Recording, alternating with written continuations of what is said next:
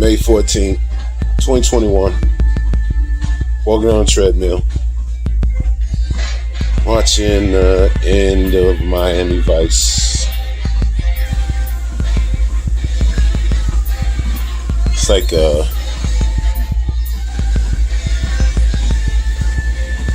don't know if Michael Bay made this shit. It's very similar to Bad Boys. It's a lot more serious though, with not cracking all them jokes and shit. Basically like Bad Boys without the jokes. And not as much action. Some good action, but there's not a lot of it.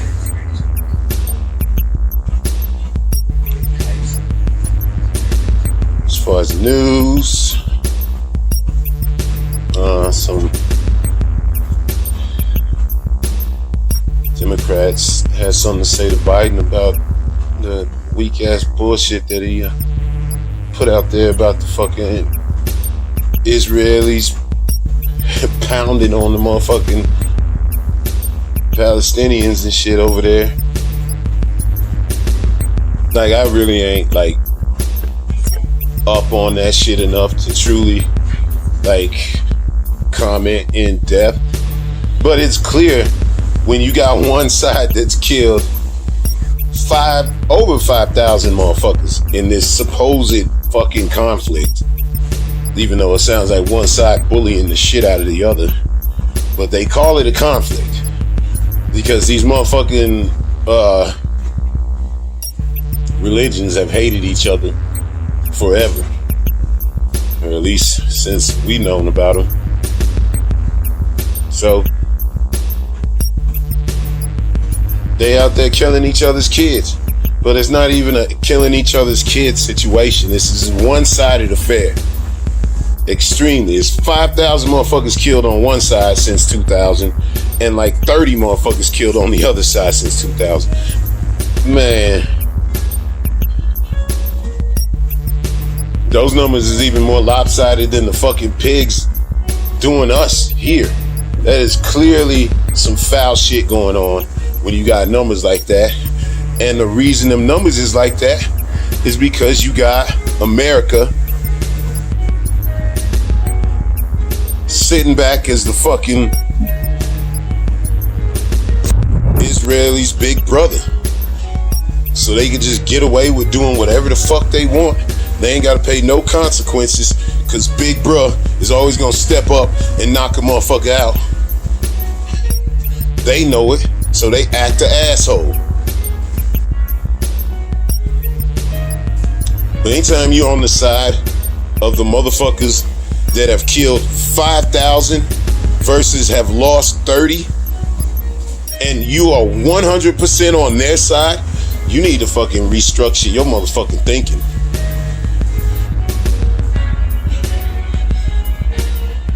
Numbers don't lie. This is not a fucking even conflict. This is not a conflict at all. This is a group of motherfuckers bullying the shit out of another group of motherfuckers. And this group of motherfuckers that's doing all the bullying wanted all of us in the world to feel so bad about what fucking Germany did to them.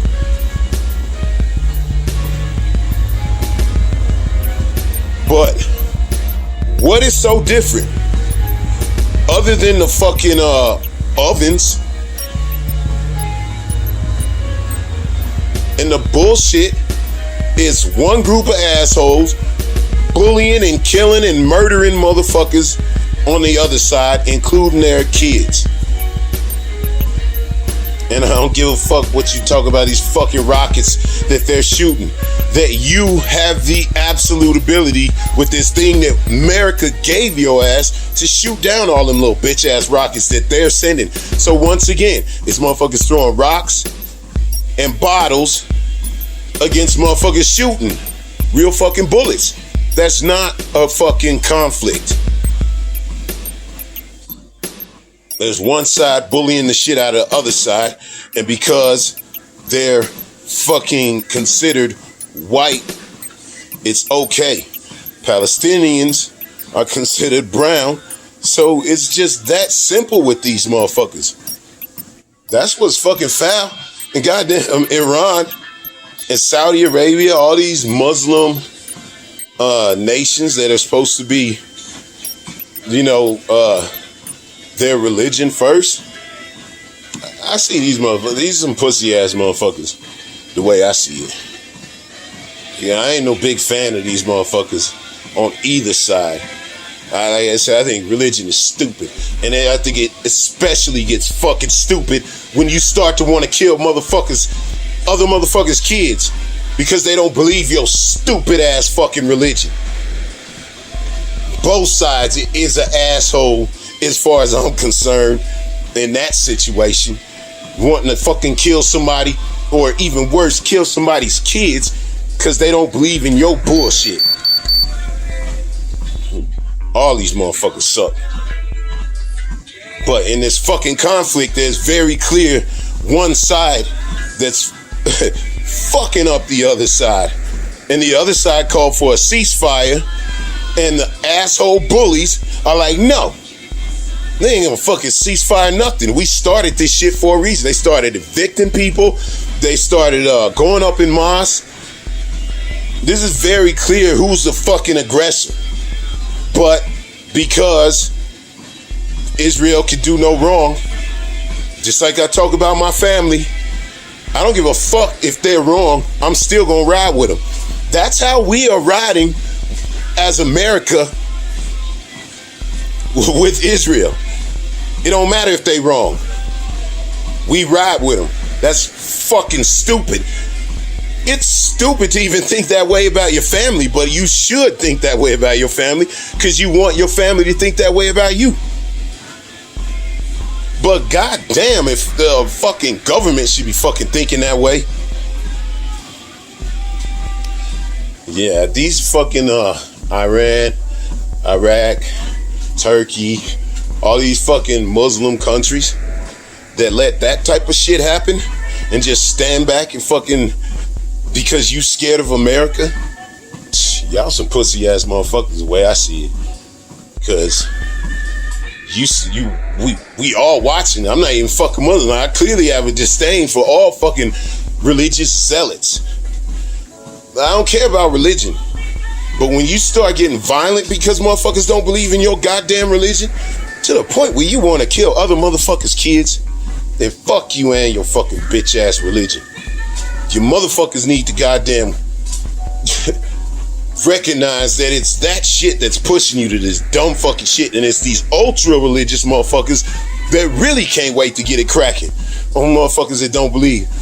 There's plenty of Jews out there that do not like what Israel is doing to the fucking Palestinians.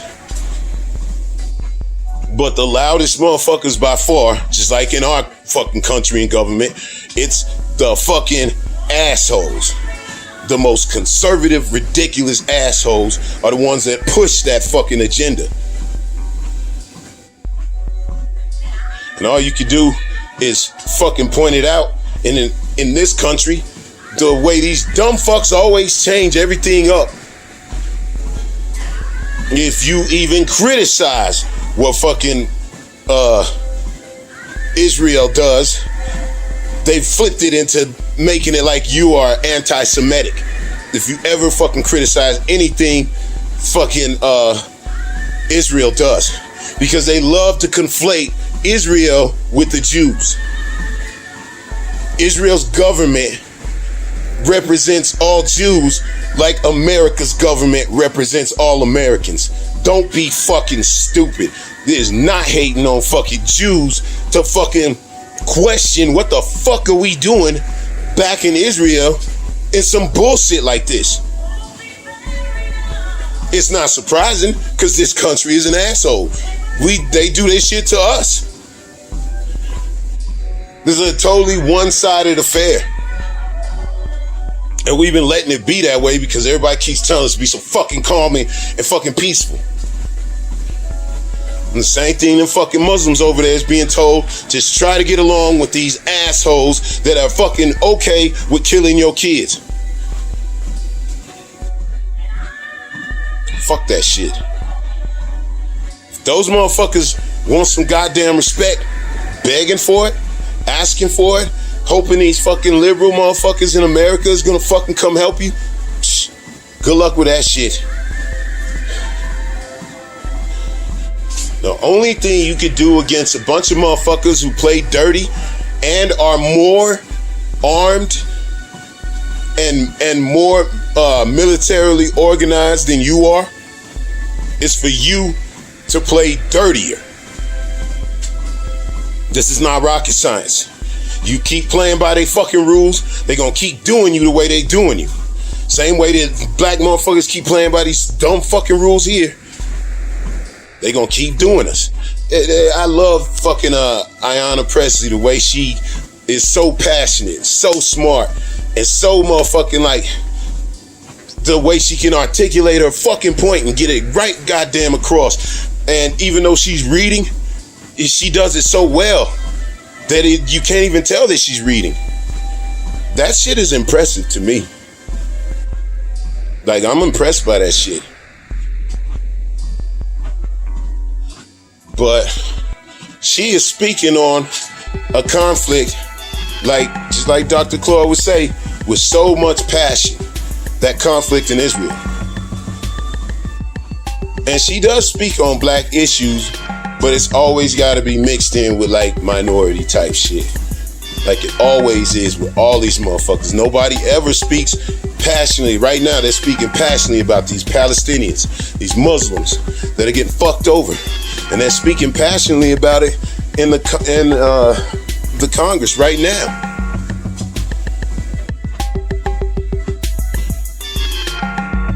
And everybody appreciates how passionate these black members that ain't even Muslim get. But you don't never see no fucking passion like that with non-black members when it comes to motherfuckers like the police killing black people. Or like some vigilante fucking Peckerwoods running somebody down and shooting them 3 times. You don't hear that type of fucking passion from non-black motherfuckers in Congress. That's just once again what I'm saying is, once again, trying to put out everybody else's fire without putting out our own first. Now, I do believe that it's fucked up what they doing, but it's also fucked up what they doing to us. And ain't nobody fucking saying nothing, especially with that kind of fucking passion and numbers and just science, smacking them upside the face with. I don't give a fuck what you think about. I don't give a fuck about your feelings. This is the truth. And I don't give a fuck if you call me anti-Semitic. I'm gonna tell you how I feel about this fucking shit. And they get up there real fucking passionate about that shit. But nobody ever says, look, I don't give a fuck. I don't care if you call me anti-police. I don't care if you call me anti-white. This is how I feel about motherfucking these black issues that need to be spoke on. Then I'm gonna fucking have passion about that, just like I got passion about all these other fucking issues. Never have I ever heard anybody other than black motherfuckers speak with passion about black people issues. Because it's always up to us to join in with everybody else. But when it comes to our fucking shit, we're expected to fucking solve it all on our own. And even the motherfuckers that are doing us got the nerve to fucking tell us that we need to fucking solve it all on our own. So why are we always so constantly quick to go fucking running and defending all these other motherfuckers harder than we defend ourselves? Basically. Fucking love the squad. That passion that they fucking give when fucked up shit is happening. I like that shit. But they gotta keep it calm and collected and fucking play within the goddamn the borders of what Nancy Pelosi and Chuck Schumer want them to be doing and saying, and what Joe Biden expects them to be fucking acting like. And if they don't, they get shitted on by the Democrat Party and the fucking media. So they, they stay in their fucking place until something like this comes along where it's righteous to fucking show indignation for another group. Now, I'm fucking indignant. 5,000 motherfuckers versus 30 is not a real fight. And shut the fuck up if you're trying to fucking talk about anti-Semitism. When you're talking about the Israeli government, you're not talking about the Jewish people. If you say all Jews are something this and that negative, then yes, that is being anti-Semitic. If you say that Israel's government is an asshole, it's like saying that you hate all Americans if you hate the fucking Trump government. That's fucking stupid. Pointing out Israel's bullshit is not anti-Semitic, so y'all motherfuckers need to jump on that shit. And pointing out that it's fucked up what these fucking pigs are doing to black people is not anti-fucking American. It's the truth. And you assholes need to start fucking gathering up that same amount of goddamn passion when it comes to getting in and going in on these fucking pigs. And these pig fuckers. Like these Republicans that fucking enable these motherfuckers. I mean, Republicans enable the pig, and then Democrats enable the Republicans.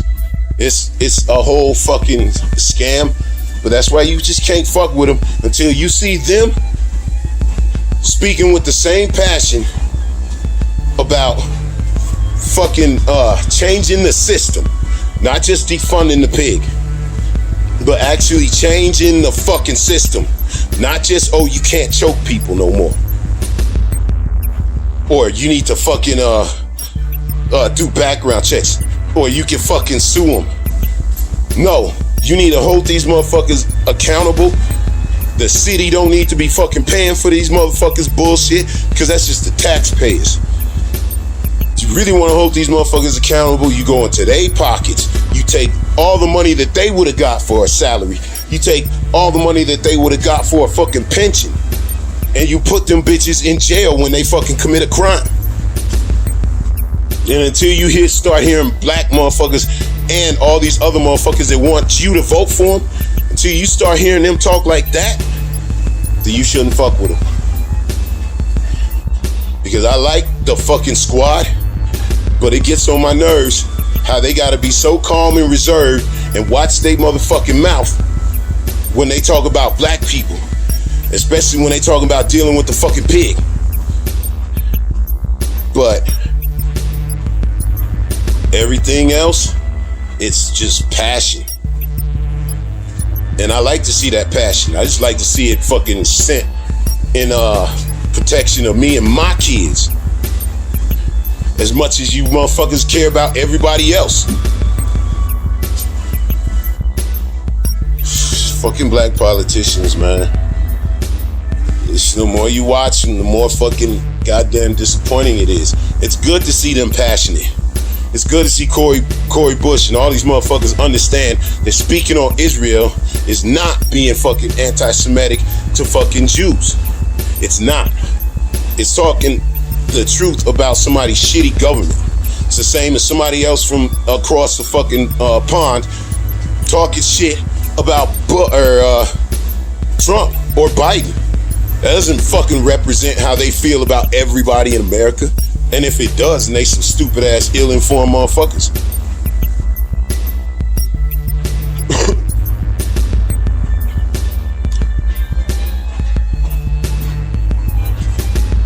Fucking racist shit going on in these motherfucking schools. Racist shit going on in these motherfucking, with the cops. In every fucking sector of our society, we dealing with some kind of banks, the military. It's always some kind of bullshit that we fucking dealing with as black motherfuckers in this country.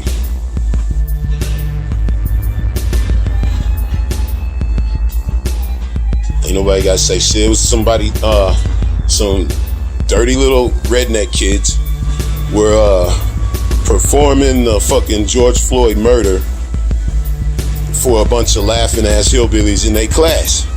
And there's a black girl in the class, and she feels some kind of way about this shit. And it's like, that's just how these motherfuckers is.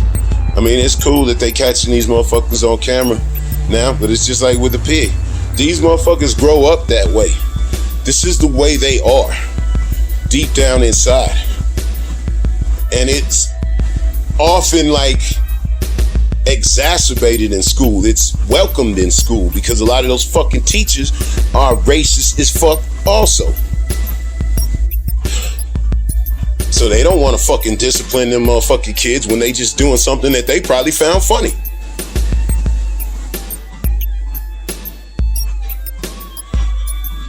Man, I know. Told you, man. My 3rd and 4th grade teachers stood out as fucking assholes because they were very clearly racist. And well, how does an 8-year-old know what racism even is? Dumb motherfucker would probably say something that stupid. But I explained why I didn't like that 4th grade motherfucker. This is why I didn't like that motherfucker in 3rd grade. Number one, he was an asshole, and his kid was like this fucking weird ass motherfucker who I wouldn't say ever showed any kind of racism, but he was just a weird, crazy motherfucker. Like crazy, like we would play Bloody Knuckles when I was a kid, where you would like, I assume you motherfuckers know what Bloody Knuckles is. And I tell you, my hands is fast as fuck. So these kids would play me and they would just get their hands fucked up. Like I broke kids' fucking hands playing that shit before. And me and that kid's son, we played Bloody Knuckles, and it's like this kid is crazy. Like I would smack his hand, smack his hand again, to the point where he got bruises and shit coming out on his hand. You know what I'm saying? Because I'm fast and I can hit hard. And that motherfucker would have bruises across his knuckles and shit. And he'd be like having tears streaming down his face.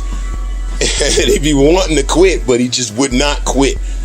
It'd be like I'd have to quit, basically, before he would quit. Like I'm beating the shit out of his fucking hand. And basically, to not fucking hurt him any further, I'd just be like, man, you a crazy motherfucker, I quit. Because most normal motherfuckers get hit a couple times, that shit hurts, and they be like, oh, fuck this, I quit. But that motherfucker would never quit. He was just a crazy motherfucker. I think I played him like twice, and both times just beat the shit out of his hands. Stood there with fucking tears streaming down his fucking face, but he wouldn't quit. Crazy motherfucker. But that was his kid, the 3rd grade teacher. And I remember these assholes would always pull me in when we had those California achievement tests, like I forget what they call them nowadays, but just them tests where they sit you down and see where you compare to the rest of the country. Math, I was average. Science, I was a little bit above average. History, I was well below average. And reading comprehension, I was at the top of the nation. I would always come out like the 95 to 99%. I think I hit 99 percentile once. Like my reading comprehension was off the chain. It's like if I read something, I fucking understood what they were trying to say to me, negative and positive. I was very good at the reading comprehension, and they would often bring me down in the office and fucking ask me how come I'm so good at this and I suck so much at this, basically. And I'm like a kid, I'm like, I don't know. Why don't you assholes ask yourself, how the fuck do these fucking subjects correlate to the way that you fucking making me feel about learning about them? Because I don't fucking know. I don't got the answers as to why I don't do good in history. But I clearly know what I'm doing as far as reading and understanding what I'm reading. And I don't know how to explain to these old white assholes that I'm a kid, and it's not that I don't like history. I don't like the way you fuckers are teaching it and making me feel about it. The shit I used to hate the most is when I see Africa or some shit up on the motherfucking board. And I be like, oh fuck, here we go again with this shit. Probably gonna end up having to knock somebody the fuck out before this week is over, because you just knew they was gonna be teaching the most ignorant, fucking racist shit, and you would have to sit there and fucking ingest this garbage. So I would just be like, whatever, man. I wasn't trying to hear some Peckerwood redneck version of motherfucking how I'm supposed to feel about history. I did not like it. Didn't know how to explain that shit as a kid, but I knew this racist motherfucker does not have my best interest in mind. So why should I be listening to him? I comprehend what you're saying very clearly. I comprehend what I'm reading very obvious. I'm offended by it. It's not that I didn't understand it, so it was just too above my fucking level. It was I understood it too well.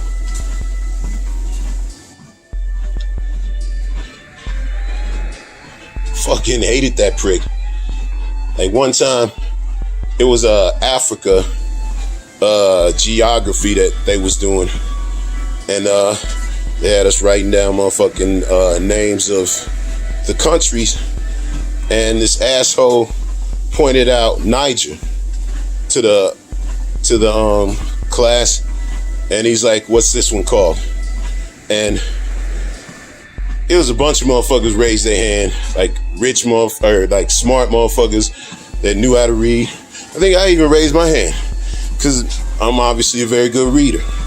And of all the people that raised their hand, that motherfucker picked somebody who didn't raise his hand. He picked somebody who we all knew didn't know how to read very good. One of these motherfuckers, this motherfucker is one of them kids I was talking about that I used to wrestle all the time. But I also used to get into fights with all the time too. Kid was not very smart. That's not me hating. There's plenty of kids that were of intelligence, especially as far as what they being taught. But that kid was not very smart, and he was known. And that teacher pointed to that kid, even though he hadn't raised his fucking hand, and asked him what the name of the class or what the name of that country was. And that kid did not want to fucking say it because he clearly thought it was nigger. The fucking, that's what he thought it was, and that's what he said. And everybody fucking laughed, and the fucking teacher laughed and all that shit, and then he called on somebody that actually had their hand up because that fucking Peckerwood wanted that kid to say that shit. And even though me and that kid were kind of friends, because he said that shit, I ended up beating him up that day. We ended up getting into a fight, and I kicked his ass that day. So that fucking teacher got that kid's ass whooped. Because when somebody fucking pissed me off in my grade, I'm telling you, these kids had no hands. So yeah, that kid could wrestle, but when we got into fights, I fought that kid a couple times, and it was just no fucking competition. These kids had no hands, so even if you could wrestle, you couldn't even get close enough because I'm just tearing you apart. That teacher, that third grade teacher, in his 30s, got that fucking 8-year-old kid his ass whooped because he wanted to hear him say the N-word. And he wanted to hear him say the N-word in front of me.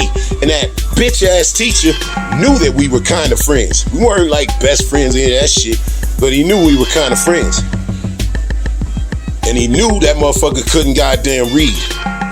And he chose that shit on purpose because he wanted that kid to say that word that way. Teachers fucking suck. That's why those assholes stand out. Both of them did some racist fucking shit to a kid that couldn't defend himself. Let 10 years ago by to slap the shit out of the 3rd and the 4th grade teacher that think they can fucking do some shit like that. But to a fucking 8-year-old kid, you smirking ass bitches get away with that. that sneaky racism. Like, oh, I didn't say nothing. I was just reading a book. Or I didn't do anything racist. I just asked the kid a question. But it's the way you did it, and you knew what the fuck you was doing, and all of us kids knew what the fuck you was doing because you didn't call on anybody that had the fucking hand up. These fucking teachers suck. They teach racism, and they fucking get away with it because too many dumb motherfuckers stick up for the police, no matter what. Stick up for the fucking teachers, no matter what. Stick up for the system, no matter what. It's very clear. Schools, banks, politicians, all these motherfuckers have been working against us, and we keep fucking putting up with it.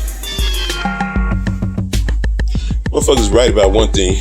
You need to fucking purge the goddamn teachers and that system just as much as you need to purge the fucking pigs and that so-called justice system. You find some motherfucking politician that's ready to do that, and you can sign me up. Bitch ass motherfuckers. May 14th. May 15th, 2021. Walking on treadmill. Watching the exorcism of Emily Rose. Oh God, this is a boring fucking movie.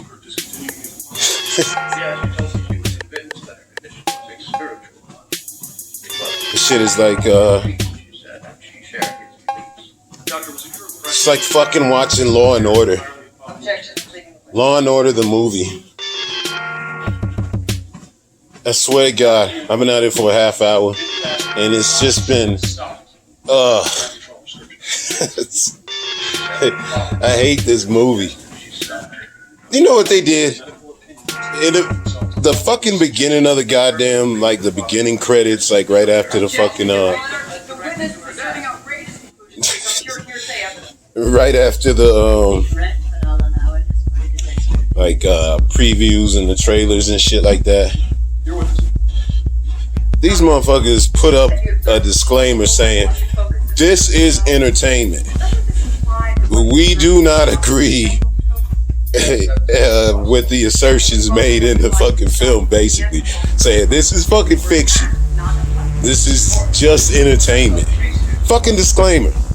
It was up for about 5-10 seconds. I couldn't read it all the way through. But very obviously, that was the gist of it was, this is just entertainment. This is not fucking real. We don't agree with what these motherfuckers are saying. We just made the goddamn thing. So chill the fuck out, religion. And then right the next fucking thing that pops on the screen, it says, based on a true story. It's like, they just totally fucking contradicted themselves. That's like how that's like before the movie even begins. And there's no action in this movie at all. It's just fucking Law and Order. No fucking goddamn attorneys running around. Shit, it's boring. I don't like watching Law and Order. My girl would love this shit though.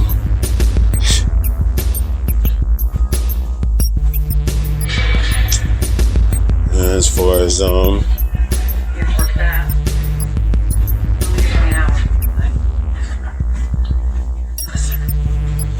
as far as my goddamn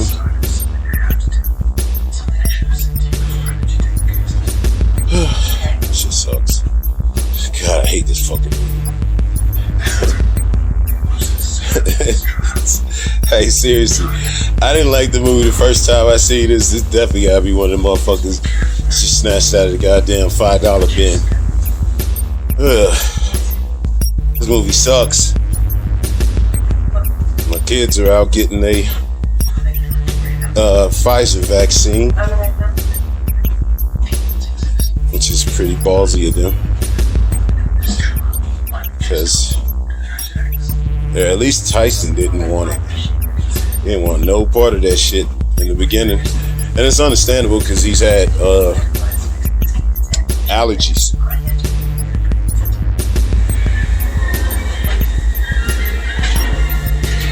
As far as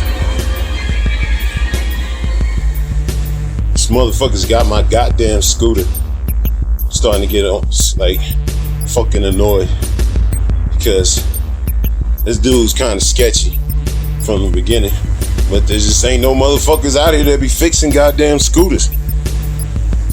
This dude like the only motherfucker that's out here fixing scooters and shit.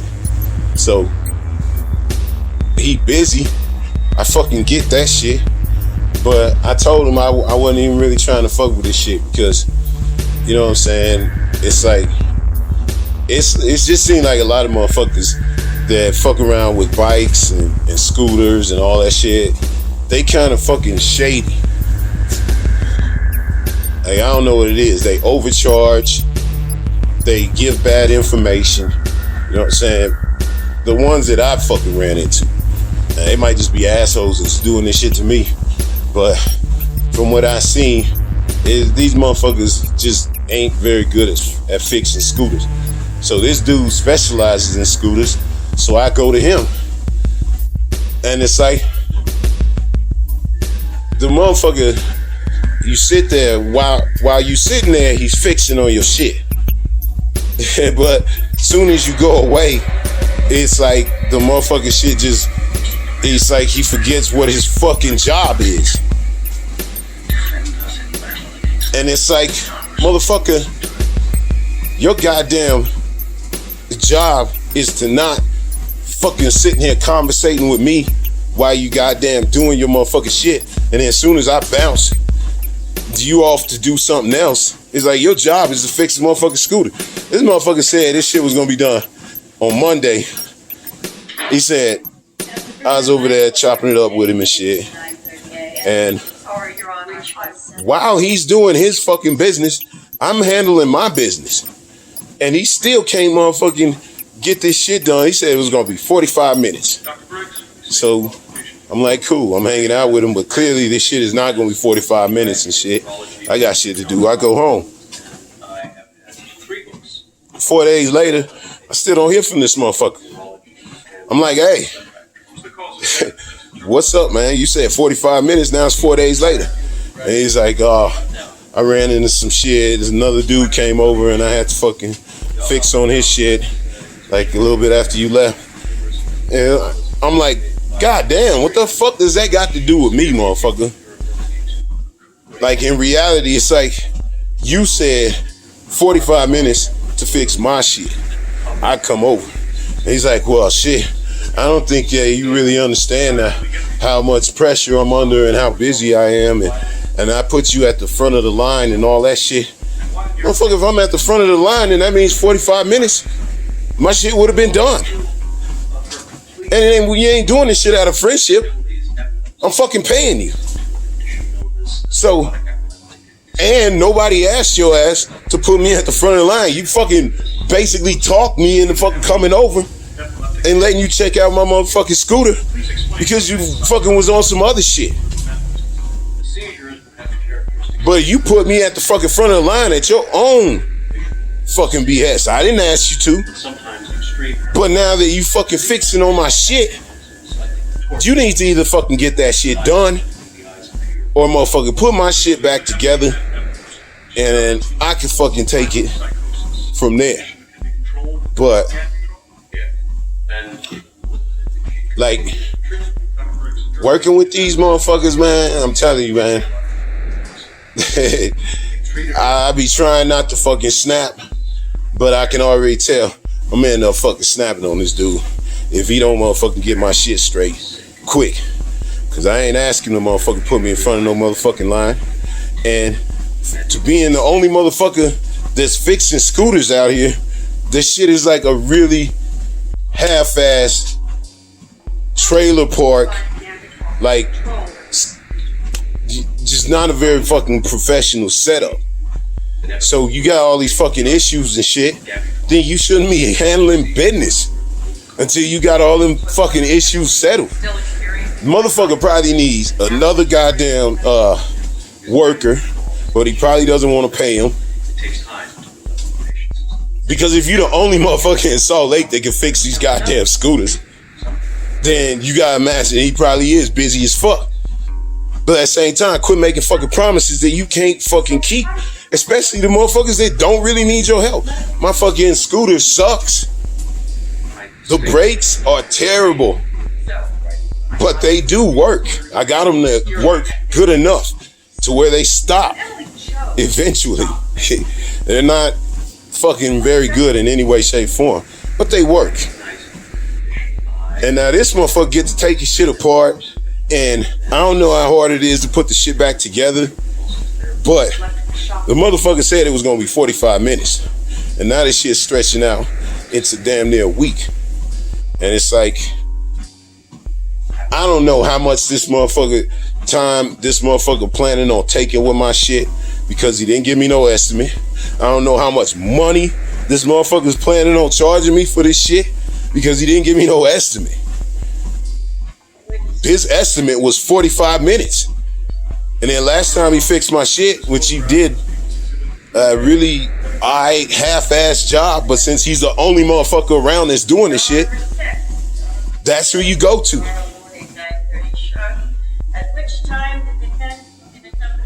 But if you don't get my motherfucking shit straight, it's like, I don't know how motherfucking much patience this motherfucker think that I'm supposed to goddamn have for this shit. Cause I didn't sign on for no motherfucking waiting behind a bunch of motherfuckers for 3 weeks. This motherfucker literally talked me into coming over and bringing my scooter over cause he had a fucking agenda. He wanted to speak about some shit. I bring my shit over there and he's fixing my shit while we talking. But soon as I leave, the motherfucker act like goddamn his job is done. But I watched this dude fucking take apart my shit. So I get the point of being fucking busy. I'm gonna get that motherfucker till we give him 1 week. So that'll be Monday. And if he ain't got my shit done, I'm gonna go over this motherfucking house and we gonna have some motherfucking words. Because I ain't that motherfucker that's gonna sit back for a month, get charged a bunch of fucking money, and then just be like, oh, you can keep my shit because I'm not trying to pay that much for what you doing. This motherfucker ain't gave me no estimate. This motherfucker doesn't even call, he fucking texts. It's like just a really shabby situation. And the shit needs to be rectified quick before somebody ends up getting smacked. And I don't really want to fucking run around smacking motherfuckers at this fucking day and time. I'm kind of fucking zen lately. But this the first motherfucker that's like testing my motherfucking patience.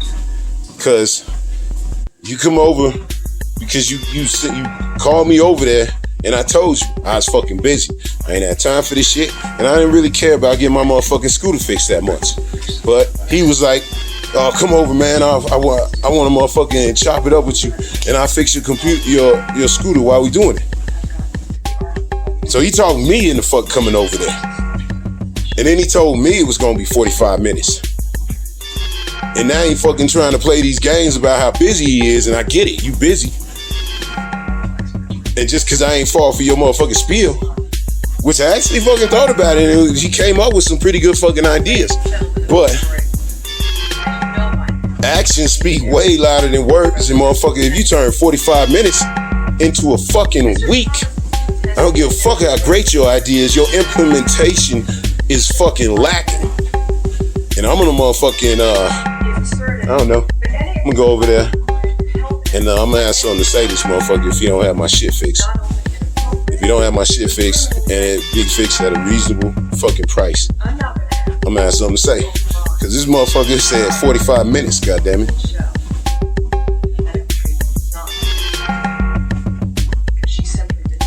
Motherfucker had 45 minutes, had went to a week. I think I'm being pretty fucking reasonable, waiting for a fucking week. And a motherfucker that doesn't give you a goddamn estimate right from the beginning is probably not very fucking professional in the first place. You need to fucking think about that shit. I should have thought about that shit before I started letting him fix on my shit, especially knowing he got a fucking agenda for getting me over there. Motherfuckers looking for people to invest in his business, which is really not a bad idea because he's the only motherfucker in Salt Lake that's doing it. There's got to be a lot of fucking business for that. But at the same time, it's like, if you promising motherfuckers 45 minutes and delivering a week, you clearly need to fix your shit. Whether it's bring somebody else on or take your motherfucking time, your time estimates a lot more motherfucking serious. But being the only motherfucker in Salt Lake that's doing something, because all these bike motherfuckers don't want to be fixing these scooters, somebody that specializes in scooters, that's a fucking good idea. But if you ain't good at it and you take forever to fucking do it, man, you need to step your game up. And I'm gonna flip the fuck. I ain't gonna flip the fuck out unless the motherfucker gets to acting unreasonable. But I'm gonna go over there Monday and demand some motherfucking customer service. And if I don't get it, I'm not gonna fucking complain to no managers. I ain't gonna fucking try to get nobody fired. I'm just fucking handle my business the same way I always have, and the same way I've been talking on this motherfucker. I promise you, if I don't get my shit straight on Monday, it's gonna be that drama. Today's Saturday, May 15th. May 16th, 2021. You're walking on a treadmill, watching god-awful fucking exorcism of Emily Rose. News, nothing.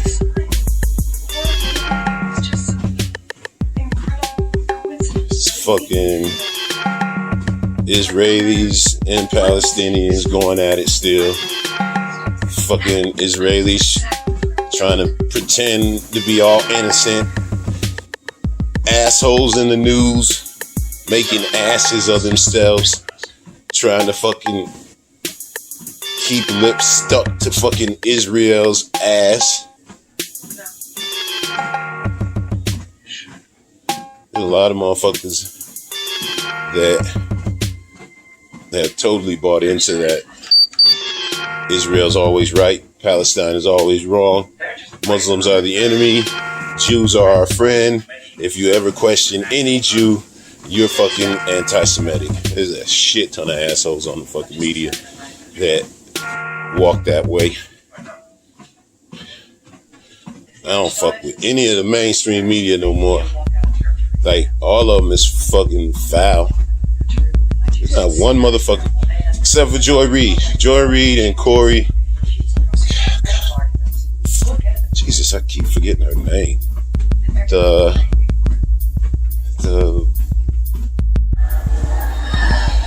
May 17th, 2021. Walking on a treadmill, watching Stealth.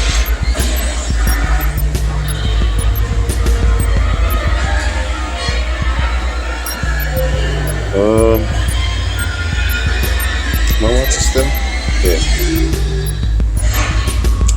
Ain't really shit on the news.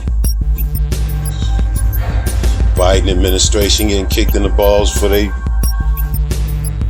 bullshit jock sniffing of Israel.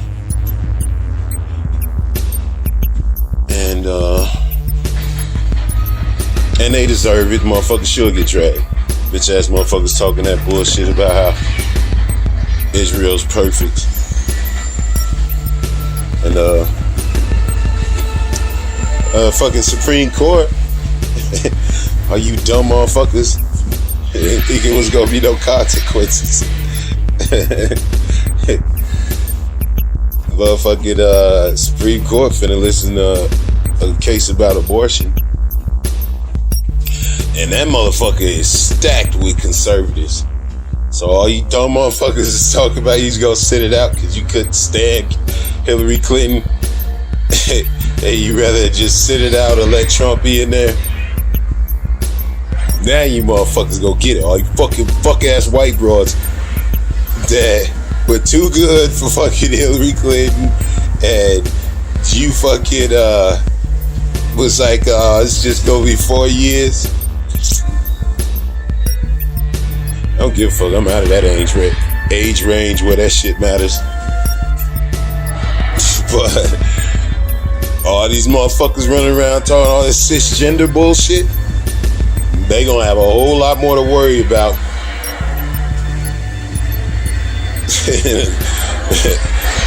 Pretty soon, you go be back in the motherfucking kitchen for real.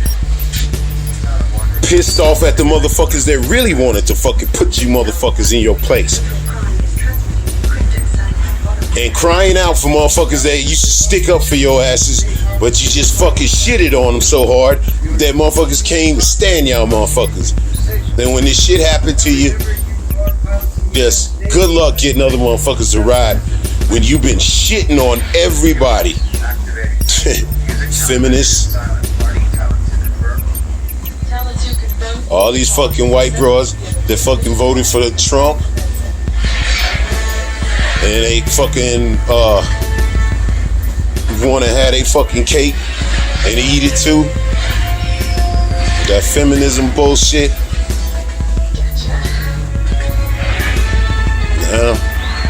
Man, it's a lot of motherfuckers, because feminists, they really haven't had any goddamn real drama other than the fucking pay shit. Motherfuckers ain't out getting drugged through the streets. They ain't getting beat on. They ain't getting hurt. That women ain't had no fucking shit to bitch about other than not getting paid as much as white dudes. They ain't had shit to bitch about, so they've been coming up with dumb fucking shit like the extra Me Too shit. There's some real shit that was happening that Me Too helped out, but all that extra shit, that shit came because y'all motherfuckers ain't had no real static. That whole fucking fuck Hillary Clinton. I'd rather Trump be in there. It's only gonna be 4 years, so it's no big deal. Man, that shit gonna come back to bite you bitches in the ass. And I'ma laugh, because I used to be one of these dumb motherfuckers out bitching about how bitches don't get paid as much. When in reality, them bitches get paid more than me. This is a fucking joke.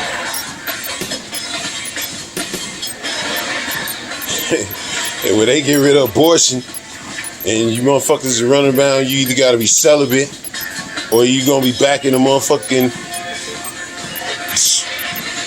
30s and 40s and 50s era where they fucking had you motherfuckers. Had you motherfuckers right where they wanted you. Barefoot. Fucking thankful to be in the kitchen.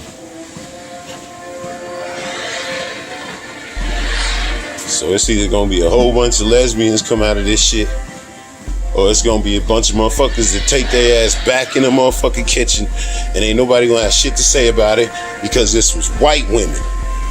White broads fucking wanted that shit. And then on the left side, you got what the fuck?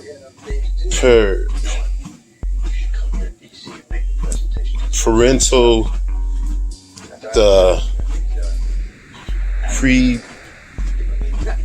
Planned Parenthood, that's what it is. Fuck. The fucking Planned Parenthood. Dude, them broads, they ain't never met an abortion they didn't fucking like. Let's just be real. The motherfuckers is assholes. That doesn't mean that there's not a fucking place for abortion. Of course there's a place for abortion. You gotta be a stupid motherfucker if you think there ain't a place for fucking abortion. But the motherfuckers at Planned Parenthood are just a little bit too fucking geeked up about the shit. And once again, ran by fucking man-hating feminists that fucking lump everybody in the same fucking boat. So, you gonna fucking lump everybody in the same boat when you motherfuckers is on top and you got room to point your finger and wag your finger at everybody and shit on every motherfucking man as if we're all the same? Keep that same fucking energy when these motherfuckers is coming for your fucking abortion rights and your birth control rights, because that'll be next after abortion. Y'all motherfuckers wanted this shit. You got a goddamn packed conservative Supreme Court now, and they definitely gonna turn everything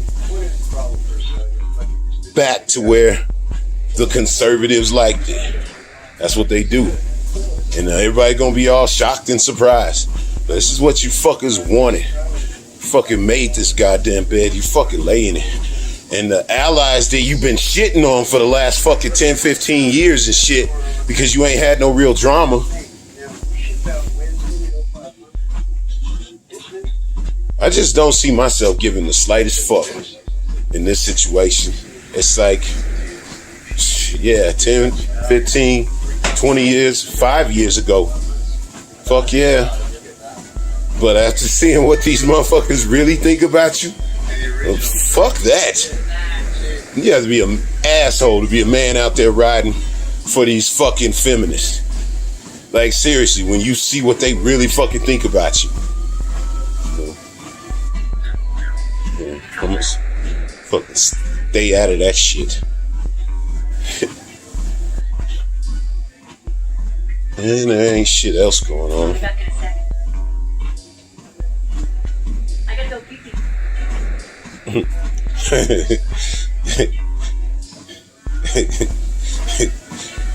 Jamie Foxx. Well, at least she's potty trained. I'll give her that. Let's see. So, yeah, that's it.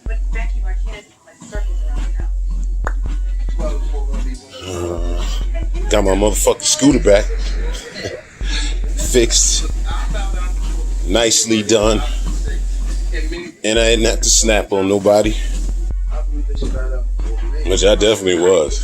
I was like, if this motherfucker don't have my shit done by fucking Monday, I'm going over there and flipping the fuck out. And I didn't have to flip out on nobody. So I'm glad. But I definitely was. I was like, motherfucker. Because for real, man, it's like he ended up doing the shit and he ended up doing it well. But he was fucking up. The motherfucker get distracted like a little kid. It's like, if you're not directly talking to him the whole time and telling him, you know, keeping his eye on the fucking prize, he starts to fucking get fucking distracted and go off on some other shit. Dude has a good fucking, he knows what he's doing with these fucking scooters. But man, him and his girl, they gonna have to step up their motherfucking business practices if they gonna want to succeed, because being the only motherfuckers right now don't mean you gonna be the only motherfuckers in a month or two. These motherfuckers need to be hustling hard right now while there ain't no motherfucking electric scooter mechs. Because there's gonna be soon. It's like, I see just as many motherfuckers, maybe more. No, I wouldn't say more. It's close though, it's getting closer. Every day pretty much it seems like. Electric scooters versus bikes. I see a lot of motherfucking electric scooters out on the streets nowadays. And a lot of these motherfuckers need fixing. And all these bike shops with all they dumbass snobbery about not wanting to fuck with scooters, they missing out on all kinds of money. And then when they do fuck with scooters, they put them behind the bikes. Like they just ain't that important. So, alright, you dumbass motherfuckers. This dude who has not a whole lot of fucking business acumen, but he has the skills and zero competition. All these dumbass bike shops is gonna wish they would have took motherfucking e-scooters more serious. You can see it. When you out and about, you used to only see bikes. Now you see scooters everywhere. At least, I'm not gonna say it's more, but it's gotta be pretty fucking even by now. If it's not even, it's 55% bikes, 45% scooters. And I'll guarantee you, just like 10 years ago, it would have been like 95% bikes, 5% scooters. So those motherfuckers are clearly on the upswing. And who the fuck wants to be riding a goddamn bike? These bikes have gotten expensive as fuck. And for an electric bike, Jesus Christ, you might as well buy a car. But just a regular shitty normal bike that's not a piece of shit is gonna cost you like 500, 1,000 just for a shitty bike. Not even the motherfucking nothing electric. Bikes on their way down, electric, scooters on their way up. Different things that can, because you're still feeling active. I mean, Jesus Christ, those unicycles, you're doing a whole motherfucking workout the whole time you're standing on the some bitch. I saw that shit about motherfucking jetpacks. They was talking about jetpacks on something on fucking YouTube. I don't know what it was, but man, they got some cool shit. They got fucking like these jetpacks that you put on your feet that are actual like motherfucking you. This is like better than motherfuckers was thinking in the future, because instead of having a jetpack on your back and flying around like an asshole, they put them on your foot. So it's basically like a unicycle. You fucking flying like, except you're flying. Like you see them dudes on them unicycles going like 40, 50 miles an hour. That shit looks crazy as fuck and scary as shit. But they clearly is something, but once you learn how to do it, it becomes easy. This thing with the fucking shoes, the flying shoes that are like hover, they call them hoverboards, but I mean, that thing goes 100 miles fucking an hour as the crow flies. So that would be a major boost if you can get motherfuckers trained on them shits. And probably it's not that different from riding a motherfucking unicycle, which probably ain't that much different from riding a motherfucking scooter, basically. Unicycle is way more scary. But I imagine once you get used to it, it wouldn't be that scary. Being on basically a unicycle in the air would probably be less scary. As long as you got something that can, help you if you fall. Number one, if you fall and you're on the ground going 40 miles an hour, that's gonna hurt. And you're most likely gonna crash into something anyway. So that's gonna fucking hurt. If you're on a goddamn, in the air, even like 10, 20 feet, yeah, it's just gonna hurt if you crash, especially if you're going 100 miles an hour. But you're probably not gonna run into anything. You're just gonna crash, fall. You know what I'm saying? Probably have to be lanes and shit where you can fucking fly. But from what I saw, if they can get them things, because I gotta imagine those things cost like what, 50,000, 100,000 to be able to fly 100 miles an hour. I'm pretty sure the fucking things are expensive as shit. Way more expensive than a car. But once they get them to the point where it's not the iPhone 1 anymore and not as expensive anymore, and they become mass produced for everybody to ride like the electric scooters are now, And you got these fucking, all you gotta do is basically learn the equivalent of fucking riding a unicycle in the air. It's a lot of motherfuckers that's gonna want one of them shits. I know I do.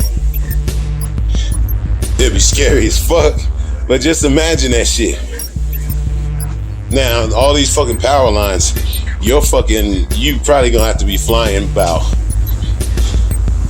40 feet, 50 feet off the ground to avoid all them power lines. But other than that, it's just straight shot wherever you want to go. And the shit looks stable as fuck as long as you know how to, be one of them motherfuckers that, the type of dudes that ride them unicycles.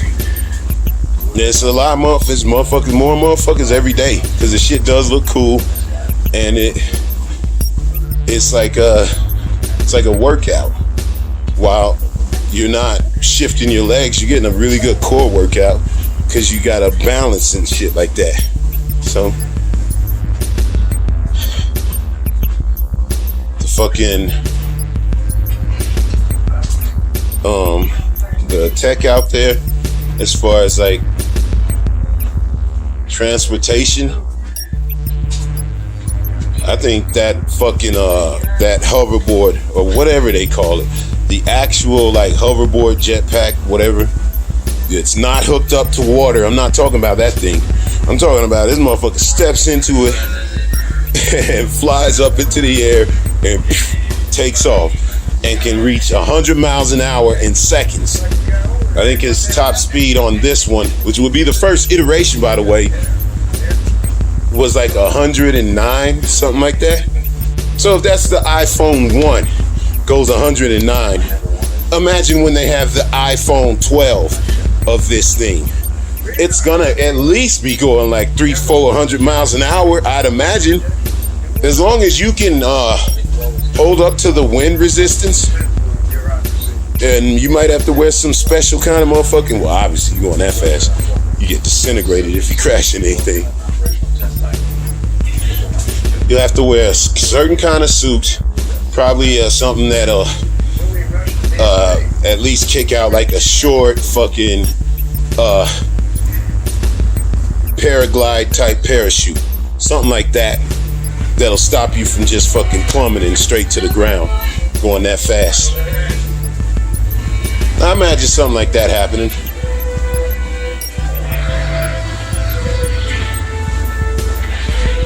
Parachute to the ground. You just right back to your motherfucking day and shit. Something happens. Cause something's always gonna happen. You're probably gonna have to have a suit with a nice, easy parachute. Not like a major drop parachute, but a fucking one of them easy parachutes, like a paraglider type motherfucker. Something like that. For the emergency when it breaks down. And you cooking, I'm telling you, I can't think of anything that I've been as impressed with as seeing that shit. And that was the first 10 iterations down the line. Them motherfuckers should be goddamn spectacular. I mean, they're already spectacular. 10 iterations down the line, it should be amazing.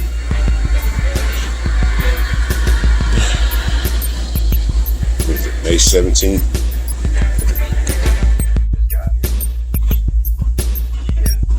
May 18th, 2021. Walking on a treadmill, watching Stealth. It's a good ass action movie. Like, them motherfuckers ain't gonna win no goddamn Oscars for acting.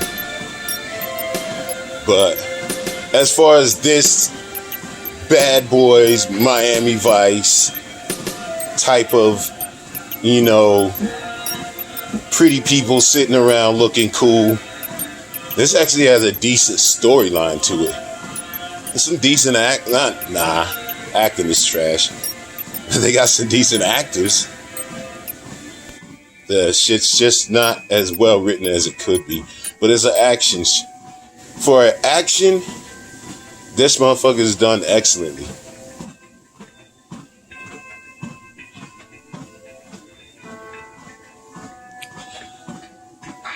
As far as news,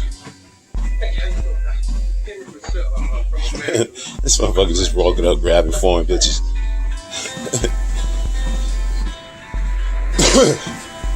By their shoulder and shit.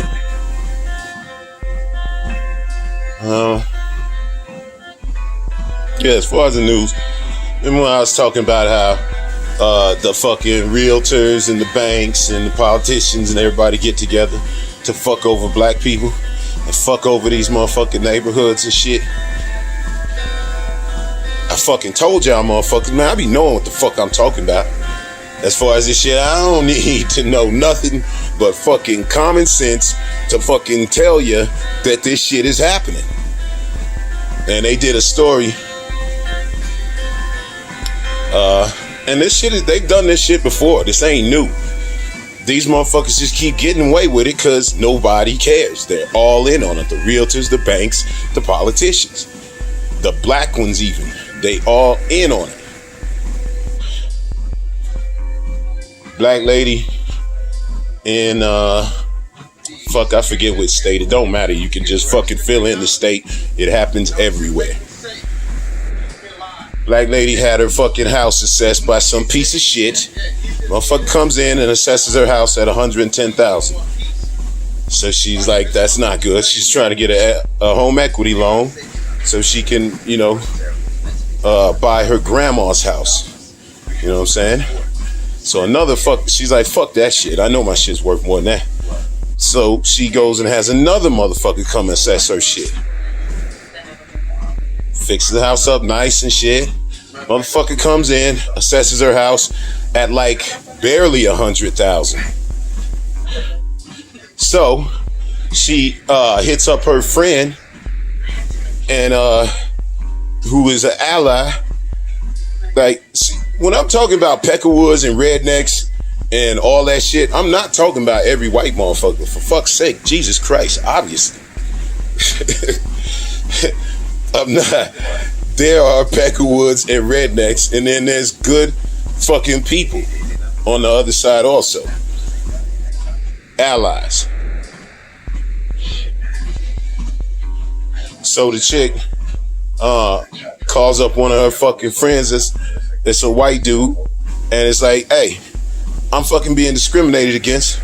I want to see how much these motherfuckers is gonna goddamn assess this shit if you stand in as the owner of the house. So she fucking fills out the paperwork for another assessment and doesn't say anything about race on it this time. Takes all fucking cultural and what would be interpreted as racial items out of her house. Like my Tupac poster or my motherfucking Black Panther poster. She would take shit like that down. Probably leave the fucking devil and the angel playing chess. You know, because that's ambiguous. But that's fucking trifling. So another pig fucker comes over, does the assessment, assesses it for $259,000. This ain't even a different neighborhood. This is just a different motherfucker as owner of the house. More than doubled the fucking assessment. More than doubled. All the fucking paperwork the same. Everything is exactly the same. The only thing that changed is male to female, white from black. Or I mean, yeah. Put a white man in there, motherfucker, the exact same fucking house. Nothing changed. Put a white man in there, $260,000 from the fucking pig fucks. The pig fucks are not just goddamn cops. Those fucking realtors, those assessors that from the banks, all that shit, they're all in it on it. These motherfuckers are foul as shit and they just got cold busted again. And guess what's gonna happen? Nothing. Because this is the system that we fucking voted for. We know this shit happens. Motherfucker, I fucking broke this shit down exactly how it happens. And now there's a fucking story that you can go fucking look at. I said it would go from 250,000 to fucking 400,000. That shit went from 100,000 to 250,000. Just like I fucking said. And nothing will happen. They're doing this shit and everybody knows it. They do it right out in fucking daylight because they know any black politicians that would have a fucking problem with it, you just smack them in the fucking face with a little money, tell them to shut the fuck up, and tell them to go tell their people that this is just how it is. And make sure you shuck and jive and tell them it's a good thing. This shit is a fucking joke. You motherfuckers, you watch. That shit happened yesterday. The fucking realtors that did it, or the assessors, whoever did it, they won't get in no trouble. Matter of fact, they'll be like that fucking dude that's the ally that fucking stepped up. They'll make it like he's an asshole. Nothing's gonna change because black politicians ain't about shit. Because if Alexandria Ocasio-Cortez sees that shit happen to some fucking Puerto Rican, she would be out there with fucking bullhorns and flipping the fuck out.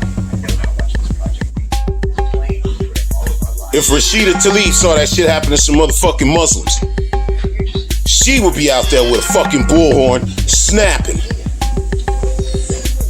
But this fucking story didn't even make the mainstream media. This was on the Young Turks.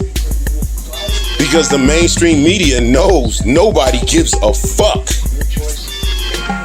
They would rather report on some old fucking 100-year-old white dude from England dying. They would report on that 24 hours a day before they would fucking report on some black lady very obviously getting fucked over, having proof of you motherfuckers fuckery. The reason why they don't want to say nothing about it on the mainstream media, because they fucking love that privilege. Yeah, they fucking, oh, it's so horrible when a black motherfucker gets beat up by the fucking police on camera. But man, let me tell you something. These motherfuckers love the fucking status quo. They pretend that they give a shit. But a fucking story like that obvious, that egregious in today's fucking climate where fucking everybody's paying more attention to this shit. Except for the assholes that are fucking purposely sleepwalking. For them to not fucking feel the need to report on that shit in the mainstream, not even fucking Joy Reid. That just shows you, man. That was a fucking very good, well done story by the Young Turks. That should have been a fucking a major story in the fucking mainstream media, and they didn't even cover it because they do not give a fuck about your ass. They only trying to sell you fucking pharma and cars because that's all you ever gonna see. You gonna see out of every 20 minutes, you're gonna see about 8 minutes of commercials and about 12 minutes of fucking whatever pharma and cars tell these motherfuckers to talk about. Allow these motherfuckers to talk about. They gonna get some bougie motherfucker, white or black, that pretends to be rebellious like Chris Cuomo, but it's just a bitch ass motherfucking shield for the goddamn pharma and car companies. It's a fucking joke. Nobody reported on that shit except the Young Turks.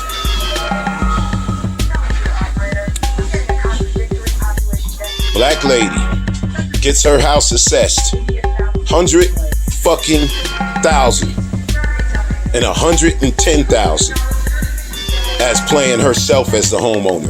Gets a white man to come in and play the homeowner of the exact same house with the exact same neighbors, the exact neighborhood, Nothing changed in the yard.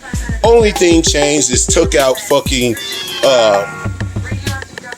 cultural significance items. Items that show who the culture of the house is. Like pictures. And knickknacks. And these fucking assholes fucking more than doubled. And ain't nobody gonna do shit about it.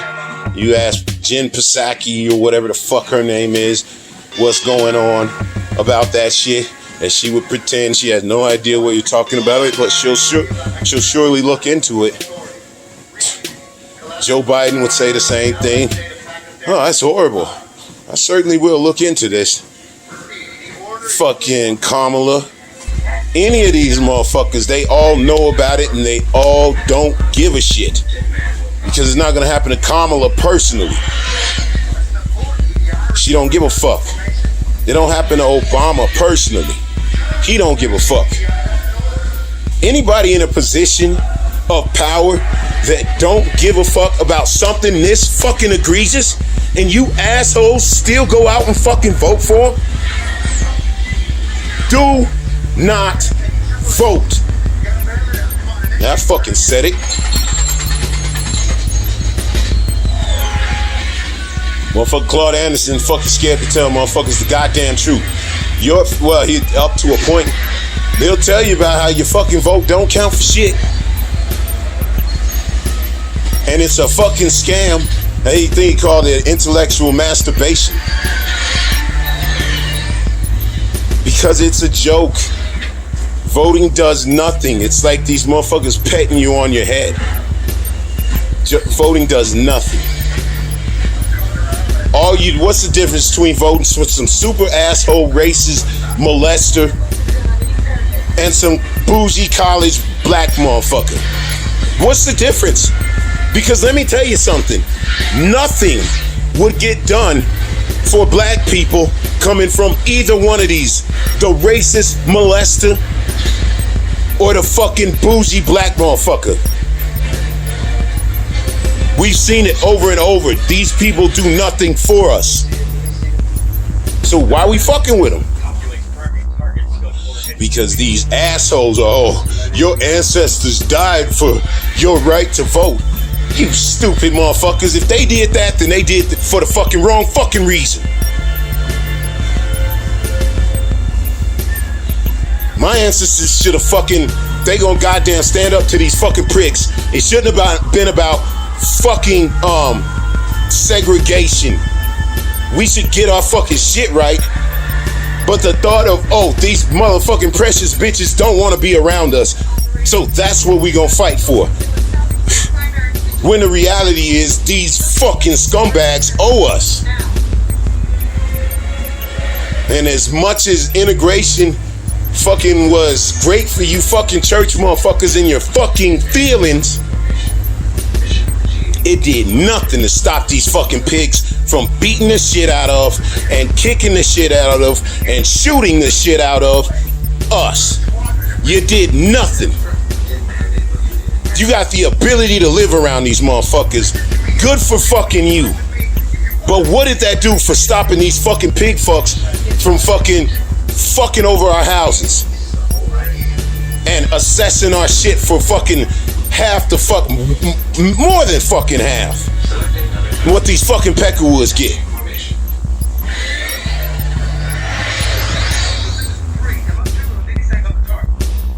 They still shooting us. They still fucking us over.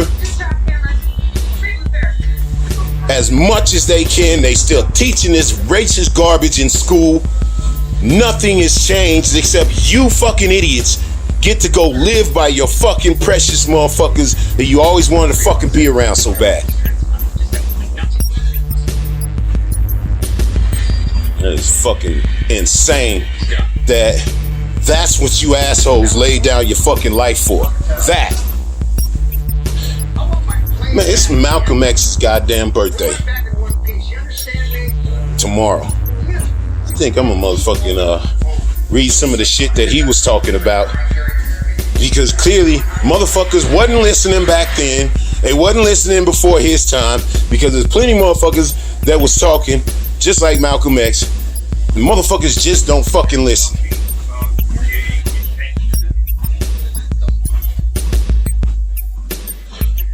I think that's what I'm gonna do, goddammit.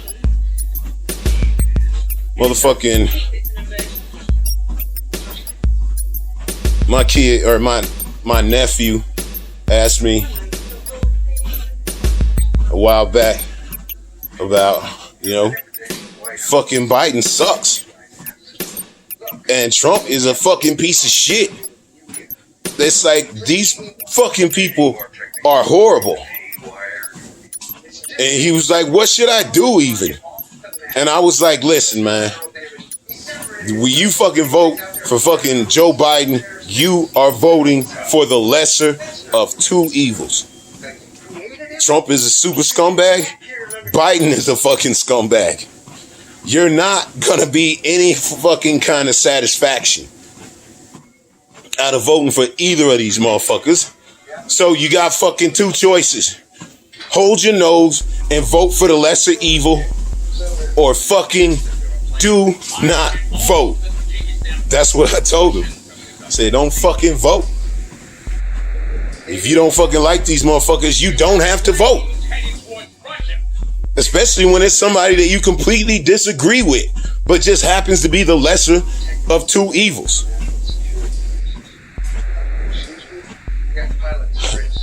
And I was right on with that shit. You either fucking hold your nose and fucking vote for the lesser of two evils, or you do not vote at all. And for too long, motherfuckers have been constantly voting for the lesser of two evils. When instead of that, they should just say, fuck it. Like I said, I'm fucking upset they fucking bored. Don't play they fucking games. Imagine this. Black motherfuckers form a party. A fucking independent, black run by black motherfuckers that give a fuck about black people and don't give a fuck about how you Peckerwoods feel about them. Do not give a fuck. They don't Brian Gumble themselves. They don't Oprah themselves. They fucking about that business of uplifting black people. And it's known because they've shown it and done it over and a fucking lifetime. Those are the people that should be in the leadership. And they are very easy to spot once you can fucking start seeing them. Because a lot of these motherfuckers is so full of shit that they look like trash when you see a real motherfucker talking some real shit. They look like a fucking joke. They look like Republican light when you hear a true black motherfucker that gives a shit about black people. Black people create a party around that with only black leadership that gives a shit about black people. Those are the only motherfuckers allowed to fucking run in this party. Guess what would happen? Democrats would lose a huge chunk of their fucking power. Republicans would fucking have their own goddamn strategic party to where they still got the sellout blacks. Like the real sellout motherfuckers. Like the type motherfuckers that hit the Uncle Ruckus, Clarence Thomas. They would still have those motherfuckers. But there's just not that many of them. They make a lot of noise, so it seems like there's a lot, but there really ain't that many of those motherfuckers. And let them have them. They a bunch of fucking infiltrators anyway. They could fuck off.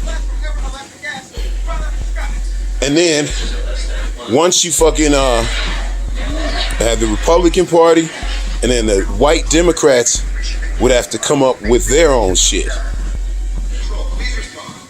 Or assimilate into the fucking Republicans, or assimilate to the background of the black party, and what I would assume would soon after be the fucking Hispanic party. And then all these lesser populated by, or not lesser races, but lesser population races would have to fucking choose whose agenda they want to be down with. Pacific Islanders, they might choose to be down with black people. Asians, they might choose to be down with Hispanics. White motherfuckers with a conscience might choose to be down with either. Knowing that they ain't gonna be in any leadership, a lot of those motherfuckers would go to the fucking Republicans. But there are some people that believe that this system is trash and they would go into the Hispanic or the black party. Guaranteed. They can put their little ideas out there if they want. In different ways they can help. But no interference, no leadership. White people cannot lead black people. Not in this fucking society, hell no. Not in no good way. They can fucking be our allies, but they can't lead. When that shit happens, it's like the Black Lives Matter World Organization. A bunch of white motherfuckers throwing up the fucking Wakanda bullshit. Then it becomes a fucking joke. Then they write shit like our fucking demands as black people is get rid of Trump. Fucking bafflingly stupid. White people cannot be in fucking power positions. Bryant Gumbels can't be in power positions. That's how you do it. Then the fucking vote truly becomes important. Then it becomes everybody should fucking vote for what they believe is right. All these bitch ass motherfucking black motherfuckers that want to remain Republican, they would show their fucking true colors as not only do they not want to be down with you, but they fucking disdain you. So let's fucking shun them. They want to be with their fucking white masses, let them be. Bryant Gumbels, back of the line. Bougie motherfuckers, back of the line. Motherfuckers that truly give a shit about black people and blackness. And black kids. To the front. Everybody else learn from them.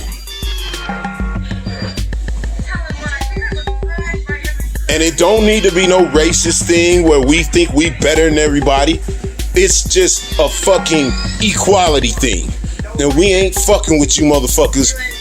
We ain't fucking with you infiltrators, and we ain't fucking with you other races as far as trying to be leadership of us. If you had some shit like that, very quickly, motherfuckers would understand to stop fucking with us. Because white motherfuckers, it would be at about 40% of the country. Let's be real. People ain't getting counted in the fucking census. White people are being overcounted in the census. Wouldn't that make sense? Wouldn't it make sense in a country that fucking relies on numbers like that to either fuck people over or do good for somebody's community? Do you really fucking believe, honestly, ask yourself, what would make more sense? Massaging the numbers so there's more white people? And also massaging the numbers so there's less minorities overall, especially black people? I ain't never fucking...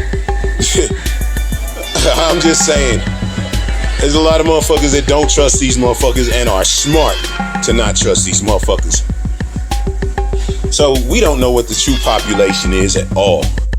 We could find out pretty quick if motherfuckers had actual fucking interest, self-interest to fucking vote on. We don't. So why the fuck should I go sign up to fucking vote? Why the fuck should I do any of that shit when I know for a fact you motherfuckers do not have my fucking self-interest, my kids' self-interest in mind? You can smile in a motherfucker's face all you want. I know what you do, so I don't give a fuck what you say.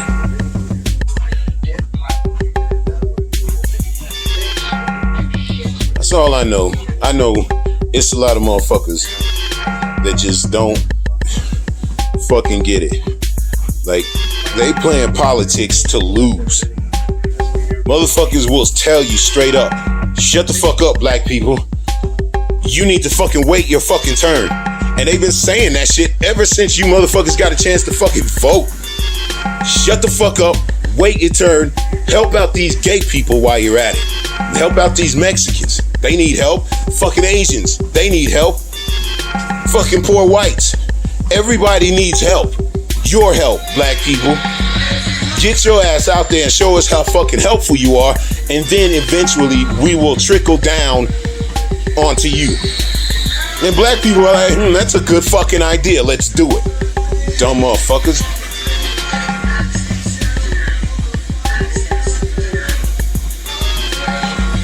It's like fucking just trifling. Motherfuckers like, give me some of that gas, bitch.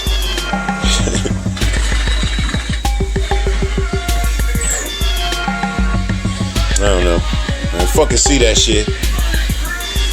The fucking blatant disrespect. Why vote for any of these motherfuckers? These motherfuckers will literally just tell you to fucking wait until you die. And then they'll tell your next generation to just shut the fuck up and wait. And you just sit there like, okay, the Republicans are really mean to me, so I'll just stick being a fucking Democrat. You dumb motherfuckers. There is way more black people in this country than is being counted in the census. Trust. There's way less white people that are being counted in the census. Trust. There is a shit ton more Mexicans and Hispanics in this fucking country than are being counted. Believe it. Look the fuck around. Mexicans are probably 40% of this fucking country. Whites. And when I say Mexicans, I'm talking brown people. That includes everybody. Asians, everybody brown, everybody not black. And we're just gonna fucking include them when I say Mexicans or Hispanics. Not because I'm truly fucking trying to be disrespectful, but because that's the fucking way this shit will probably go. Motherfuckers tend to vote with who they look like, so let's just assume that all browns, except for mixed black people, would fucking go with the Mexicans. That would be, I'll guarantee you, at least 40% of this fucking country. These motherfuckers are deep as fuck in here. They are. It's just a fact. Fucking Mexicans are deep everywhere. And you got these small towns, there's a whole bunch of them, and there's a lot of white motherfuckers in them, no doubt. White motherfuckers probably still make up about 40% of this country. But they have had black people at 13% since slavery fucking ended. And I will promise you, there's more than fucking 13% of black people in this fucking country. Probably around between 20 and 30%. But they ain't never gonna fucking count every black motherfucker in the census. Never. But every black motherfucker would never fucking volunteer for it. But if they did, they'd make sure not to fucking count it. So, all I'm saying is, if we split off from the fucking white liberals, stop fucking playing they bullshit games. Let those motherfucking, those Uncle Ruckus motherfuckers fuck off to be with they whites. White motherfuckers got they party, and the bitch ass minorities that would follow them. Black motherfuckers got our party. Hispanics got they party. Those two groups would have to fight it out as far as the numbers, because they got the numbers on us, no doubt. But we got a lot of fucking numbers that haven't been counted, that would be counted if we started fighting for fucking black people. That's all I'm saying. If motherfuckers want to do this shit for real, that's how you do it. Black motherfuckers start voting for black people in the black party only. Let white motherfuckers and Mexicans fight that shit out. And then they have to kiss our ass if they want us to fucking vote for their shit. And until we got enough fucking power to have our own fucking population uprise, that's how it's gonna have to be. There's just as many Mexicans as there is white people, in my estimation. In this country, there's a lot of them motherfuckers everywhere. Separates from these motherfuckers. Let's play their fucking game like we could fucking play it to win instead of playing it to lose. And then what would happen? The motherfuckers have never done anything for us anyway. So at worst, they keep treating us the same. And at best, shit changes and they have to fucking start listening to what the fuck we say. Fuckers. May 18th. It's May 19th. Walking on a treadmill. Just got done watching Stealth.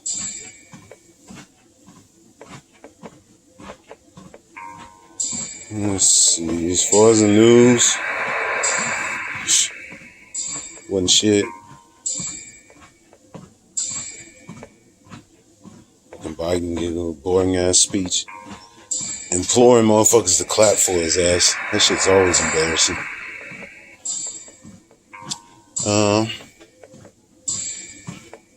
It's Malcolm X's birthday. Charlemagne did a good job, which is rare. I watched his motherfucking show today, though. He gave a real good shout out. His donkey of the day was that asshole DA. And they said it doesn't matter if you sit and steal in your car, you could somehow be using it as a weapon, and the fucking pig got the right to shoot your ass. How that motherfucker is even still employed after saying something that fucking stupid and ignorant and gross.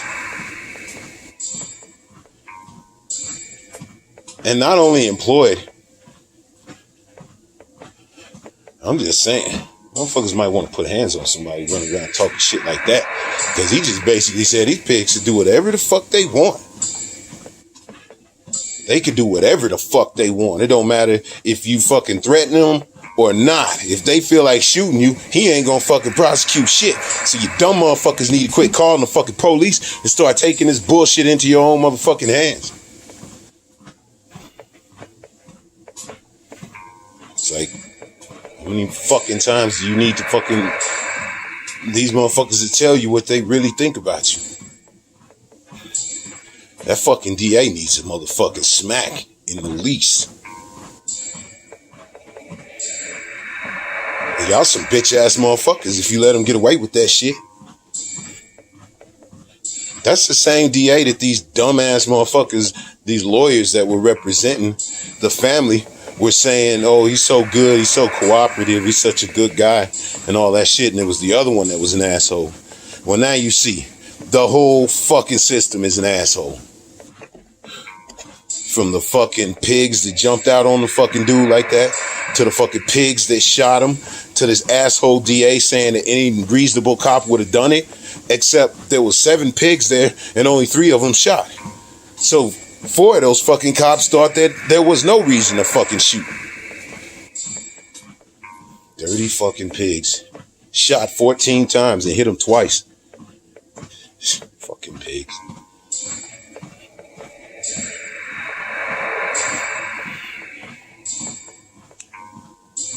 Charlemagne.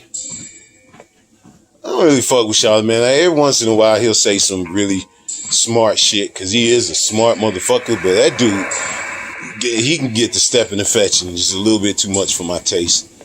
So I can only take that shit in just fucking very small doses. It's like he's just slightly above Kevin Samuels in my book. Kevin Samuels definitely got a fucking place for him, but after you watch that shit a couple times and you realize what it is, if you keep watching that shit, then you one of them motherfuckers that definitely hate women. Cause you trying to learn game from that motherfucker. Good luck with that shit. Charlemagne is smart, but he's a fucking that fucking entertainment shit where he be trying to be cute all the time, but he be saying a lot of ignorant shit. They be getting motherfuckers who want to punch him in his motherfucking face, and it make perfect sense, cause he get disrespectful to the point where he be like, oh, it's just my job. I'm just being a fucking journalist. I'm a hip hop journalist and all that shit. But you be getting disrespectful, then calling motherfuckers on your show and be acting all fucking innocent Oh, I'm just a radio guy. But radio guy get fucked up talking that shit. I done seen that motherfucker get checked several times. And it's like, he keep coming back with that fake smoke. It's like, this motherfucker know he don't want none. And he constantly talking this shit. So, I just ain't got no respect for that. And DJ Envy, what the fuck is he? Is he Puerto Rican or is he black? Or is he mixed? Angela Yee seems nice, but kind of a fucking airhead. None of these motherfuckers are super impressive. Charlemagne the God is definitely the smartest, but he says such fucking stupid shit that he's clearly trying to impress his fucking white fans with that bullshit. It's one thing, I mean, he clearly, like, he'll bring that fucking Umar douchebag on and fucking, dick ride him for a couple hours.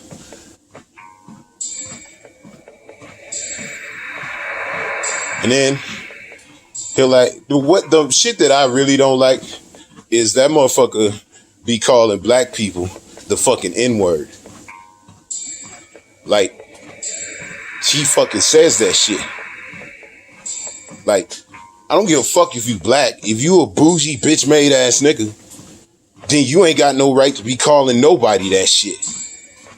And like, I be trying to not say that shit as much as possible. But I know the fucking way I'm saying it, and I don't give a fuck how these dumb motherfuckers try to pretend that it's all the same word. Motherfuckers know goddamn well that shit ain't the same fucking word. And that motherfucker trying to impress these Peckerwoods by saying the N-word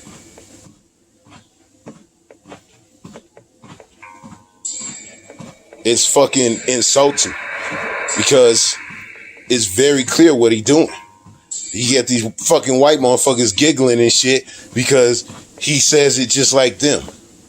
You know what I'm saying? It's like, I don't know if he's trying to be ironic or if he really is just that used to stepping and fetching that he doesn't understand that black people ain't even supposed to say that shit.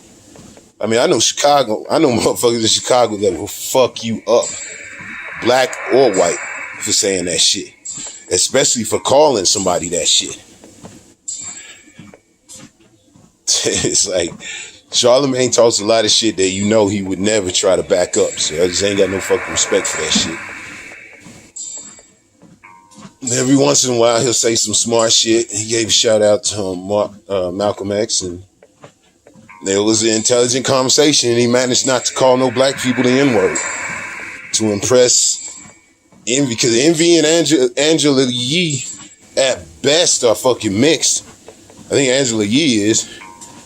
I don't know what the fuck Envy is. Envy might be a motherfucking Puerto Rican, I think. And he be talking that shit.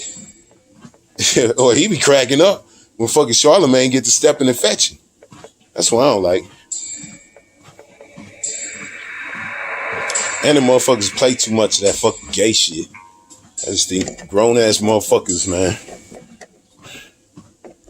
I just don't know if you playing when you be fucking doing that shit. Kids ain't got no fucking sense talking that shit. It's one thing. Some grown ass motherfuckers be consistently talking that gay shit.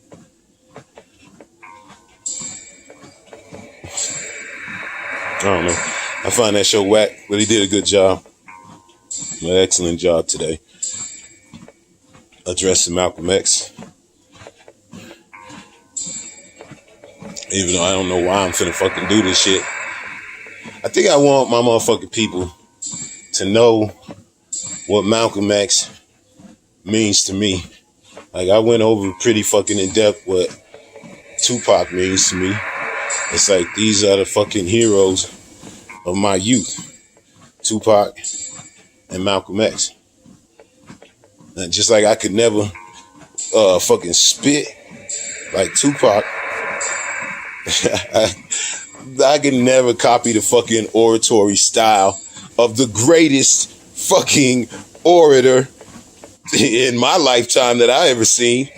Malcolm X is it. I mean, look how good Denzel Washington did. And that is just a slightly good impersonation of the fire that man could kick off. Malcolm X. And Denzel Washington did an excellent impersonation. But to catch the fire and the inflection at the right points in these fucking speeches, I just don't know if I'm gonna be able to really fucking do it. I know I'm gonna try, but I just think that trying to imitate the best speaker I've ever heard would just come off as fucking trash, because I ain't him. And I'm gonna be reading, so I think the best thing I could do is just try to read this shit as fucking correctly as possible, because there's two different ways to read this shit on the Kindle. I can read it with the scroll shit, kind of like an email, or which has bigger font. I'll be able to see it easier, probably make less mistakes reading. And then there's the fucking highlights page, because I'm not gonna read the whole fucking speech. I'm gonna fucking read shit that I highlighted like back in my 20s, because I was fucking impressed by that shit. I've read these fucking speeches once, maybe twice. So this ain't I mean, it's not like I'm the fucking world's greatest, but I can read very well. But walking on a fucking treadmill, and this font on the highlights page is super small, so I'm gonna have to go super slow on this fucking treadmill, first of all, because just even the slightest bounces make these goddamn tiny words, which I can't fucking get the words any bigger on this motherfucking page. So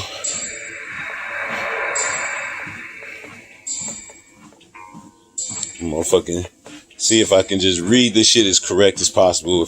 I'm gonna try it with the small font first, and if I find that I'm making a lot of mistakes and shit based on it bouncing in my fucking shitty ass old man eyesight, then I'll just go to the fucking book part where it's bigger, and I'll probably be able to read it faster. But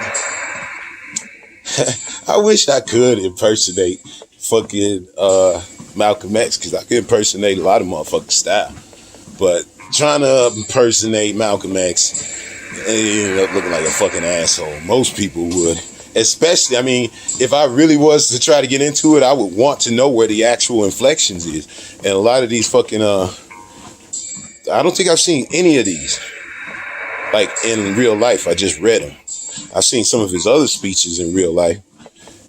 And just the fire that he brings, the average motherfucker just ain't gonna be able to do that shit with 20 readings, let alone one definitely, two possibly. You know what I'm saying? But I am interested in seeing what I highlighted. I highlighted a lot of shit in here, I know that.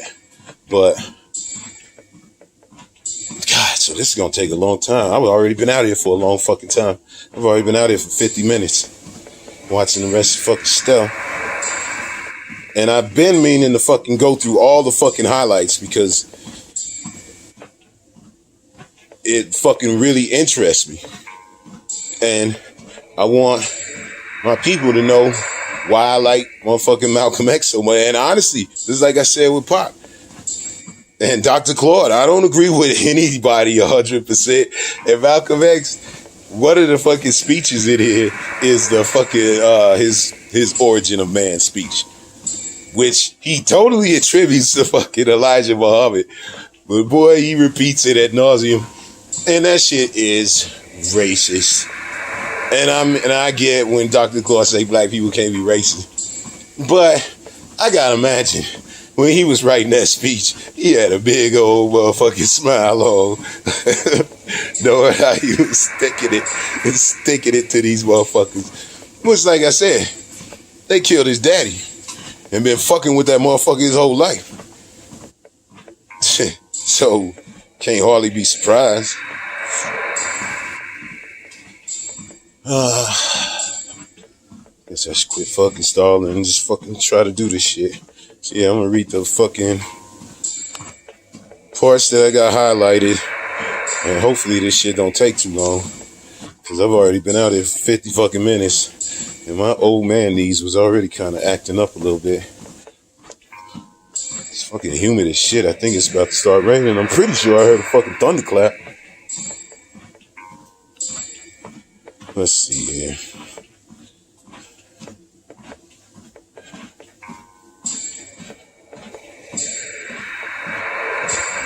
Fucking slow this shit down.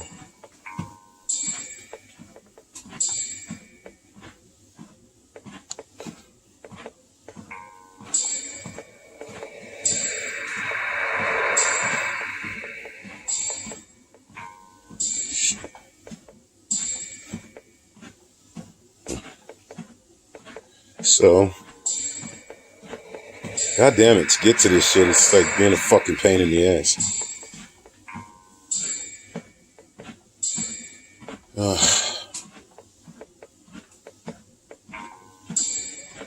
Oh my god, that shit's tiny.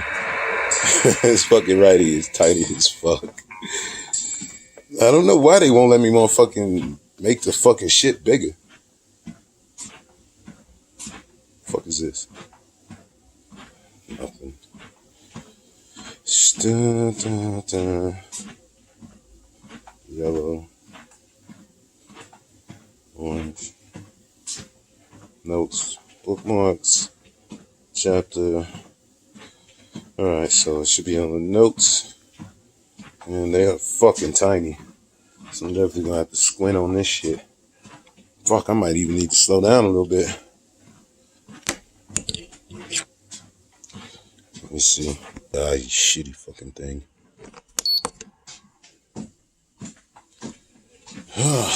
Let's see. So, let's see. The first highlight.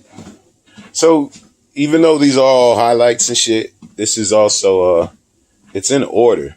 So, this is not the whole speech. None of these are the whole speech. I think this is 3 speeches. This is Ballad or the Bullet is the first one.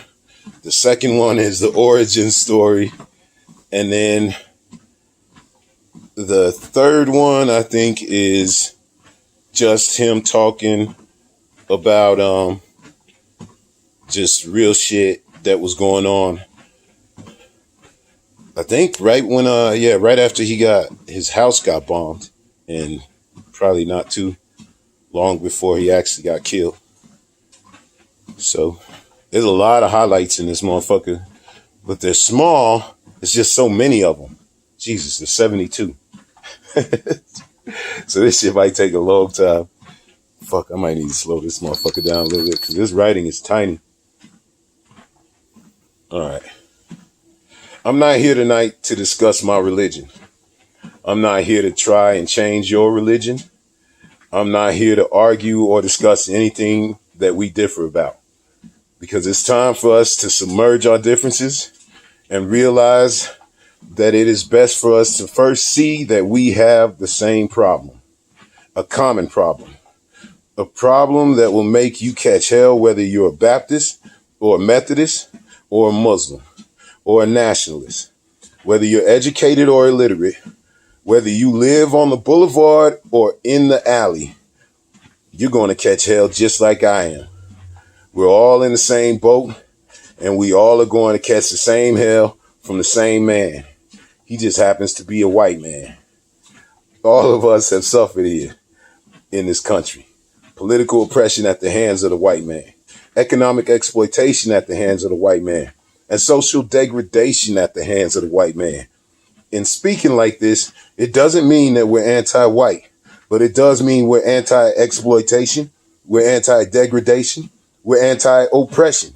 And if the white man doesn't want us to be anti-him, let him stop oppressing and exploiting and degrading us. Whether we are Christians or Muslims or nationalists or agnostics or atheists, we must first learn to forget our differences.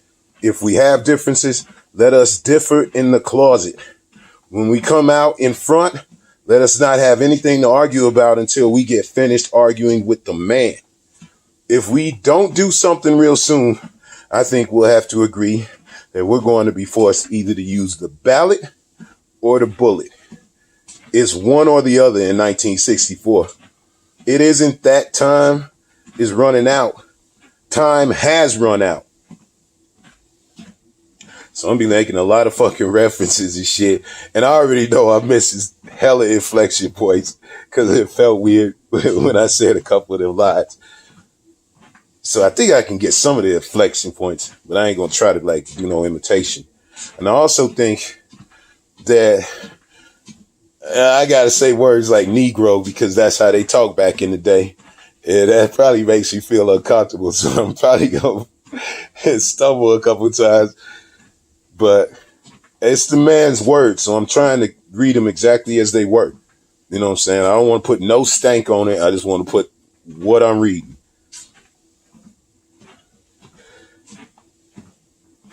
Okay, let's see where we at. 1964 threatens to be the most explosive year America has ever witnessed. The most explosive year. Why? It's also a political year. It's the year when all the white politicians will be back in the so-called Negro community, jiving you and me for some votes. The year when all of the white political crooks will be right back in your and my community with their false promises, building up our hopes for a letdown with their trickery and their treachery, with their false promises, which they don't intend to keep. As they nourish these dissatisfactions, it can only lead to one thing, an explosion. And now we have the type of black man on the scene in America today. I'm sorry, Brother Lomax, who just doesn't intend to turn the other cheek any longer. I also got to imagine there's raucous applause going on at some of these fucking lines. Because I know I'd be getting up motherfucking applaud that shit, especially the way he say it, man. I hate that. Maybe I should have practiced this shit a little bit more. But it's the man's words. I could read this shit 30 times and I'd never be able to fucking do it like he could. Because I don't know the inflection point. Maybe if I watched it 30 times, I could do an impersonation. But just reading it, these inflection points is basically going to be like my inflection, like if I'm speaking. So these are Malcolm X's words. But I don't think I'm going to be able to fucking in any way, shape, or form read them with the ferocity. Okay. Who just doesn't intend to turn the other cheek any longer. If they draft you, they send you to Korea and make you face 800 million Chinese. If you can be brave over there, you can be brave right here. These odds aren't as great as those odds. And if you fight here, you will at least know what you're fighting for. I'm not a Democrat, I'm not a Republican, and I don't even consider myself an American. If you and I were Americans, there'd be no problem. Those honkies that just got off the boat, they're already Americans. Polacks are already Americans. The Italian refugees are already Americans. Everything that came out of Europe, every blue-eyed thing is already an American. And as long as you and I have been over here, we aren't Americans yet.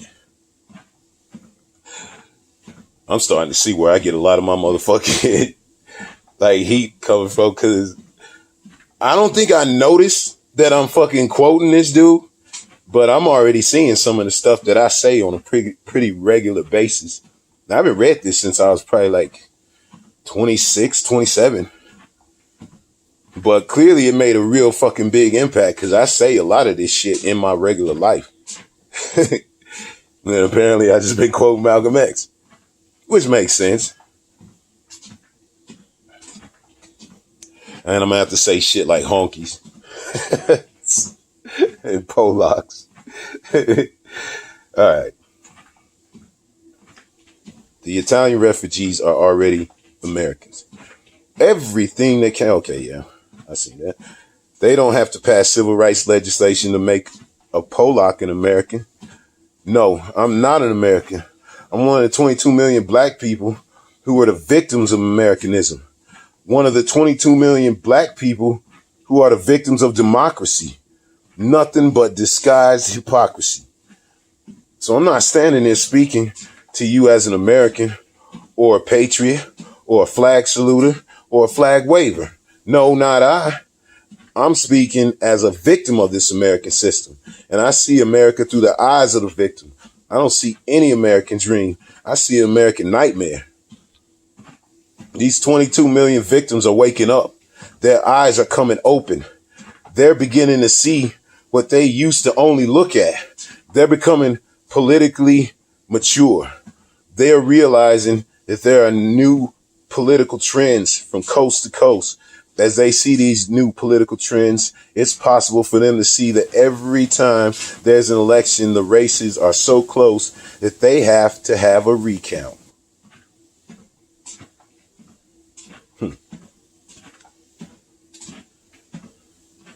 You see that? These 22 million victims are waking up. That motherfucker talking about staying woke. And you dumb motherfuckers are letting fucking assholes like Joe Rogan bitching about wokeness, some corny ass old white man, and Bill Maher bitching about wokeness, another corny ass old white man. You dumb motherfuckers, man, I'm telling you. Stop letting these white motherfuckers redefine your motherfucking words, especially your important ones. Being woke don't got shit to do with fucking transgender and fucking the goddamn feminism. This is fucking being woke. What this man is talking about. And fuck Bill Maher and fuck Joe Rogan, old ass white dudes trying to fucking tell us how to fucking be. You some stupid motherfuckers if you endorse fucking sleepwalking. Bitch ass motherfuckers.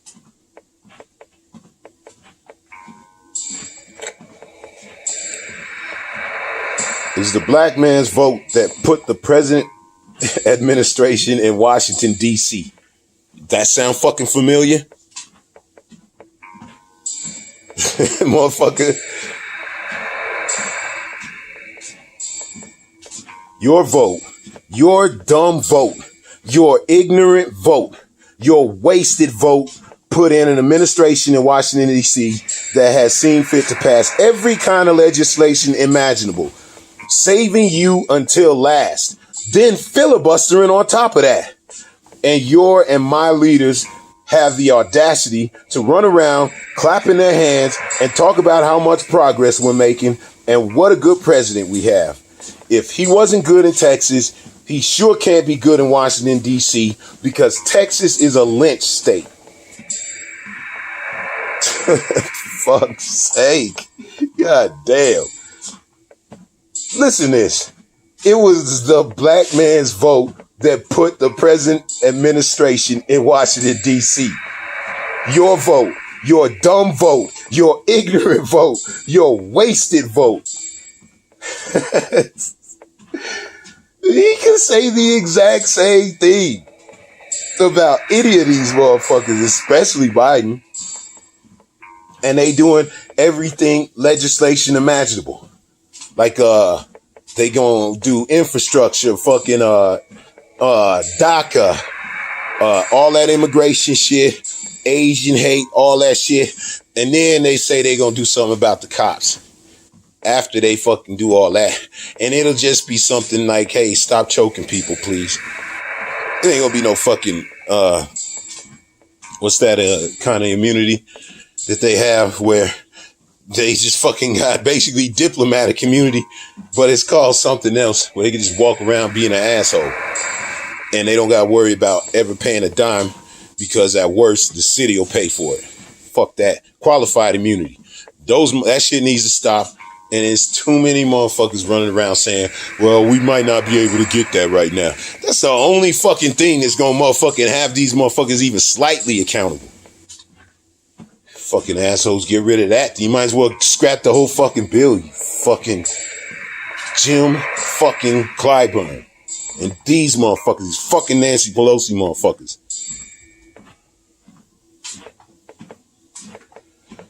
In this president administration, they have in the House of Representatives 257 Democrats to only 177 Republicans. They control 2/3 of the House vote.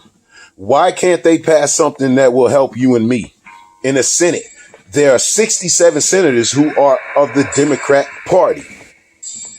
Only 33 of them are Republican. Why the Democrats have got, why? The Democrats, he says shit like why. That's also gonna be fucking me up. Cause he says it like, the old school, why? You just don't even know how wonderful you are. Like, why the Democrats have got the government sold up. It's like when I say, man, the Democrats have got the government sold up.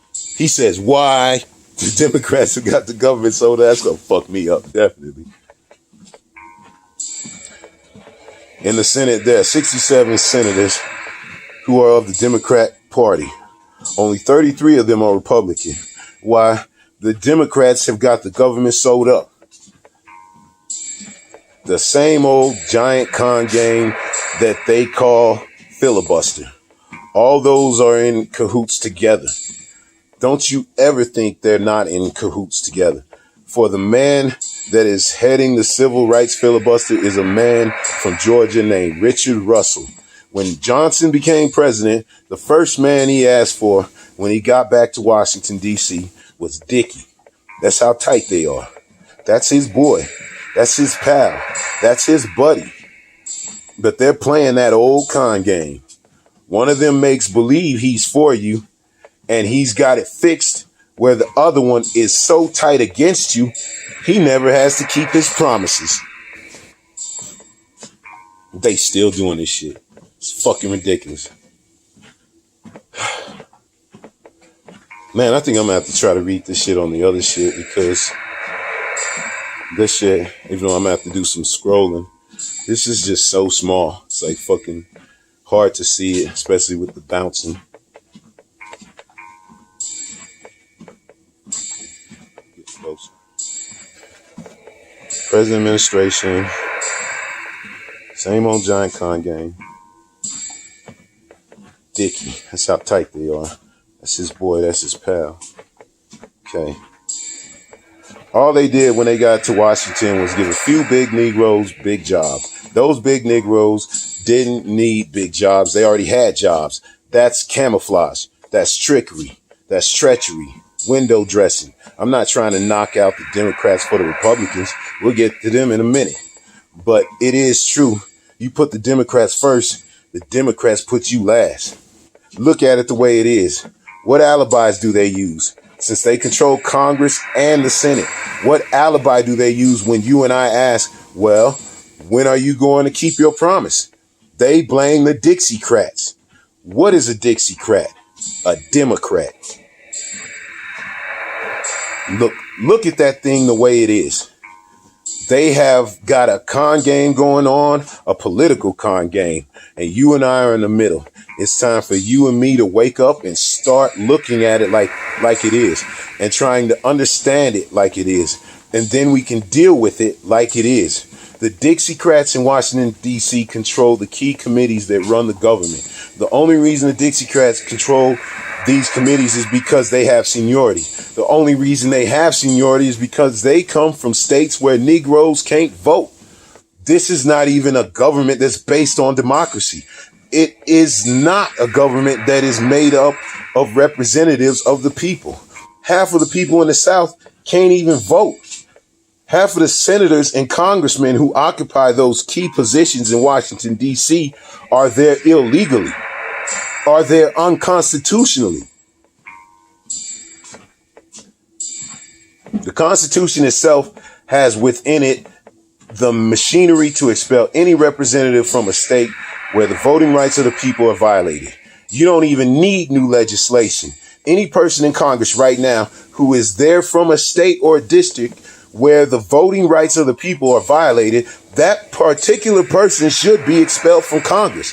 And when you expel him, you remove one of the obstacles in the path of any real meaningful legislation in this country. In fact, when you expel them, you don't need new legislation because they will be replaced by black representatives from counties and districts where the black man is in the majority. We wish. In the North, they do it a different way. They have a system that's known as gerrymandering. Whatever that means. It means when Negroes become too heavily concentrated in a certain area and begin to gain too much political power, the white man comes along and changes the district lines. You may say, why do you keep saying white man? Because it's the white man who does it. I haven't ever seen a Negro change in any lines. They don't let him get near the line. It's the white man who does this. And usually it's the white man who grins at you the most and pats you on the back and is supposed to be your friend. He may be friendly, but he is not your friend. The same government that you go abroad to fight for and die for is the government that is in a conspiracy to deprive you of your voting rights, deprive you of your economic opportunities, deprive you of decent housing, deprive you of decent education. It is the government itself, the government of America, that is responsible for the oppression and exploitation and degradation of black people in this country. And you should drop it in their lap. This government has failed the Negro. This so-called democracy has failed the Negro. And all these white liberals have definitely failed the Negro. How can you thank a man for giving you what's already yours? How then can you thank him for giving you only part of what's already yours? You haven't even made progress if what's being given to you, you should have had already. There's more segregation now than there was in 1954. There's more racial animosity, more racial hatred, more racial violence today in 1964 than there was in 1954. Where's the progress? And now you're facing a situation where the young Negroes coming up, they don't want to hear that turn the other cheek stuff. No, in Jacksonville, those were teenagers. They were throwing Molotov cocktails. Negroes have never done that before, but it shows you there's a new deal coming in. There's a new thinking coming in. There's new strategy coming in. It'll be Molotov cocktails this month, hand grenades next month. You wish. It'll be liberty or it will be death. The only difference about this kind of death, it'll be reciprocal. You know what is meant by reciprocal? That's one of Brother Lomax's words. I stole it from him. I don't usually deal with those big words because I don't usually deal with big people. I deal with small people. I find you can get a whole lot of small people and whip hell out of a whole lot of big people. He probably got a whole bunch of claps right there. Well, we're justified in seeking civil rights. If it means equality of opportunity, because all we're doing there is trying to collect for our investment. Our mothers and fathers invested sweat and blood. 310 years we worked in this country without a dime in return. I mean, without a dime in return. You let the white man walk around here talking about how rich this country is, but you never stop to think how it got rich so quick. It got rich because you made it rich. You take the people who are in this audience right now. They're poor. We're all poor as individuals. Our weekly salary individually amounts to hardly anything. But if you take the salary of everyone in here collectively, it'll fill up a whole lot of baskets. It's a lot of wealth. If you can collect the wages of just these people right here for a year, you'll be rich, richer than rich. When you look at it like that, think how rich Uncle Sam had become. Not with this handful, but millions of black people. Your and my mother and father who didn't work an 8-hour shift, but worked from can't see in the morning until can't see at night and worked for nothing, making a white man rich, making Uncle Sam rich. Look at his bitch ass. He didn't say that. I just threw that last shit in there. Whenever you're going after something that belongs to you, anyone who's depriving you of the right to have it is a criminal. Understand that.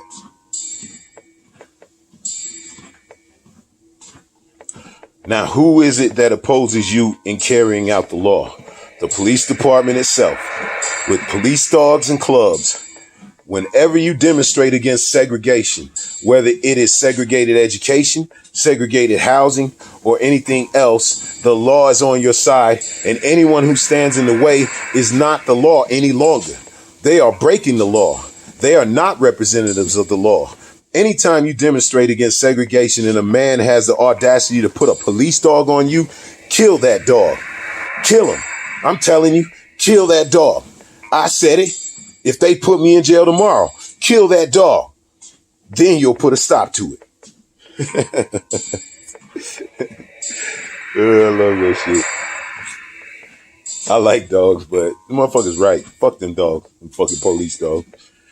If you don't take an uncompromising stand, I don't mean go out and get violent, but at the same time, you should never be non-violent unless you run into some non-violence.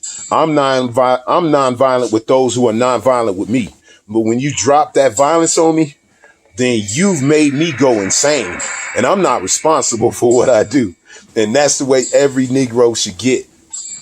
Anytime you know you're within the law, within your legal rights, within your moral rights, in accord with justice, then die for what you believe in. But don't die alone. Let your dying be reciprocal. This is what is meant by equality. What's good for the goose is good for the gander. Man, I bet you this motherfucker getting standing ovations. This shit geeking me up.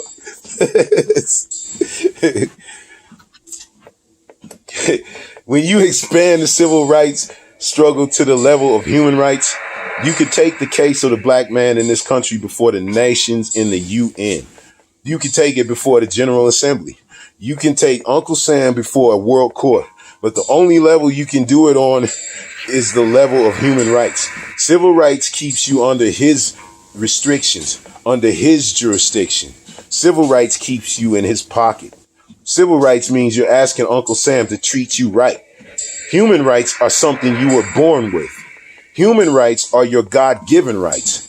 Human rights are the rights that are recognized by all nations of this earth. Uncle Sam's hands are dripping with blood, dripping with the blood of the black man in this country. He's the earth's number one hypocrite. He has the audacity. Yes, he has. Imagine him posing as the leader of the free world. The free world. And you over here singing, "We shall overcome." Let the world know how bloody his hands are.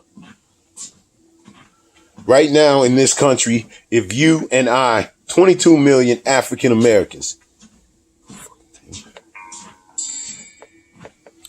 right now in this country, if you and I, 22 million African Americans, that's what we are, Africans who are in America. You're nothing but Africans. Nothing but Africans. In fact, you get farther calling yourself African instead of Negro. Africans don't catch hell. You're the only one catching hell. They don't have to pass civil rights bills for Africans.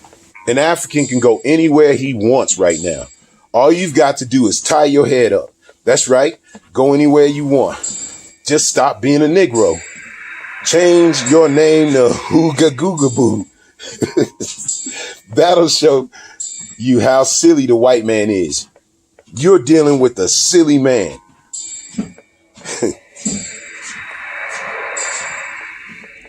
A friend of mine who's very dark put a turban on his head and went into a restaurant in Atlanta before they called themselves desegregated. He went into a white restaurant. He sat down. They served him. And he said, "What would happen if a Negro came in here?" And there he's sitting black as night. But because he had his head wrapped up, the waitress looked back at him and says, "Why, there wouldn't no nigger dare come in here." Fuck that bitch. See what I'm saying, though? See, this is how I'm fucking sure that I got fucking Marcus Garvey right, because I read Marcus Garvey at the same time I read this shit. And I got a lot of this shit like in my motherfucking memory, and I clearly be saying a lot of this shit and a lot of this type shit, and it very obviously came from Malcolm X. So I'm very sure I'm gonna read Marcus Garvey again. I'm gonna find out when his birthday is, and I'm gonna fucking read that shit, and we can all fucking decide if I'm being an asshole, because I fucking got this shit pretty fucking on point. So I think I got that other one on point too. Marcus Garvey. That'll show you how silly the white man is. You're dealing with a silly man. You're dealing with a man whose bias and prejudice are making him lose his mind, his intelligence. Every day, he's frightened. He looks around and sees what's taking place on the earth, and he sees that the pendulum of time is swinging in your direction. The dark people are waking up. They're losing their fear of the white man. No place where he's fighting right now is he winning. Everywhere he's fighting someone your and my complexion, and they're beating him. He failed to win the Korean War. He couldn't win it. He had to sign a truce. That's a loss. Anytime old Sam, with all his machinery for warfare, is held to a draw by some rice eaters, he's lost the battle. He had to sign a truce. America's not supposed to sign a truce. She's supposed to be bad, but she's not bad anymore. So they engage him in guerrilla warfare. That's not his style. You got to have heart to be a guerrilla warrior, and he hasn't got any heart. I'm telling you now. I just want to give you a little briefing on guerrilla warfare, because before you know it, it takes heart to be a guerrilla warrior, because you're on your own. In conventional warfare, you have tanks and a whole lot of other people with you to back you up. Planes over your head and all that kind of stuff. But a guerrilla is on his own. All you have is a rifle, some sneakers, and a bowl of rice. And that's all you need. And a lot of heart.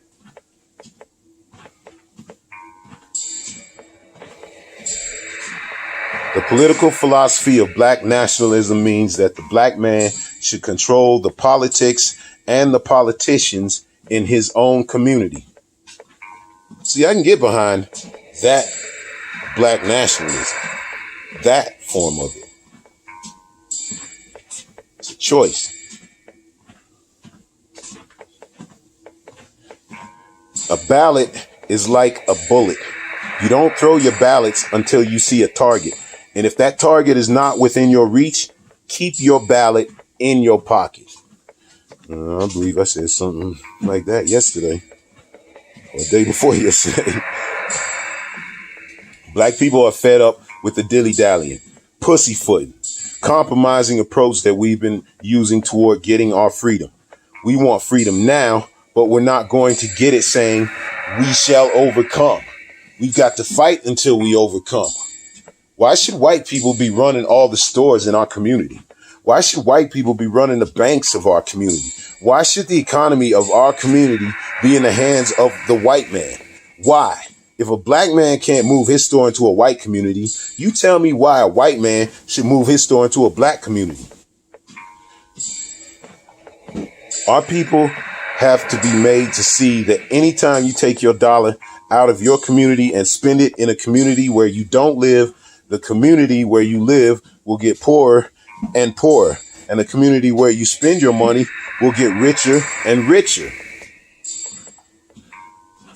Once you gain control of the economy of your own community, then you don't have to picket and boycott and beg some cracker downtown for a job in his business. Man, it sucks that this motherfucker won't just goddamn repeat.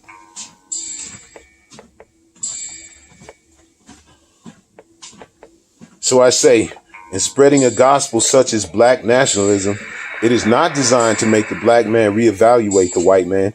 You know him already, but to make the black man reevaluate himself. Don't change the white man's mind. You can't change his mind. And that whole thing about appealing to the moral conscience of America, America's conscience is bankrupt. She lost all conscience a long time ago. Uncle Sam has no conscience. They don't know what morals are. They don't try and eliminate an evil because it's evil or because it's illegal or because it's immoral. They eliminate it only when it threatens their existence. You are wasting your time appealing to the moral conscience of a bankrupt man like Uncle Sam. If he had a conscience, he'd straighten this thing out with no more pressure being put upon it.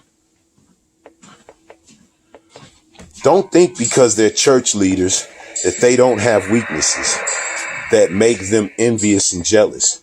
No, everybody's got it. It's not an accident that when you want to choose a cardinal as pope over there in Rome, they get in a closet so you can't hear them cussing, fighting, and carrying on.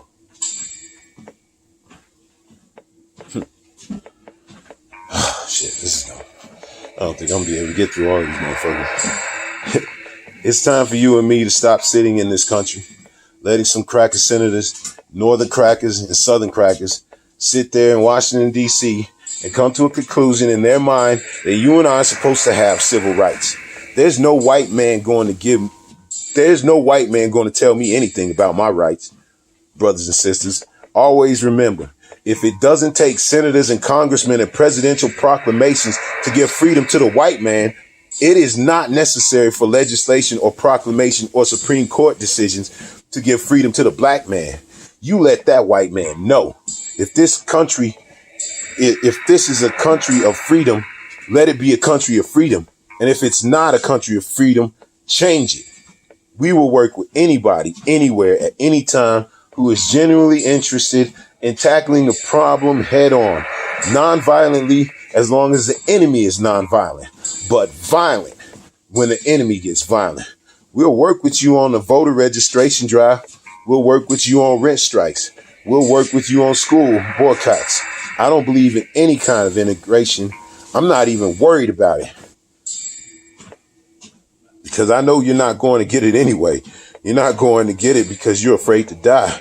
You got to be ready to die if you try and force yourself on a white man, because he'll get just as violent as those crackers in Mississippi right here in Cleveland. But we will still work with you on the school boycotts, because we're against the segregated school system. A segregated school system produces children who, when they graduate with crippled minds. This does not mean that a school is segregated because it's all black.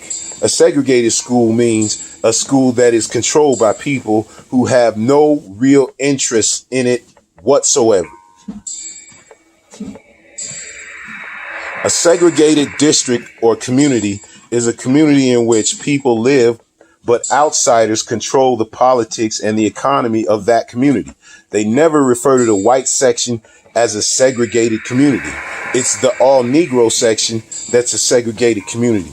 Why? The white man controls his own school, his own bank, his own economy, his own politics, his own everything, his own community, but he also controls yours. They'll always give you the lowest or the worst that there is to offer. Segregation means that he puts you away from him, but not far enough for you to be out of his jurisdiction. The great controversy over rifles and shotguns, the only thing that I've ever said is that in areas where the government has proven itself either unwilling or unable to defend the lives and the property of Negroes, it's time for Negroes to defend themselves. Article number 2 of the constitutional amendments provide you and me the right to own a rifle or a shotgun. It is constitutionally legal to own a shotgun or a rifle. This doesn't mean you're going to get a rifle and form battalions and go out looking for white folks, although you'd be within your rights. I mean, you'd be justified, but that would be illegal, and we don't do anything illegal.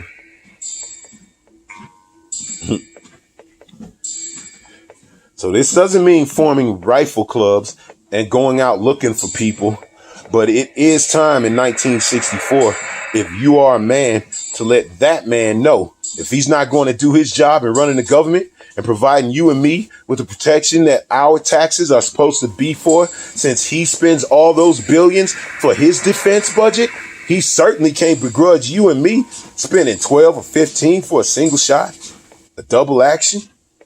I hope you understand.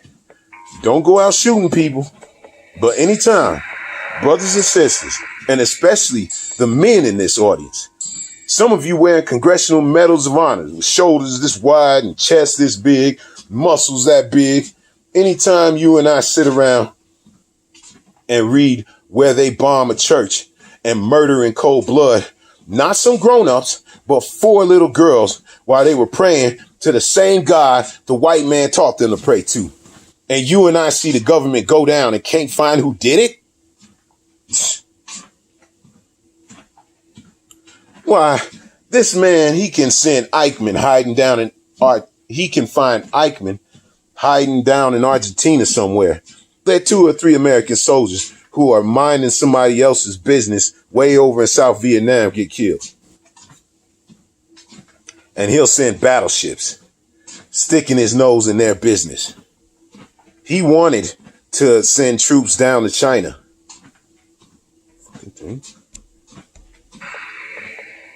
He wanted to send troops down to Cuba and make them have what he calls free elections. This old cracker who doesn't have free elections in his own country. Let's get to another part. Oh, looks like we're on to history. So that was the last part of the ballot and the bullet that I got highlighted. He wanted to send troops down to Cuba and make them have what he calls free elections. This old cracker who doesn't have free elections in his own country.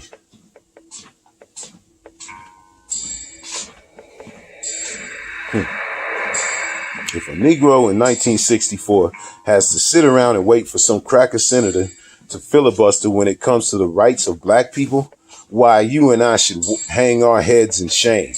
You talk about a march on Washington in 1963, you haven't seen anything. There's some more going down in 1964. And this time they're not going like they went last year. They're not going singing "We Shall Overcome." They're not going with white friends. They're not going with placards already painted for them. They're not going with round trip tickets. They're going with one-way tickets. And if they don't want that non-violent army going down there, tell them to bring the filibuster to a halt. So that was the end. Black Man's History by Malcolm X, 1962. Okay, so first highlighted spot. It's pretty deep into here because he talks about a lot about religion, and I don't want to get too held up on the religion, but I am interested in this one because this is the one I really don't agree with him in a lot of the shit. But let's get it. When you hear the white man bragging, "I'm a Christian," he's bragging about being a white man. Then you have the Negro. When he is bragging about being a Christian, he's bragging that he's a white man or he wants to be white.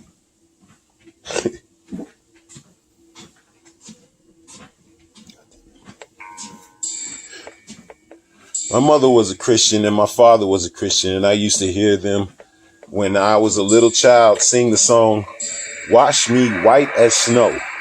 My father was a black man and my mother was a black woman, but yet their songs, the songs that they sang in their church, were designed to fill their hearts with the desire to be white. So many people, especially our people, get resentful when they hear me say something like this. But rather than get resentful, all they have to do is think back on many of the songs and much of the teachings and the doctrines that they were taught while they were going to church. And they'll have to agree that it was all designed to make us look down on black and up at white.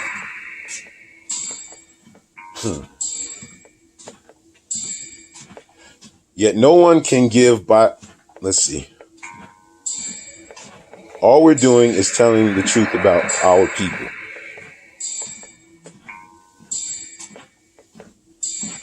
Oh, so when you hear us often refer to black in almost a boastful way, actually we're not boasting. We're speaking of it in a factual sense. All we're doing is telling the truth about our people. Whenever you exalt black, that's not propaganda. When you exalt white, that's propaganda. Yet no one can give biological evidence to show that black actually is the stronger or superior of the two, if you want to make that kind of comparison. So never think ill of the person whom you hear representing the Honorable Elijah Muhammad if an overemphasis seems to be placed on the word black, but rather sit and analyze and try to get an understanding. You have to have a knowledge of history no matter what you're going to do. Anything that you undertake, you have to have a knowledge of history in order to be successful in it.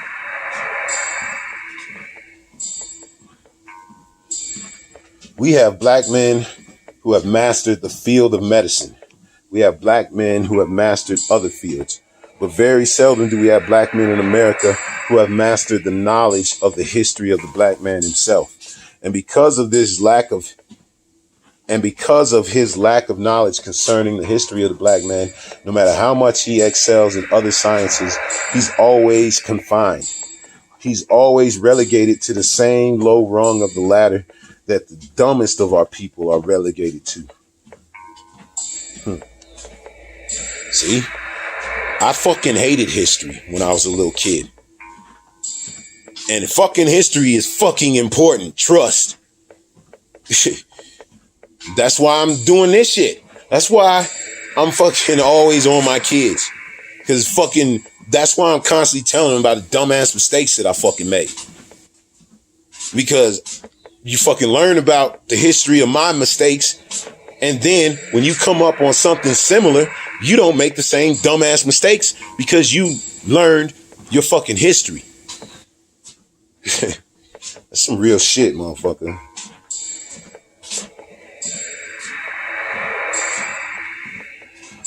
Bunchy. I don't know if that's Bunchy or Bunch.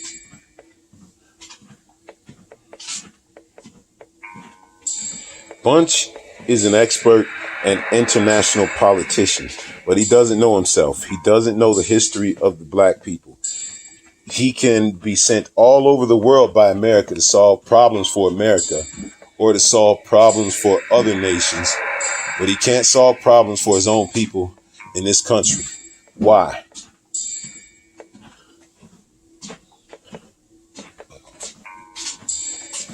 Let's see.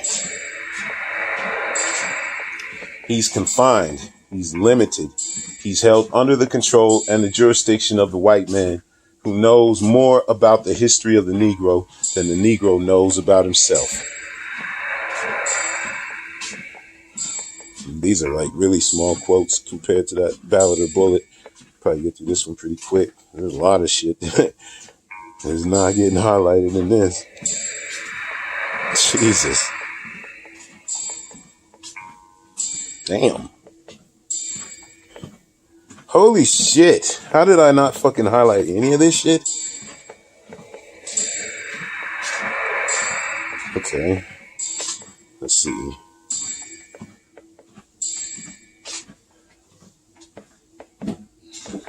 Alright, it says, before the coming of the great and dreadful day, I shall send you Elijah.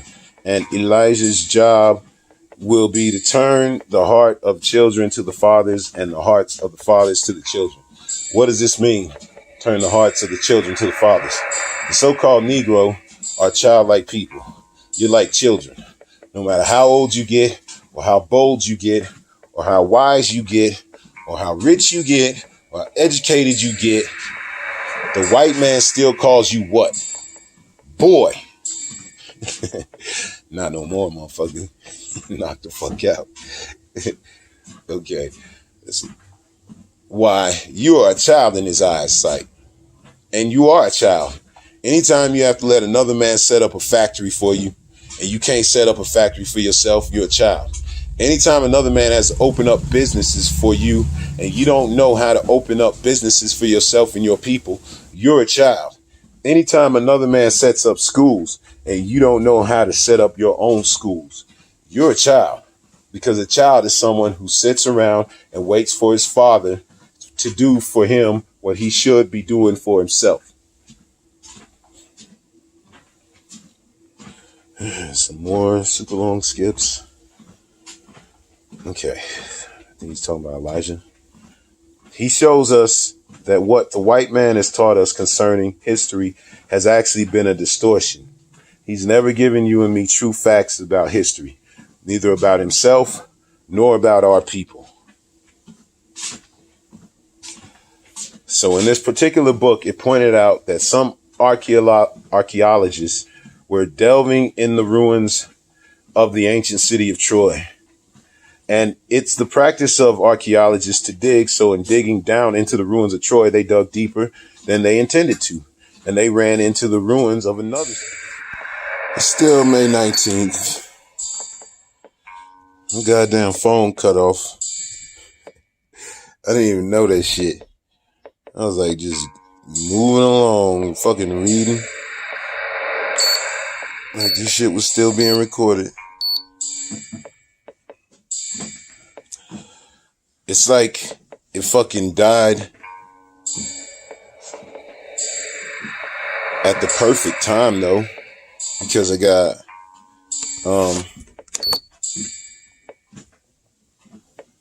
two full videos. Like exactly, it died exactly when it got full the second time. So that's pretty cool. And the first time it cut off, I wasn't really doing nothing because I was like searching for the next spot in the fucking speech. There's like major chunks of these fucking speeches that are cut out, which is good because Jesus, this thing is taking a long time. A lot longer than I thought it would.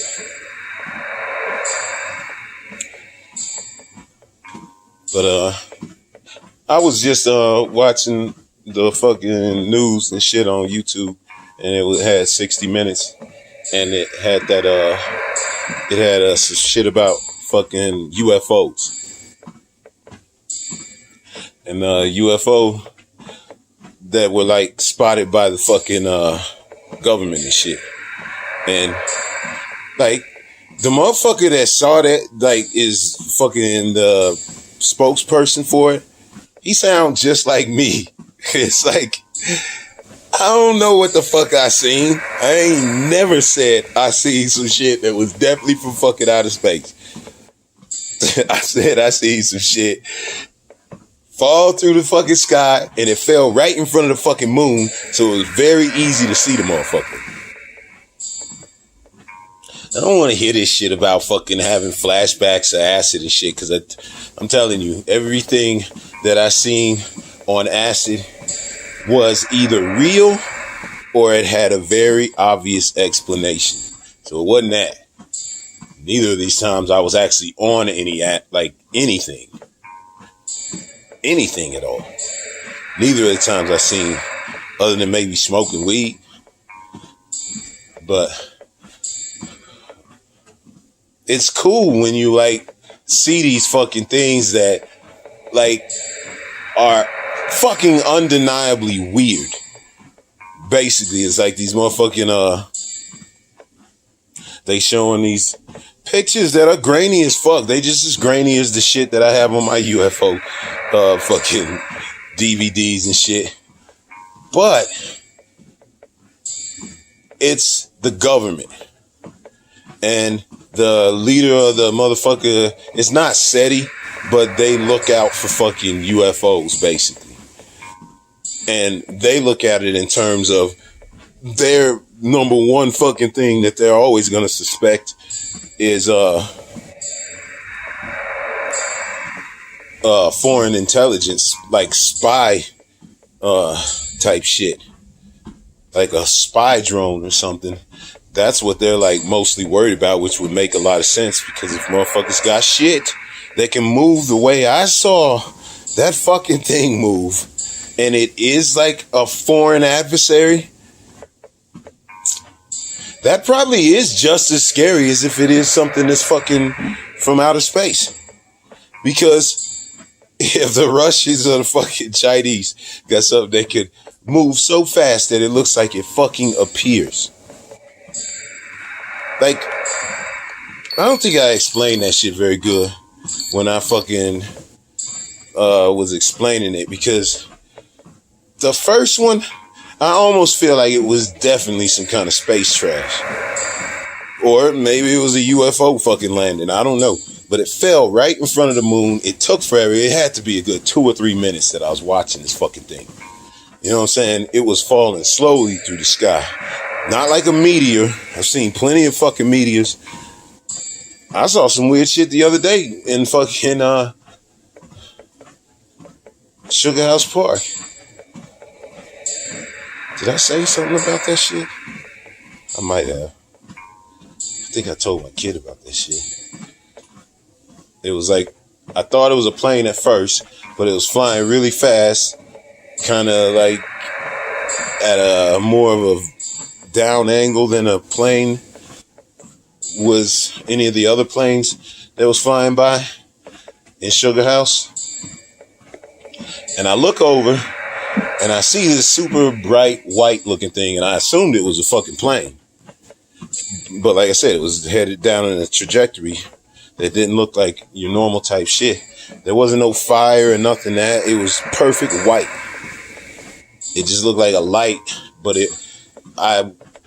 the trees, I went by a couple trees, the trees blocked it out, came out from the fucking trees, and the thing was gone. And there were other planes in the distance and shit that were still there as I'm going through the trees, because obviously planes don't just fucking disappear. But this thing was very light. I mean, like very like white light. It was like, it looked to me like it was going down like a fucking meteor. And then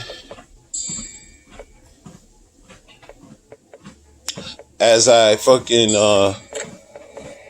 past the trees, and I look back over, because it was, you know what I'm saying? I mean, obviously I got to pay attention to what's in front of me because I'm riding my scooter. But I looked over again after I fucking got past it was just a couple trees. I mean, this couldn't have been more than a fucking second, basically, when I passed the fucking trees. I'm going 20 miles an hour, 15 to 20 miles an hour on my motherfucking scooter. I look over and I fucking see the flash go past the trees, expecting to see it again because it was brighter than your normal fucking airplane light. I think that's what was really catching my shit. I was wondering if I was seeing a meteor. Maybe it was a meteor. It flew real fast and it was gone. That was probably less than 2 weeks ago.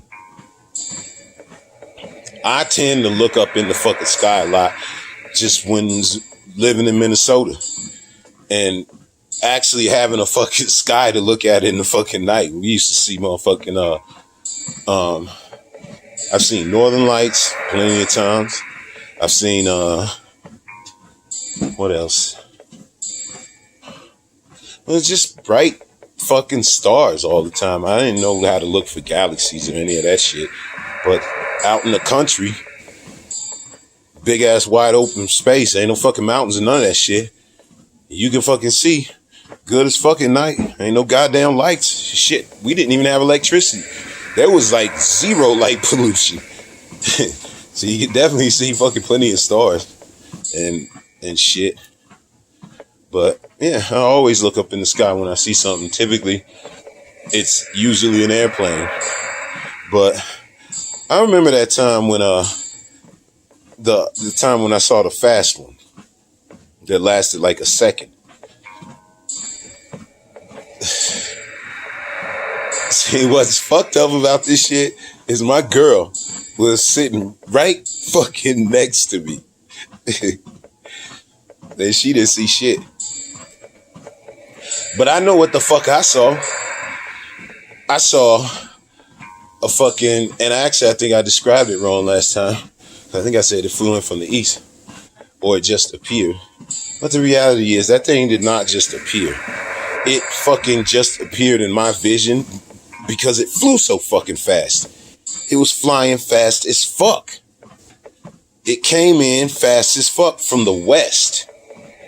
And it fucking came in at a sharp angle, but it was so fast that it just basically caught my eye when it stopped. And it was this perfect shade of like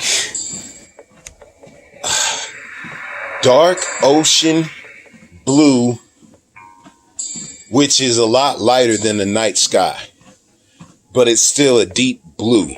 It's like the perfect blue. And I screamed out either holy shit or god damn when I fucking saw that thing appear, and then a second later fly off in a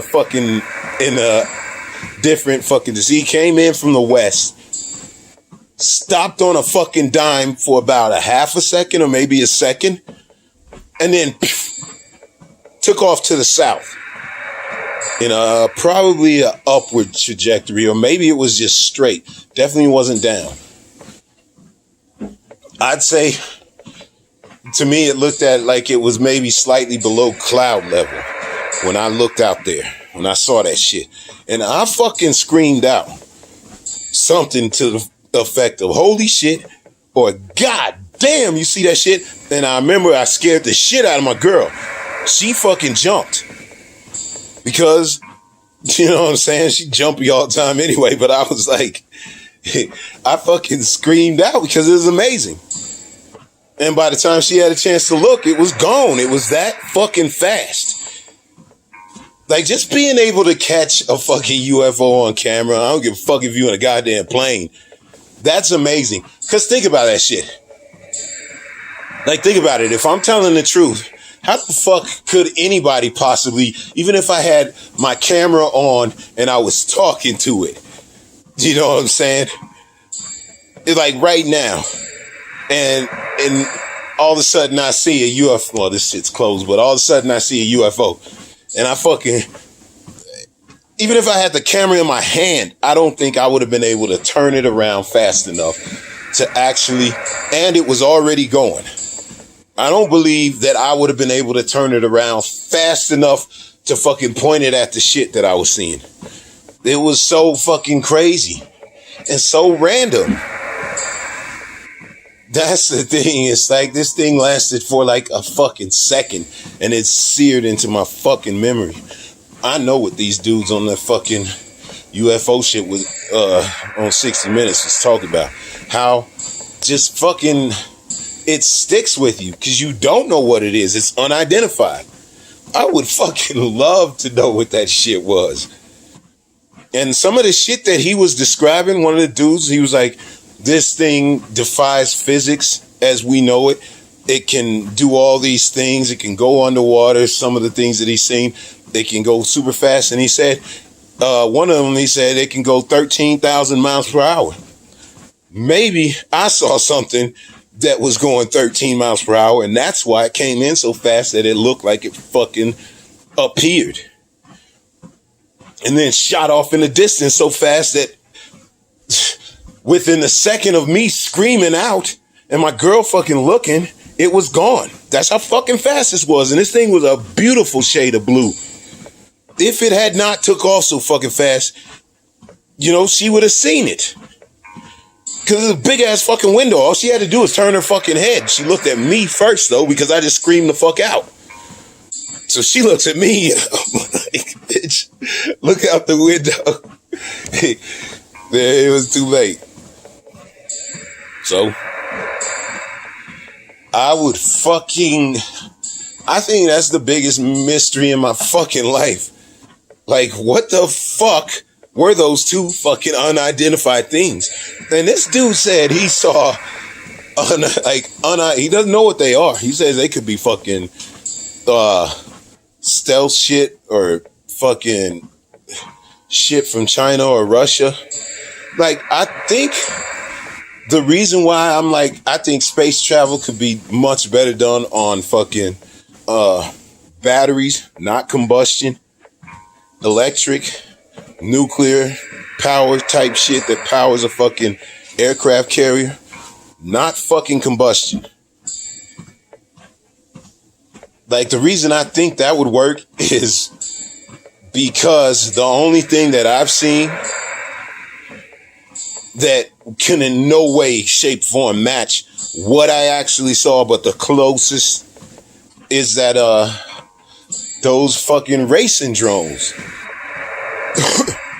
When they used to have that drone league on fucking ESPN, and those things could not stop on a dime like this thing did, but it could, you know, do a quick circle and take off down and go right back out and shit. I could imagine a souped up version could be super badass, but think about this. This was like when I was 20. So that would have had to be a good 20 years before anybody even heard of a fucking drone that you could fly as like a person. We heard of drones like Predator drones and shit that you could fly and murder people across the fucking world. But a fucking a regular Joe jerk off flying drones on their fucking lawn like you see all the time, and following them on these like racing videos and different scooter videos and unicycle videos. It's clearly a drone following them. Everybody's got drone fucking access, but there's only certain kind of drones that are these racing drones. And the way I see them fly, that's the only thing that's even close that I seen that could even come close to what I saw. And it's not close, because the reality is, in my mind, I see it not flashing in. It does still appear as a fucking, like it just appears in my mind. But if I think about it, what's more likely? It flew in really fast and stopped on a dime, or it just appeared out of magic? You know what I'm saying? There is technology that can move really fucking fast. Might not even be man-made, but there's technology that can move fast as fuck. This dude said 13,000 miles per hour. And that sounds about right for what I fucking saw. Now, none of the fucking shit that they were showing on 60 Minutes looked anything like either of the ones that I saw. But if that dude, he was saying he saw something that could fly 13,000 miles per hour.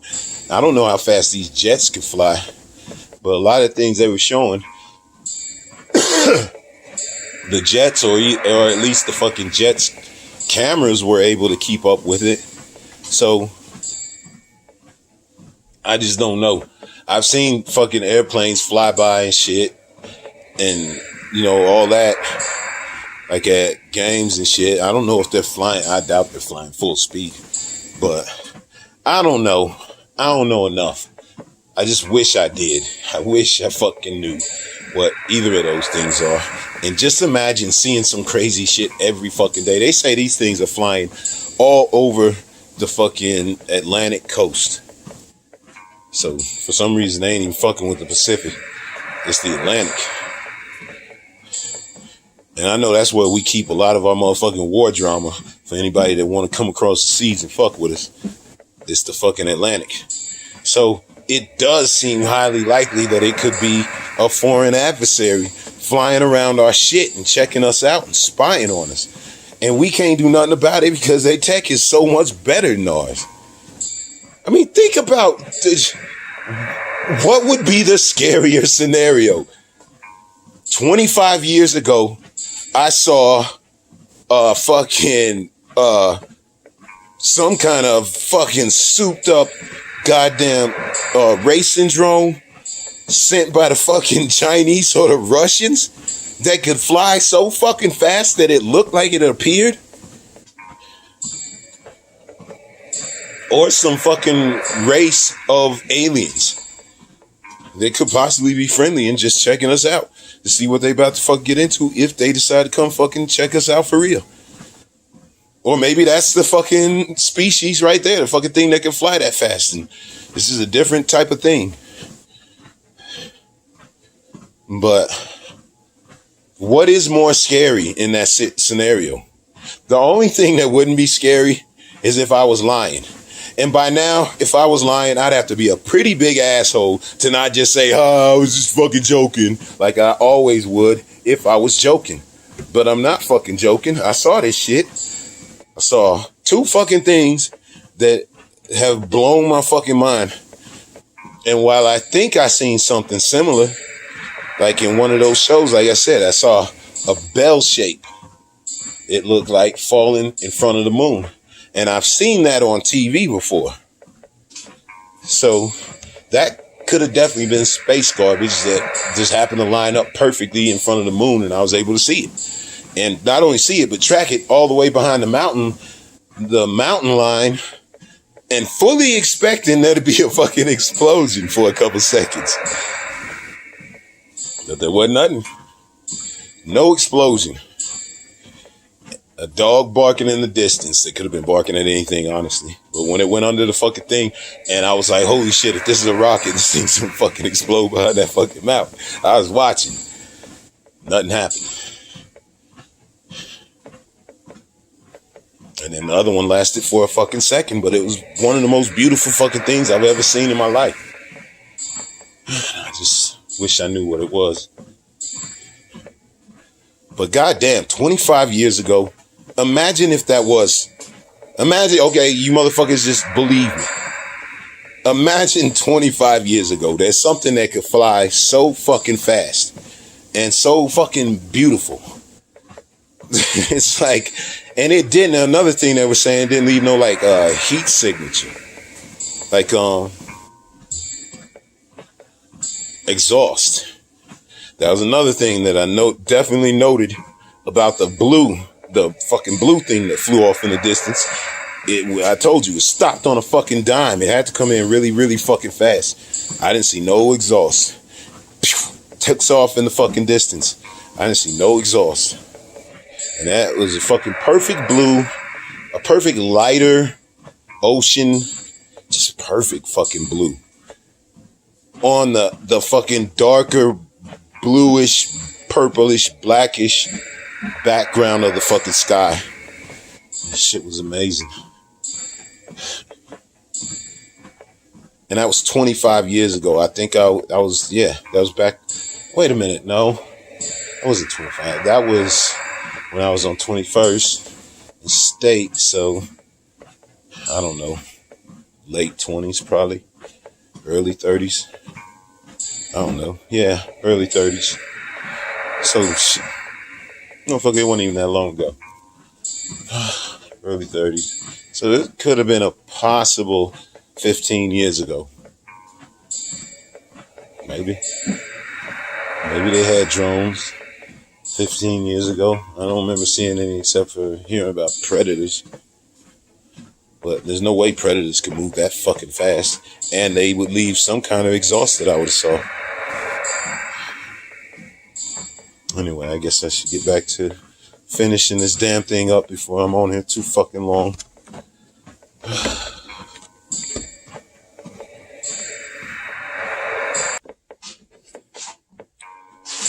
So let's see, where was I?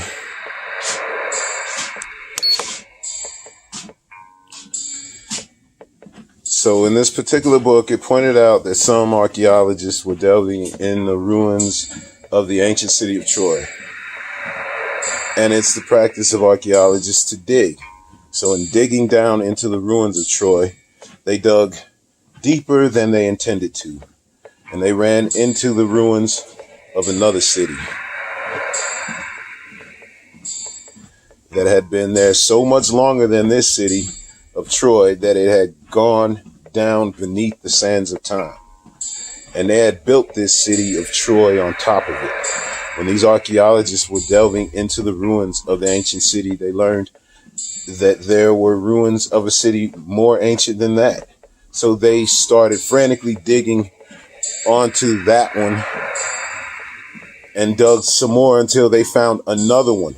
And before they got through digging, they had dug down and they had discovered that civilizations in that area had been there so far back into history that at different times in history, some of the cities had been destroyed, had become completely covered up with sand and dirt until another people came along and didn't even know it was there and built another civilization on top of it. This happened 4 different times to give you some idea of what the white man knows concerning the length of time man has been on earth. And still, that white man would jump up in your face and try to make you believe that the first man was made 6,000 years ago, named Adam. And a lot of Negroes will want to know what you are talking about, Adam. That's what God called him. God took some dirt, breathed on it, and told Adam, come forth. And there he was. Now you know that's a shame.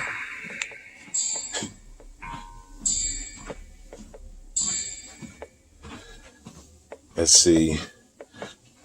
The book was called The Four Cities of Troy. It says you can go to the library and check it out. What was this book based on? What I just read. So that was where it cut off earlier. All right. The truth will make you free. Abraham Lincoln won't make you free. Truth will make you free. When you know the truth, you're free. Also, you have your archaeologists, anthropologists, other forms of historians who agree that they don't know how long man has been on earth, but they do know that man has been on earth longer than 6,000 years. They know that man was not made just 6,000 years ago. They know this now, but a long time ago, they didn't know it. There was a time when they believed that a man had fewer ribs than a woman. You can believe that because they said that God made Eve from one of Adam's ribs. So Adam had a rib missing. And they actually ran around here believing for many years that man had one less rib. I remember motherfuckers saying some shit about that when I was a kid. That boys had one less rib than girls. Fucking assholes. I think I believe that shit too. And they actually ran around here believing for many years that man had one less rib. And they were shook up when they got into the science of anatomy and discovered that man, all his ribs were there. They began to wonder then what happened in the Bible. How long has man been here? And skip. The birth of the white race has always been a secret. The Honorable Elijah Muhammad says that the birth of the white race is shrouded in the story of Adam. The story of Adam hides the birth of the white race. And because you and I have never been taught to look into a thing and analyze a thing, we took the story of Adam exactly as it was. We thought that God made a man named Adam 6,000 years ago. Skip. He came to himself up in the caves. He came to himself up in the caves of Europe. And he can't get any information that goes beyond the cave. And since you and I fell into his trap and were made deaf, dumb, and blind by him,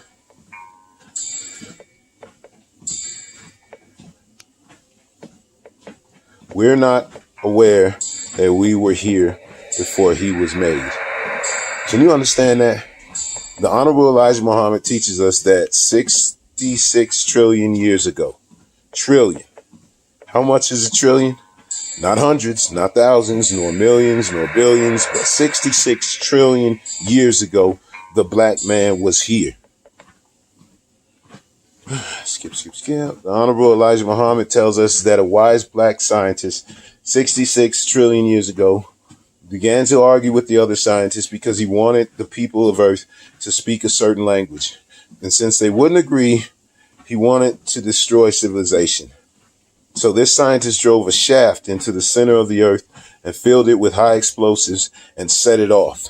He was trying to destroy civilization. He was trying to destroy the black man. He is indestructible. You can blow up everything and the black man will still be there. You just can't get away from him, brother.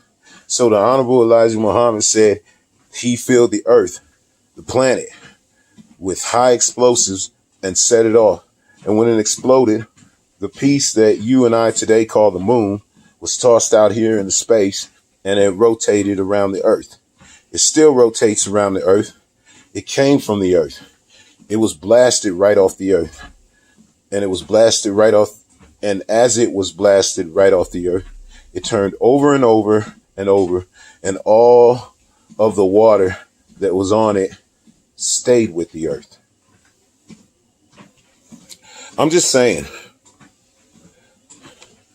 my motherfucking theory, I don't want to hear shit about my motherfucking philosophy coming from no motherfuckers. That's all I'm goddamn saying. Because that's what the Muslims believe in. Motherfucker busted out a big ass chunk of the earth and it went flying, and now it's the fucking moon. That's the fucking Muslims believe in. And some other shit we about to get into. And the Christians believe in the fucking 7-day theory.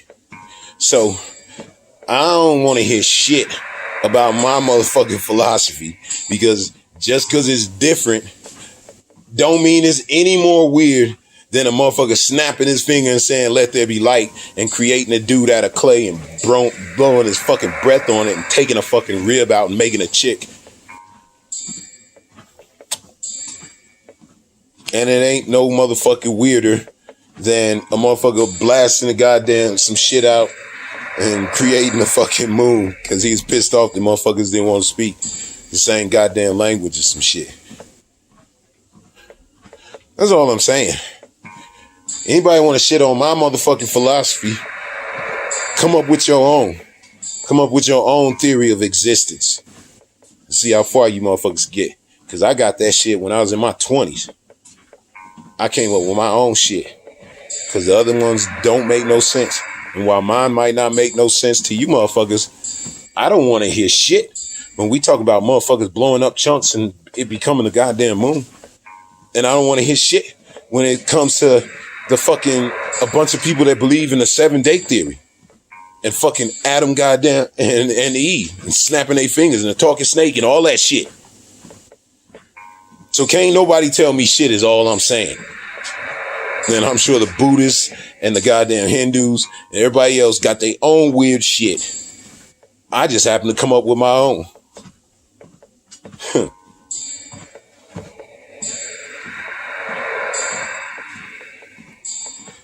Can you understand that?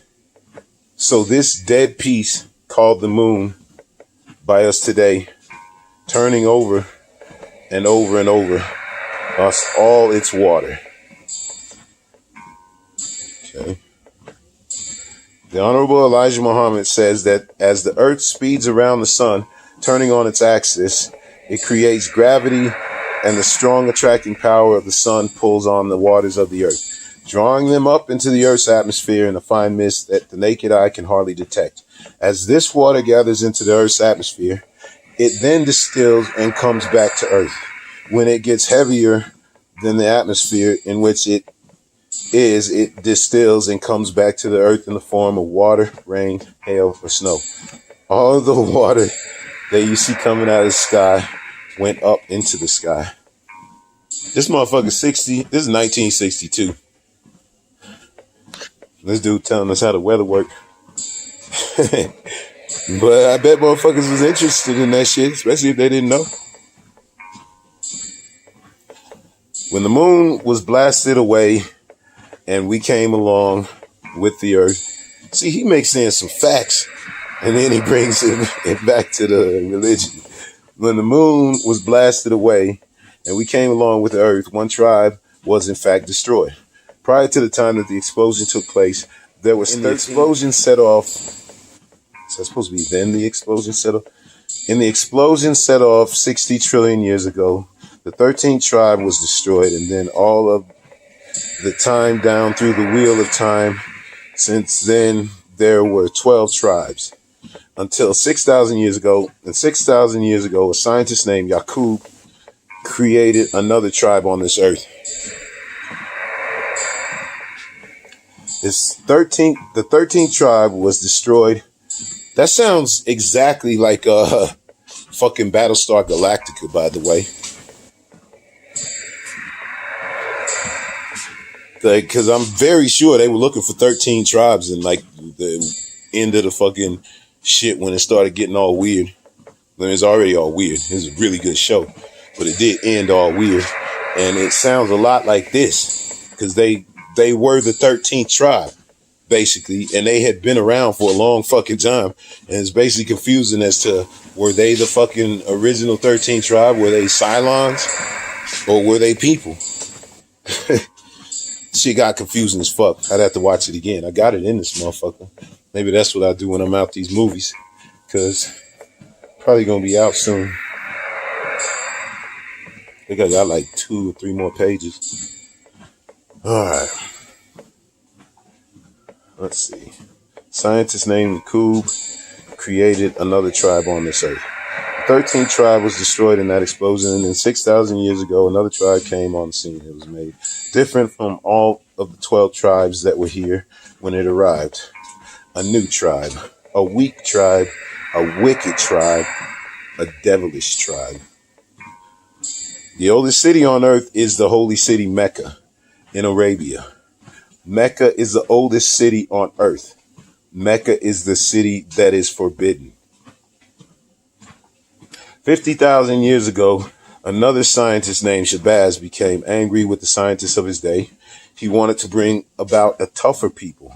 He wanted the people to undergo a form of life that would make them tough and hard. And the other scientists wouldn't agree with him. So this scientist named Shabazz took his family and wandered down into the jungles of Africa. When he says scientists, I think that's like old school Muslim talk for prophets. Since you got the Prophet Muhammad, I don't think that they call their people prophets, but clearly is they call them scientists, like, but the extra special. Okay. So this scientist named Shabazz took his family and wandered down into the jungle.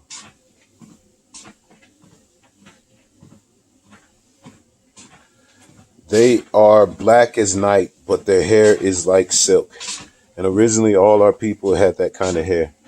This scientist took his family down into the jungles of Africa and living in this open, living a jungle life, eating all kinds of food, had an effect on the appearance of our people.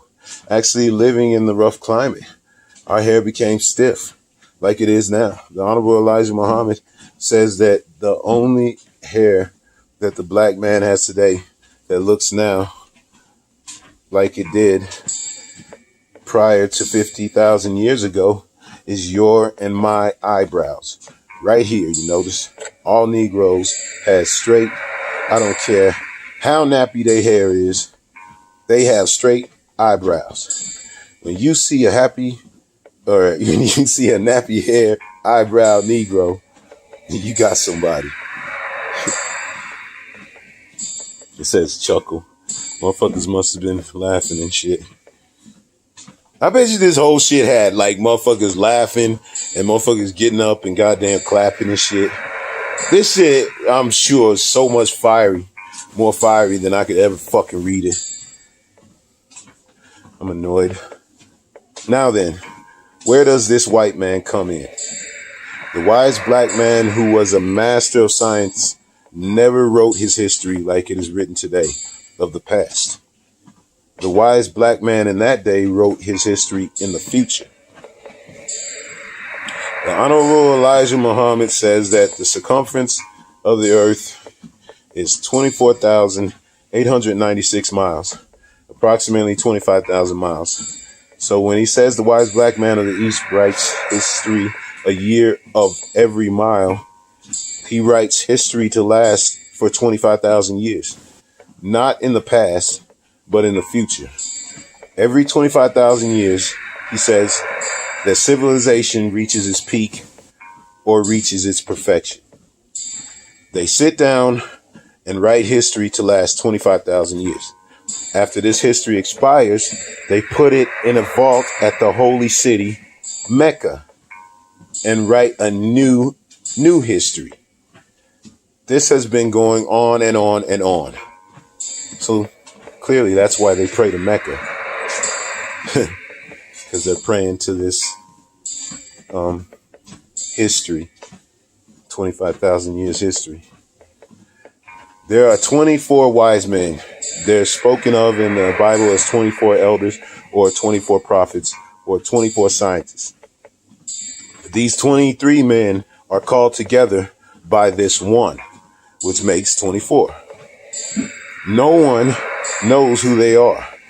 At the end of every 25,000 years, this one calls all of them into conference, and they sit down at the holy city Mecca, and he informs them that the history of the past 25,000 years has expired, and it's time to write a new history. So these 24, these scientists, begin to tune in on the population of the planet Earth. And he says that back in his day, at that time, there were 5 billion people on this earth, all of them black. When these 24 scientists begin to tune in, they look down through the wheel of time. They can tell not only what the people on this earth are thinking, but they can tell what their children are thinking. What the unborn children's children are thinking. They can look right down through the wheel of time and tell minute by minute, hour by hour, day by day, week by week, month by month, year by year, for 25,000 years, exactly what is going to take place.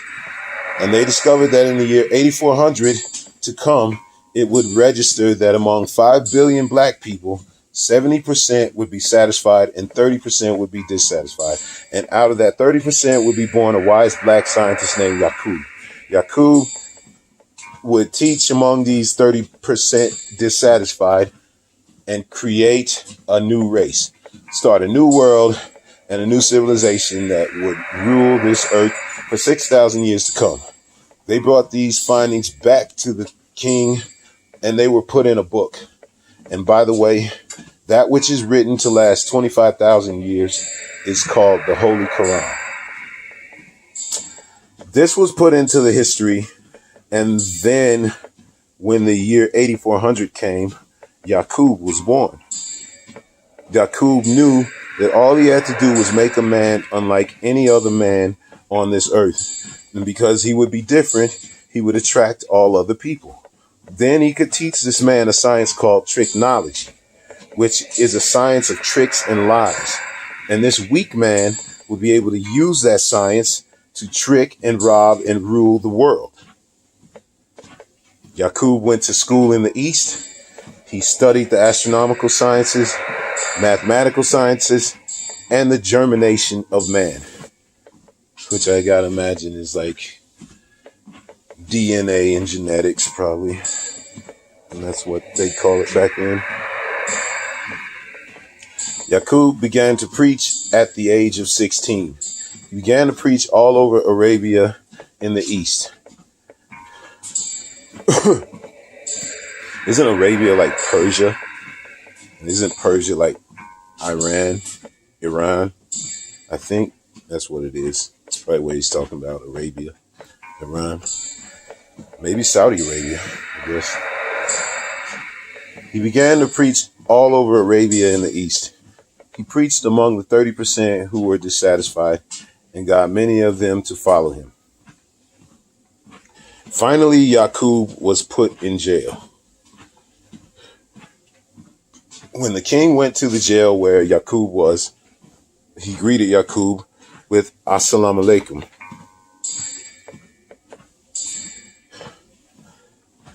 Mr. Yakub, I know you're Mr. Yakub. And Yakub said, Wa alaikum salam. I am Yakub. And the king said, look, I came to make an agreement with you. I know that you are the one that it is written or predicted would be on the scene in this day and would create a new race. And there is nothing we can do to stop you. But in order for us to have peace, we want to make an agreement with you. In order to stop the confusion and for there to be some peace in the land, we want you to agree to take all who will follow you and exile yourselves out on an island in the Aegean Sea. Yakub told them, I'll go, but you've got to give me everything that I will need to bring into existence a new civilization. The king agreed with Yaqub. The government of that day agreed to supply Yaqub and his followers with everything they needed for 20 years. And he says that he gets this from the Bible, where it says Jacob wrestled with the angel. Jacob was Yaqub, and the angel that Jacob wrestled with wasn't God. It was the government of that day. Angel only means a power or somebody with power. When a man has his wings clipped, you say that he has lost his power, lost his position. Yaqub took 59,999 of his followers down to the seaside, with himself making 60,000. He piled them in boats and took them out to an island in the Aegean Sea called Pelan. In the Bible, it's called Patmos. Yaqub, who was lesser God, said to 59,999 of his followers, "Let us make man. Let us make a man in our image, in our likeness. We're going to make a white man. Make him in our image and in our likeness, and give him dominion over the fowl of the air and the fish of the sea and the creatures of the land. And we'll call him Adam." This was the man that was made 6,000 years ago. And the purpose for making him was so he could rule the world for 6,000 years. That's the white man. First thing Yaqub did was he gave them the laws, because he had to set up a birth control law. Whenever two black ones came to him to get married,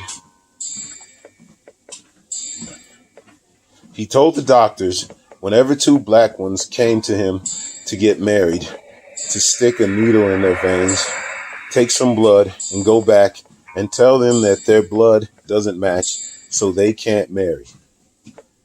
When a black one and a brown one come, let them get married, or if two brown ones come, let them get married.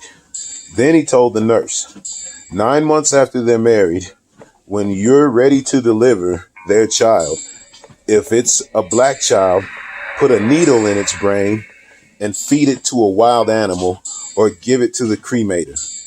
Let it be destroyed. But if it's a brown child, take that child to the mother and tell her that this is going to be a great man when he grows up, because he's lighter than the others.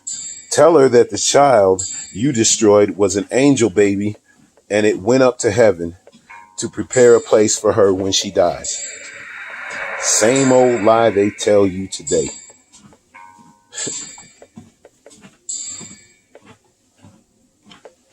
When a little baby dies, he goes to the same place a man goes when he dies, right down into the ground. Is that right or wrong? It's cold, motherfucker. Within 200 years, they had killed off all of the black babies on the island. Everything black on the island had been destroyed. After they had destroyed all the black on the island of Pelan, they began to work on the brown germ. They saved the yellow and destroyed the brown. Because you see, in the black, there's brown, and in the brown, there's yellow. Can you see how it goes? After 600 years of destruction on the island of Pelan, they had grafted away the black, grafted away the brown, grafted away the yellow, so that all they had left was a pale-skinned, blue-eyed, blonde-haired thing that you call a man. But actually, the Bible calls him the devil. That's the devil that the Bible is talking about. Old Lucifer, Satan, or the serpent. They became a wicked race. By nature, wicked. Why by nature? He was conceived in inequity and born in sin. What does this mean? At the outset, the nurses had to kill the little black babies. But after a while, it got so that the mother, having been brainwashed, hated that black one so much she killed it herself. Killed it herself and saved the light one.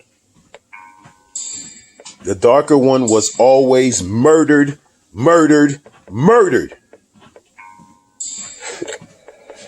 So that at the end of the 600 years, after planting the seed of inequity right into the brain, right into the mind, right into the heart, right into the nature of these people, by the time they got the white man, they had someone who by nature hated everything that was darker than he was.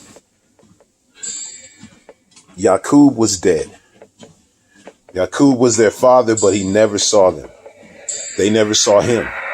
Yaqub was their God. When the Bible says no man has seen God, that's what it means. No white man has seen their God. None of them saw Yaqub because Yaqub only lived to be 150 years old. See? He only lived to be 150. This is back in the day when motherfuckers used to live longer and shit. But they didn't come about until after 600 years of this fucking horrible murder. Murder of babies.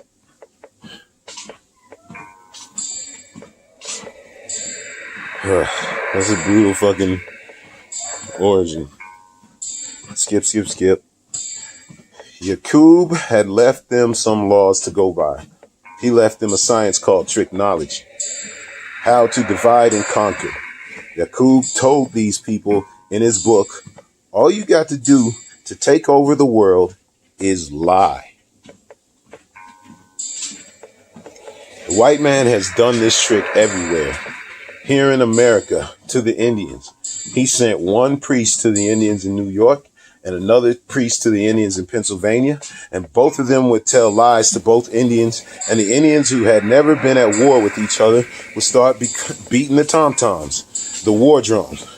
And then as they got ready to fight, the priest would run in and say, let me be the mediator. So he told the New York Indians, you just move out to Minnesota. And the Pennsylvania Indians, you move out to Oklahoma. That would leave the whole states of New York and Pennsylvania for the white man. You see how he does it? He's all over the world. He's a mediator. He's an instigator and a mediator. He instigates division and dissension. And as soon as they start fighting one another, he says, okay, I'll settle it. If you don't think so, look around. Look all over the world right now. Every place on this earth, you have a division.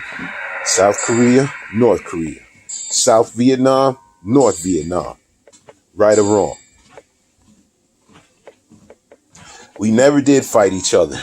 We loved each other. We were in harmony with each other.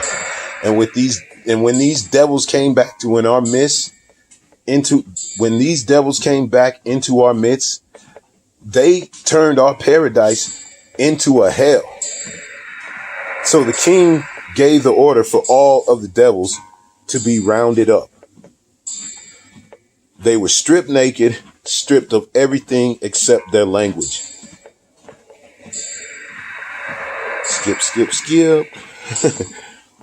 When the Bible says Adam sinned and was cast out of the garden, this is what he is meant. And an angel was put at the east gate to keep him from coming back in. When the white man was run out of the east by the Muslims 6,000 years ago into the caves of Europe, the people called Turks were put there at the Straits of Dardanelles with swords. And any old devil that they caught trying to come back across the water, whop, off went his head.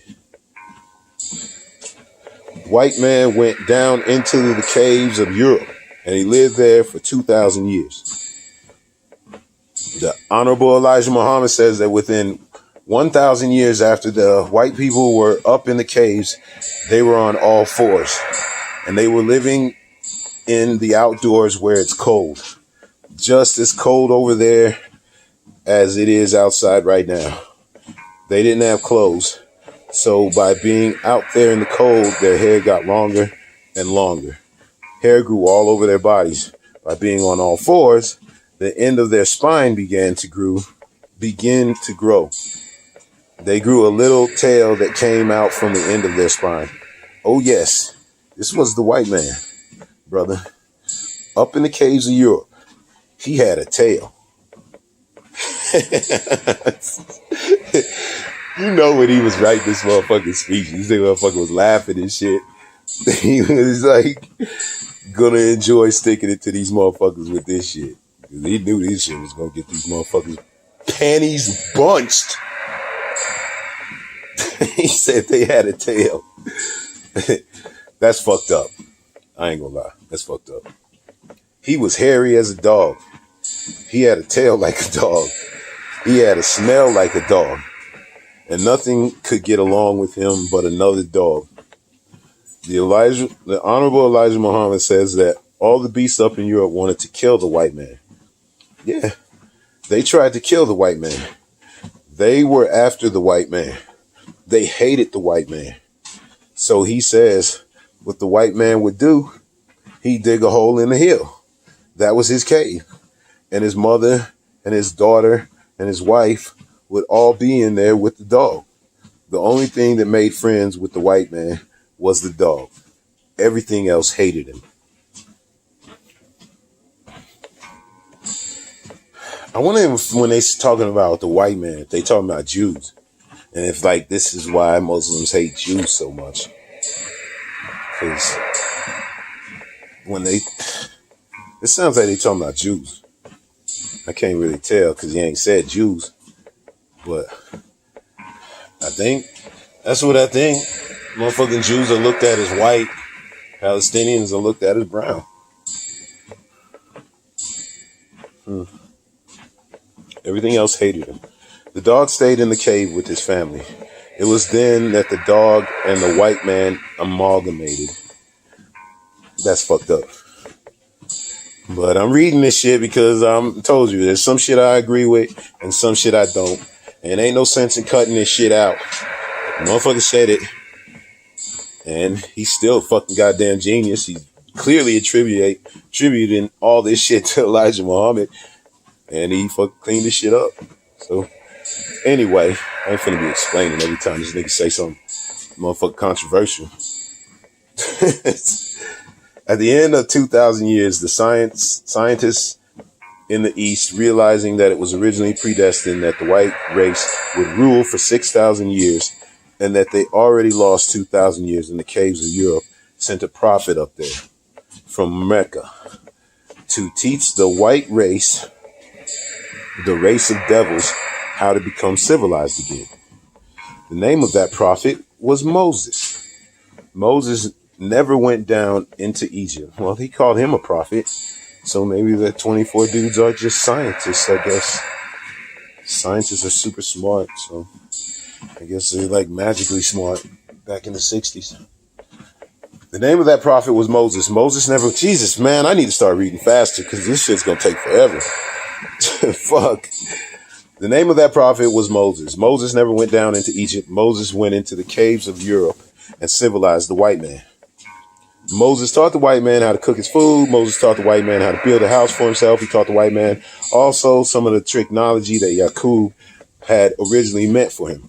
And it was Moses who put the white man back on the road towards civilization. He told him that he was supposed to rule for 6,000 years, but that much of the time had already been lost. And at the end of time, one would come who would destroy the whole white race. Moses taught them this. And this is why when the Jews 2,000 years later were looking for the Messiah, they thought that Jesus was the Messiah and they put him to death because they knew when the Messiah came, he was going to destroy that whole race of devils. The Jews knew this. So they put him to death thinking that they could stop him from destroying them. But actually they made a mistake because Jesus 2,000 years ago wasn't the Messiah.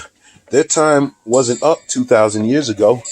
Their time would not be up until 2,000 years later, the day and time that we're living in right now. Huh. Yeah, it looks like it's prayers, and that's the end of that one. So this is the message to the grassroots. Some of these, I think, have similar fucking stanzas. Okay. Yep, you catch hell because you're black. Let's see. Yep. You don't catch hell because you're a Mason or an elk. And you sure don't catch hell because you're an American. Because if you was American, you wouldn't catch no hell. You catch hell because you're a black man. You catch hell, all of us catch hell for the same reason. So we are all black people.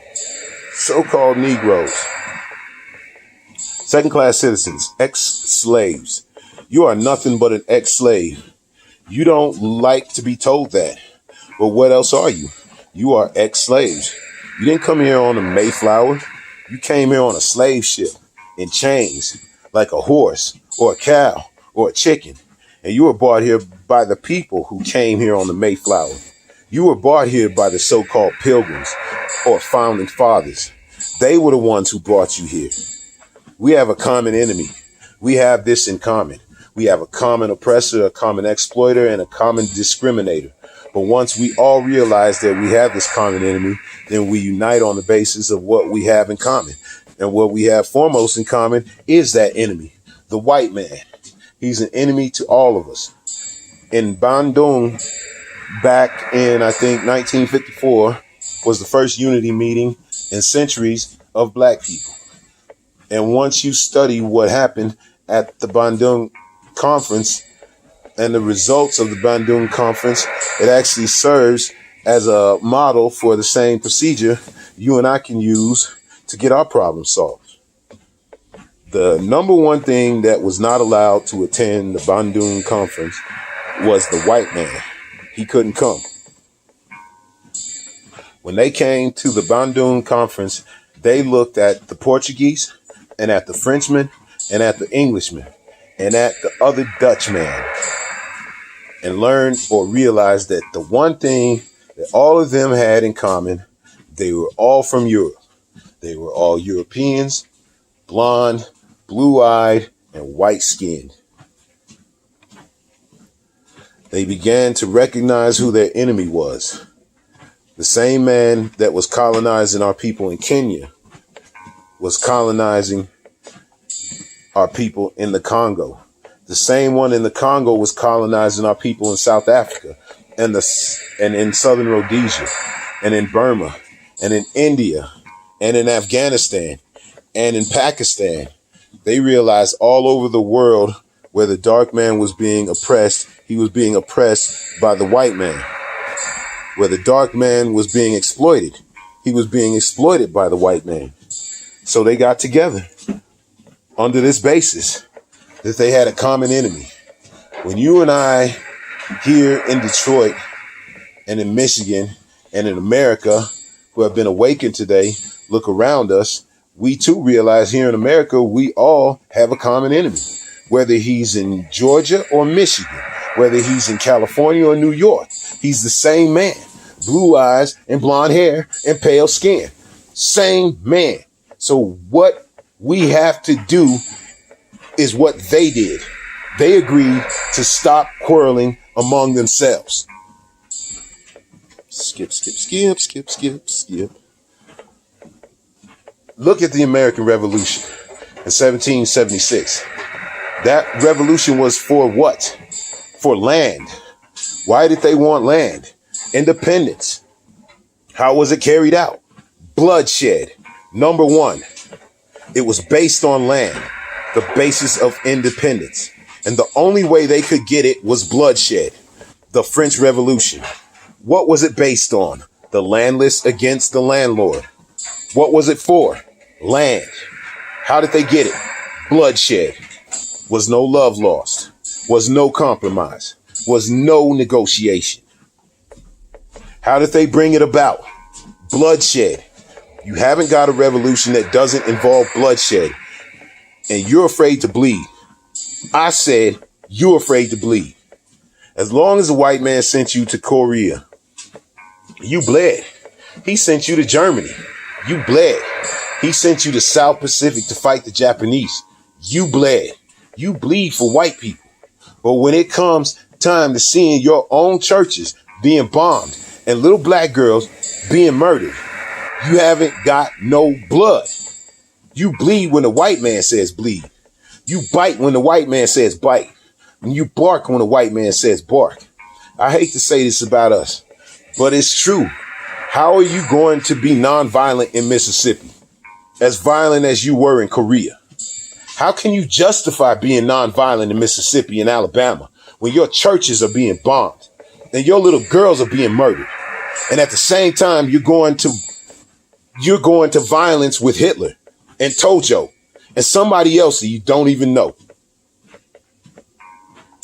If violence is wrong in America, violence is wrong abroad. If it's wrong to be violent defending black women and black children and black babies and black men, then it's wrong for America to draft us and make us violent abroad in defense of her. And if it's right for America to draft us and teach us how to be violent in defense of her, then it's right for you and me to do whatever is necessary to defend our own people right here in this country. The Chinese Revolution. They wanted land. They threw the British out, along with the Uncle Tom Chinese. Yeah, they did. They set a good example. When I was in prison, I read an article. Don't be shocked when I say I was in prison. You still in prison. That's what America means. Prison. When I was in the prison, I read an article in Life magazine showing a little Chinese girl, 9 years old. Her father was on his hands and knees and she was pulling the trigger because he was an Uncle Tom Chinaman. When they had the revolution over there, they took a whole generation of Uncle Toms, just wiped them out. And within 10 years, that little girl became a full-grown woman. No more Toms in China. And today is one of the toughest, roughest, most feared countries on this earth by the white man, because there are no Uncle Toms over there. Of all our studies, history is best qualified to reward our research. There's been a revolution, a black revolution going on in Africa. In Kenya, the Mau Mau were revolutionaries. They were the ones who made the word uhuru. Kenyan word for freedom. You don't have a peaceful revolution. You don't have a turn the other cheek revolution. There's no such thing as a nonviolent revolution. The only kind of revolution that's nonviolent is the Negro Revolution. The only revolution based on loving your enemy is the Negro Revolution. The only revolution in which the goal is a desegregated lunch counter, a desegregated theater, a desegregated park, and a desegregated public toilet. You can sit down next to the white folks on the toilet. That's no revolution. Revolution is based on land. Land is the basis of all independence. Land is the basis of freedom, justice, and equality. A revolution is bloody. Revolution is hostile. Revolution knows no compromise. Revolution overturns and destroys everything that gets in its way. And you sitting around here like a knot on the wall saying, I'm going to love these folks no matter how much they hate me. No, you need a revolution. Whoever heard of a revolution where they lock arms? Singing, we shall overcome. Just tell me. You don't do that in a revolution. You don't do any swinging. You're too busy swinging. That's clearly where I got that shit from. Huh. I thought I made that shit up. I thought I was clever as fuck. That is very obviously where I got it from. When you want a nation that's called nationalism, when the white man became involved in a revolution in this country against England, what was it for? He wanted this land so that he could set up another white nation. That's white nationalism. The American Revolution was white nationalism. The French Revolution was white nationalism. The Russian Revolution too. Yes, it was white nationalism. You don't think so? Why you think Khrushchev and Mao can't get their heads together? White nationalism. All the revolutions that's going on in Asia and Africa today are based on what? Black nationalism. If you're afraid of black nationalism, you're afraid of revolution. And if you love revolution, you love black nationalism. To understand this, you have to go back to what the young brother here referred to as the house Negro and the field Negro. Back during slavery, there was two kinds of slaves. There was the house Negro and the field Negro. The house Negroes, they lived in the house with the master. They dressed pretty good. They ate good because they ate his food when he left. They lived in the attic or the basement, but still they lived near their master. And they loved their master more than the master loved himself. And that's what we call him today, because we still got some. He'll pay 3 times as much as the house is worth just to live near his master, and then brag about, I'm the only Negro out here. I'm the only one on my job. I'm the only one in this school. You nothing but a house Negro.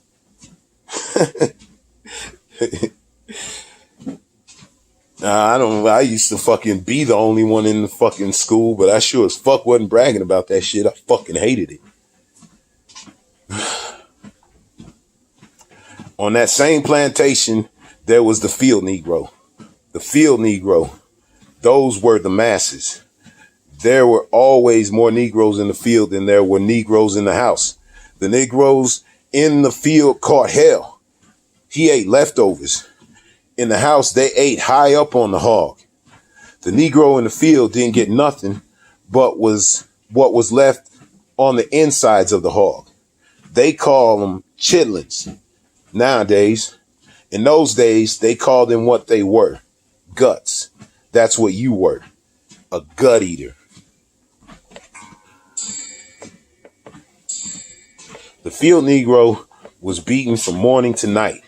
He lived in a shack, in a hut. He wore old cast-off clothes. He hated his master. I say he hated his master. He was intelligent. That house Negro loved his master, but that field Negro, remember, they were in the majority and they hated the master. When the house caught on fire, he didn't try and put it out.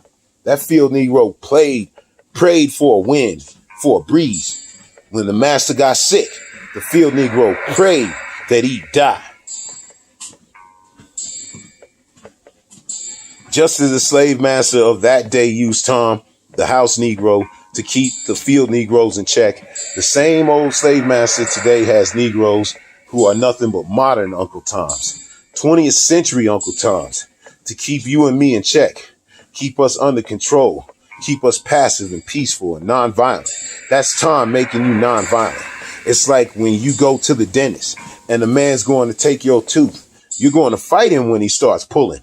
So he squirts some stuff in your jaw called Novocaine to make you think they're not doing anything to you. So you sit there, and because you got all that Novocaine in your jaw, you suffer peacefully. Blood running all down your jaw, and you don't know what's happening. Because someone has taught you to suffer peacefully. There's nothing in our book, the Quran, you call it Quran, that teaches us to suffer peacefully. Our religion teaches us to be intelligent, be peaceful, be courteous, obey the law, respect everyone.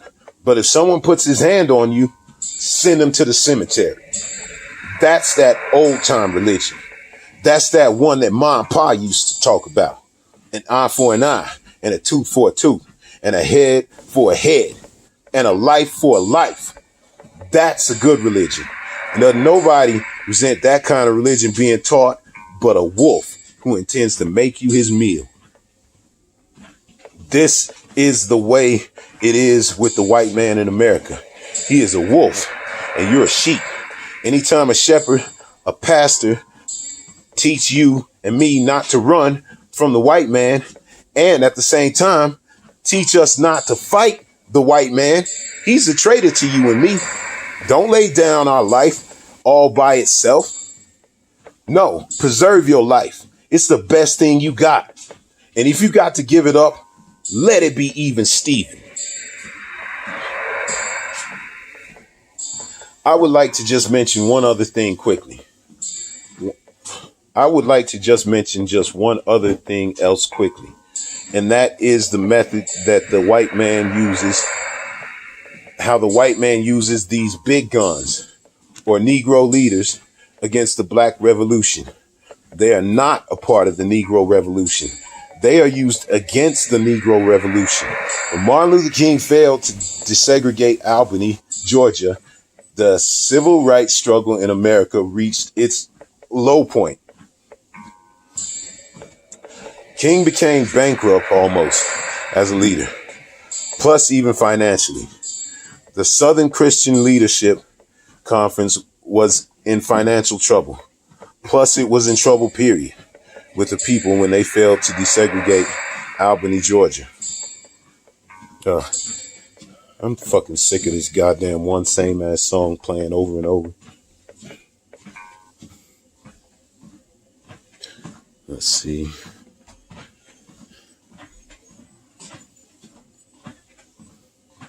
Play my nephew's track.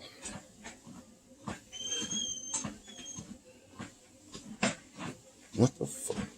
What is your problem, dog?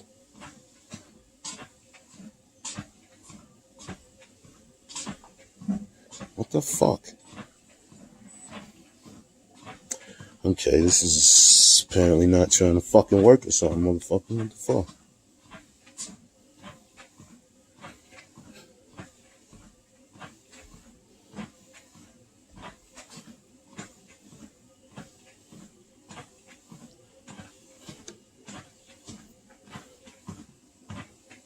T11, T9, potential.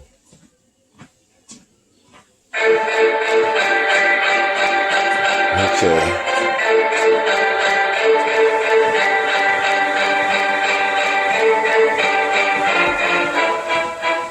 It's kind of loud. Let's see. I would like to just mention one other thing else quickly, and that is the method It all with the white started with my man hands on the keys.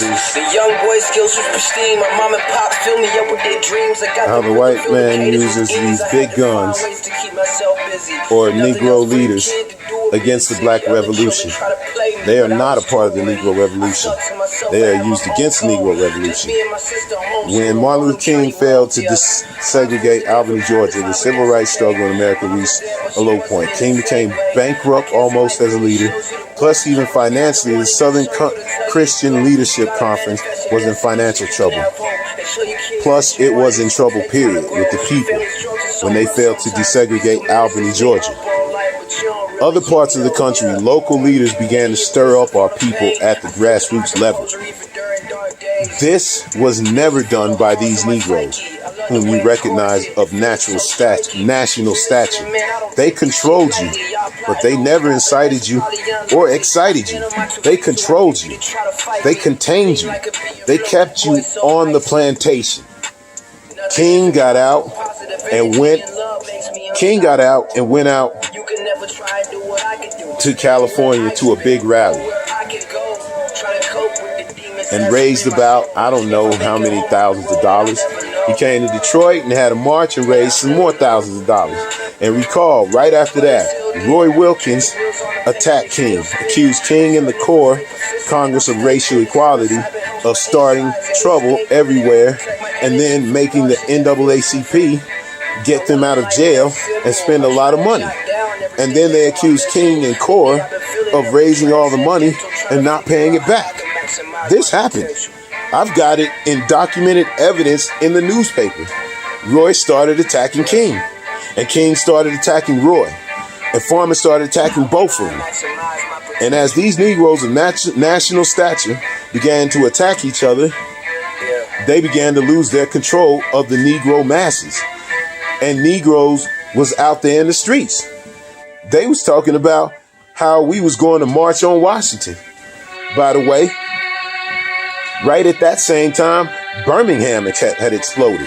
And the Negroes in Birmingham, remember, they also exploded. They began to stab the crackers in the back and bust them upside their head. Yes, they did.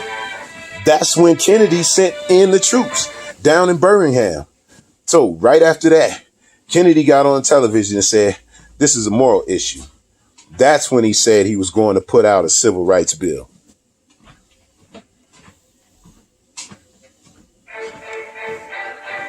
And when he mentioned civil rights bill, and the Southern crackers started talking about how they were going to boycott or filibuster it, then the Negroes started talking about what? We're going to march on Washington, march on the Senate, march on the White House, march on the Congress, and tie it up. Bring it to a halt. Don't let the government proceed. They even said they were going out to the airport and lay down on the runway. And don't let no airplanes land. I'm telling you what they said. That was revolution. That was revolution. That was black revolution. When they found out that this black steamroller was going to come down on the Capitol, they called in Wilkins. They called in Randolph. They called in these national Negro leaders that you respect and told them, call it off. Kennedy said, look, you all letting this thing go too far. And old Tom said, boss, I can't stop it because I didn't start it. I'm telling you what they said. They said I'm not even in it, much less at the head of it. They said these Negroes are doing things on their own. They're running ahead of us.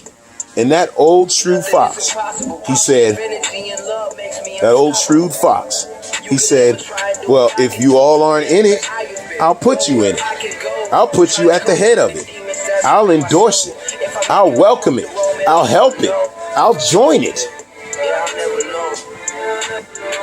A philanthropic society headed by a white man named Stephen Currier called all the top civil rights leaders together at the Carlisle Hotel. And he told them that by you all fighting each other, you are destroying the civil rights movement. And since you're fighting over money from white liberals, let us set up what is known as the Council for United Civil Rights Leadership.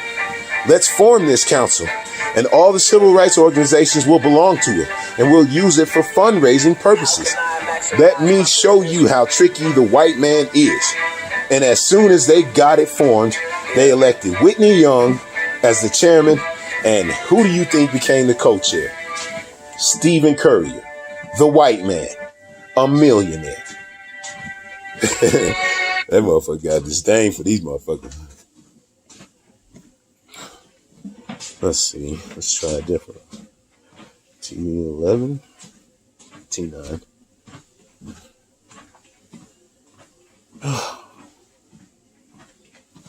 Stephen Currier, the white man, a millionaire.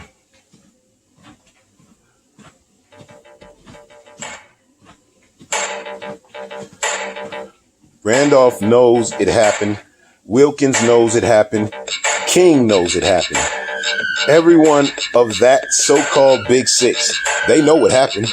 Once they formed it with the white man over it, he promised them and gave them $800,000 to split up between the Big Six, and told them that after the march was over, they'd give them $700,000 more, $1.5 million, split up between leaders that you've been following, going to jail for, crying crocodile tears for, and they're nothing but Frank and Jesse James. As soon as they got the setup organized, the white man made available to them top public relations experts. The white man made available to them top public relations experts. Open the news media across the country at their disposal, and then they begin to project these Big Six as the leaders of the march. Originally, they weren't even in the march, but the white man put the Big Six at the head of it, made them the march. They became the march. They took it over. And the first move they made after they took it over, they invited Walter Reuther, a white man. They invited a priest, a rabbi, and an old white preacher. Yes, an old white preacher. The same white element that put Kennedy in power. Labor, the Catholics, the Jews, and liberal Protestants. The same clique that put Kennedy in power joined the march on Washington. It's just like when you've got some coffee that's too black, which means it's too strong. What you do, you integrate it with cream. You make it weak. If you pour too much cream in, you won't even know you ever had coffee. It used to be hot, it becomes cool. It used to be strong, it becomes weak. It used to wake you up, now it'll put you to sleep. This is what they did with the March on Washington. They joined it. They didn't integrate it, they infiltrated it. They joined it, became a part of it, took it over. And as they took it over, it lost its militancy. They ceased to be angry. They ceased to be hot. They ceased to be uncompromising. Why? If, God, I keep saying why, like why? Why? If even, why it even ceased to be a march. It became a picnic, a circus, nothing but a circus with clowns and all. I know you don't like what I'm saying, but I'm going to tell you anyway, because I can prove what I'm saying. If you think I'm telling you wrong, you bring me Martin Luther King and A. Philip Randolph and James Farmer and those other three and see if they'll deny it over a microphone. It was a sellout. It was a takeover. When James Baldwin came in from Paris, they wouldn't even let him talk because they couldn't make him go by the script. Burt Lancaster read the speech that Baldwin was supposed to make. They wouldn't let Baldwin get up there because they know Baldwin's liable to say anything. They controlled it so tight. They told those Negroes what time to hit town, how to come, where to stop, what signs to carry, what songs to sing, what speeches they could make, and what speech they couldn't make. And then told them to get out of town by sundown, and every one of those Toms was out of town by sundown. It was a circus, a performance that beat anything Hollywood could ever do. The performance of the year, rather, and those, Reuther and those other three devils should get an Academy Award for the best actors because they acted like they really love Negroes and fooled a whole lot of Negroes. And the 6th Negro leadership should get an award too for best supporting cast. So that's the end of the highlights on that one. God damn, I gotta. And this is the last one. Speech at Ford Auditorium, February 14th, Valentine's Day, 1965, the day after his house was bombed, Detroit, Michigan. I'm thankful for the invitation to come here to Detroit this evening. I was in a house last night that was bombed, my own. It didn't destroy all my clothes, not all, but you know, that happens when fire dashes through. They get smoky. The only thing I could get my hands on before leaving was what I have on now. It isn't something that made me lose confidence in what I am doing. Skip, skip, skip, skip, skip, skip, skip. Skip, skip, skip. Damn, there's a lot of skipping. Skip, skip, skip, skip, skip. Skip.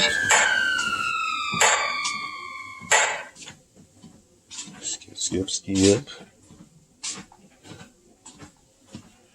The newly awakened people all over the world pose a problem for what's known as Western interests, which is imperialism, colonialism, racism, and all these other negative isms or vulturistic isms.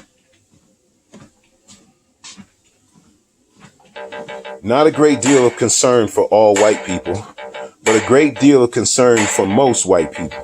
See, if I said all white people, then they could call me a racist for giving a blanket condemnation of things. And this is true. This is how they do it. They take one little word out of what you say, ignore all the rest, and then begin to magnify it all over the world to make you look like what you actually aren't. I'm very used to that. President Nyeri, head of the Mau Mau. The Mau Mau played a major role in bringing about freedom for Kenya. And not only for Kenya, but other African countries. Because what the Mau Mau did frightened the white man so much in other countries until he said, well, I better get this thing straight before some of them pop up over here. This is good to study because you see what makes him react. Nothing loving makes him react. Nothing forgiving makes him react. The only time he reacts is when he knows you can hurt him. And when he knows you can hurt him, and when you let him know you can hurt him, he has to think 2 or 3 times before he tries to hurt you. Now, I hope you'll forgive me for just speaking so informally tonight, but I frankly think it's always better to be informal. As far as I'm concerned, I can always speak to people better in an informal way than I can with all this stiff formality that ends up meaning nothing. Plus, when people are informal, they're relaxed. When they're relaxed, their mind is more open and they can weigh things more objectively. Whenever you and I are discussing our problems, we need to be very objective, very cool, very calm, collected. But that doesn't mean we should always be. There's a time to be cool and a time to be hot. Black people here in the Western Hemisphere, you and I have to learn to weigh things for ourselves. No matter what the man says, you better look into it. So before I get involved in anything nowadays, I have to straighten out my own position, which is clear. I am not a racist in any form whatsoever. I don't believe in any form of racism. I don't believe in any form of discrimination or segregation. I believe in Islam. I am a Muslim. The real religion of Islam doesn't teach anyone to judge another human being by the color of his skin. The yardstick that is used by the Muslim to measure another's man is not the man's color, but the man's deeds, the man's conscious behavior, the man's intentions. And when you use that as a standard of measurement or judgment, you never go wrong. Prior to going into the Muslim world, Elijah Muhammad had taught us that the white man could not enter into Mecca in Arabia. And all of us who followed him, we believed it. And he said the reason he couldn't enter was because he's white and inherently evil. It's impossible to change him. And the only thing that would change him is Islam. And he can't accept Islam because by nature he's evil. And therefore, by not being able to accept Islam and become a Muslim, he could never enter Mecca. This is how he taught us, you know. So when I got over there and went to Mecca and saw those people who were blonde and blue-eyed and pale skin and all those things, I said, well, but I watched them closely and I noticed that though they were white and they would call themselves white, there was a difference between them and the white one over here. And that basic difference was this: in Asia or the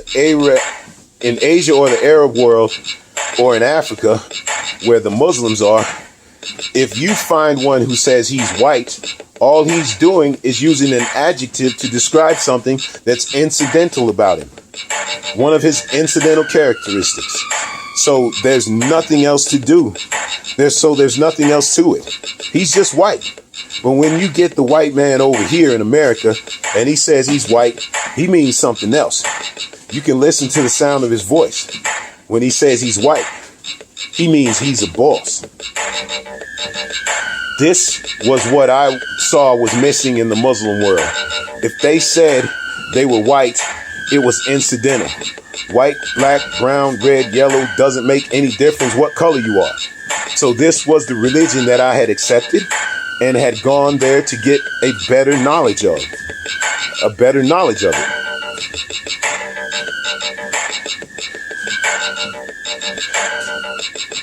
To read, right? What does that say? This is a society whose government doesn't hesitate to inflict the most brutal form of punishment and oppression upon dark-skinned people all over the world.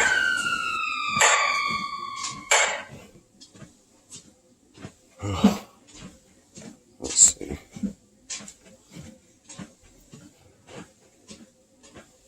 What the fuck?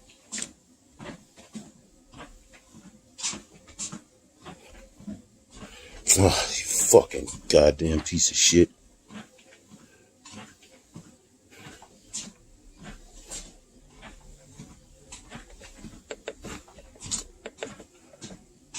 To wit, right now, what's going on in and around Saigon and Hanoi and in the Congo and elsewhere. They are violent when their interests are at stake. But all of that violence that they display at the international level, when you and I want just a little bit of freedom, we're supposed to be nonviolent. They're violent. They're violent in Korea. They're violent in Germany. They're violent in the South Pacific. They're violent in Cuba. They're violent wherever they go. But when it comes time for you and me to protect ourselves against lynchings, they tell us to be nonviolent. That's a shame. We got tricked into being nonviolent. And when somebody stands up and talks like I just did, they say, why, he's advocating violence. Isn't that what they say? Every time you pick up the newspaper, you see where one of these things has written into it that I'm advocating violence. I have never advocated any violence. I've only said that black people who are the victims of organized violence perpetrated upon us by the Klan, the Citizens Council, and many other forms, we should defend ourselves. And when I say that we should defend ourselves against the violence of others, they use their press skillfully to make the world think that I'm calling on violence, period. I wouldn't call on anybody to be violent without a cause. But I think the black man in this country, above and beyond people all over the world, will be more justified when he stands up and starts to protect himself. No matter how many necks he has to break and heads he has to crack. I saw in the paper where on the television, where they took this black woman down in Selma, Alabama, and knocked her right down on the ground, dragging her down the street. You saw it. You try to pretend like you didn't see it because you knew you should have done something about it and didn't. It showed the sheriff and his henchmen throwing this black woman on the ground. And Negro men standing around doing nothing about it, saying, well, let's overcome them with our capacity to love. What kind of phrase is that? Overcome them with our capacity to love. And then it disgraces the rest of us because all over the world, the picture is splashed showing a black woman with some white brutes. God, there's all kinds of misspellings and fucking fuck ups in this thing. So it's not me fucking up all the time. Some of these motherfuckers, like whoever typed this shit up, did not do the best job in some places. And then it disgraces the rest of us because all over the world, the picture is splashed showing a black woman with some white brutes with their knees on her, holding her down, and full-grown black men standing around watching it. Why, you are lucky they let you stay on earth, much less stay in the country. When I saw it, I dispatched the wire to Rockwell. Rockwell was one of the agitators down there. Rockwell, this Lincoln Rockwell. And the wire said, in essence, that this is to warn him that I am no longer held in check from fighting white supremacists by Elijah Muhammad's separatist black Muslim movement. And that if Rockwell's presence in Alabama causes harm to come to Dr. King or any other black person in Alabama who's doing nothing other than trying to enjoy their rights, then Rockwell and his Ku Klux Klan friends would be met with maximum retaliation from those of us who are not handcuffed by this non-violent philosophy. And I haven't heard from Rockwell since. Brothers and sisters, if you and I would just realize that once we learn to talk the language that they understand, they will then get the point. You can't ever reach a man if you don't speak his language. If a man speaks the language of brute force, you can't come to him with peace. Why, good night. He'll break you in two, as he has been doing all along. If a man speaks French, you can't speak to him in German. If he speaks Swahili, you can't communicate with him in Chinese. You have to find out, what does this man speak? And once you know his language, learn how to speak his language. And he'll get the point. There'll be some dialogue, some communication, and some understanding will be developed. The Klan is a cowardly outfit. They have perfected the art of making Negroes be afraid. As long as the Negro's afraid, the Klan is safe. But the Klan itself is cowardly. One of them will never come after one of you. They always come together. And you sit there when they're putting the rope around your neck saying, "Forgive them, Lord. They know not what they do." As long as they've been doing it, they're experts at it. They know exactly what they're doing. So I don't believe in violence. That's why I want it to stop. And you can't stop it with love. Not love of those things down there. No. So we only mean vigorous, and that vigorous action we feel we're justified in initiating by any means necessary. Now, the press behind something like that, they call us racist and people who are violent in reverse. This is how they psycho you. They make you think that if you try to stop the Klan from lynching you, you're practicing violence in reverse. Pick up on this. I hear a lot of you all parrot what the man said. You say, "I don't want to be a Ku Klux Klan in reverse." Well, if a criminal comes around your house with his gun, brother, just because he's got a gun and he's robbing your house, brother, and he's a robber, it doesn't make you a robber because you grab your gun and run him out. No, see, the man is using some tricky logic on you. Don't struggle. Don't struggle only within the ground rules that the people you're struggling against have laid down. Why, this is insane, but it shows you how they can do it with skillful manipulating.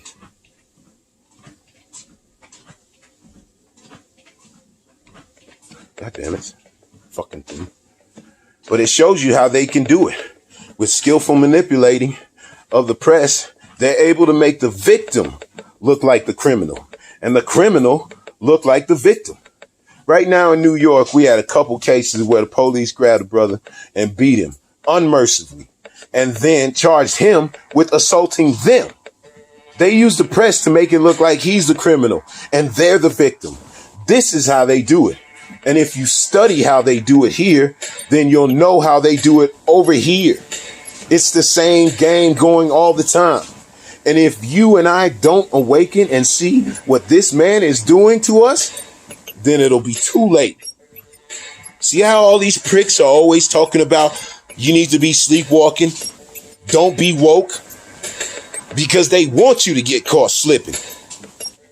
All these bitch ass fucking white liberals running around talking that shit that this man is talking about is bad. Oh, being woke is bad. You should be the stupidest motherfucker that you possibly can ever fucking hope to be, and you will be happy as an American, especially as a black American, because you know that's who they fucking talking to when they say, "Oh, all this wokeness is what these fucking white pricks are calling it. Wokeness is bad." You fucking dumb black motherfuckers better not let these stupid ass fucking hillbillies define your fucking words anymore. This shit been going on for way too fucking long for me to be goddamn explaining this goddamn retarded shit to you motherfuckers following these fucking peckerwoods down this stupid ass fucking ravine. Stay the fuck woke, you fucking assholes.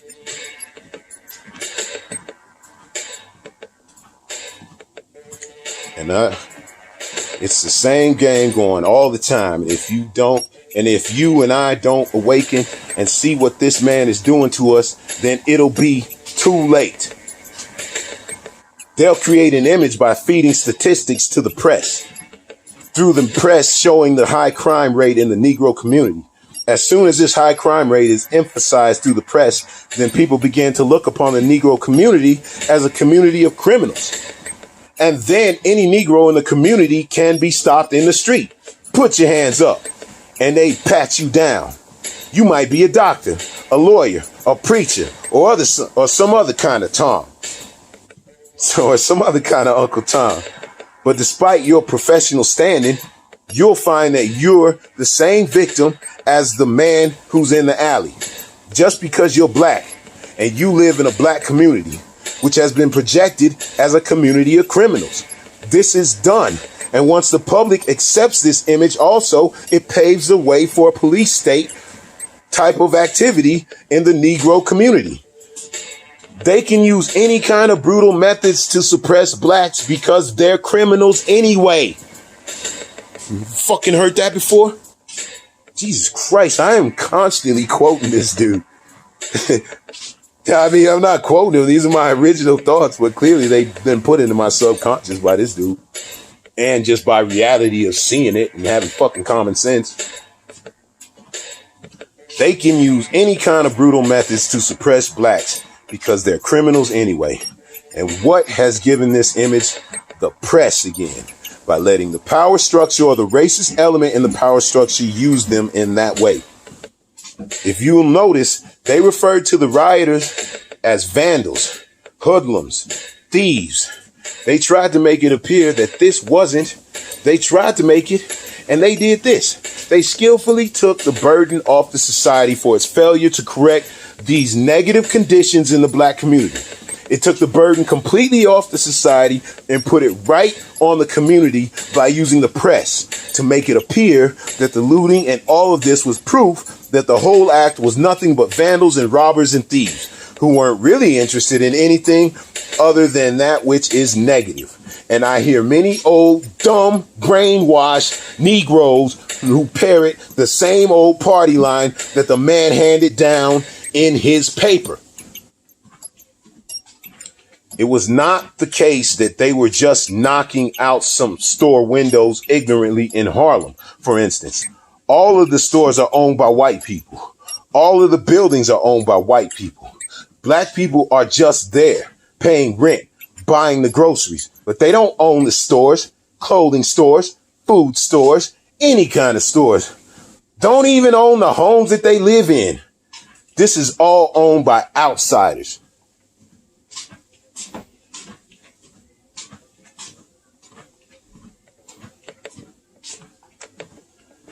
So, black people know that they're being exploited and that their blood is being sucked and they see no way out of it. So finally, when the thing is sparked, the white man is not there. He's gone. The merchant is not there. The landlord is not there. The one he considers to be the enemy ain't there. So they knock at his property. This is what makes them knock down the store windows and set fire to things and things of that sort. Fucking assholes, you know that shit. This man been saying this shit forever. Fuck y'all motherfuckers. Man, this shit is starting to piss me off. Fucking assholes. Like, seriously, man, this man been saying this shit for so fucking long. Just like Dr. Claus, all these bitch-made ass black motherfuckers get way more shine than these real ass motherfuckers, and it just fucking pisses me off.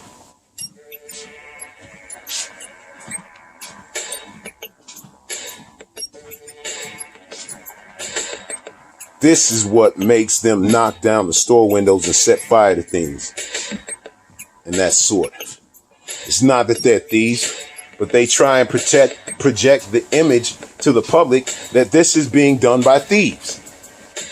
And thieves alone. And they ignore the fact that no, it is not thievery alone. It's a corrupt, vicious, hypocritical system that has castrated the black man. And the only way the black man can get back at it is to strike it in the only way he knows how. They use the press.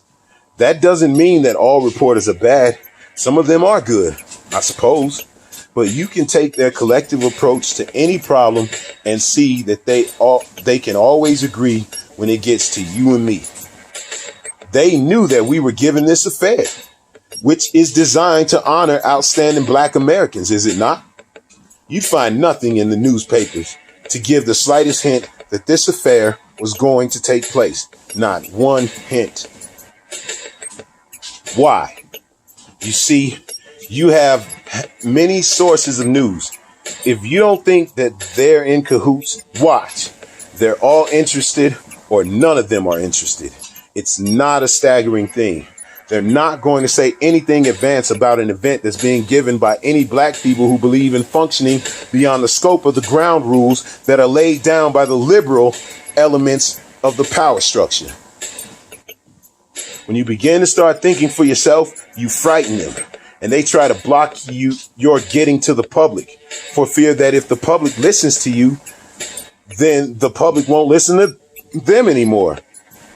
And they've got certain Negroes whom they have to keep blowing up their papers to make them look like leaders so that the people will keep on following them. No matter how many knocks they get on their heads following them, this is how the man does it. Another example at the international level of how skillfully they use this trickery was in Congo. In the Congo, airplanes were dropping bombs on African villages. African villages don't have a defense against bombs, and the pilot can't tell who the bomb is being dropped on. When a bomb hits a village, everything goes, and these pilots find planes filled with bombs. Dropping these bombs on African villages, we're destroying women, we're destroying children, we're destroying babies. You never heard an outcry over here about that. And it had started way back in June. They would drop bombs on African villages that would blow that village apart and everything in it. Man, woman, child, and baby. No outcry, no sympathy, no support, no concern, because the press didn't project it in such a way that it would be designed to get your sympathy. They know how to put something so that you'll sympathize with it, and they know how to put it so that you'll be against it. I'm telling you, they are masters at it. And if you don't develop the analytical ability to read between the lines in what they're saying, I'm telling you again, they'll be building gas ovens. And before you wake up, you'll be in one of them. Just like the Jews ended up in the gas ovens over there in Germany. You're in a society that's just as capable of building gas ovens for black people as Hitler's society was. This was mass murder in the Congo of women and children and babies. But there was no outcry, even from the white liberals, even from your friends. Why? Because they made it appear that it was a humanitarian project. They said that the planes were being flown by American-trained anti-Castro Cuban pilots. This is propaganda, too. So as you hear that it's American trained, you say, oh, that's all right. That's us. And the anti-Castro Cubans, oh, that's all right, too. Because if they're against Castro, whoever else they're against, that's good. Because Castro is a monster. But you see how step by step they grab your mind? And these pilots are hired.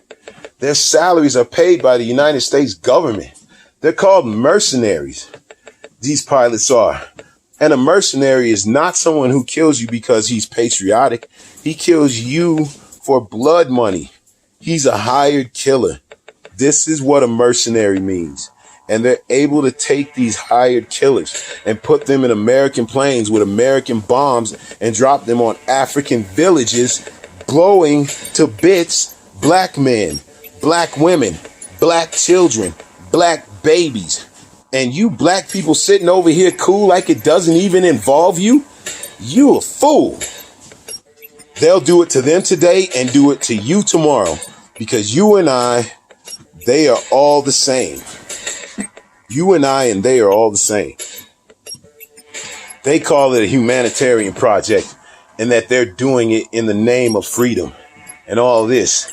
These glorious terms are used to pave the way in your mind for what they're going to do. Then they take Tashambi. You've heard of Tashambi. He's the worst African that was ever born. The lowest type that was ever born. He's a murderer himself. He's the murderer of Lumumba. the first and only rightful prime minister of the Congo. He's a murderer with an international stature as a murderer. Yet the United States government went and got Tshombe in Spain and put him as the head of the Congolese government. Oh, this thing's fucking lagging. Shit, the thing is about to die. Fuck, I don't want to do this shit again. Tshombe in Spain. He's a hired killer himself. His salary paid by the United States government, and his first move is to bring in South Africans who hates everything in sight. He hires these South Africans to come and kill his own Congolese people. Then the United States again pays their salary. You know, it's something to think about. How do you think you would feel right now if some Congolese brothers walked up to you? How would you feel if one of them walked up to you and asked you about what your government is doing in the Congo? I was asked that when I was over there, but they don't have to come to me like that because they know where I stand automatically. And for one time, I'm thankful for the press for letting everybody know where I stand. They put Tshombe there.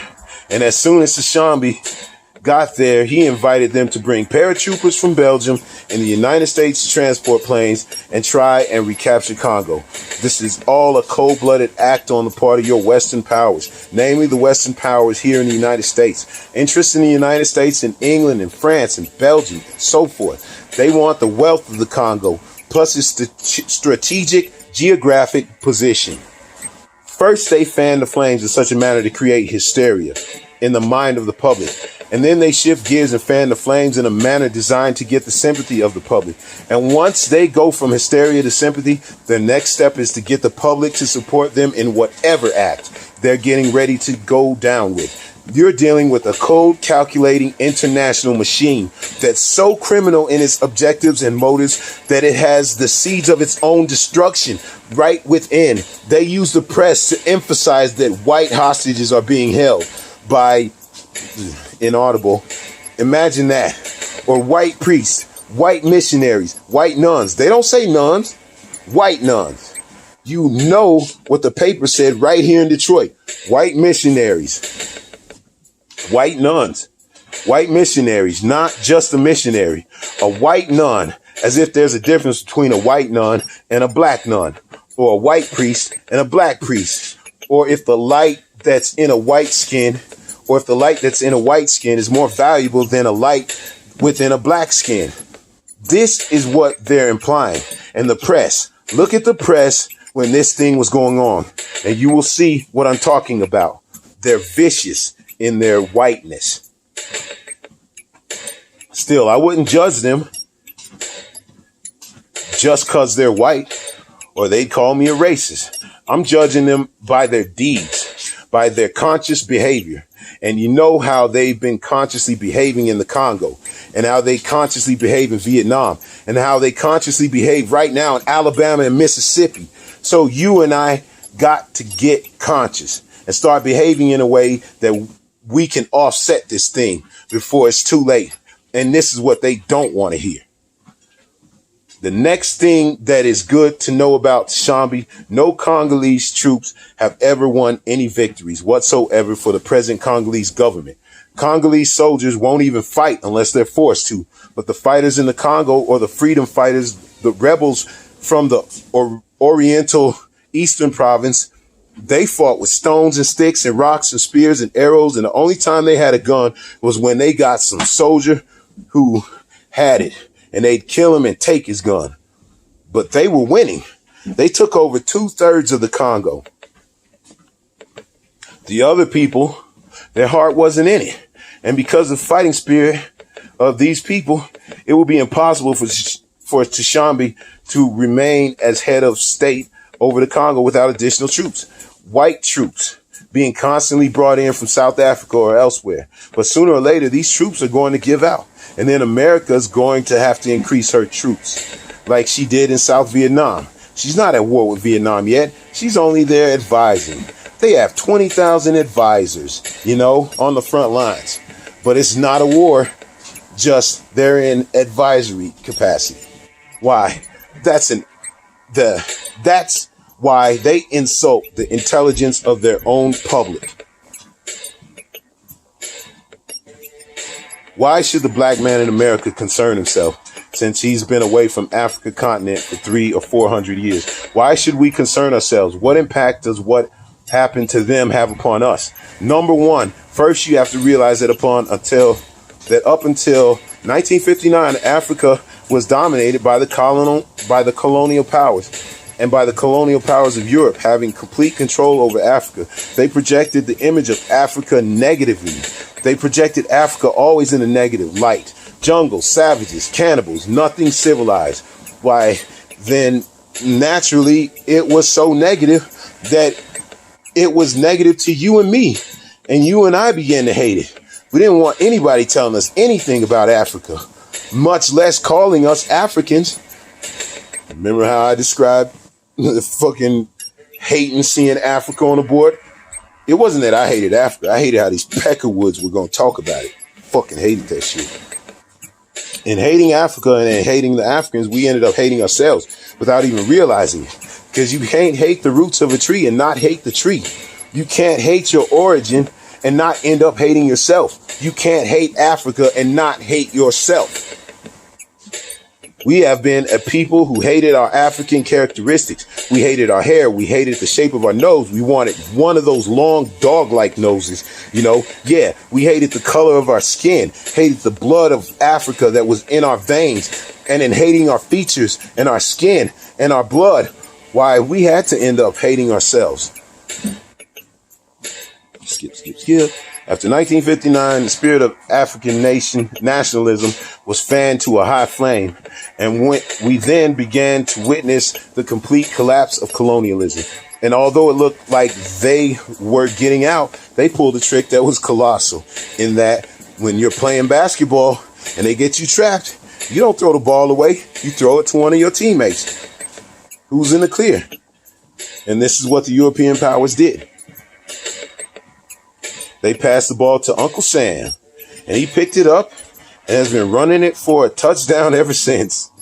He just makes basketball and football metaphors. He was in the clear. He was not looked upon as one who had colonized the African continent. But at that time, the Africans couldn't see that though the United States hadn't colonized the African continent, he had colonized 22 million blacks here on this continent, because we are just as thoroughly colonized as anybody else. The government of America was confronted with a new problem, and this new problem stemmed from the fact that Africans were now awakened, they were enlightened, and they were fearless. They would fight. So this meant that the Western powers couldn't stay there by force. And since their own economies, the European economy and the American economy, was based upon their continued influence over the African continent, they had to find some means of staying there. So they used the friendly approach. We've got to help our African brothers. Pick up on that. Can't help us in Mississippi. Can't help us in Alabama or Detroit. So realizing that it was necessary to come up with these new approaches, Kennedy did it. He won. He created an image of himself that was skillfully designed to make people on the African continent think he was Jesus, the great white father, come to make things right. I'm telling you, some of these Negroes cried harder when he died than they cried for Jesus when he was crucified. One of the things that made the Black Muslim movement grow was its emphasis upon things African. This was the secret of the growth of the Black Muslim movement. African blood, African origin, African culture, African ties, and you'd be surprised, we discovered that deep within the subconscious of the black man in this country, he's still more African than he is American. Just because you're in this country doesn't make you an American. No, you've got to go farther than that before you can become an American. You've got to enjoy the fruits of Americanism. You haven't enjoyed those fruits. You've enjoyed the thorns. You've enjoyed the thistles. That doesn't mean there are some of them who mean good. That doesn't mean there aren't some of them who mean good. But it does mean that most of them don't mean good. Kennedy's new approach was pretending to go along with us in our struggle for civil rights and different forms of rights.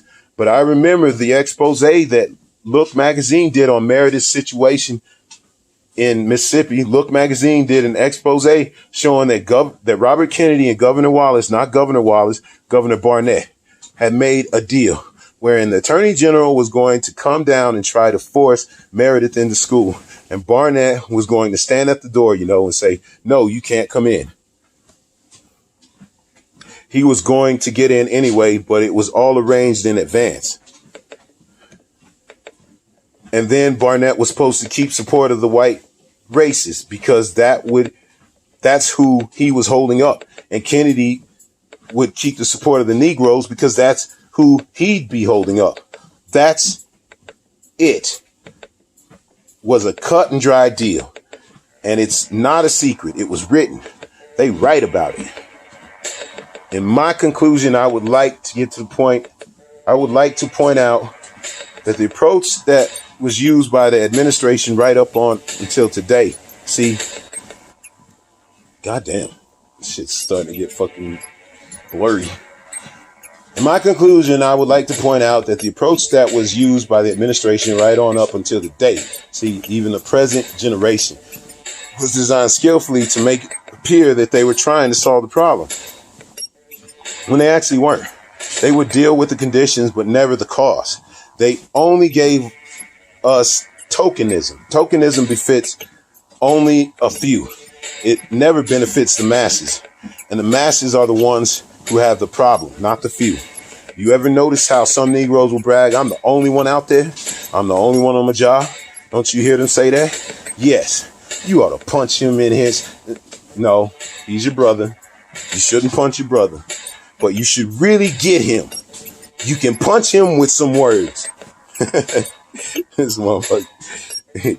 The masses of our people still have bad housing, bad schooling, and inferior jobs that don't compensate with sufficient salary for them to carry on their life in this world. So that the problem for the masses has gone absolutely unsolved. The only ones for whom has been solved are people like Whitney Young and others who have been given jobs. Carl Rowan. And this is the worst thing the white man can do to himself, is to take one of these kind of Negroes and ask him, how do your people feel, boy? He's going to tell that man that we are satisfied. That's what they do, brothers and sisters. They get behind the door and tell the white man we're satisfied. Just keep on, boss. Keep me up here in front of them, boss, and I'll keep them behind you. That's what they talk when they're behind closed doors. Because, see, the white man doesn't go along with anybody who's not for him. He doesn't care whether you're for right or wrong. He wants to know, are you for him? And if you're for him, he doesn't care what else you're for. As long as you're for him, then he puts you up over the Negro community. You become the spokesman. Your struggle, it's like standing on a revolving wheel. You're running, but you're not going anywhere. You run faster and faster, and the wheel just goes faster and faster. You don't ever leave the spot that you're standing in. So it's very important for you and me to see that the only way that our problem is going to be solved, it has to be with a solution that will benefit the masses, not the upper classes, so-called upper classes. Quickly, if you'll notice in 1963, everyone was talking about the Centennial of Progress. I think that's what they called it. 100 years since the signing of the Emancipation Proclamation, and everyone is celebrating how much white and black people have learned to love each other in America. You probably remember how they were talking in January of 1963. Well, if you had stood up in January at the same time that they were talking all this talk about a good year ahead, good things ahead, and told them that by May, Birmingham would have exploded and Bull Connor would be known as an international thug for the brutality that he heaped upon black people. If you would tell the people in January of 63 that John F. Kennedy would be killed for his role in everything, if you had told them in January that Medgar Evers would be murdered and nobody able to bring his killer to justice, or if you were to have told them in January of 1963 that a church would be bombed in Birmingham with 4 little black girls blown to bits while they were praying and serving Jesus, why, they would say you're crazy. In 1964, they started the same way. That was the year of promise. If you were to have told them while they were talking about this great year of promise ahead, civil rights and all that was coming, that before long, 3 civil rights workers will be brutally murdered and the government unable to do anything about it. A Negro educator in Georgia brutally murdered in broad daylight, and the men who did it be known, and the government not able to do anything about it. If you had said this in January 64, they'd say you were nuts. Now they're starting out 1965 the same way, talking about the Great Society, anti-poverty. The conditions that created these explosions in 1963 are still here. The conditions that created the explosion in 64 are still here. You can't say that you're not going to have an explosion and you leave the ingredients still here. As long as those ingredients, explosive ingredients, remain, then you're going to have the potential for explosion on your hands. He invents statistics to create an image, thinking that the image is going to hold things in check. You know why they always say Negroes are lazy? Because they want Negroes to be lazy. They always say Negroes can't unite because they don't want Negroes to unite. And once they put this thing in the mind, they feel that the Negro gets that into him and he tries to fulfill their image and begin to shower the Negro public to make it appear that all Negroes are satisfied. Because if you know that you're dissatisfied all by yourself and 10 others aren't, you play it cool. But if all 10 of you are dissatisfied, you get with it. Well, this is what the man knows. The man knows that if those Negroes find out how dissatisfied they really are, and all of them, even Uncle Tom is dissatisfied.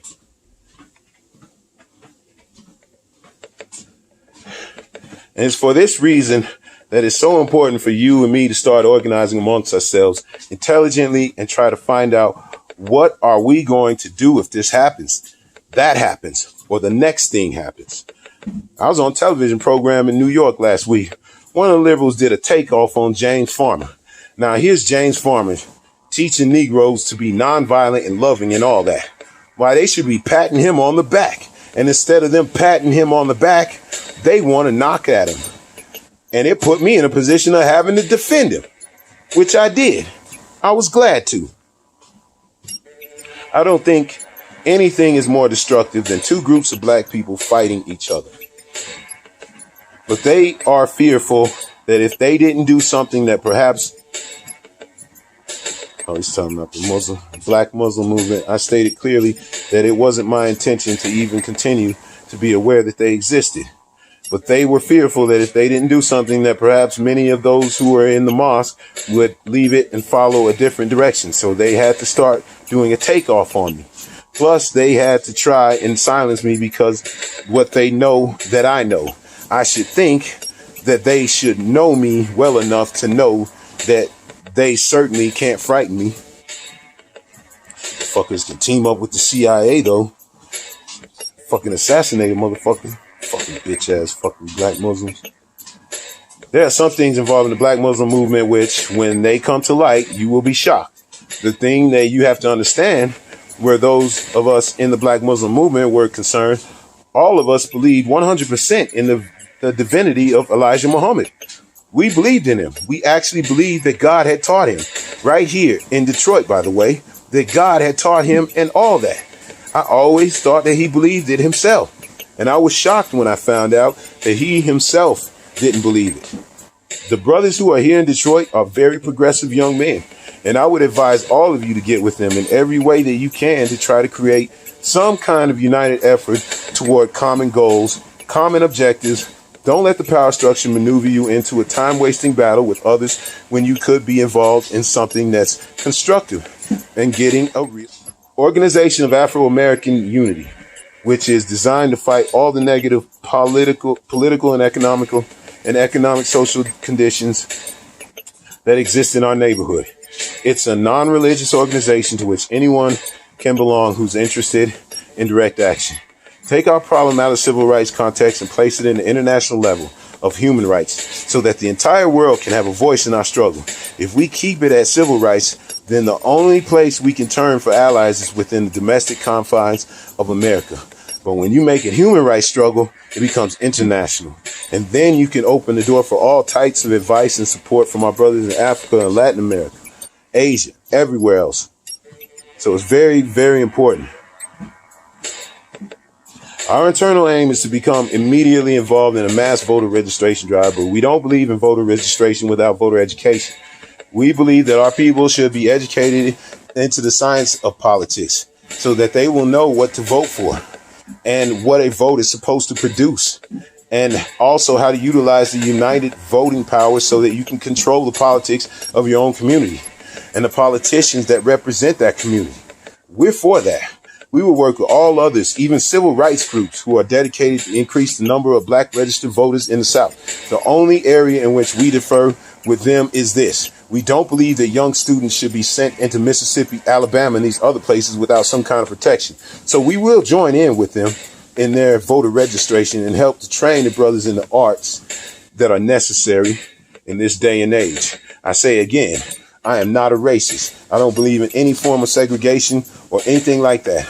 I'm for the brotherhood of everybody, but I don't believe in forcing brotherhood upon people who don't want it. Long as we practice brotherhood among ourselves, and then others who want to practice brotherhood with us, we practice it with them also. We're for that. But I don't think that we should run around trying to love somebody who doesn't love us. Thank you. I got to it. This motherfucker is definitely about to die. It's at 1%. Made it. Fuck, my eyes are all fucked up from staring at that motherfucking goddamn Kindle so close for so long. Jesus, I wonder how long this motherfucker is. Another 135 minutes. So I did 130 minutes earlier, and now I just came back out and did 135.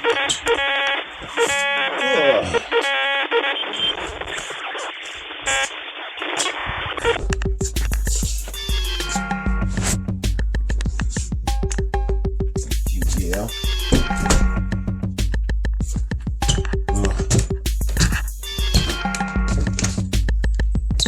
We keep yield.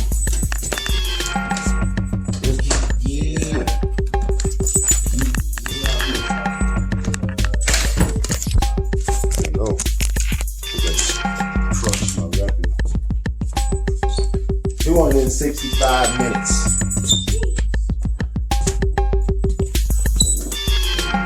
That Malcolm X speeches, motherfuckers. I highlighted a lot of that shit. Fucking long.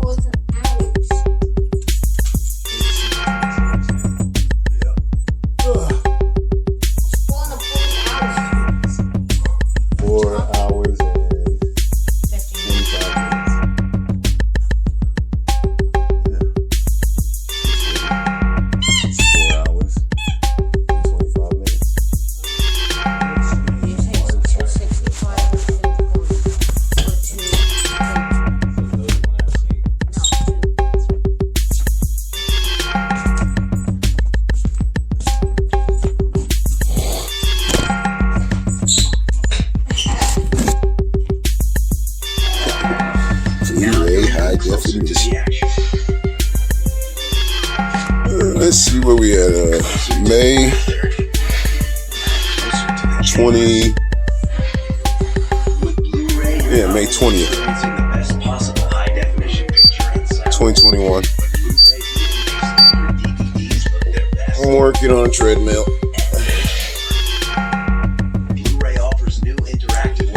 Watching. What the fuck am I watching?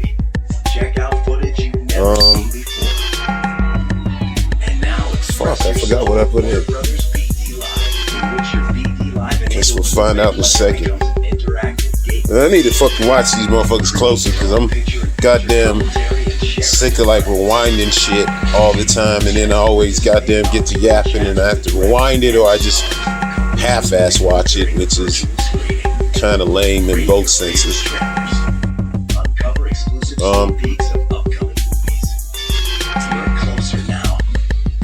really on the news. Same old bullshit. Republicans sucking at life. Democrats sucking almost as hard.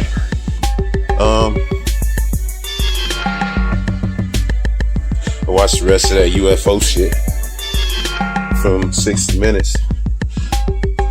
They didn't really show nothing. I mean, I got plenty of shit that looks just like the shit that they showed on CNN on that motherfucking UFO shit.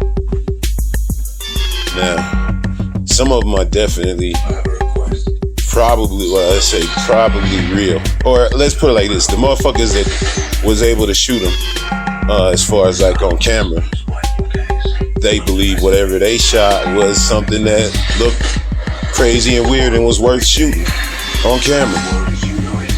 And it's the same with these motherfuckers that spot these UFOs and shit in the Air Force. I don't think there's any reason for a motherfucker knowing that you gonna get ridiculed if you say some shit. But when you have these motherfucking one thing that I saw that was pretty fucking amazing is, and they didn't really even speak on it, they just kind of showed it. These motherfucking these cameras on these fighter jets, they have the ability to track a fucking missile. Somebody shoots a missile, they lock on. It's a lock-on camera. So these motherfuckers can lock onto a missile. You know, these motherfuckers will go in all different directions and the camera will stay locked on them. But some of these UFOs that they were showing very clearly moved so fucking fast that this lock-on military-grade camera couldn't keep up with them. This is a camera, which is a fucking shooting a goddamn laser to stay locked on. And it fucking is so much faster than a missile, basically, that the motherfucker that can easily lock onto a missile and track it can't fucking do that with one of these UFOs. They move so fast that they just take off on the bitch. I think that shit's cool as fuck. And I also think that all these motherfucking these army dudes, number one, like I said, they're gonna get ridiculed, possibly fucked with in their career.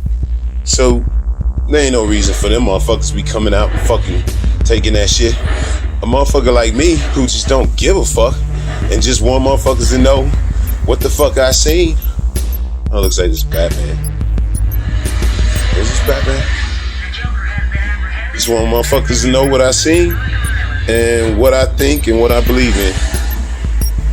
But another thing that I saw up there, they was talking about it was something and it was like fucking with the water, and then it like fucking rose up on them. It was like 4 motherfuckers saw it, all of them in their planes, and it like rolled up on them and then took off with no exhaust, no nothing. It just fucking took off on their ass. He basically said it disappeared. He said it just like I said it.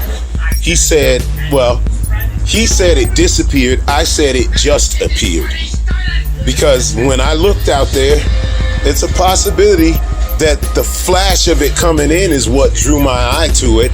And then when I saw it just all of a sudden there, sitting there, it's like it looked like it kind of appeared. But I think obviously it drew my eye was the movement. So it had to just be super fast movement for it to be sitting right there and right still and then take off. And he was like, it just disappeared. He's like, it moved so fast it fucking disappeared. You know what I think? I think combustion engines been definitely holding us back. Like, I think I'm onto something with these motherfucking with these batteries, no matter how they power, whether it's nuclear power, whatever. You got the fucking systems nowadays that can run without combustion. Or at least they're made, the combustion that they make is electrical. So It weighs a lot less, which means you'll be able to go a lot further. It weighs a lot less and takes you a lot further than combustion ever will. So it just makes sense that that's what they need to be working on. That type of racing drone technology where you can go in different directions. But even racing drones ain't like that. They're still built, what do you call it, streamlined? Like all cars are built because they point in one direction, they go in one direction. Airplanes, everything's built like a bullet basically.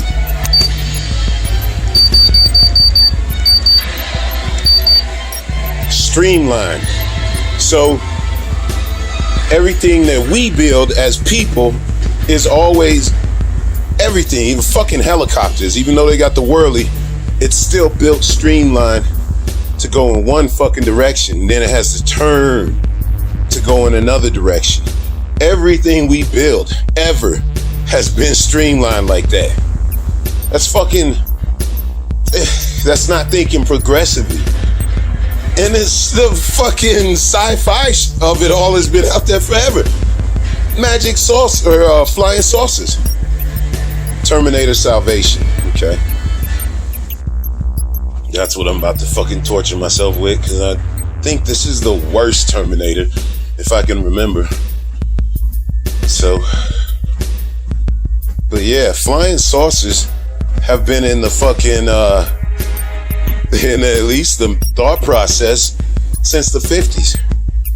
And the fucking fact that motherfuckers come up with flying, maybe even the 30s, in Orson Welles, wasn't his attack from Mars or whatever, supposedly flying saucers.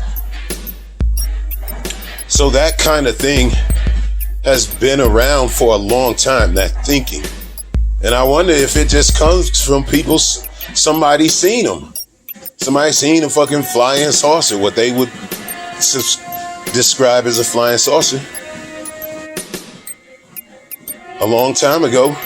And maybe enough motherfuckers seen that type of shit that's what everybody uses as far as like to show better alien tech. They got flying saucers. They can go in any direction. But if you think about that, we have that type of technology now that we could build a flying saucer. Those fucking hover boots, those jet boots or whatever the fuck you call them. Those are just basically a flying saucer that you're standing on. So, and you can go in any direction basically by how you fucking lean, including backwards. And that depends on how you fucking can take the friction and all that and the inertia. But it's the saucer. It's the fucking circle. If you get a motherfucker, it's everything we have is streamlined to go forward like a shark. It can't just go backwards. It has to fucking turn around. I mean, we obviously have reverse engines in our car and shit, but everything else is streamlined to just go forward, and basically you have to turn around. I think if motherfuckers wanted to really go into space, yes, it would be hard as fuck to push a saucer out of the fucking atmosphere with combustion. But if you have a shit ton of engines, shit ton of engines being pushed by a shit ton of powerful batteries, maybe some nuclear powered batteries, and it's built like a saucer, which means you can put a lot more thrusters in on each, not only each side, but every side. So you would have basically whatever fucking thruster you hit this thruster on this side of the fucking circle or saucer, then shit's gonna take off in that direction. And then if you lay off the thruster and then you hit the thruster on this side, it could, depending on how you are built into the saucer, to take the inertia, take off the other fucking direction. Unlike any other fucking things that we build everything to go in one direction and eventually turn as you want. Like a bird. But why, since we know that shit's out there, and we know we have the technology now to at least, even if we don't go off planet with it, you build stealth fighters and all that. To me, the very obvious fucking next generation is a fucking saucer. An actual circular fucking plane with thrusters on all fucking sides. It can go 360 fucking degrees. Now, you'd have to build up some kind of fucking shit to fight the goddamn inertia. But if you got stealth technology and the motherfucker is a goddamn circle, and basically all you gotta do to control it is swivel in your fucking seat. I don't know. You swivel this way when it goes that way. You swivel that way when it goes that way. You know, the seat flips backwards when you want to go backwards, and direction doesn't slow you down, basically. I think people, why the fuck? This is not fucking hard to think about. If you were in a fucking fight with an airplane that can only go straight, and you have the ability to go 360 and up and down. What? I don't say, motherfuckers have had to think about this shit because fucking flying saucers have been around forever in the fucking science fiction. We have the actual ability to build like a stealth fighter level flying saucer. We have that ability right now where a motherfucker could go 360 degrees. Why the fuck hasn't somebody done that? Maybe that's what motherfuckers are seeing because somebody fucking said, hey, that makes a lot more sense. You can go in any fucking direction if you build the fucking engines and the thrusters in all directions. All you need is some motherfucker that can figure this shit out, read where he wants to go, and play this motherfucking plane like a piano. I don't see what the problem is. This shit could be done today.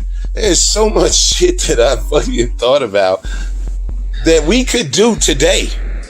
So we either are doing it, and that is us, and that shit that I saw go flying off, 15 years ago, that probably was something that somebody thought of. Some guy figured out the better way to fucking travel.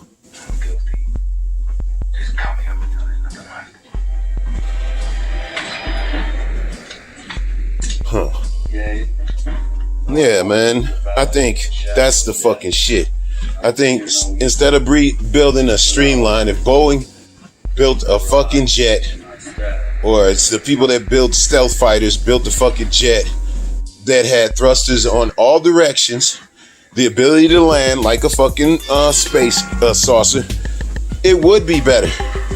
It, especially for space travel, since you don't got to worry about friction and all that shit stopping you. Man, I think somebody has definitely had to think about that shit. All these motherfuckers got all this money to waste.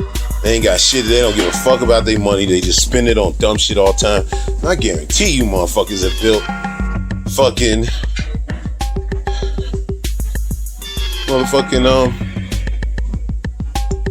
they built them fucking somebody's built a fucking flying saucer. To me, it just would make sense. And then you have these goddamn racing drones with that type of technology. We definitely have fucking the capability as people in this day and age, directed by McG. My God, that's why this fucking movie sucks. McG is like worse than motherfucking Michael Bay. No wonder. He makes that stupid ass Supernatural show that I was talking about. fucking Nick G. You know what else I was wondering? It's like a philosophical question.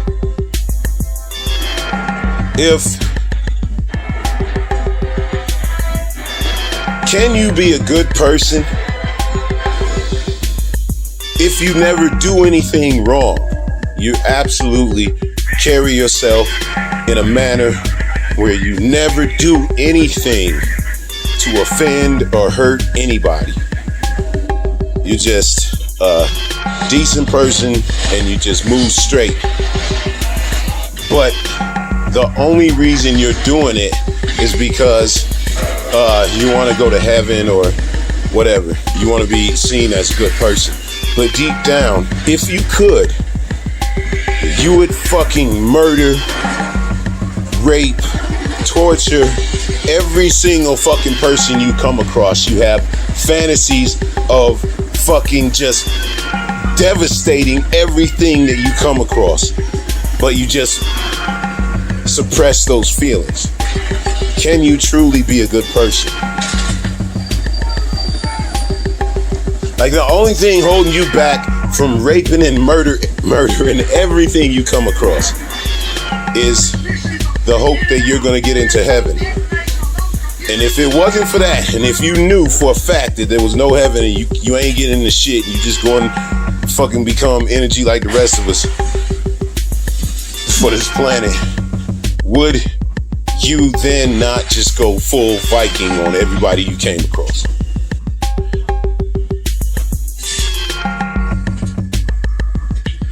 I think you can't be a good person if that's what you want to do. Like, if deep down, the only reason that you don't kill somebody, or you like kill everything you come across, like you're not a complete homicidal, sociopathic fucking psycho, is because you suppress it down because you want to get to heaven in the afterlife. So you pretend to be a good person, even though everybody you see, even when you're having normal conversations with them, you're like, oh, you don't even know how I will fucking slit your fucking throat, motherfucker. I would just slit your fucking face open, fucking eat your eyeballs. Like, you thinking crazy fucking thoughts. I wonder.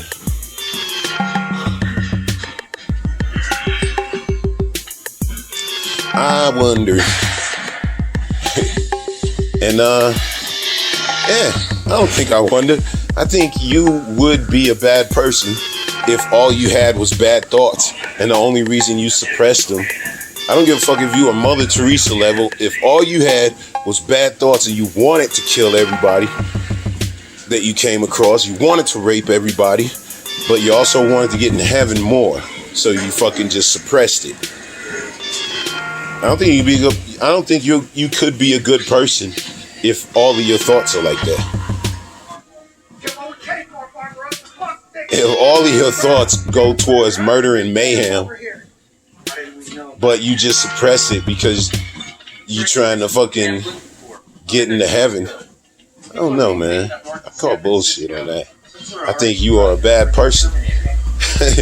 It's just suppressing your true fucking feelings and shit. It's like if I think you are gay whether you ever did any gay shit in your life.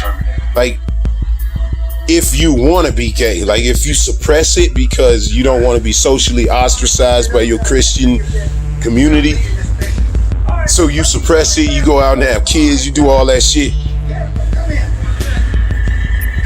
But in your fucking heart, you want to be fucking banging a dude. I think you gay. I think even if you never fucking, if you never act on it, you still want to, which means you gay. And if you fucking wanted to fucking wreck everything you fucking come across and murder it and just be pure chaos, then the only reason you don't is because you trying to get into fucking heaven or whatever the fuck reason. All you have is murderous fucking homicidal, rapey, just fucking thoughts about everything and everybody you come across. And the only reason you don't do it is because you want to get into heaven. I believe you could not be a good person. Even if you never fucking acted on it. You couldn't be a good person if you always wanted to. I mean, I ain't trying to be the fucking thought police. I don't say you would put somebody in jail because they wanted to, or lock somebody away because they wanted to. But I do believe, and they never acted on it, but I do believe you could not be a good person if your thoughts bend towards being a bad person. And the only reason you suppress those thoughts is because of some fucking far off reward that you're hoping for. You either a good person because you just want to be a good person, or you're a bad person because you're faking it. Because you faking being a good person.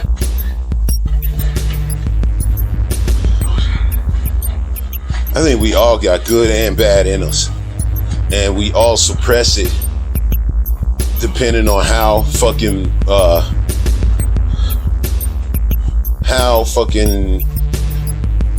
how much you want to be bad.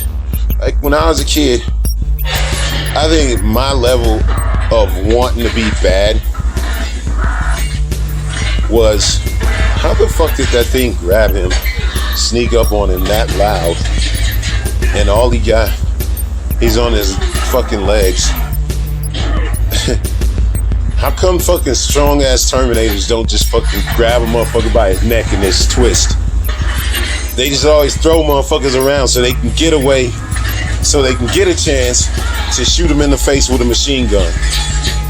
Fucking McG. This movie is gonna suck. And Christian Bale, why the fuck would you even be in this movie? I don't know.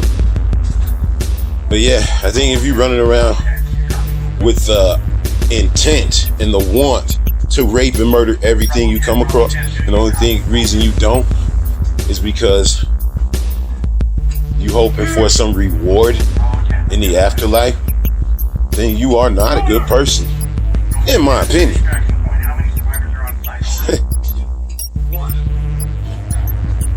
I feel like there was something else in the news, but I can't think about what it was.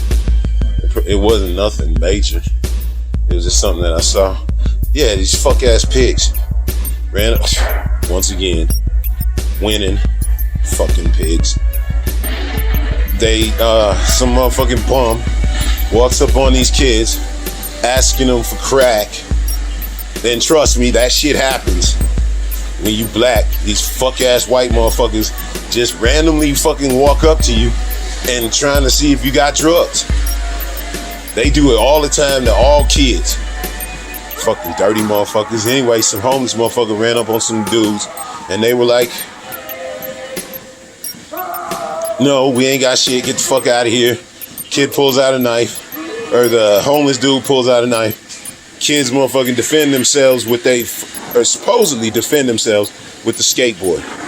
Some asshole calls and says calls a pig, talking about the kids are assaulting fucking homeless person with a skateboard. Several people witnessed this shit, saying that the homeless dude was going at the fucking teenagers with the knife, and they were just basically fending the dude off. You know what I'm saying? Now, teenagers have been notorious for fucking with homeless motherfuckers. No doubt about it. But for the pig to just automatically roll up, pull their guns out on these kids because they supposedly had they were supposedly faced with a deadly fucking situation because these teenagers had skateboards. And they fucking drawing their guns on them. And not just drawing their guns on them, but actually pointing them at them. Like these kids are really that fucking threat because they black. Because you know goddamn well if it's some fucking white kids with fucking skateboards, motherfuckers would not have rushed up on them with their motherfucking guns pointed at them over some fucking skateboards. But once again, this country is fucking racist as shit. Ain't nothing gonna be done. Everybody's just gonna act like, hey, at least the kids didn't get shot in the fucking face. They're lucky. So you just better fucking be happy. Fucking dirty ass pigs. And you wonder why I be like, fuck the police. Defund the police ain't gonna do shit. It's duh when it comes to the fact that these fuckers are taking way too much of the pie. It's defund this whole system. And the way you defund this whole fucking system is you pull the fuck out of it. You stop participating in this fucking rigged game. Like motherfuckers been telling you motherfuckers forever. Stop participating in a rigged game. They will miss your money. They will miss your participation in helping them with they fucking white man on top agenda. You motherfuckers are helping them. Democrats and Republicans are the same. Stop voting for these motherfuckers. Defund the police ain't gonna do shit if you still got these same weak ass boozy motherfuckers that don't give a fuck about you or me. Yeah, you still gonna go vote for them because one of them is a little bit meaner than the other. Don't vote for either of them motherfuckers, man. Stop voting for motherfuckers that don't look out for you. The Black Party, the Black Independent Party. Good luck. Why 4 days? The kill list was intercepted from Skynet. It says everyone in this room will be dead. I fucking love Vicky Dillon. You're number 2. I think she might be my favorite motherfucker just to like watch every once in a while and shit. Because she is just pure black positivity. Like, you know what I'm saying? She speaks the truth. Shit, she don't go in easy on nobody. She tell motherfuckers when they fucking up. But she tell dudes. She even tell dudes like me when we fucking up. But this doesn't come off in this super insulting way because I seen her tell everybody the same fucking way. She don't just go in on brothers like me so I don't fucking get offended because I've seen her defend brothers like me multiple times. And I've seen her, I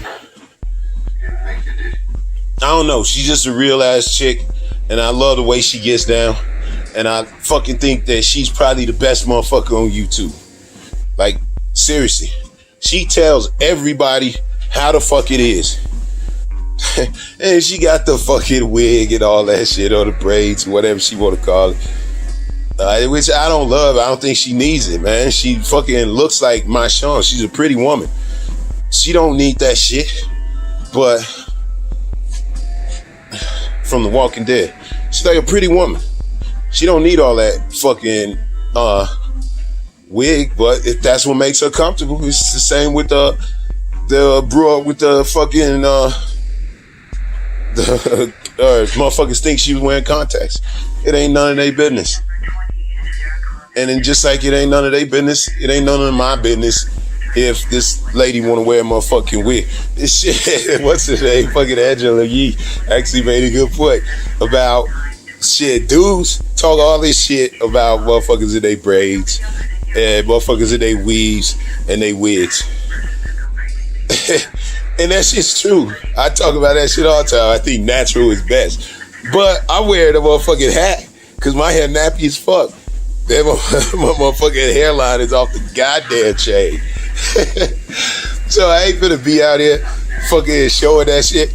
Even though I might, actually. Because I'm about to motherfucking shave up my shit for the summer. So I probably want to motherfucking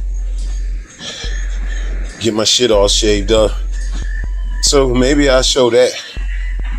Because I don't give a fuck. I ain't ashamed. I'm an old ass motherfucker. I'm 45. And I got a motherfucking hairline since I was like 30. So it's not that. It's just, I feel when Angela Lee when Angela Yee said that shit, it fucking made me laugh. Cause it's true. I throw this hat on cause my hair nappy as fuck. You know what I'm saying? So I guess it's kind of like when a broad wears fucking a weave, even though they got to go through a lot more than just throwing a fucking hat on with all that weave and shit. But yeah, I like Vicky Dillon. There's not a fake bone that I seen. I ain't seen not a fake bone in her fucking body. Just a real, genuinely cool motherfucker.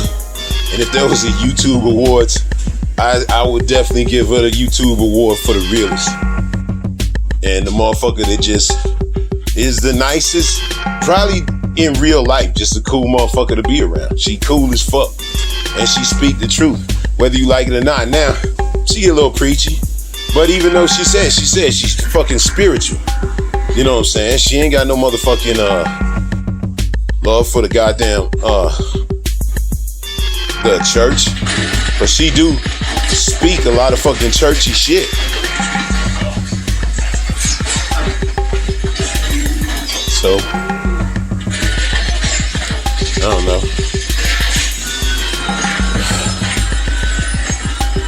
She speak a lot of churchy shit because we all come from the church at some point, and we all leave that shit if we got any motherfucking common sense at some point.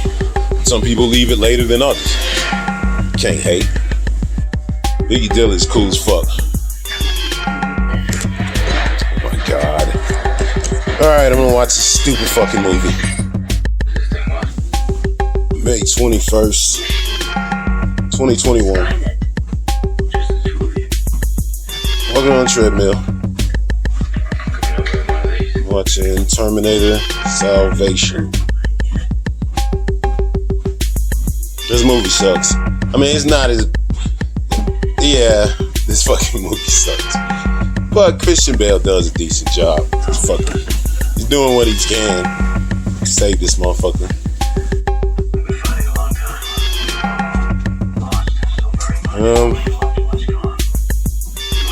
Really shit on the news.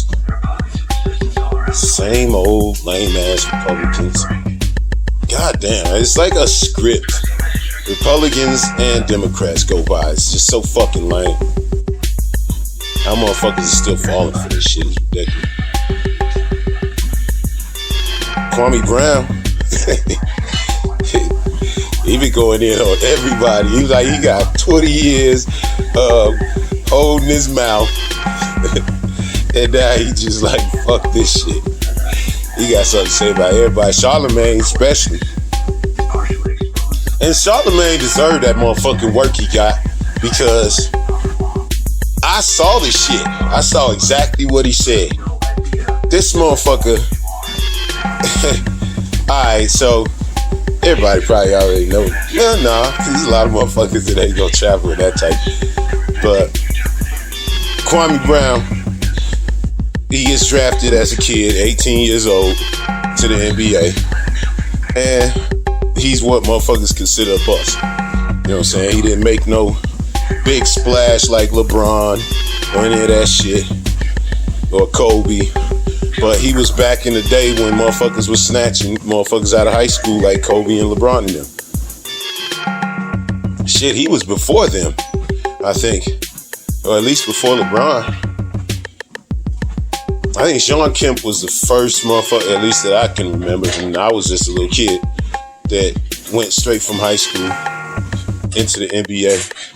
Cause that shit ain't hard. You dealing with a bunch of grown motherfuckers that do not give a fuck about you. You 18, not only they don't give a fuck about you, but they want to take your job if you can't hack it. So they try to push you. And you got a bunch of 30-year-old motherfuckers pushing an 18-year-old motherfucker.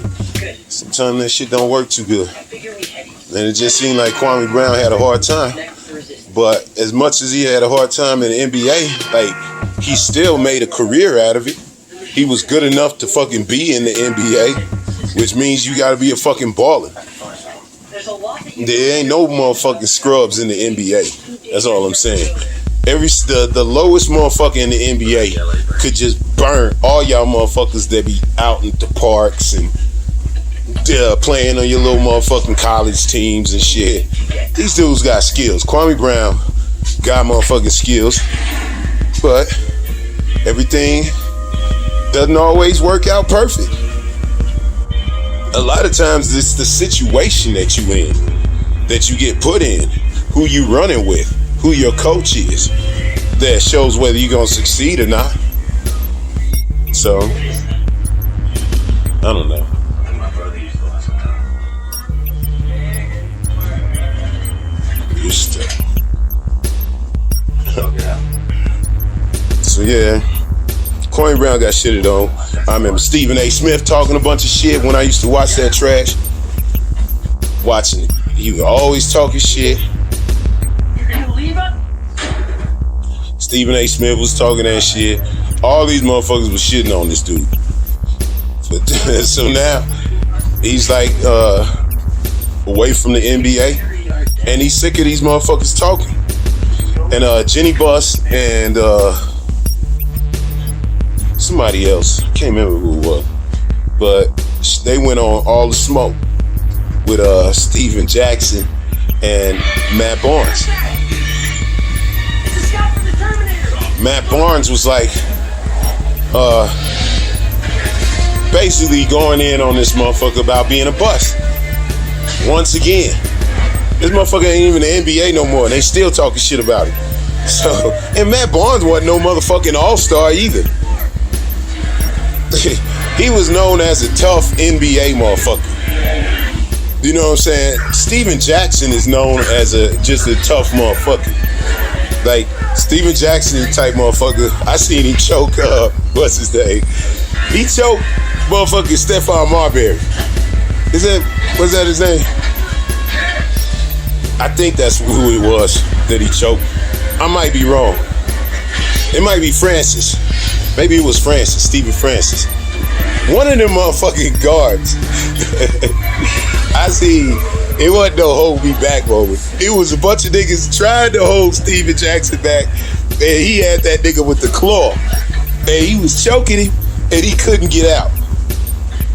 So, Steven Jackson will go outside of a basketball court. Matt Barnes reminds you of one of them motherfuckers that like to fight on the basketball court, all that tough shit. But in reality, that dude ain't fighting no motherfuckers. But Steven Jackson, that nigga will go. You can see that shit. I saw that shit. He choked the shit out of motherfucker while a bunch of motherfuckers was trying to hold it back. This wasn't a hold me back, bro. Because I would have looked up. This was, nigga, don't you know I motherfucker kill your ass? And he had that motherfucker and he couldn't get out of it. It was either Francis or Marbury. And I apologize to the motherfucker that it wasn't, because that was some embarrassing, emasculating shit. Steven Jackson will go. But they was motherfucking gossiping about another grown-ass man, and that man had something to say about that shit. So he goes in, they want all that smoke. He goes in on Bad Boys, called him Becky with the good hair. And he shitted on Steven Jackson, basically called him a bitch. He was like, shut your bitch ass up, basically, to Steven Jackson. Which I don't really like. I mean, I don't mind him going in on Matt Barnes, because Matt Barnes was talking shit. But I'd rather him and Steven Jackson just talk this shit out before it gets real, because Steven Jackson, that motherfucker will go. You need to understand that shit. And this brother Kwame Brown, it sounds like he will go too. So this ain't just gonna be a bunch of talking. Sooner or later, these motherfuckers gonna meet up, or some of their homies is gonna meet up, and then shit gonna get out of hand. Cause that's what happens when two real motherfuckers get going. A lot of times when you see this false beef and this bullshit, it's typically two motherfuckers that really don't want no beef, or it's one motherfucker that want all the smoke and the other motherfucker don't want shit.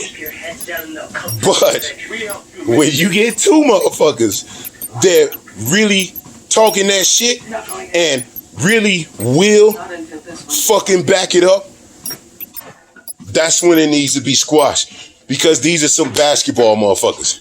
And basketball ain't that motherfucking serious.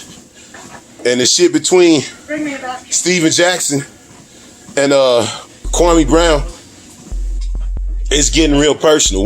You know what I'm saying? They starting threatening each other and shit. And I know for a fact, motherfucker, when you threaten me, that's when it's on. It's like you can talk all that shit.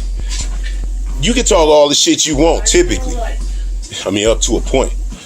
But as soon as you threaten, that's when it's time to go. It's not, motherfucker, oh, you threaten me, so I'm just gonna let you fucking threaten me. If you threaten me, I'm gonna try to get your ass before you get me. You just said you trying to get at me, so now I'm gonna get at your ass before you can get at me. You threatened me. That's how these motherfuckers is going. Matt Barnes is one thing. Rachel Nichols, Jamel Hill, Stephen A. Smith, they fucking TV personalities. Steven Jackson is the type of motherfucker that'll fight you before the basketball.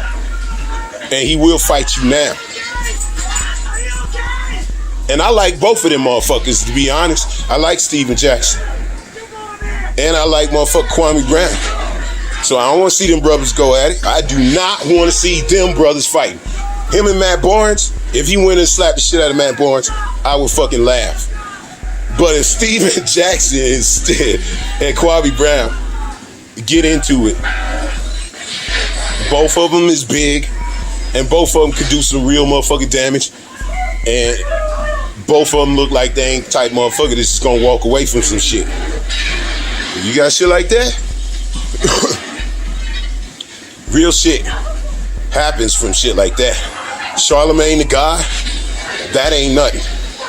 Motherfucking Stephen A. Smith and all these other motherfuckers, these are personalities.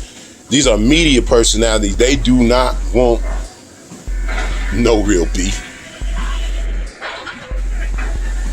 But I do not want to see Kwame Brown and Steven Jackson get into it. Like, I don't want to see that shit.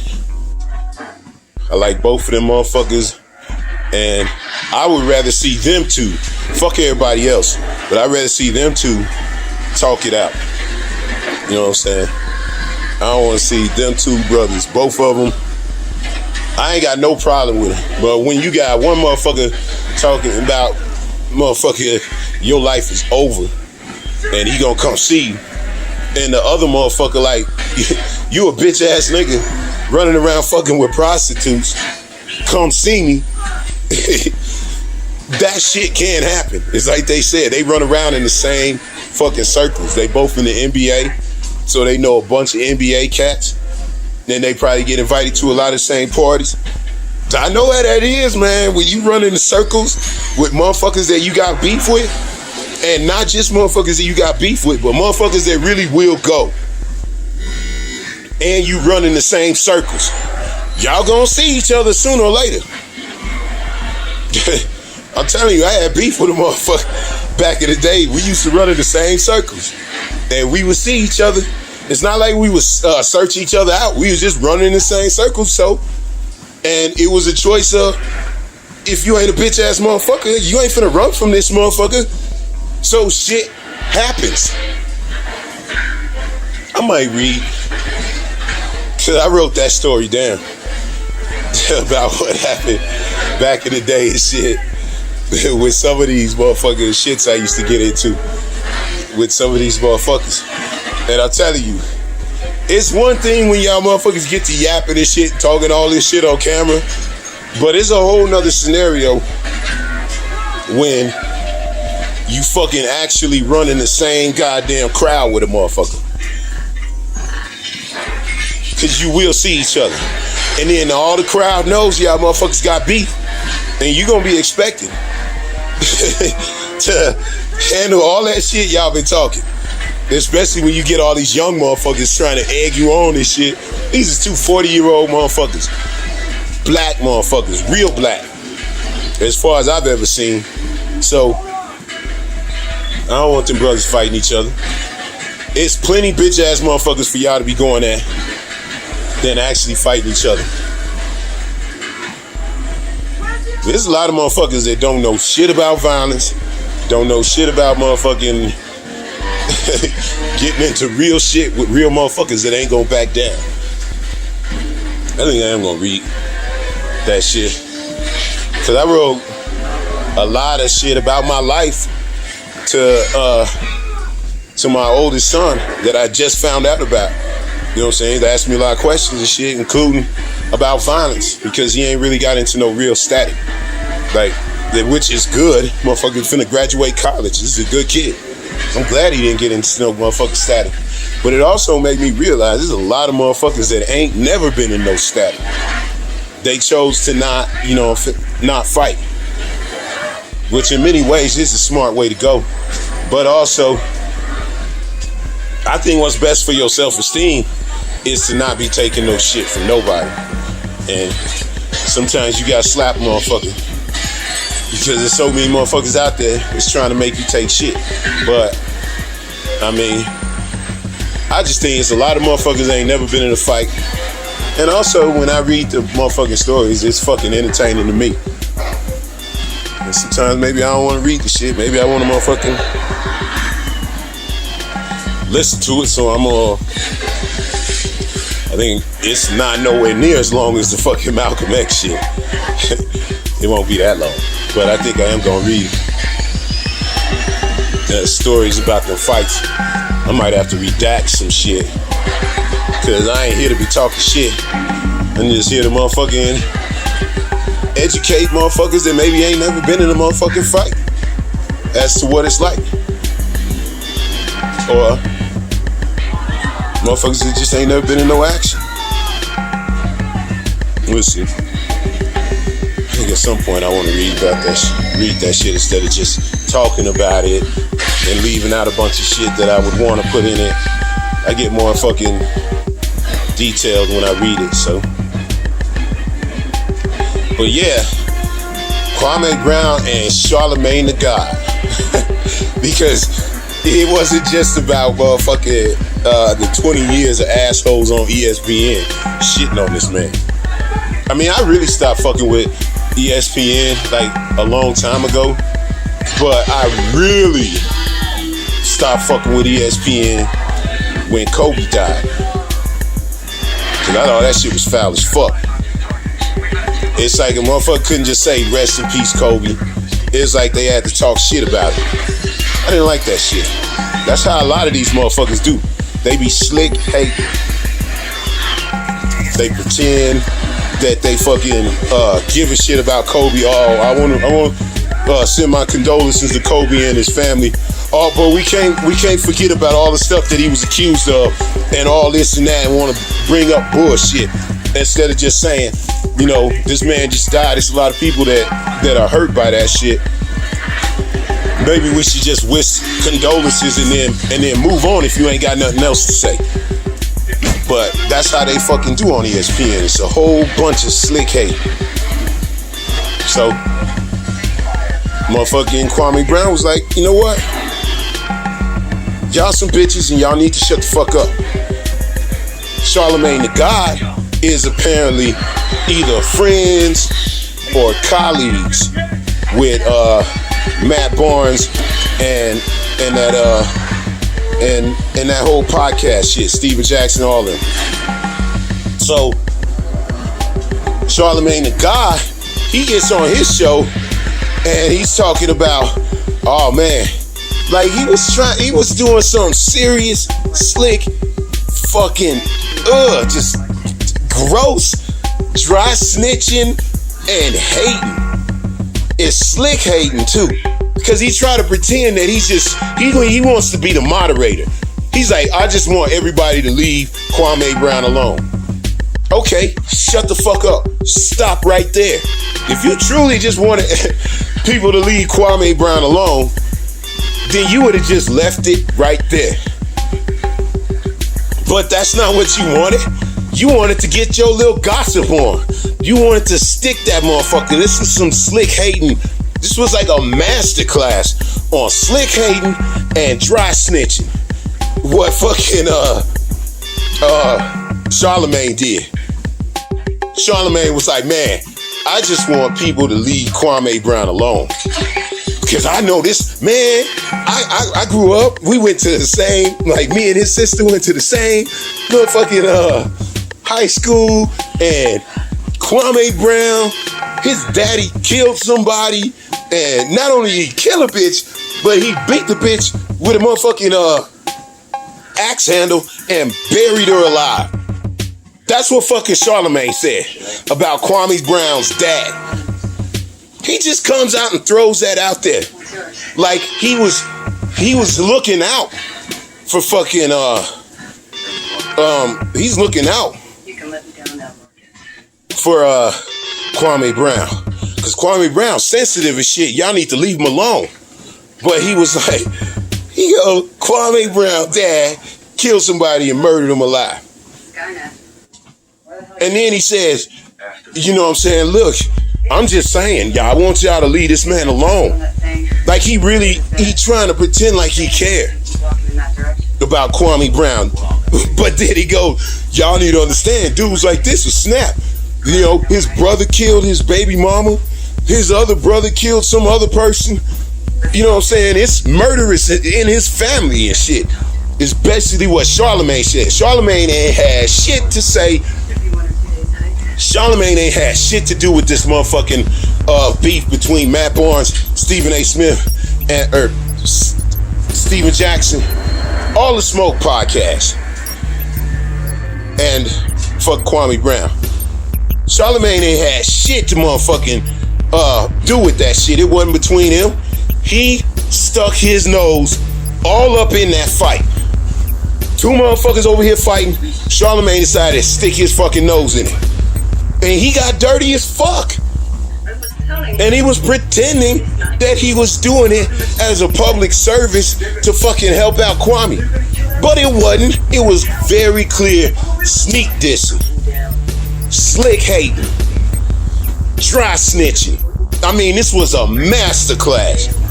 So Kwame Brown hears about it, and he gets on his motherfucking pot heard shit yesterday. Charlemagne said this shit yesterday about his dad. So Kwame Brown hears about it, and he gets on his shit, and he's like, okay, you want to talk about my daddy? That's how we doing? I don't even know your bitch ass, Charlemagne, but you gonna talk about my motherfucking daddy, and you gonna talk about my motherfucking my brothers and shit. Alright, well, what about the girl that you raped? What? I was like, what? No, the fuck he did not just say that Charlemagne raped the broad. No, the fuck he did not just say Charlemagne fucking raped the broad. And man, fucking Charlemagne raped the broad. He ain't had nothing to say in defense.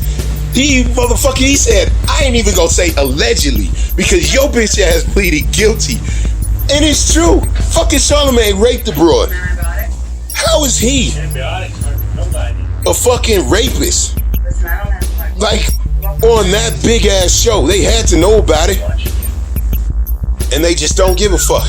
And apparently the fucking girl that he raped, she don't fucking appreciate him out on the fucking radio every day, making all this fucking money, living that sweet fucking life, and getting to pretend that he ain't a fucking rapist that raped this chick when she was 15. He drugged her. This is what the shit says. It says that he drugged this chick when he was 22, she was 15. He fucking drugged her. Now, I don't know the exact details. Drugging somebody could be as much as you was smoking weed with her and then she passed out. I don't know those fucking details, but I do know that he pleaded guilty to that shit. So, just saying,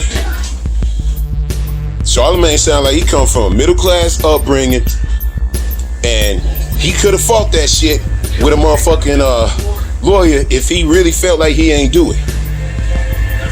He pled guilty, and now is well documented that he's a fucking rapist. So I was just like, whoa. And I mean, he went in on Charlemagne for a good 5-10 minutes talking about how he raped the broad. And he gets to be out here talking all this shit. And it was like, damn, somebody need to throw in the fucking towel, Charlemagne. You better motherfucking watch your motherfucking mouth about who you fucking speaking on. So, that was even Vicky Dillon. She went in because he told Jamel Hill to shut the fuck up. Because Jamel, she gonna try to get in on that cracking jokes and shit on Twitter about the situation. It was benign, it was vanilla, it wasn't nothing really insulting.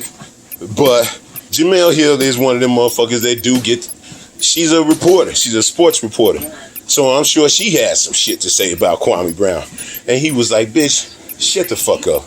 Ain't nobody trying to motherfucking listen to your ass. Stay the fuck out of this shit. This is a man's fight. So you know that shit had to motherfucking hurt her butt. Because she was just trying to joke. But he's like, nah, you ain't finna try to butter me up. Try to be on your motherfucking side and shit because you joking with a nigga. He was like, nope. That dude say the N-word a lot. I thought I cuss a lot. That motherfucker cuss a lot. But he just being real. See, all these motherfuckers on ESPN, they cuss and talk shit about a motherfucker and try to be all up nice and shaking a motherfucker's hand after they shit him off on a motherfucker on live TV. That's the problem. They be like, oh, you should just respect the fact that I'm a journalist and just totally separate that from me as the guy trying to shake your hand. It's like, nah, that's not real life. If you shitting on me this whole time and then you just be like, oh, that's my job to shit on you, then you a bitch ass motherfucker because it's white motherfuckers that's telling you that that's your job. But you don't got to do your job that way. You do it that way because your white executives embrace that bullshit. So these dudes that feel some kind of way about how these assholes on ESPN portray them, fucking absolutely right, man. I get fucking pissed off. And they ain't even talking about me, but they talking about my brothers. Them dudes is my brothers, and they don't get nowhere near the same fair coverage that they fucking white counterparts get, basically is what I'm saying. So, and it's a lot of black motherfuckers on ESPN, a lot of them that do some like serious stepping and fetching. Like Vicky Dillon called Stephen A. He called him Steppin' A. Smith. And that's right, man. There's so many times where I just been disgusted at some of the dumb, ridiculous, clearly fucking stepping and fetching that this motherfucker get to doing for these white motherfuckers. And because he has this thick New York accent, motherfuckers be like, oh, well, he could never be a fucking stepping and fetching ass racist motherfucking black Uncle Ruckus motherfucker. But fuck that accent. Listen to his fucking words. Stephen A. Smith is one of them sellouts, one of them toms that Malcolm X was talking about. I hear it all the time, and just because once in a while he'll say something doesn't mean shit. I've heard the overwhelming majority of Stephen A. Smith's rhetoric as racist, hateful, bogus, just mean-spirited, always towards black dudes. He ain't never got a hateful thing. He ain't never met a white athlete that he did not fucking love. But he constantly got shit to say about these black athletes, and that's how all of these motherfuckers make their money on ESPN, trying to impress their boss, Disney. And what's more impressive than Disney, a bunch of crotchety old white motherfuckers, than shitting on your brothers. And that's what they do on ESPN all the time. So don't trust none of them motherfuckers. They all the same. Even Wilbon, as much as I do still watch PTI. And Wilbon is not as bad as the rest of them. But Wilbon is still bougie as fuck. Wilbon basically is about as black as you can be on fucking ESPN. And it's a fucking joke. You know what I'm saying? Wilbon, probably a nice dude, but Wilbon is as black as you can be on ESPN. So you just take that as you would. That motherfuckers better leave Kwame Brown alone. I think Kwame Brown, Steven Jackson should talk that shit out before that shit get out of hand. But as for the rest of these motherfuckers, man, do you need to burn their motherfucking house down? Because he calling them out. All y'all motherfuckers do, you make your motherfucking money by trying to be the loudest about how much you hate these other black athletes that you, a lot of them on ESPN, used to be. And all the journalists on ESPN used to cover. And a lot of them used to be jealous as fuck. You know who's the realest motherfucker on ESPN constantly? It's Woody off of Around the Horn. Old crotchety white dude from fucking Colorado. But he, honestly, out of all the motherfuckers I see on ESPN, he has been the one that consistently has kept it the most real as far as what he thinks. And he ain't afraid to say it, what he thinks, because he's an old white man. He can say whatever the fuck he wants. He's a decent person, so he say a lot of shit that I happen to agree with. Not everything I agree with, and not only that, it's sports. So he doesn't have to get that controversial.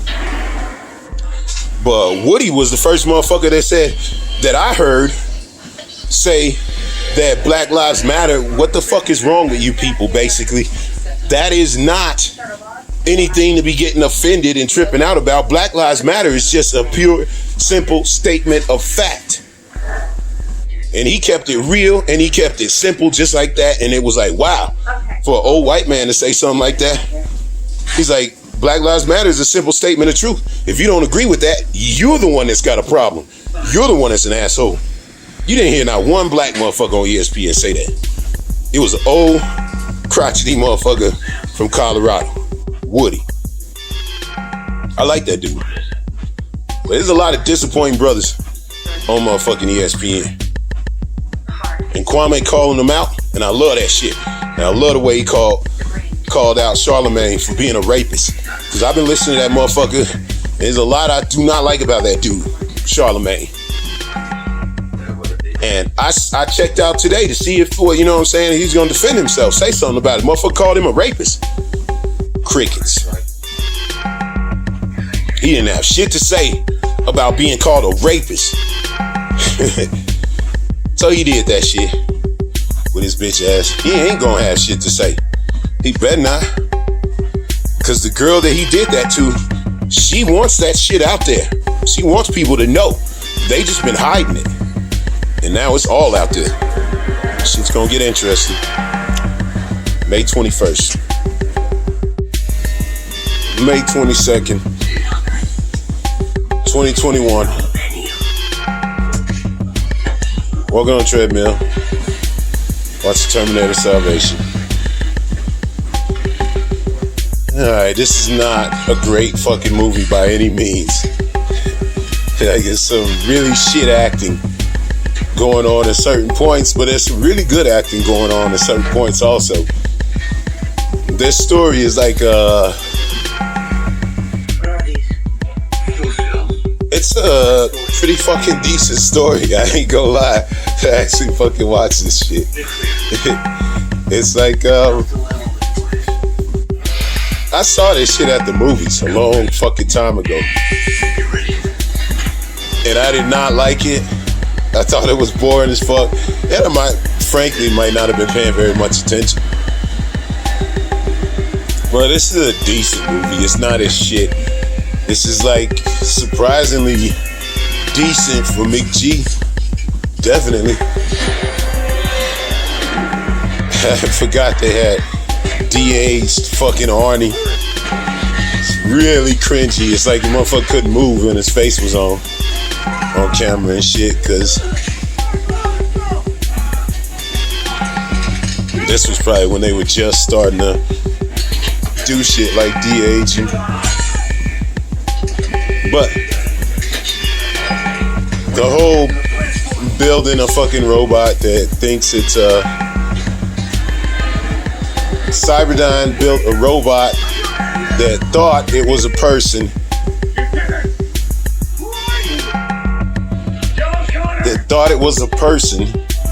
the person infiltrates into fucking the resistance and gets John Connor to come to Skynet so they can fucking trap him. Like, that's a lot smarter than they've had these motherfucking Terminators be thinking in any of the other Terminator movies. So you kind of got to give them props for that. They set a trap. Now, the whole thing where every time a fucking Terminator grabs a dude, instead of just shaking him and breaking his motherfucking neck, they throw him all across the fucking room. It's like they can kill these motherfuckers so easy, but they just choose to throw them all over the place. It's fucking stupid. Now these fucking Terminators are gonna fight each other.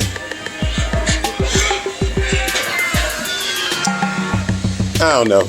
I think it's a decent. Like, none of them are gonna be able to fuck with the first one or the second one, in my estimation. Until you just come up with something way better than they've done in any of these. But this is not as horrible as I thought it was.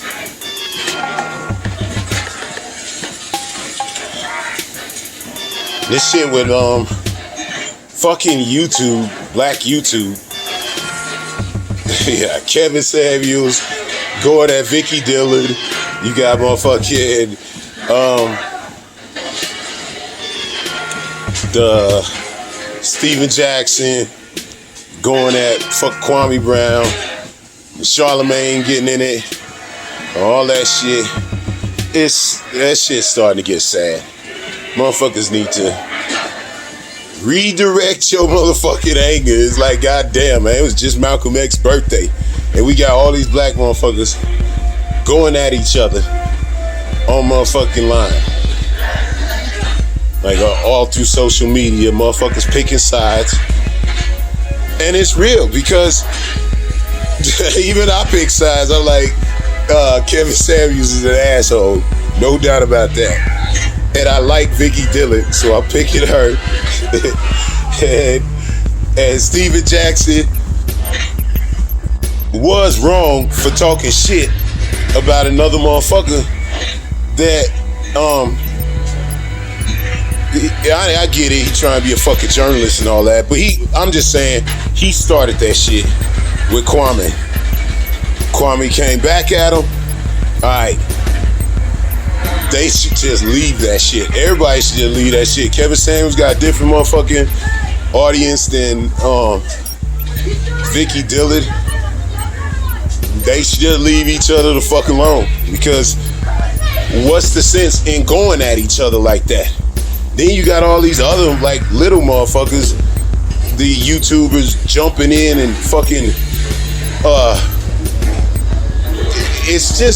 it's starting to look real fucking silly when you got black motherfuckers fighting over real stupid shit for the entertainment of these white motherfuckers. Kevin Samuels can say whatever the fuck he want. Motherfuckers do not have to watch that shit. If you watching that shit, hey, that's on you. But I think for motherfuckers to actually be cultivating beef like the east side, west side shit back in the 90s over a bunch of YouTube motherfuckers, man. Come on now. I think that shit's getting ridiculous. And I definitely think that this shit could end up getting like the Kevin Samuels shit in that and Vicky Dillard. That's always just gonna be the same old bullshit. You know what I'm saying? That shit's been going on forever. Dudes like Kevin Samuels been around forever. And women like Vicky Dillard have been around forever. I like Vicky Dillard. I don't agree 100% with what she say.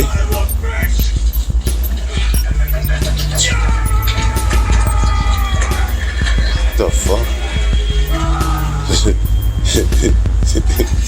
This movie is fucking weird as shit.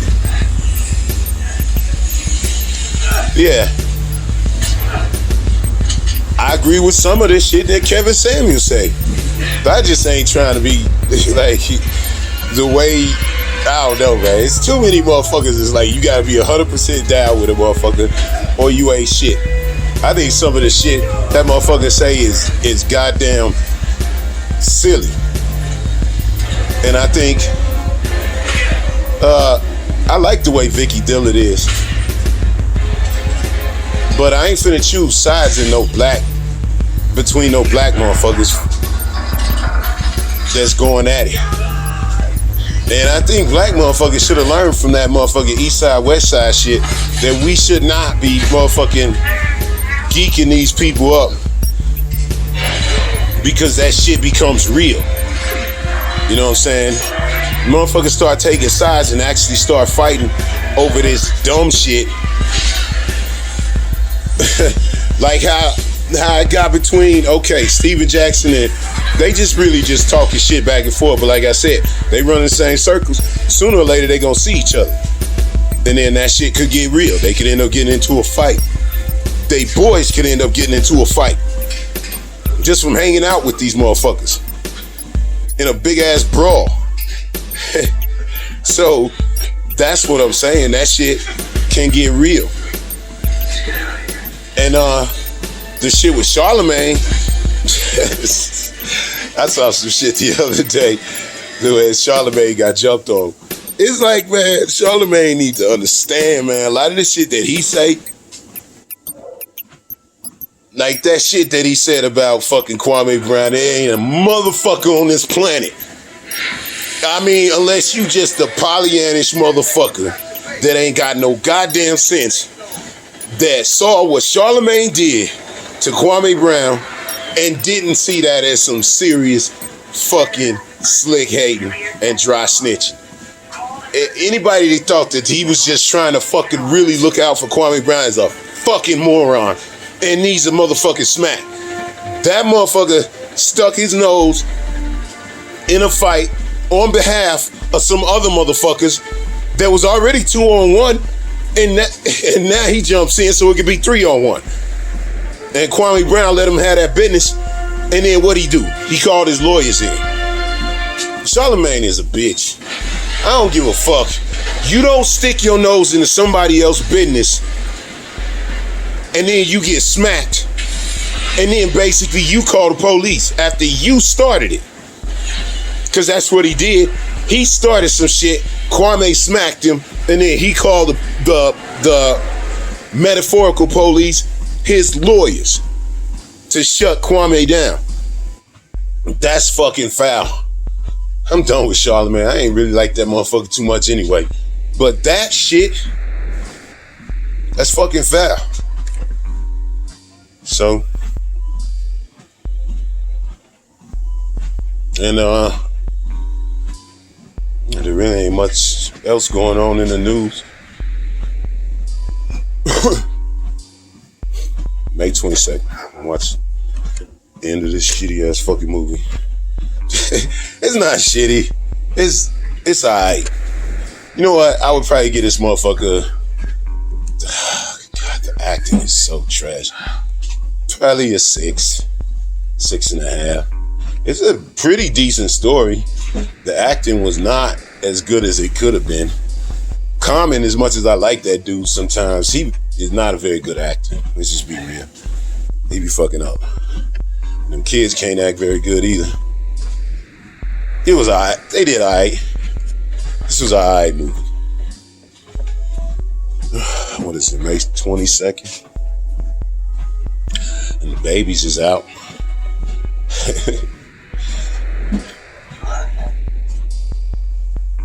Let's see, May 23rd, 2021. Walking on a treadmill. Watching Hustle and Flow. Fucking Terminator Salvation, man. That shit, I need to stop talking about these movies and shit before they end. Because that ending was trash. It was like, very obvious Mick G ending because they kept on talking about how this motherfucking Terminator got a real heart through the whole motherfucking through the whole shit. And of course, at the end, John Connor gets stabbed in the heart and fucks his shit up. And the fucking Terminator sacrifices himself to give him his heart because he did some bad shit, I guess. It was real fucking obvious, corny ending. And that shit probably took it to about a 4. Nah, it's probably about a 5, yeah. The movie's just disappointing. Just Hustle and Flow is alright.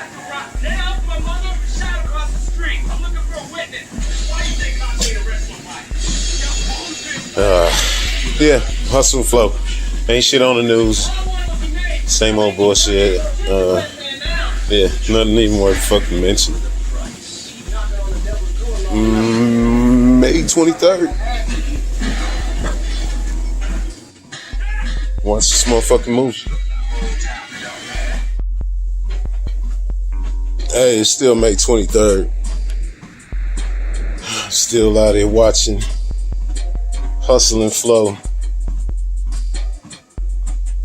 This motherfucking movie is a hard watch, man. Like, this is before the Me Too movement. It's so weird what we accepted as normal back in the day, and not even just normal, but heroic and evil in these movies. This is like fucking hard, especially watching this as a young man, like the young, like what you call it? I guess, I don't know. I don't think I was sexist. But goddamn, this is totally different watching this movie as a grown man versus as a young man. It's like, this is a good ass movie. But goddamn if they don't get deep as fuck. He just kicked that kid out of the house. I mean, that chick out of his house. She was getting hella disrespectful too. And god damn, this movie is so weird. It's like you could almost use this movie as the perfect example of how movies used to be compared to how they are now. Like, this is a transition almost. Because this movie deals with a lot of issues, and they only deal with them on the very surface. Like, they don't even deal with them, they just show them. Poverty, prostitution, drugs, drug dealing, drug abusing, music industry. This shit covers a lot of things, but it does it real superficial, really entertaining. But man, this shit is like, this is like, I don't know. This is a really good movie. It's a really good movie that I forgot how good this movie was. And it's like,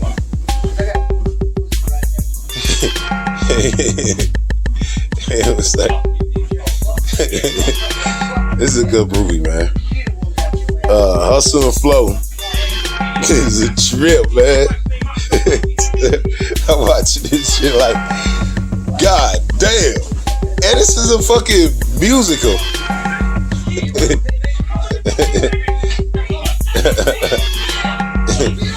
This is motherfucking, this movie is the shit. Hey, it's still May 23rd. I think that's it. May 24th, 2021. Walking on treadmill, watching Hustle and Flow.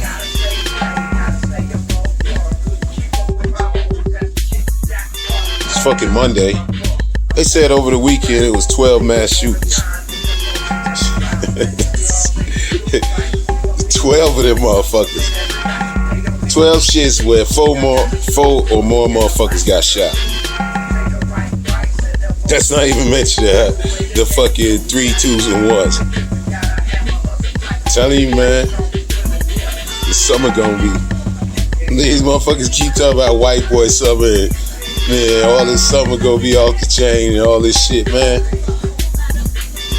It's gonna be a whole lot of violence.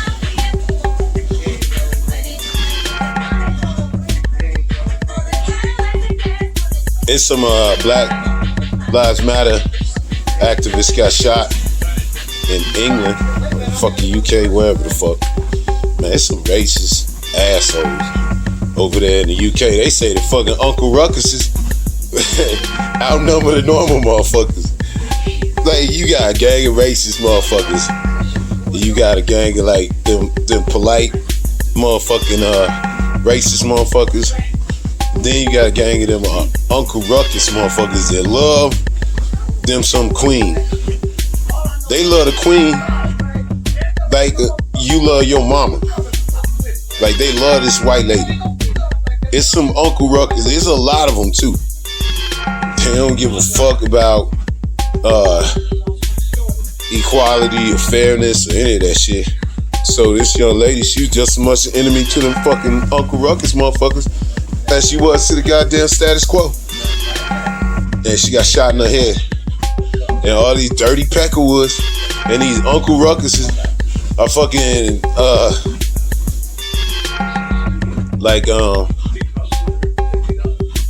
celebrating that this 27-year-old girl got shot because she down for black people. See, that's a goddamn shame. When you got a motherfucking country full of Uncle Ruckus motherfuckers. See the way old boy that was played Fred Hampton was talking?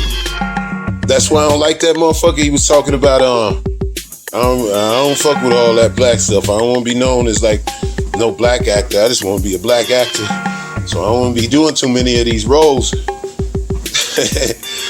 it was like, alright, you bitch ass motherfucker. Like, we was offended by that shit over here.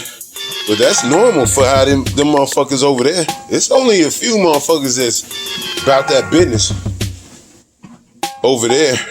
And really, a lot of them, they about that peaceful protest over there. Way too much. I mean, it's the same with these sorry ass motherfuckers over here with that peaceful protest shit. But they got that shit over there. And they got just as many Uncle Ruckus, Clarence Thomas motherfuckers over there as they got normal black people.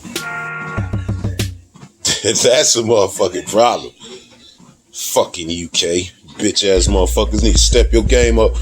I don't give a fuck if it's an Uncle Ruckus or if it's a motherfucking goddamn asshole. One of these just regular fucking racist assholes. White motherfuckers. One of ours goes to the fucking hospital. You need to motherfucking put 2 of theirs in the fucking hospital, or they gonna keep doing that shit.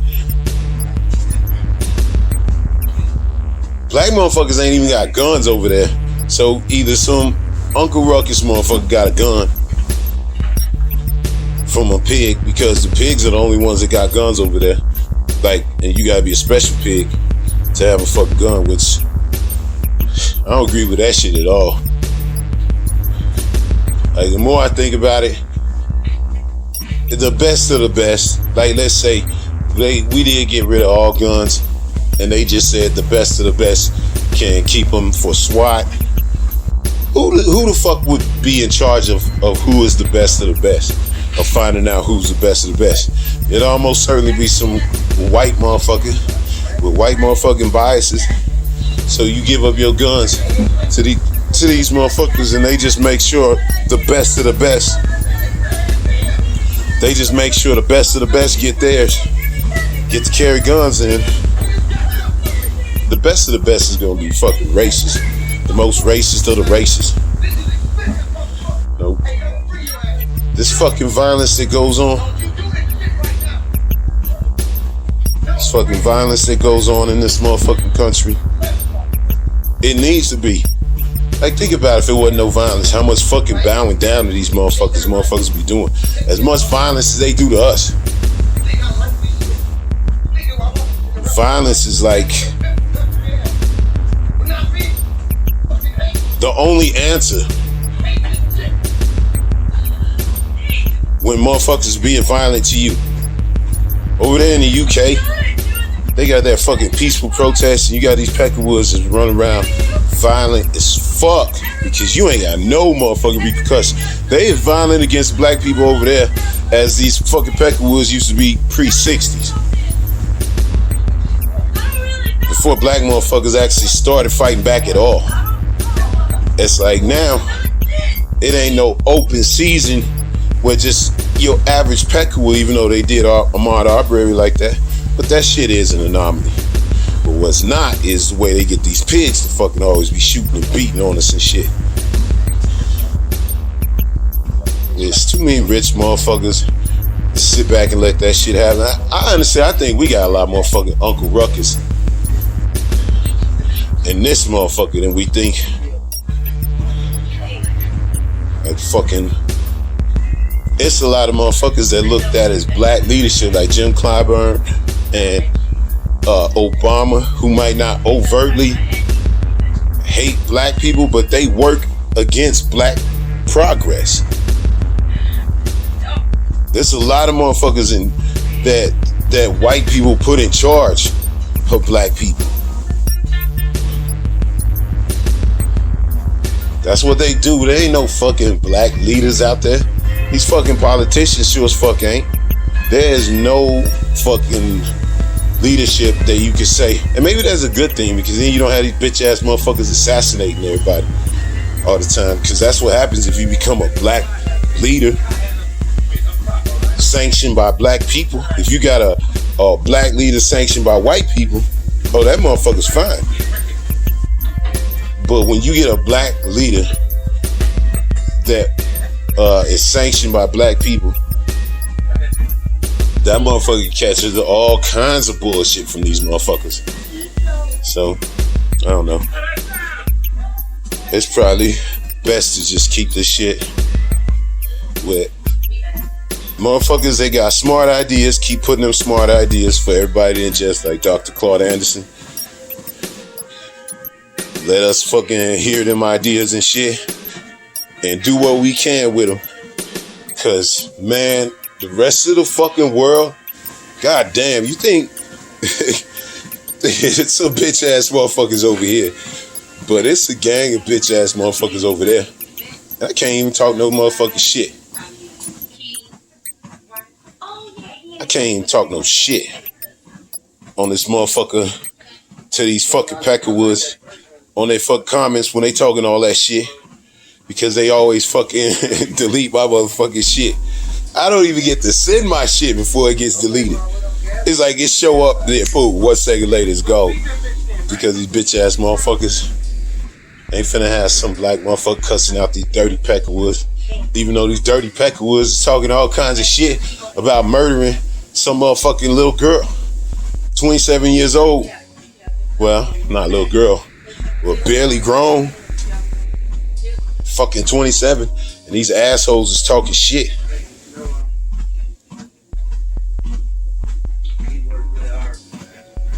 I just like to motherfucking put hands on his fucking dick nose, big nose, dirty fucking incest, fucking inbreeding, humpback and Notre Dame, fucking disgusting motherfuckers.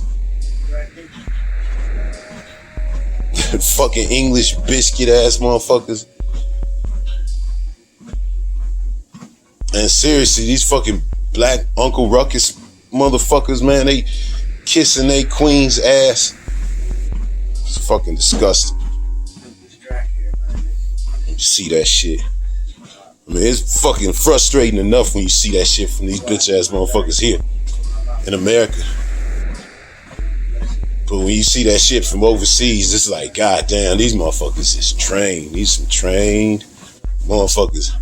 And they surrounded by some dirty ass Peckerwoods. Just think they could do whatever the fuck they want. Damn it, we don't need to get rid of our guns. Them motherfuckers in the UK, they need to get some goddamn guns. In reality, fuck around with them dirty motherfuckers over there.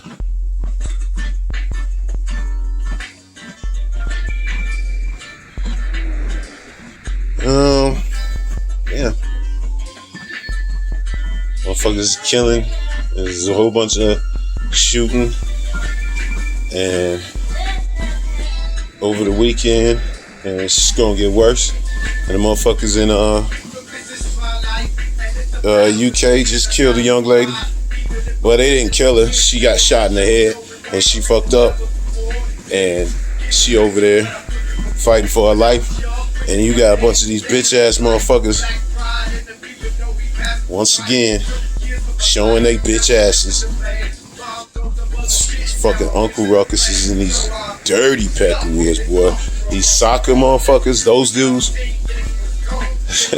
That's why soccer ain't never gonna be able to work over here. A bunch of rowdy ass white boys running around like that in public all the time.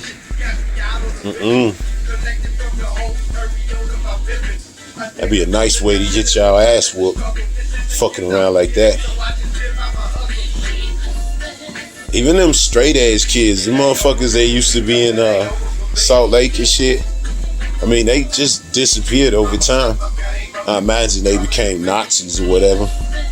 But all that fucking open animosity and shit, that's an easy way to get your ass jumped on. And bitches don't really want that beef unless they, you know what I'm saying, deep as fuck jumping on people. When they deep as fuck jumping on motherfuckers is one thing. But when it's just motherfuckers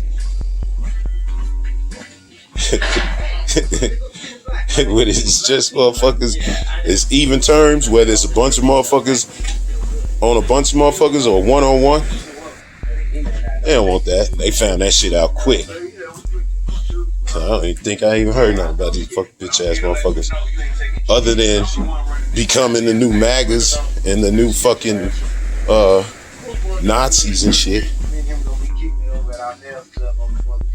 Straight ass shit disappeared a long time ago. Fucking open animosity. You don't really want it. I mean, you want it when you fucking walking around in a big ass group, but you don't really want it when it comes to actual fighting a motherfucker one-on-one and shit. That's where that shit went. The motherfuckers went into the fucking cops, where they could have a bunch of motherfuckers jump, a bunch of motherfuckers at their back, cops, or they fucking go to the Nazis. Or they just blend in society and be your average everyday racist motherfucker that you run into once in a while. These male Karens. I don't know. That shit is frustrating. These fucking Christians running around here talking all this motherfucking shit, but they forget the most goddamn important fucking message that you need to take from the Bible. It ain't turn the other goddamn cheek. It's eye for an eye in that motherfucker too. And these motherfuckers running around shooting, then you black motherfuckers need to get some motherfucking guns. Start shooting back at they bitch ass. She was Jamaican too, so I know it's a lot of Jamaicans over there in the UK. I'm just saying, man, if there ain't no answers to this shit, they just run up and shoot one of you motherfuckers in the face and get away with it. I'm just saying, y'all motherfuckers gonna have a hard summer.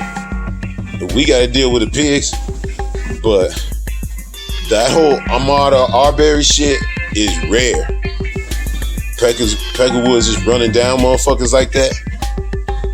Or even in these Uncle Ruckus, these are about some of the least violent motherfuckers in the world. I mean, they don't want no static from nobody. So for these motherfuckers over there to be all violent and shit, it's because y'all motherfuckers be letting them get away with it, man. Somebody need to pay for that shit. And if they don't, then And y'all motherfuckers deserve it when it happens again. It's a pig's pussy poke. That's that shit. I'm still watching Hustle Flow. Still May 24. I just got done watching some good shit though. Charlamagne apologized to Kwame Brown for that shit. Even though, I ain't gonna lie, that apology was kind of weak. Cause he was like, I didn't mean to be dry snitching. I wasn't really trying to shit. I was actually sticking up for him. But it came out the wrong way. You go apologize, just admit that you got into the gossip. You sticking up for your boys at All the Smoke. I ain't mad. Just fucking apologize. But he was like, no, I really was trying to tell people to leave him alone. It's like, motherfucker, stop lying. But at least he did as good as you can fucking get when you know a motherfucker really don't want to apologize. Cause he's like, man, this nigga called me a rapist. Charlamagne said he didn't have no sex with that girl. And I don't know. He pleaded to delinquency of a minor basically for drugging her. And I don't see, well, I do see how that shit could happen, especially if you got a good lawyer. I don't know though, man.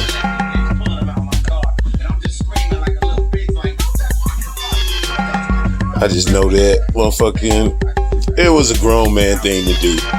I do think that he did that shit on purpose. He knew exactly what the fuck he was saying when he said that shit. But the apology is good enough. Motherfucker came out, used a big chunk of his own show to say that he was sorry to another man.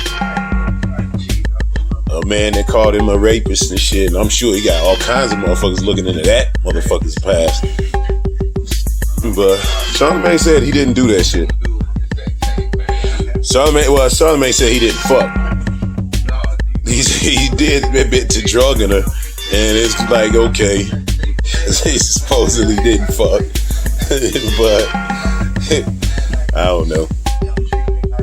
I guess I don't know none of that shit, so I ain't gonna really fucking speak on it. Other than the motherfucker was accused of some shit. And he pled to a lesser. And he said he didn't do it. Unless the girl comes out with her own story, I really ain't got shit to say.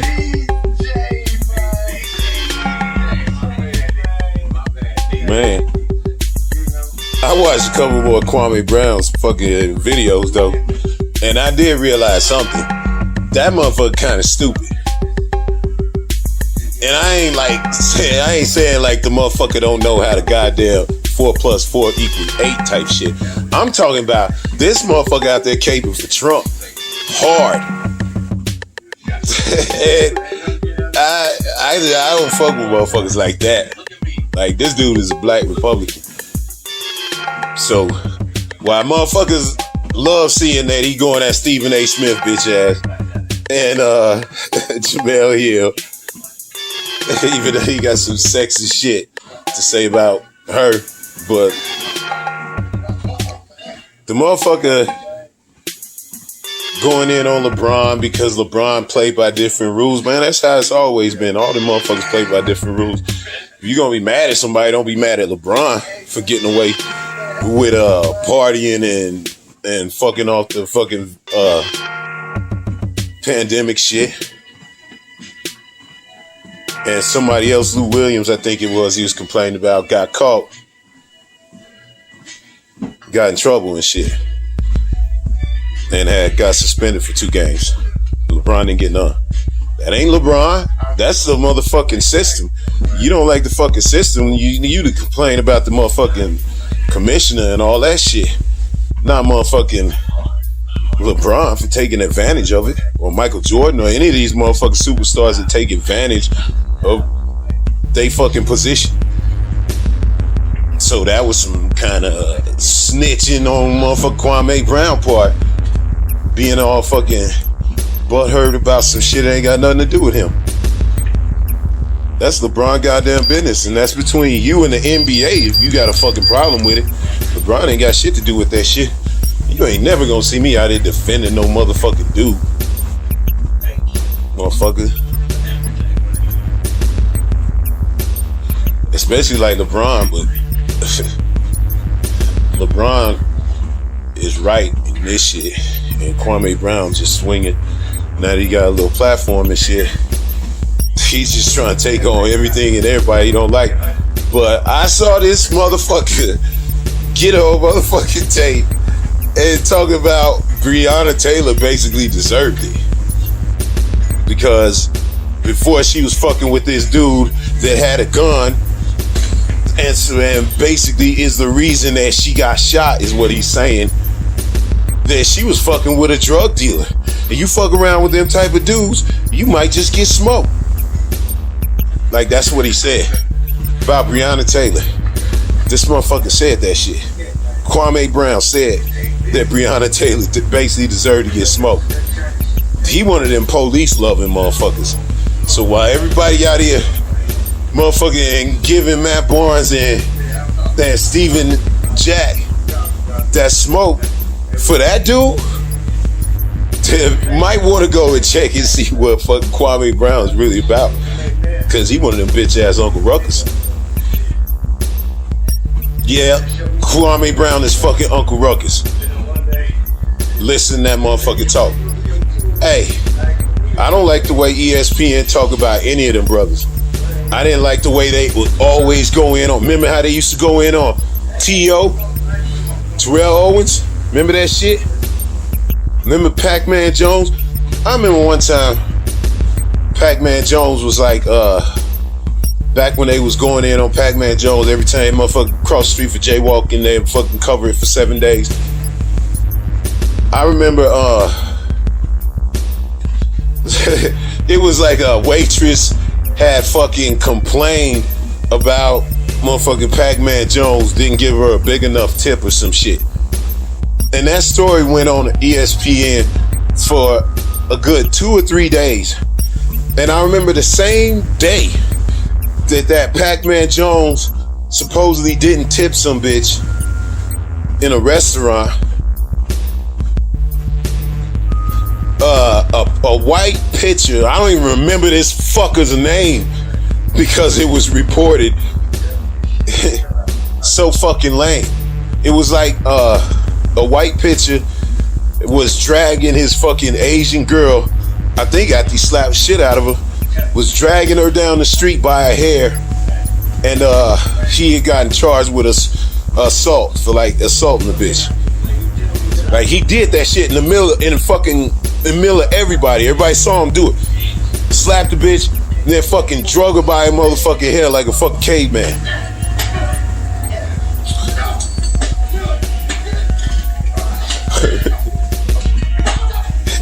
Getting in that ass. But that fucking story of this white pitcher smacking his girl and dragging her down the street by her hair, same day it came out as the motherfucking Pac-Man Jones shit. Same fucking day. The next day, they kept talking about Pac-Man Jones and this fucking lawyer and going in on it and all that bullshit. And then the next day, they were still talking about Pac-Man Jones and his indiscretion with this fuck ass waitress. And then the motherfucking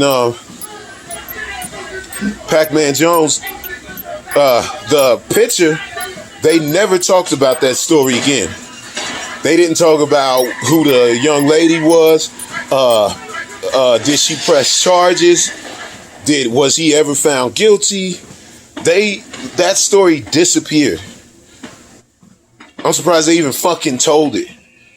Baseball player snatches his girl by the fucking hair, drags her down the street in front of everybody, gets charged with assault. Never heard that fucking nothing else about that fucking story. But you would hear every dumb fucking thing about any time a black motherfucker got in any kind of fucking trouble. You would hear that shit all the time on ESPN. They was fucking famous for it. They actually, fuck ass motherfuckers, after all the fucking TO shit, they actually supposedly did a study. And of course, everybody black that they asked said this motherfucker definitely goddamn got biased. The ESPN. And they've been trying to fucking correct that bullshit ever since. But I remember a good 5-10 years ago.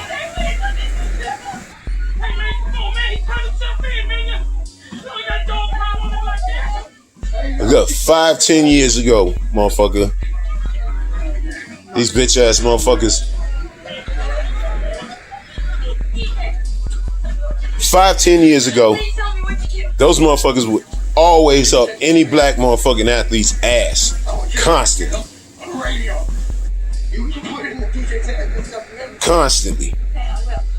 And they would never report on anything that these white motherfuckers did. They was good for that shit.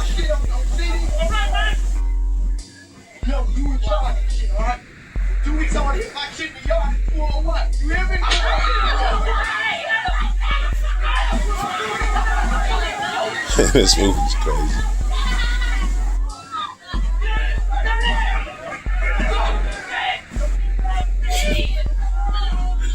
Anyway, yeah, I watched more shit from Kwame Brown.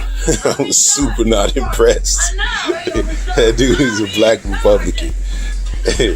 So, yeah, motherfuckers need to be careful who they fucking cheering on these fucking goddamn dumbass fights, because fucking Kwame Brown might have an agenda, because obviously he gonna feel some kind of way about these fucking ESPN assholes, because they go in on all black motherfuckers. But he only bitch. Well, actually he did say something about how they go in on all motherfuckers, but that's obvious. And you don't get the fucking Martin Luther King sticker for mentioning that shit.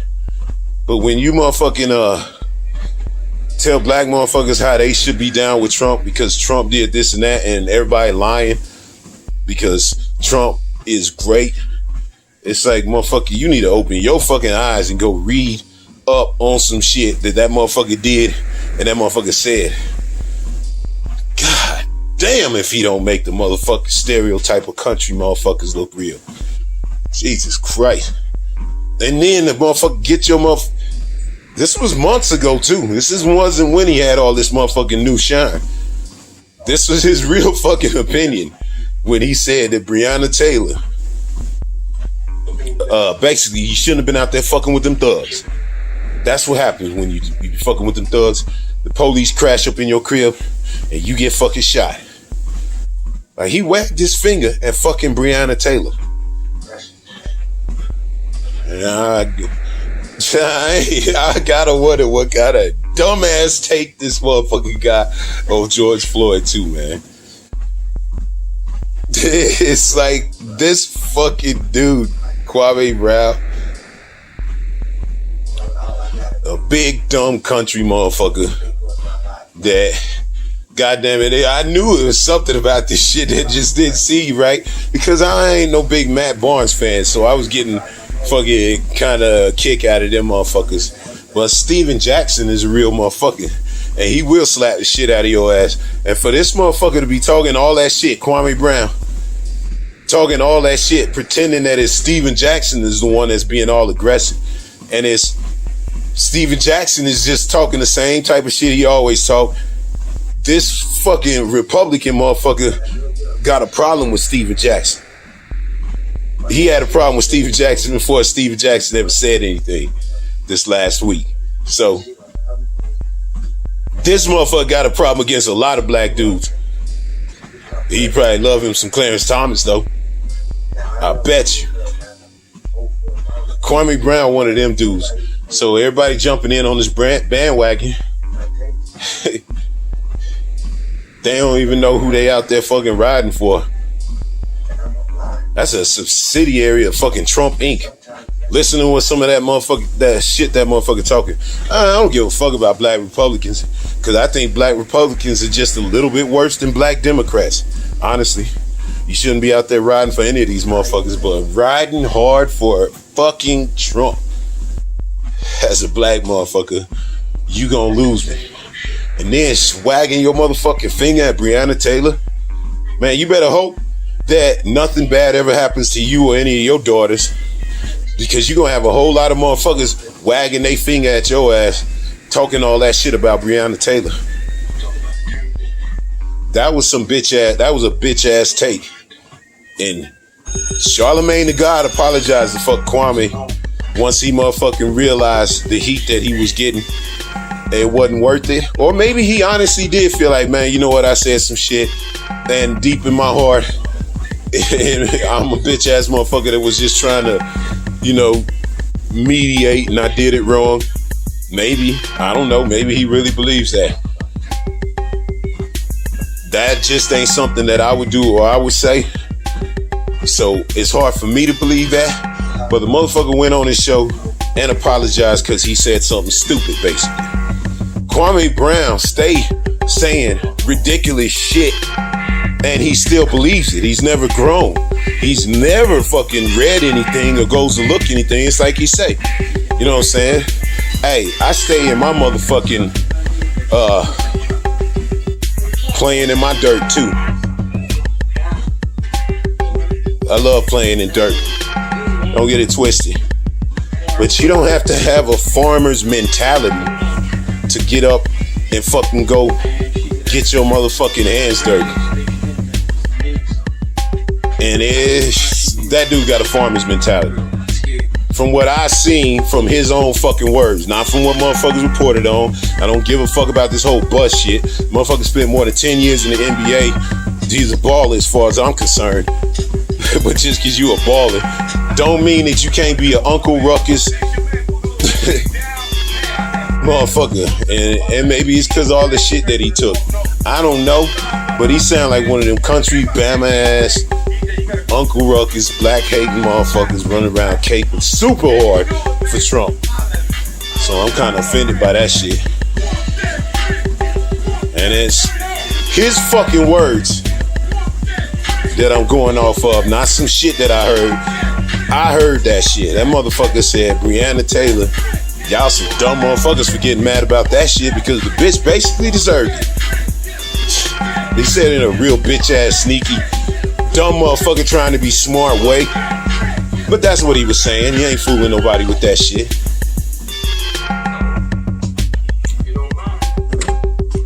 It's a good ass movie. Anyway, I think that's it for May 24. May 26, 2021. I'm walking on a treadmill, watching the hills have eyes. It's kind of a lot of news. It's some shit going on right now in San Jose. Motherfuckers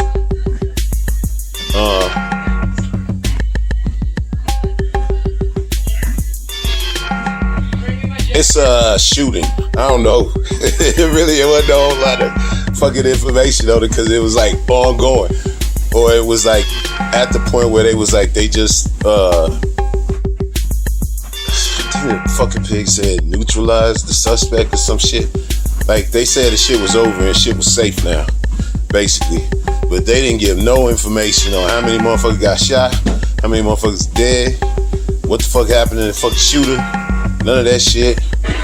Or obviously why the motherfucker was shooting. They don't know none of that shit. So that just barely happened.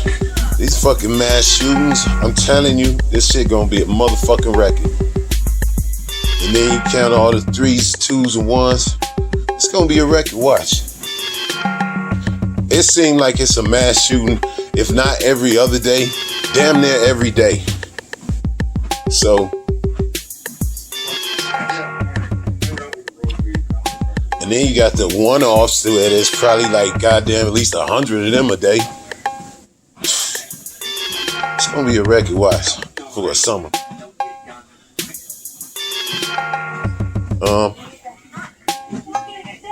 So yeah, there's some shit happening in San Jose. Don't really even know the numbers yet.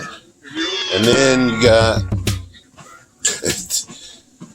that shit ain't funny. These fucking assholes in Idaho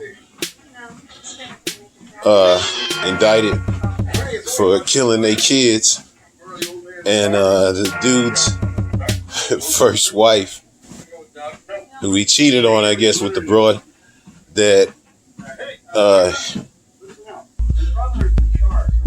he cheated on her and then went and married some broad. They, as a couple, came back and killed the ex-wife, I guess. That's how you would say it. And his 2 kids. Fucking whacked them. So they've been indicted. And these motherfuckers, the only reason why I fucking kind of laughed a little bit, because these motherfuckers, they killed their kid. They kids went missing. And they went to fucking Hawaii. This dude's kids go missing. And they fucking went to Hawaii and got married 2 months after their kids is missing. Like, apparently it's like fucking, ain't no fucking sense in wasting our lives. Let's just go ahead with our business.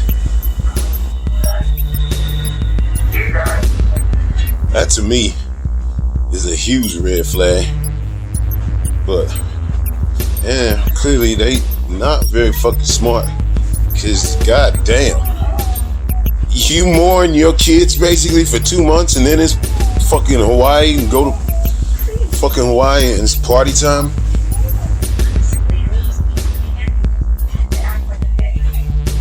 I don't know. So I don't know. They sound guilty. Motherfuckers been indicted, and I don't know if they're guilty or not. I just know that motherfucker, I wouldn't be surprised. Male faction off the chain, whacking their kids. No, I don't know. Motherfuckers in Idaho indicted, killing their kids and this dude's ex-wife. Don't really know much more about the situation, other than they probably definitely did it. Man, yesterday I was getting so bit about motherfucking George Floyd, man. I was like, man, this shit pissed me off.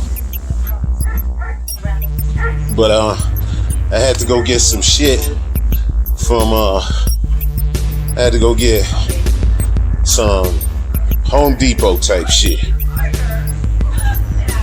But there's also a Walmart that's not that far away. It's actually closer than the Home Depot. And they supposedly had the same shit at Walmart. But I fucking hate Walmart. So I'm like, fuck Walmart. I ain't fucking going in there. Fucking spending no money with these fucking racist fucking assholes. I fucking hate Walmart. Hey, believe me, they ain't got shit to do with the fucking off Small Town USA. Small Town USA stupid enough to let these motherfuckers come in. They deserve what they get. I give 0 fucks about that shit. What I don't like about Walmart is they racist ass fucking tendencies. Always fucking with a motherfucker. Black motherfucker walking through this goddamn shit. It's like always they want to fucking see your receipt and shit. That's what it is. And I'm like, I think I purposely motherfucking went to Home Depot, number one, because that's what I was fucking planning on doing. But I think I purposely, even though, yeah, I think Walmart's a little bit closer. It's not like it's way closer. It's just a little bit closer than Home Depot. And I think I avoided Walmart because I can't stand them motherfuckers. Number one, I won't be giving them bitch ass motherfucking racist motherfuckers my money. But number two, it's like I don't want to be snapping on these motherfuckers. And because a lot of times when I do go there, it's like my kid's school is close to it. And just the fact that it's not that far away. When I do go there, a lot of times I be with my kids and shit. And I don't want to snap, but I can't fucking stand that shit. When a motherfucker, I'm taking my money into your shitty ass fucking store, and you got a fucking nerve to ask me for my motherfucking receipt. And that shit ain't never happened to nobody white that I know. I don't know. My girl that shit ain't never happened to her. That shit ain't never happened to any of the white boys that I used to roll with. Like, I would tell them about how I get fucked with, and it's shit that just never happened to them. And then sometimes I be talking this shit like with some of the grimy motherfuckers that used to do goddamn crystal meth and shit, and they didn't even get fucked with the way I got fucked with.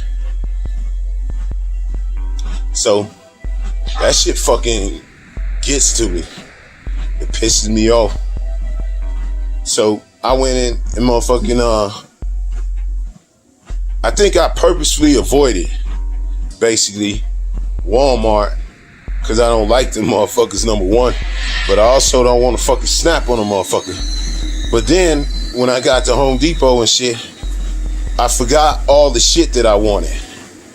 So then I was like, fuck, I gotta go back. That's not good. This fucking hills have eyes. It's fucking.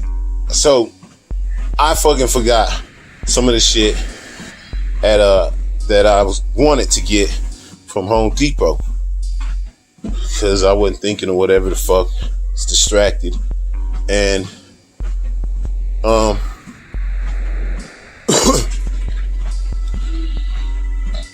I was pissed off because it's like, fuck, man, I could have motherfucking got this shit all done at once, but now I gotta go back. And I was like, fuck, I'm gonna just go to fucking Walmart. And then I thought about it, I was like, fuck, man, I don't want to deal with these motherfuckers. But then I was thinking about how I was like, man, this is fucking George Floyd's goddamn. What I was talking about, how if you gonna fucking celebrate this motherfucker, then you celebrate by going upside a motherfucking head. Physically was not what I was saying. I was saying mentally. You slap a motherfucker upside they shit. So it was like pissing me off that me and my kids wasn't with me.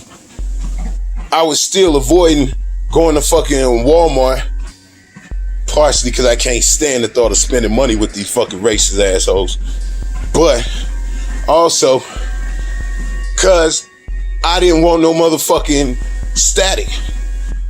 They always got fucking pigs parked outside they motherfucking shit, and I just felt like, man, I don't want to fucking snap on somebody and get in trouble. But then I thought about it, I was like, fuck, man, that's what I literally said. I don't want to get in trouble when I thought about going to fucking Walmart. That's another reason why. Because I'm gonna end up hurting one of these motherfuckers. They asked me for my motherfucking receipt. I'm too old for that shit. You know what I'm saying? It's like, so, I think I was pissed off all day that I had fucking avoided, because I broke it down. I thought about that shit. What's really going on? What's fucking pissing me off? Why am I in a bad mood and shit? Because I was in a bad mood. It was the George Floyd shit. It was the candlelight vigils and all the motherfucking kumbaya and all the goddamn block parties and celebrations and all kinds of shit that I just felt like is hella inappropriate as far as the way Dr. Claude describes inappropriate behavior. I thought that all that shit was inappropriate. And I think that shit put me in a real foul mood. And I think the fact that I wasn't with my kids and I avoided the drama. You know what I'm saying? Now, partially, which I cannot be blamed, I cannot stand spending money with these motherfuckers. But they had something that I fucking wanted. And this time I didn't want to fucking drive all the goddamn way back to motherfucking Home Depot. It's not much. It's probably about a 10 block difference. But still. So I go. I'm like pissed off about this shit all day because like in my mind I'm thinking about this fucking George Floyd shit is pissing me off. And the fact that I forgot my shit at Home Depot, so now I gotta go back and either go back to Home Depot or go deal with these assholes at motherfucking Walmart. And fuck, my kids is in school. So I ain't got that holding me back. So I'm like, what the fuck am I doing? I'm almost cussing myself out last night about how the fuck I'm avoiding these bitch ass motherfuckers. And then one side of my brain is like, because you can't stand these motherfuckers. It's like, I can't stand anything about Walmart. Like, everything about these motherfuckers is gross. Including the fucking racist bullshit. Now, I know it's other stores. They check your motherfucking receipts and they check to make sure you got a card and all that shit. And sometimes they check your ID when you walk in the store. But you sign up for that shit when you sign on to they fucking cards. They Costco's and they fucking Sam's Club, and they do that shit to everybody. Walmart asks you for your fucking ID. It's totally subjective. And it's totally up to some motherfucking, usually some old motherfucker that you really feel bad about cussing out. So that's how they do. They'll put an old motherfucker there to make it seem like it's just, you know, part of theft deterrence and shit. But these old people have biases, and they fuck with brown people and black people the most. Now, this is just a fucking fact. So it pisses me off. And it's happened to me before. Doesn't happen every time, but it's happened to me enough that it fucking pisses me off to the point where not only can I not stand the thought of fucking spending money with these motherfuckers, but it's also all these fucking stores is fucking racist as fuck. Walmart is just blatant with it, basically. And that shit pisses me off. If you don't gotta let the fucking police see your motherfucking ID unless they have a goddamn true reason, as far as you are suspected of either doing an illegal traffic thing or you're suspected of a crime. And a lot of times they would try to pull that bullshit out. But if you ask them the right way, you be like, hey, what you pulling me over for? Right away. What you pulling me over for? You don't gotta be cussing them out. You ain't gotta be none of that shit. You just ask them a straight up question. I mean, if you know what you did, like if you were speeding, then that's one thing. But if you know that you ain't did shit, then it's on them to fucking explain to you why the fuck they pulling you over. And you don't have to show ID unless you are under true suspicion of a crime. Like O'Shea Jackson, some fucking asshole called the police on him and said that he was fucking around on the street or some shit, driving reckless, whatever. So the cop pulls him over and he was like, let me see your ID and insurance. And O'Shea Jackson was like, nope, I ain't showing you shit.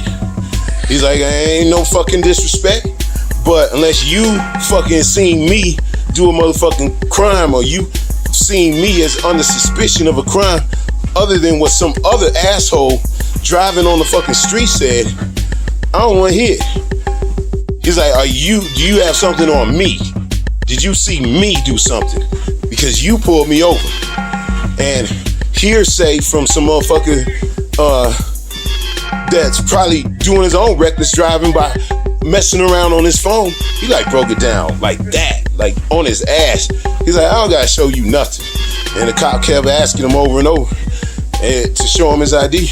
And he was like, no, I'm not showing you. You give me some kind of proof that I was speeding or being reckless, other than what some jackass said. And the cop didn't have nothing. And in the end, he had to let him go. Because in reality, unless you are under true suspicion of a crime, as in if you're in a store, you're under suspicion of shoplifting. And if you were under true suspicion of shoplifting, it would be these sneaky secret shopper motherfuckers that they have staying up in there. It would be these department head motherfuckers that are constantly cleaning, but you know they watching you. It's all these fucking different random motherfuckers that are constantly walking up and down these aisles and shit. They would be the ones to call you out or motherfucking say something about you being suspicious. Fuck, there's cameras everywhere also. So if you truly fucking suspicious or they think that they see you fucking snatching some shit, then they gonna fucking they gonna have it on tape, and it's probably gonna be a whole lot of motherfuckers that's gonna been seen that shit before some asshole needs to look at your fucking receipt for anything. These motherfuckers don't even really look at your receipt, man. I've had fucking receipts before where I gave it to them, let them look at it, and they fucking look at it for 2 seconds. There ain't no way in hell they could have fucking looked at all that shit. So I'm just at the point where I'm like, I ain't showing nan motherfucker, nan receipt. I don't give a fuck how polite they are. I don't give a fuck how old they are. Ain't nobody fucking peeking at my motherfucking receipt no motherfucking more. Yeah, that's basically the fucking argument I have with myself. All these fucking stores are owned by assholes. So for me to say, I'm gonna fucking go to goddamn Home Depot because Walmart's so much more of an asshole, it's fucking stupid. They all a bunch of fucking racist assholes. We ain't got no black motherfuckers own any of these fucking stores. So why should I give a fuck about any of this shit?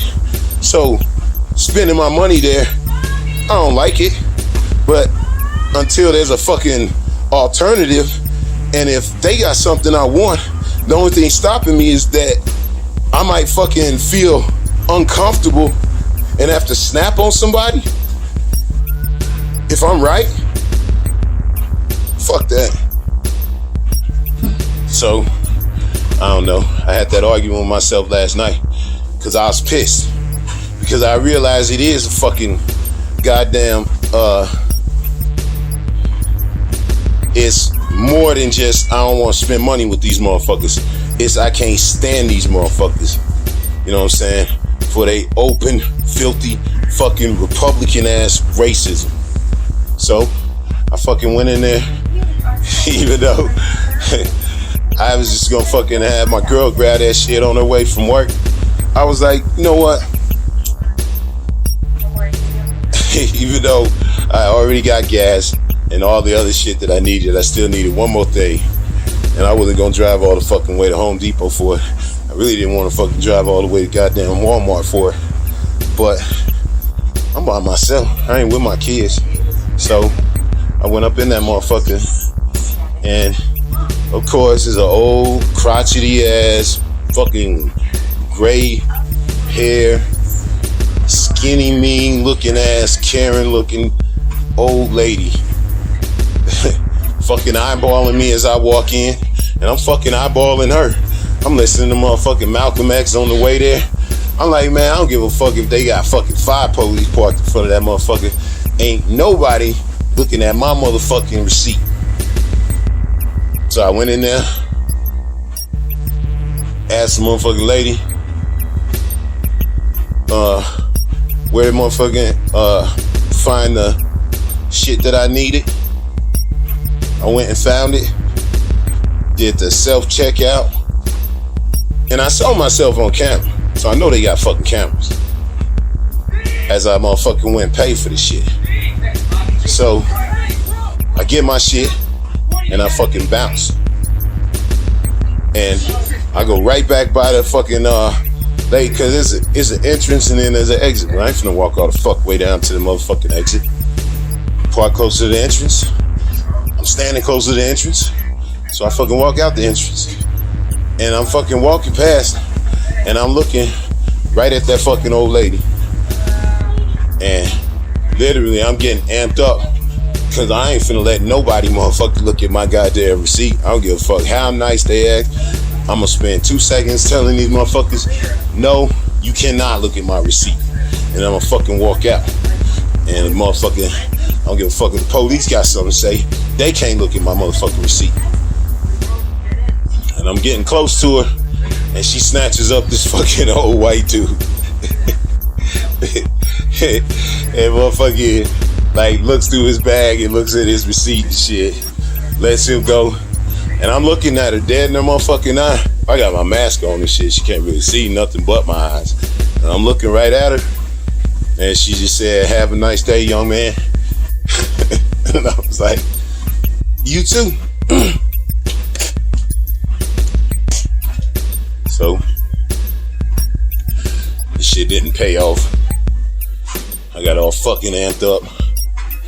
And didn't even get the snap on no motherfucker.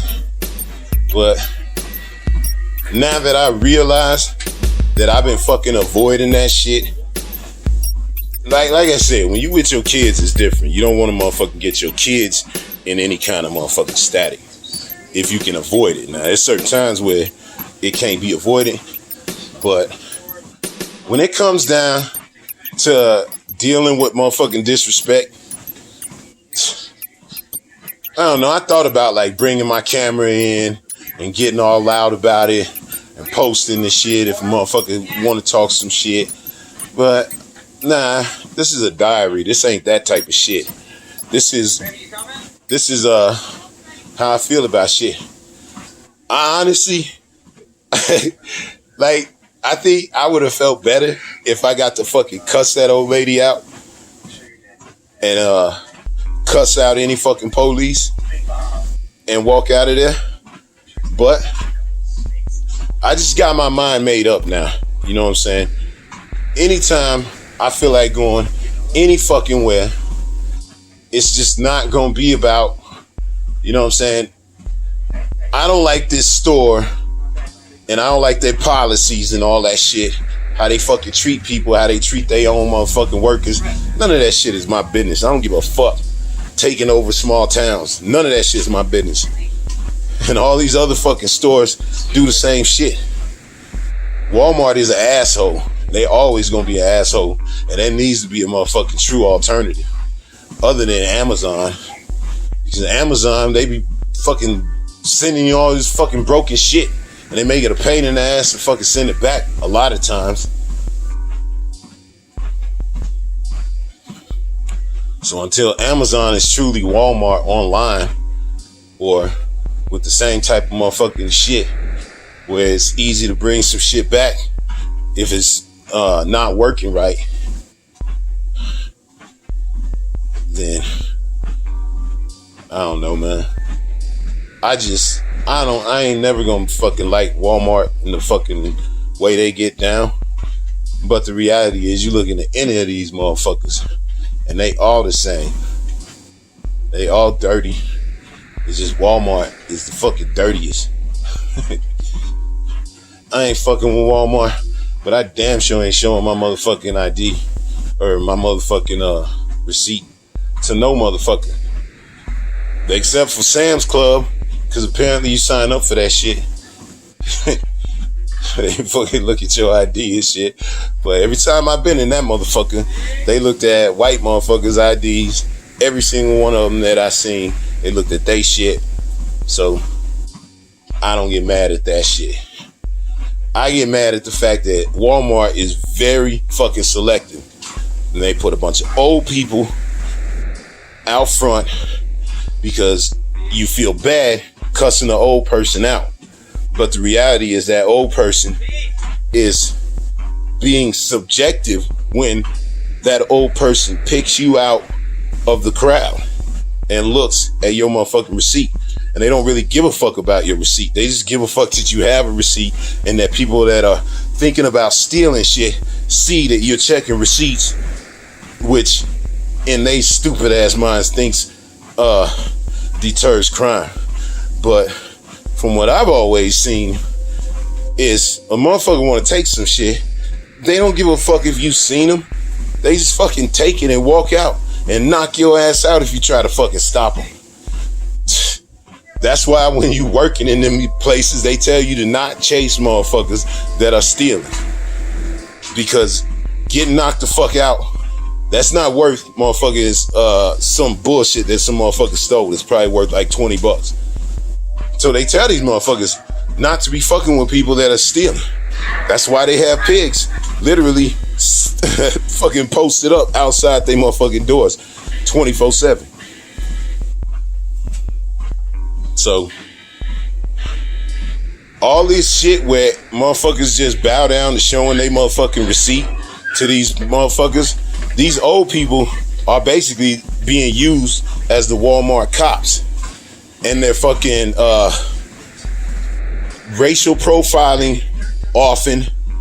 And they're basically doing this, not the stop and frisk, but the stop by stopping you and checking your motherfucking receipt. And there is no law that says you have to fucking do that shit, because you don't sign on to that shit like you sign on to it when you fucking sign on to a fucking Sam's Club or a Costco. You sign on to that, agreeing with their rules. Walmart doesn't have anything anywhere that says these fucking assholes are supposed to be randomly checking your fucking receipt. It's too subjective and it's too fucking bias driven. And the fact that they use these old motherfuckers to basically, it's kind of an intimidation thing, because nobody wants to fucking snap on some old motherfucker. Oh, this old lady just doing her job. But her job is bogus, and because they're not really looking at fucking, they're not really doing anything. They're not really checking your fucking receipt. There's no way a motherfucker can sit there and look through all that shit and then look at your motherfucking cart. It just don't work like that. This is a fact that it's subjective and it's bias driven. And when something's subjective and bias driven, you don't have to fucking put up with it. So yeah, I didn't have to snap on nobody. But next time I do need to go to a motherfucking Home Depot or Walmart, and depending on how I feel, and if I don't want to fucking go to goddamn, unless it's something Home Depot specific, and I feel like Walmart is closer or has a better deal, then I'm gonna go to Walmart. And if a motherfucker asks me for my receipt, I'm gonna tell them no respectfully. If they ask me again, I'm gonna tell them to get the fuck out of my motherfucking face, and I'm gonna get to walking. And if a motherfucker make the mistake of putting their fucking hands on me, I'm gonna fucking flip the fuck out. Obviously, I ain't gonna knock some old lady the fuck out, but I'm gonna fucking snap, because there's just no motherfucking laws in America that say you have to put up with that shit. And the one people that they never ask, or at least that I don't see, is motherfucking well-dressed white ladies. Well, white ladies can get the fuck away with anything, motherfucker, I'm telling you. When I used to work in them fucking shitty ass jobs, it was old white ladies. They motherfuckers would steal. 8 out of 10 times motherfucker was caught stealing, it was old white ladies. Now this is motherfucking Salt Lake, so it's a lot of motherfucking white ladies, obviously. So like I said, it's not a predilection, it's fucking, they poor. And they taking advantage of the fact that ain't nobody watching their ass. I can't hate. But the motherfucker in these stores, this shit. I not only can I not hate, I fucking applaud these white bros for fucking taking advantage of these fucking stores and they fucking ignorance. So, I don't know.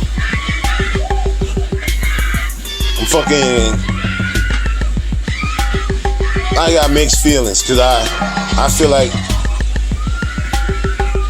I know they do that shit, but I know all these other stores are guilty of something similar So, fuck them. I just ain't showing my motherfucking receipt to nobody else. I just put it like that. Ever again. Even when I got my kids with me. Fuck that shit. It's fucking Hills Have Eyes. It's goddamn. It's fucking brutal.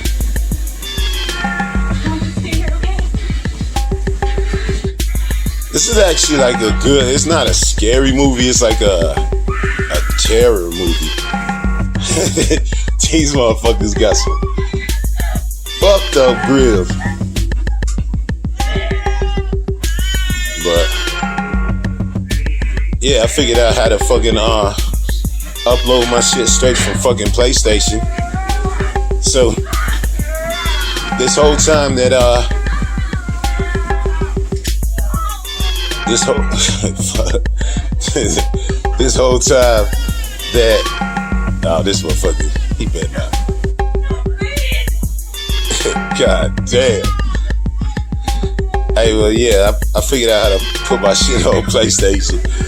And the fucking kid on the video that I looked up how to do the shit, that motherfucker couldn't have been. He sounded about 10 years old, man. He's probably younger than my youngest. But the motherfucker information up to a point was right. So, kid did a good job. Learn something new every day. So, Jesus Christ, this movie is fucked up.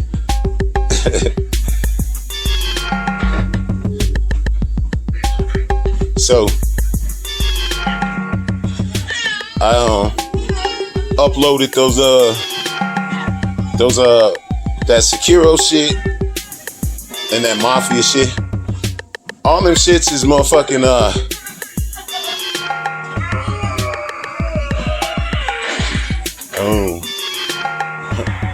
all them shits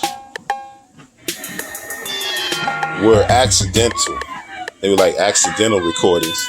Like I didn't even know them shits was on there. Except for the one that said practice. The other ones were just random.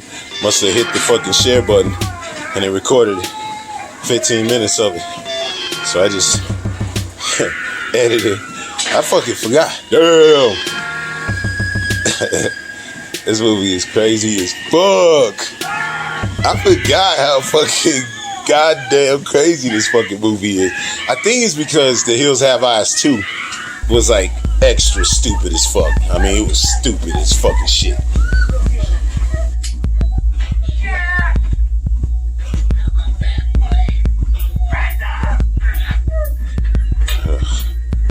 This shit's crazy. They just shot the shit out of them girls.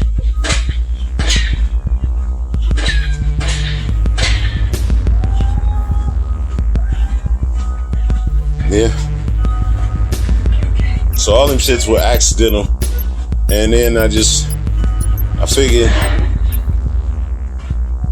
the one thing I stopped playing Sekiro a while ago because I gave myself 3 times to beat these motherfuckers and to beat it without no deaths. And that shit is hard. And last time I almost got there. And my girl jumped in front of me.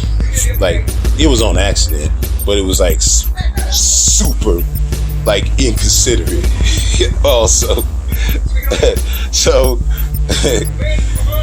I just stopped playing because that game pisses me off, man. When you see some of the fucking Sekiro rage, like, that shit is real. That shit is, it's like, I ain't never did so much motherfucking cussing and goddamn screaming at the fucking TV. Which in kind of ways, yeah, if you look at it in a psychological way, you're like screaming at yourself. It's like, you bitch ass fuck motherfucking goddamn fuck this shit. It's like, Said Sekiro is you. And I mean, the game does cheat. They got invisible motherfucking rocks, invisible like walls, and fucked up landscape where you just go falling off in the middle of a fight. Scrubs that'll jump you from all over the fucking place.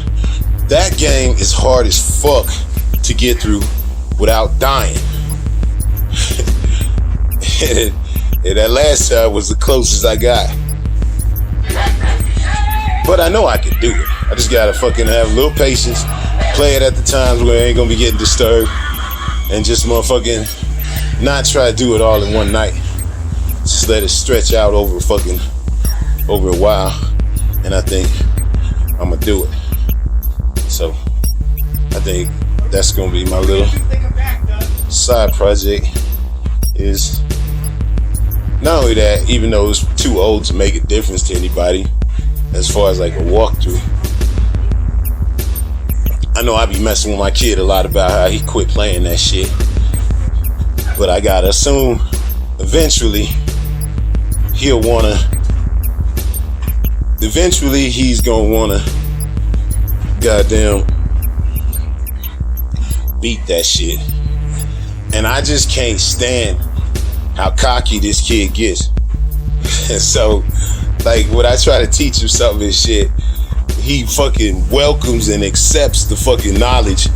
And then, after he fucking succeeds, he totally forgets where he got the fucking knowledge from. It just gets really annoying. You know what I'm saying? So, I stopped fucking teaching him and showing him how to get through the damn game, because the kid gets super obnoxious sometimes. But it's fucking petty, because I do want to see him succeed.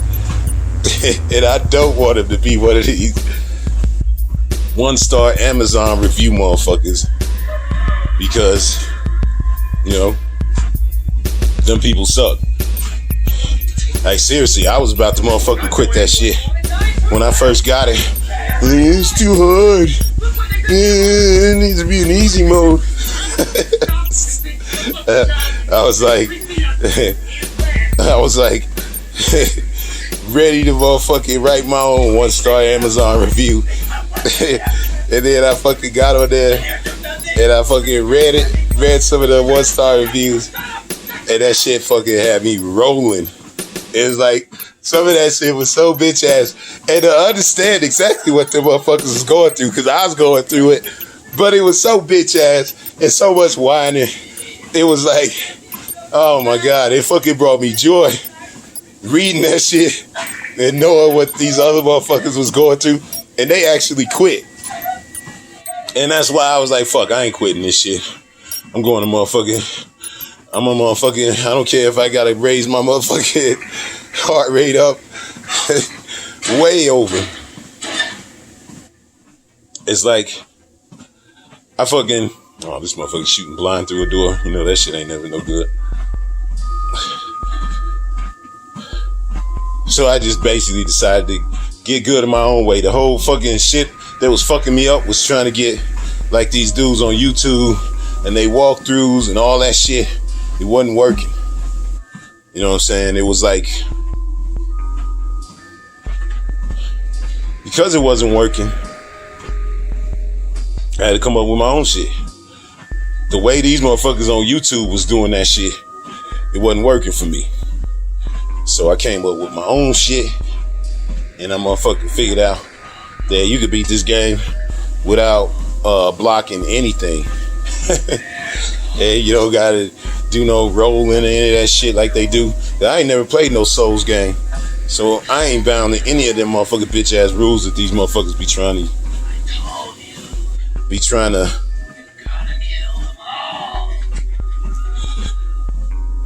motherfuckers trying to get good. God damn. This movie is fucked up, and I actually do want to watch it, so I'm gonna have to rewind this shit. But yeah, getting good at this shit. Once I stopped trying to do it like these motherfucking YouTubers, that's when I motherfucking actually got good. Just came up my own way, And I don't think, I think it's a dance. And I figured out how to fucking get through the dance without blocking anything. And they say that's the only way you get through this game is by blocking. And I ain't blocked shit. And I fucking got through this game plenty. But I still ain't been able to get through the motherfucker without dying.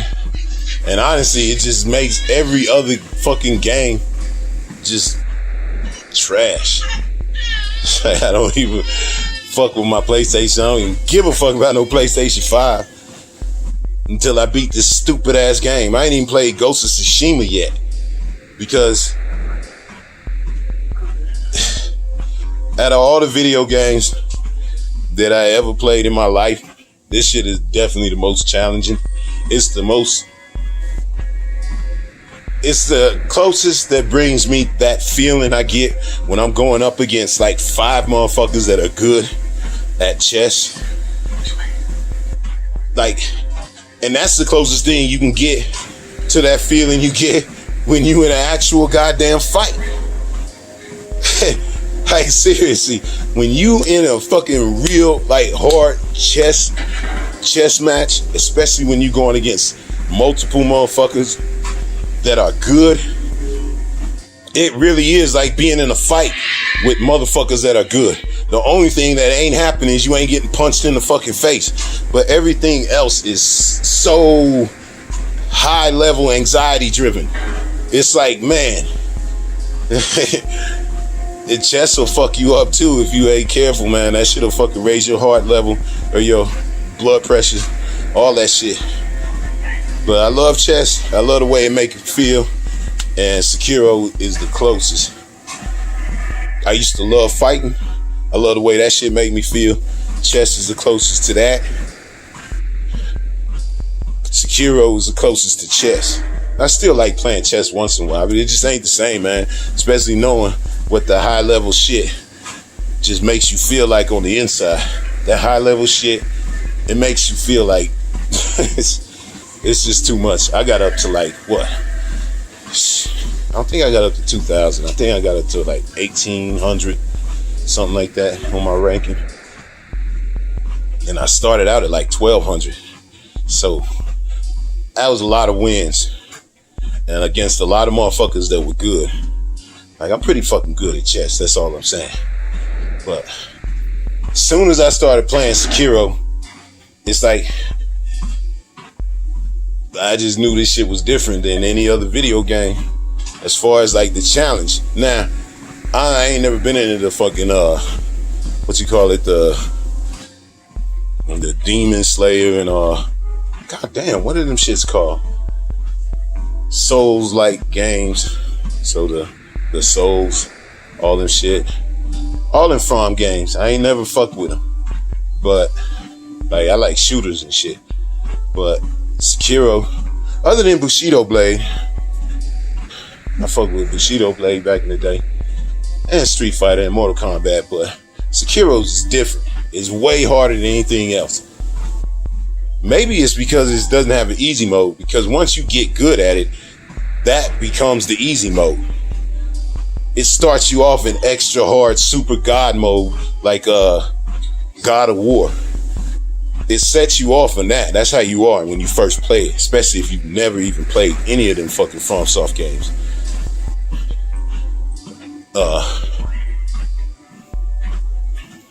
So that shit's extra hard, but it goes from being hard to easy because you don't even get like half of the shit on the first run through.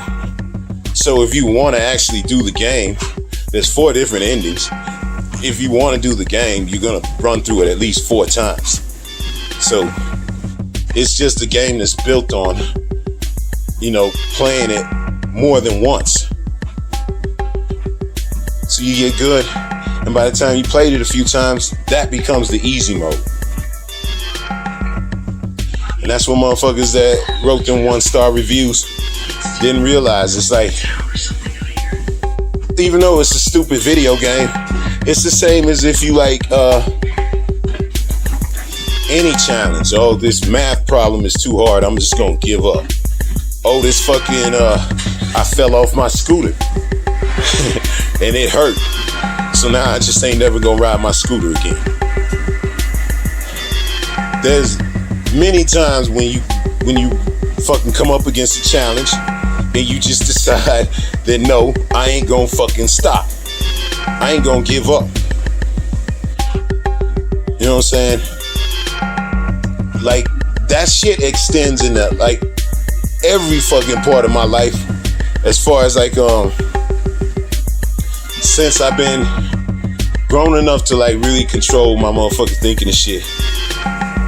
If I fucking come up against something and I set my mind to it, like, if I give up, it makes me feel like shit on the inside. Like I can't like explain it, but I have a physical feeling of fucking shittiness that goes from my motherfucking throat to my stomach when I fucking give up on shit. It fucking eats at me forever. You know what I'm saying? So even if it's just something that's trivial and first world is a fucking video game, this is a damn hard video game, and it's a good. You basically, it's not like fucking Super Mario and all that shit. I'm saying it's like, I don't know, it's a fucking challenge, and I just don't think that. I am kind of getting over all that shit. All this fucking popular culture is not as fucking fun as it used to be. That's what happens, you know.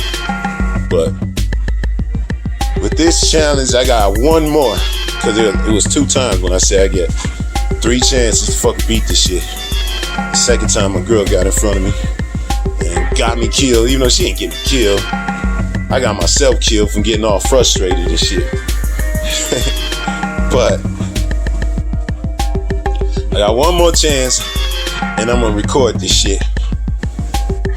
I'm not gonna record the whole run through because it only records in I think 60-minute at maximum increments on the PlayStation, and I think I can beat most of the bosses. I'm sure I can beat most of the bosses under 15 minutes, easy.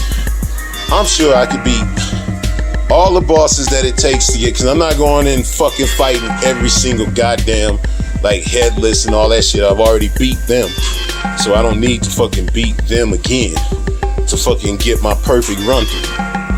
And like just these super low level scrubs that are just there to take up time, I'm not gonna fucking fuck with them. I'm gonna just basically kill the fucking mini bosses as fast as possible, and then once it gets to a certain level of difficulty, that's when I'll start motherfucking like recording the whole shit. But for now, I think I'm gonna do this run through. I'm gonna give myself one practice run through, and if I make it through, then I'll just count it. And then I give, because I haven't played in like probably 2 or 3 months, so I'm bound to be rusty. Like in that one that says practice, that was from last night. I got killed from a dude that normally that motherfucker don't even get a hit on me. So clearly I'm rusty as fuck. So I'm gonna get this one run through, record that shit. If I make it all the way through, then I'm gonna count it. If I don't, then I'm gonna give myself another one, because I was really close to getting through it.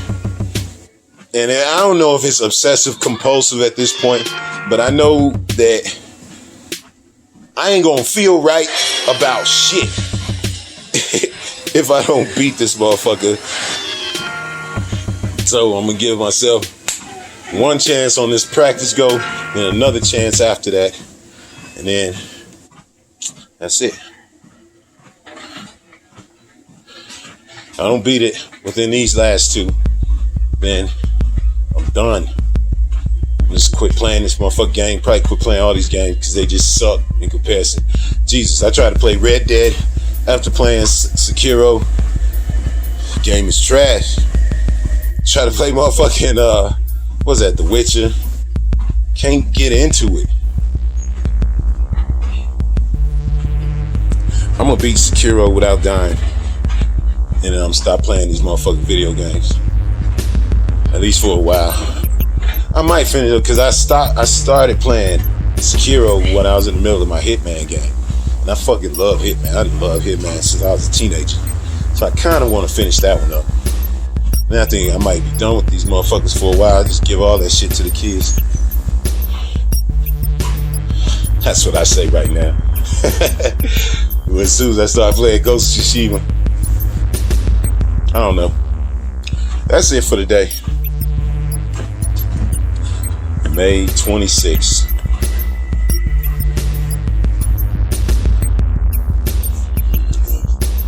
May 27th, 2021.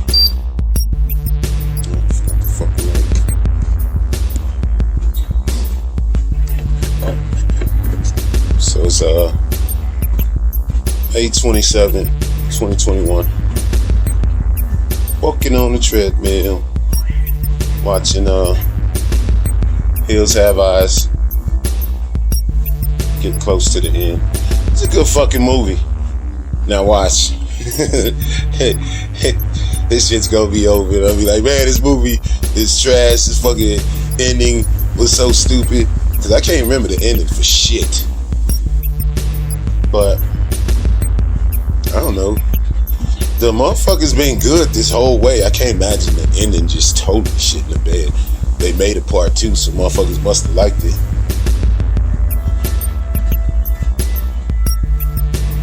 As far as news, same old shit. That San Jose shit. Fuck, the subtitles ain't on there. The fucking San Jose shit that happened yesterday was a railway. I'm not exactly sure what a railway is. It obviously has got something to do with trains. But fucking railway got shot up. Some dude fucking walks in the goddamn his work, white dude, like his 40s or 50s, and killed all the other dudes on site. Then he smoked himself before the fucking police can smoke or talking down, because you know, fucking with white motherfuckers, they might end up just talking to the motherfuckers.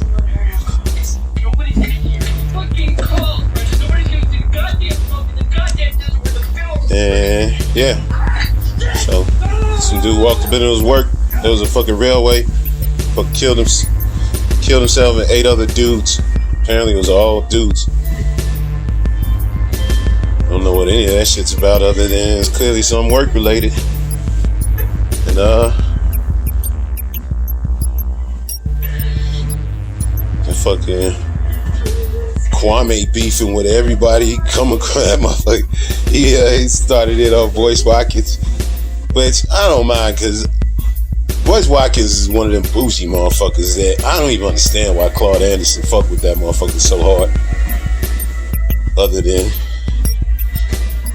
you know, because Boyce Watkins, he seemed like he be trying to do nice, but he another one of them motherfuckers that's, he be like sneak dissing, and like he be trying to act all innocent about that shit that he said about Kwame yesterday. And you wasn't fucking, you ain't slick, man. It's like, who are these dumb motherfuckers that believe that Charlemagne was really looking out for Kwame, or that Dr. Boyce really wasn't dry snitching? It's like, come on, man. This type of activity has been around for a long time. Just because you super passive aggressive and you fucking dry with your snitching don't mean that you ain't motherfucking snitching on motherfuckers, and you did. You said Kwame Brown got the N-word in this motherfucking shit. And the reality is Kwame trying to act all fucking innocent and shit. That motherfucker been on YouTube for a long time. He only got popular recently, but he's been on this shit. I look back for at least a year. He been on this shit longer than me. And I know that just by looking at other motherfuckers' shit, you can tell that the algorithm is gonna fuck with your shit if you put cuss words in your motherfucking shit. So anytime I got like something that's a cuss word in it, I just put a star in it to replace one of the motherfucking letters. Like, I saw that pretty fucking early on, that even though I don't even think I started putting fucking titles onto my shit, cause I don't give a fuck. I don't want motherfuckers to find my shit on accident or on purpose. I don't want the algorithm to take my shit down. But the reason why I put all my words together next to numbers and shit like that mixed in, basically in my language, so I know what is on these motherfuckers. And I guess like my kids will understand because they understand my language. But I don't want to write some shit and then that get fucking caught up in the algorithm and motherfuckers search my shit out because of it. I know the shit that I'm saying and the shit, some of the shit I got in my background. If motherfuckers start looking closely at my shit, people gonna be smacking my motherfucking videos off left and right. So, cause clearly you black motherfucker and you be cussing, they don't like that shit. So, you know, it ain't got shit to do with they bitch asses. I don't know. Dr. Boyce, he just one of them slick motherfuckers is basically what I'm trying to say. Cause I watch him because he's the only fucking place that I can fucking find Dr. Claude Anderson. On this motherfucker like this, even though his shit's not super active, he's still posting them shits. That man looking old, so he ain't gonna be around for much longer. And he clearly ain't up to doing his own YouTube channel. So he just using Boyce Watkins when he can, Dr. Boyce Watkins when he can. But that's why I fuck with Boyce Watkins, cause he be fucking highlighting Claude Anderson, Dr. Claude. So that's it. So much of his regular shit when he's not talking to Dr. Claude, he spend his time, he say, oh, he love black people so much and he be one and all that shit, black first and all that. But then at the same time he say, but I only fuck with 10% of black folks. The rest of y'all some motherfucking is still some slave mentality motherfuckers. I only want 10%, the 10% that agree with me, basically, to fucking come on in here. And you a doctor, you a fucking teacher, and that's how you feel about motherfucking 90% of your motherfucking students? 90% of the people that fucking listening to you and shit? You saying y'all should fuck off if you don't agree with me 100%? You ain't gonna win over a lot of motherfuckers with that shit. And the only motherfuckers you gonna win with that shit is, if I hate to agree with Kwame, but he right. That dude is bougie as fuck. And then with it, because you know why I know? Because he talked that shit. This dude is from Chicago. He talked that shit about gangs and all this shit about how he know what a real man is and all this. And I don't mind that until he get to sneak dissing. It's like, he said some shit about Kwame yesterday. He knew that shit was snitching. Motherfucker, everybody heard that shit, knew that shit was snitching. And Kwame called him out on this shit. So Kwame like motherfucking acting all innocent, like he ain't know he ain't supposed to be cussing on his motherfucking algorithms unless he want that motherfucking heat. But he was like, you should help me instead of motherfucking shitting on me, basically. And then he had some choice words for that motherfucker, for Boyce Watkins. And then Boyce was like, well, while I don't agree with what Kwame says, I'm not gonna get into a online match. Like there's a bunch of haters out there that hate on me all the time, and I don't give a fuck about them. Man, they just a bunch of fucking assholes. But I ain't gonna get into no beef. because these assholes, that's what they want. They want an intelligent black man like me to stoop to their level and all that shit. And it's like he's saying all this fucking, calling them an asshole, calling them unintelligent, talking all these fucking all this shit, but saying it in a real sneaky, passive aggressive way. So he could always say, oh, well, I didn't say that. I didn't mean it like that. Like, he spent another fucking half hour explaining how what he said was trying to help Kwame and all that shit. It's like, no, you didn't. It's the same with Charlemagne, man. When you say something fucking stupid or fucked up, just fucking admit it. Or just shut the fuck up about it, but definitely don't goddamn try to act like motherfuckers don't know what the fuck you saying.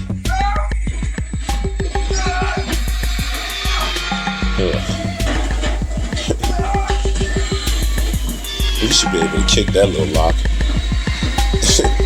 I think I'd be able to kick that little lock in. But I'm just saying, Bush Watkins act like he don't know what the fuck Kwame talking about, and he all innocent and shit. But the reality is, he knew what the fuck he was saying. He just wanted to get in on that action. Kwame gave him some of it. Oh, there you go. That motherfucker, he come back, but he came back in a real passive-aggressive, mean girls type of way. Basically, all y'all motherfucking slaves don't understand how I'm trying to help Kwame, and all y'all just trying to keep up some shit between two black motherfuckers. It's like, motherfucker, if you don't want to keep up some shit between two black motherfuckers, you could have hit Kwame up on in one of his fucking DMs or any of his tweet, you know, all this bullshit all y'all bitch ass social media motherfuckers is on. You could have hit him up. You could have got his number and told him all that shit that you went and got on motherfucking your shit with. So I don't know. It's like, I don't know who these motherfuckers is used to dealing with. And like I said, it's plenty of shit to call Kwame Brown out on. It's his older shit. It's his shit where motherfuckers wasn't really paying attention to him, where he was talking shit on Breonna Taylor. And talking about motherfuckers is stupid for being Democrats. And while I agree with that up to a point, you ain't stupid for being a Democrat because you don't fuck with Trump. You stupid for being a Democrat because you got tricked. You a sorry motherfucker if you a goddamn Republican because you are actively riding against your motherfucking people. Democrats suck and they don't do none of this shit that they say. But there's a difference between activity and motherfucking just sitting back and not doing shit. Black people shouldn't be Democrats or Republicans. And riding hard for fucking Trump, that's where you lost me. Shitting on Breonna Taylor, that's where it totally locked it in. You a bitch ass dude. Talk that type of shit.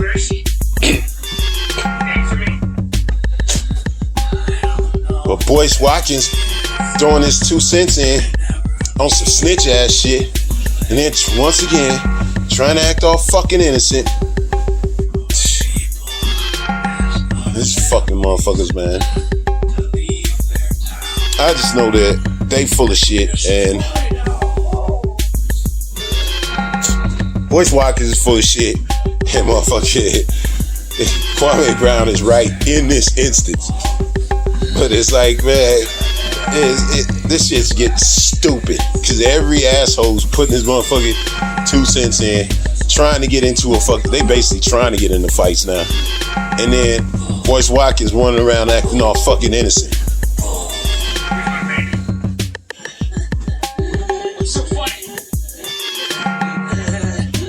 Hit the motherfucker, goddamn.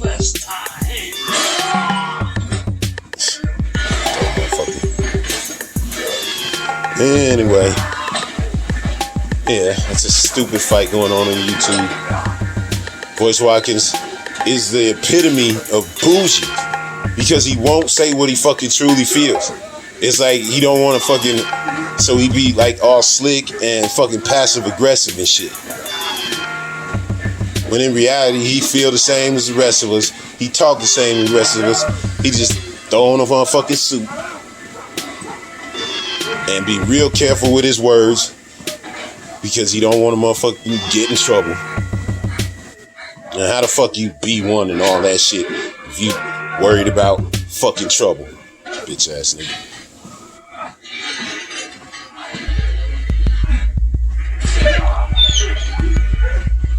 And yeah, that's it. Just watch the end of this movie. Stay the fuck away from all this motherfucking YouTube shit. Like, I'm getting sick of this shit, man. It's the motherfuckers that I kind of like I can't stand Stephen A. Smith.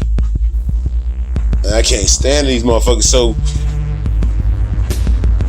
I agree with motherfuckers. Even Vicky Dillon, man, she's sticking her nose way too deep into this shit. Because it's like, motherfucker, it's real black issues that you could be talking about, and you talking about Kwame Brown beef every fucking episode in the last few, probably like week or so. This motherfucker talking about Kwame Brown every fucking episode. And then be bitching about how the fucking mainstream media got an agenda and shit. But all y'all motherfuckers, it's the same thing. Kevin Samuels gets blows up. Everybody starts talking about him. So these popular YouTubers, they start talking about who's ever popular. They get into that smoke with them, and then they get their little fucking numbers up. So that's what I'm noticing. Every time somebody fucking gets a little bit of fucking shine, these more popular motherfuckers, but not super popular, like the white motherfuckers is way more popular. But it's some black motherfuckers on YouTube that's popular. And I noticed that a lot of them feel a need to go in on these subjects over and over and over again so they can get the people that back like Kwame Brown to come into their fucking comment section. You know, boost they motherfucking numbers up and shit with that hate. Get involved in some back and forth. Maybe you might change some minds and shit, basically is what they try and do. Shit's ridiculous. But it's like you can see what they doing. It's very obvious what Watkins was doing. Kwame Brown's flavor of the month. So you go out there and shit on him real passive aggressively. So you can say, hey, I wasn't fucking saying anything real. I was just saying he need to watch his shit. But in reality, he was dry snitching. Everybody know that shit. That's what a lot of these motherfuckers do. And then Kwame comes back at him on some real shit. Like, if you want to motherfucking talk about my shit to me. Tell me if you really want to help, but you didn't. That was some bitch ass sneak shit. And then old boy comes back like, I have no idea what you mean. I would never. And then, motherfucker, yes you did. You knew what the fuck you were doing. You knew exactly. So, it's kind of obvious. And Vicky Dillon doing the same thing. It's kind of disappointing. Because I like her. She do sometimes have some real shit to say about real shit that's going on. But this motherfucking jumping into fucking beef and shit, clearly just trying to get them clicks.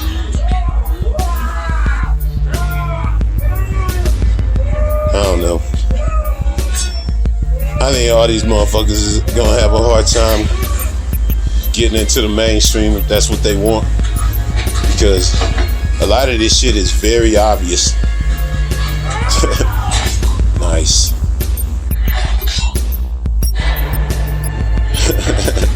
This movie is crazy. It's crazy violent.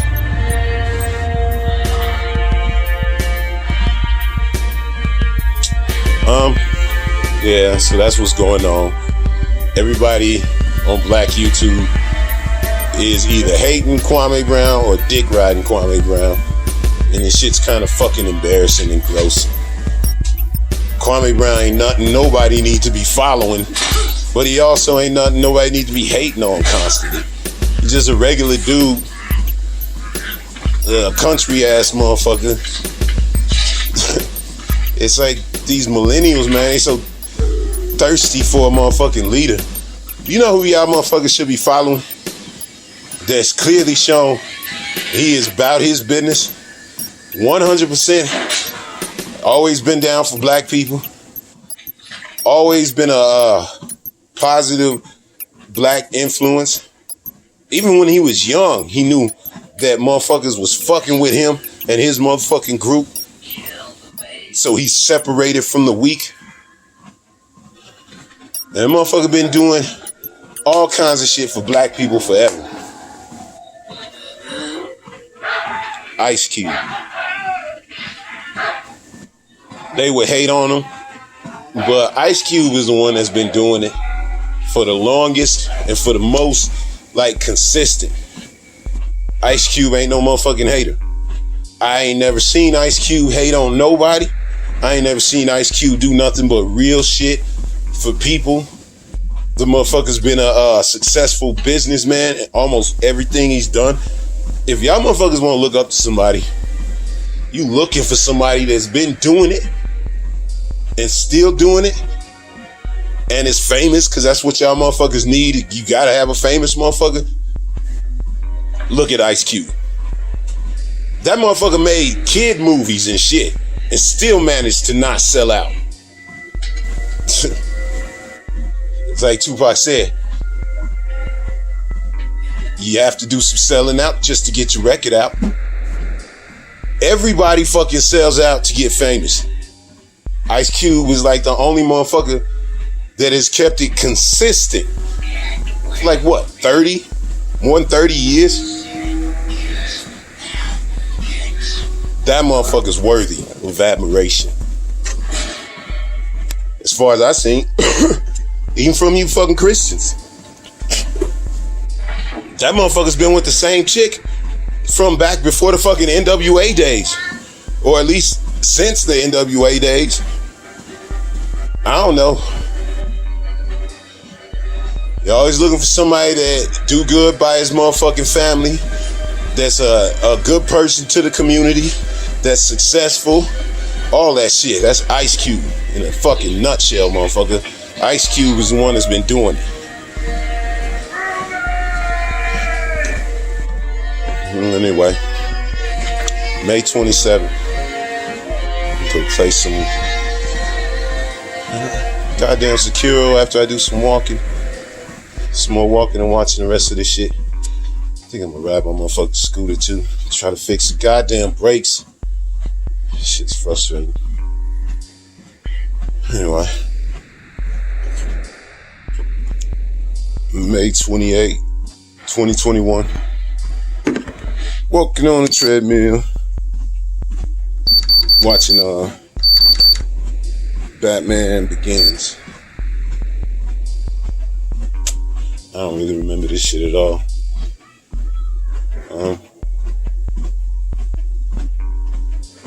Let's see. There ain't shit on the news. Fucking same boring ass politics garbage. Motherfuckers looking into the coronavirus, whether it was started in some fucking lab or some bullshit. That's about it as far as that. There's a whole bunch of like really interesting, boring shit. I saw some shit, and this shit is really fucking starting to get to me too, because it's the silliness of it all, but I done seen how silliness can motherfucking snowball. And once again, I hate fucking talk about this shit, because I was trying to ignore this shit. Man, I got like 20 motherfucking subs, and undoubtedly, no doubt, like without a doubt, every time I check my recommends, it's some motherfucking stank between Kwame and motherfucking Boyce, or Kwame and Charlemagne, or Kwame and fucking Stephen A. Smith with his bitch ass, or all of ESPN, against Kwame. It's getting to the point where it's like factions are developing. You know what I'm saying? On some like, I'm seeing it. On some East Coast, West Coast shit. Because even though I ain't subscribed to none of that shit, I don't subscribe to Dr. Voice. I don't subscribe to Kwame. I don't subscribe to, well, I do got the Breakfast Club on my shit. Charlemagne, bitch ass. But I'm on Kwame's side completely with the Charlemagne shit. But what I'm saying is I don't subscribe to Kwame or Boyce or any of that shit. But every time I turn on motherfucking YouTube, that goddamn shit is like all up on my recommendations. So clearly, it's like a lot of that shit is motherfucking clickbaity and shit. So this clickbait is like sooner or later I end up clicking on the shit, even though I'm trying to stay the fuck out of this shit. Cause I ain't finna fucking pick sides and none of this shit. Cause I don't ride with motherfuckers like that. Almost every single one of these, except for Steven Jackson, is somebody I either am ambivalent about or outright don't like the motherfucker. So I'm not finna get involved in this shit. But it's starting to remind me the dumb shit that you seeing motherfuckers talking like one side is absolutely right and the other side is absolutely wrong, and both sides are saying that shit, and it's all black people involved. That's East Coast, West Coast beef from back in the 90s, where you got one side of motherfuckers that are absolute about their views, one side of motherfuckers is absolute about their views, everybody black, and all these white motherfuckers is eating popcorn, getting entertained while these motherfuckers is beefing. And just like that motherfucking East Coast, West Coast shit, it started out as a fucking joke pretty much. Motherfuckers wasn't taking that shit serious, and then it snowballed into some more real shit. To the point where the two motherfuckers at the top had to fucking die to settle this shit. That's where this shit is fucking headed if motherfuckers keep going. And you doing it for the entertainment of these motherfuckers, man. They watching you motherfuckers entertained. And people need to slow they fucking roll with this shit, because they picking sides and they don't know who the fuck they being manipulated by. Because Dr. Boyce is a fucking manipulator. Charlemagne the God is a fucking manipulator. ESPN is a manipulative corporation.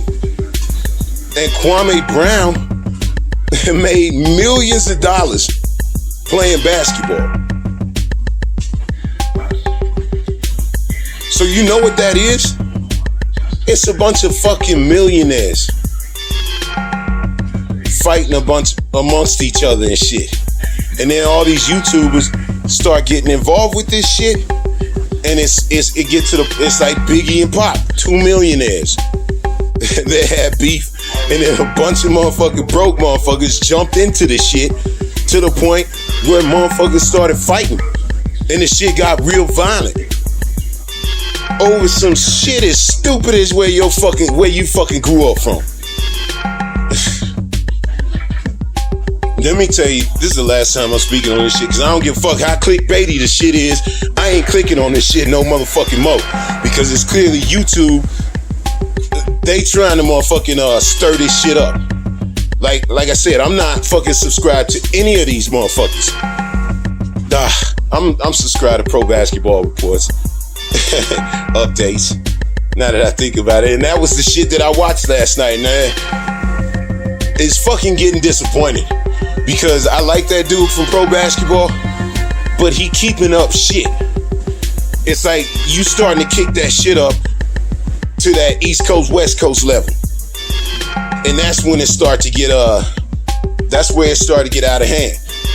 Like, I'm watching that shit from last night, and I'm seeing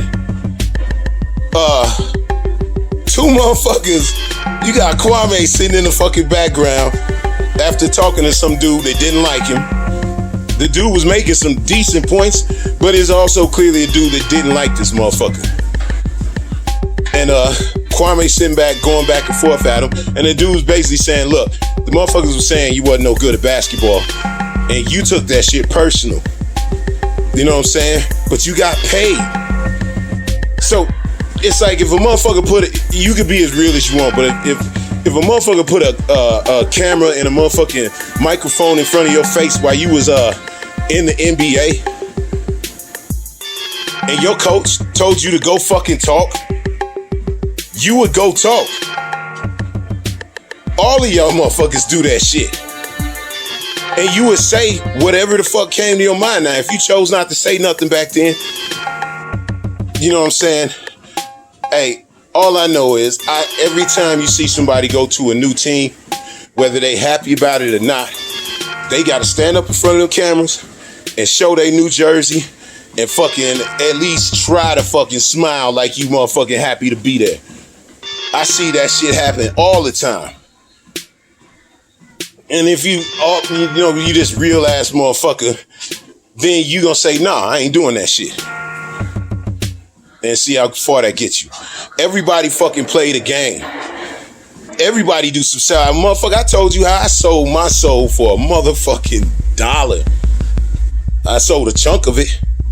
Everybody sell a chunk of their motherfucking soul in their job. Everybody do.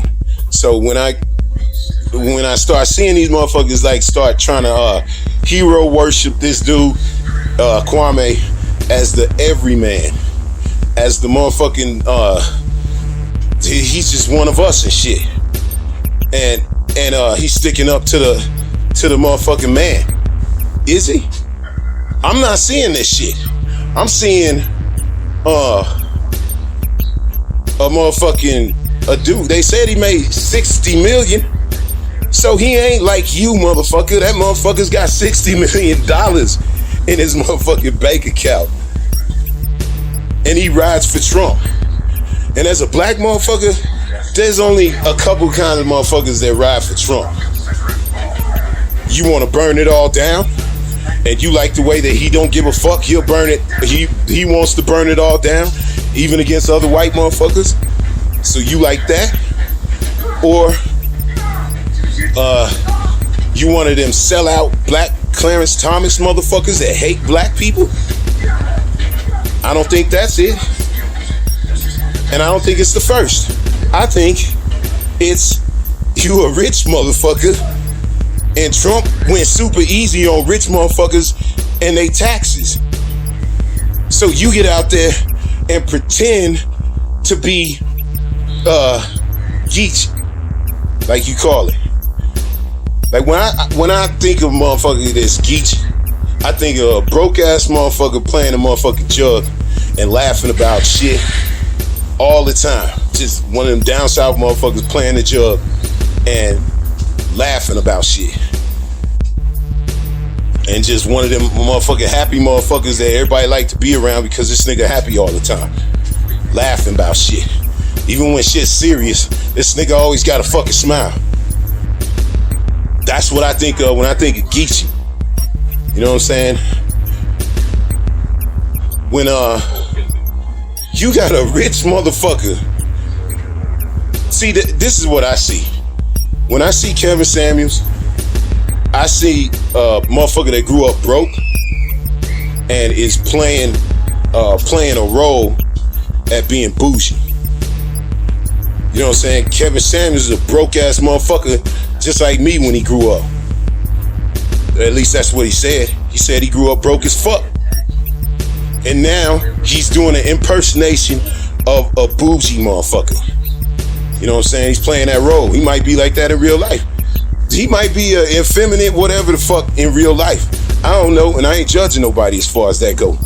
I think judging people by how they fucking, the way they talk is fucking stupid. Cause I done seen plenty of loud motherfuckers with the most gutter motherfucking street talk from the south, from wherever the fuck, New York, Chicago, everywhere. I done seen plenty motherfuckers talk like that, bad as fuck and all that shit, but you run up against a motherfucking bullet and everybody turns to bitch. There's all these motherfucking tough motherfuckers talking all this shit, going in on each other, and to the point where it's threats and motherfucking soon to be violence on behalf of Kwame Brown, who is a rich motherfucker.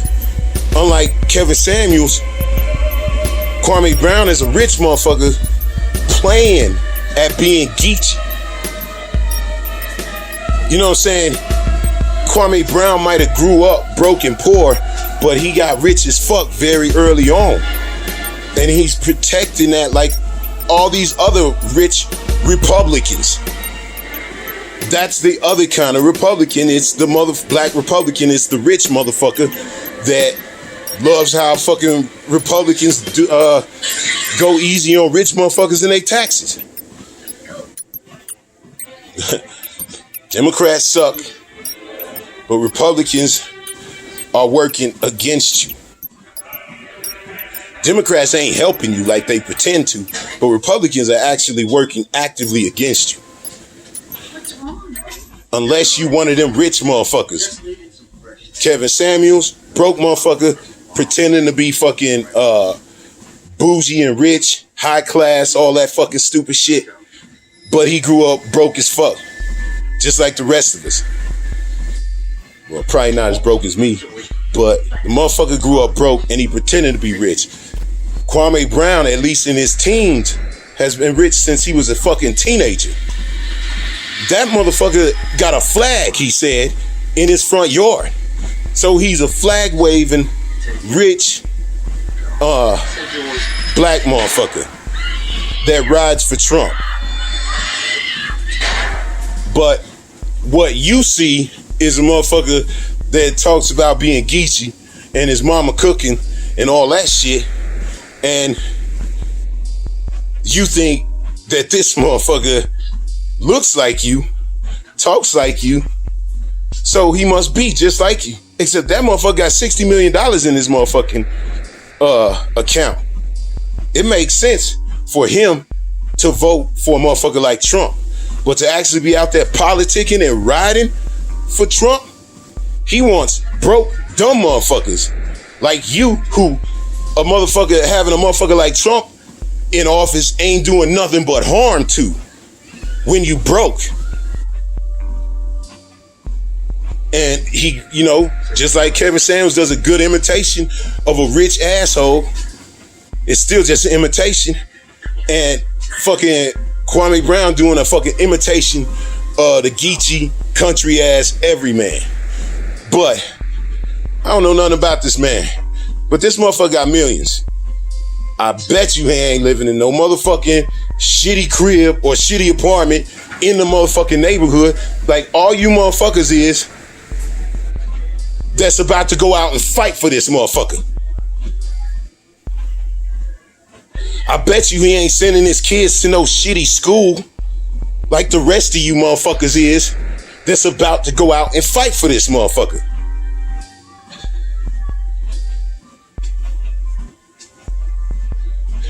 That shit that happened with Tupac and Biggie was some stupid shit that got out of hand. It started out silly as fuck, and then it got out of hand because a bunch of motherfuckers, broke motherfuckers on the sidelines, started fucking pushing that shit and keeping it up.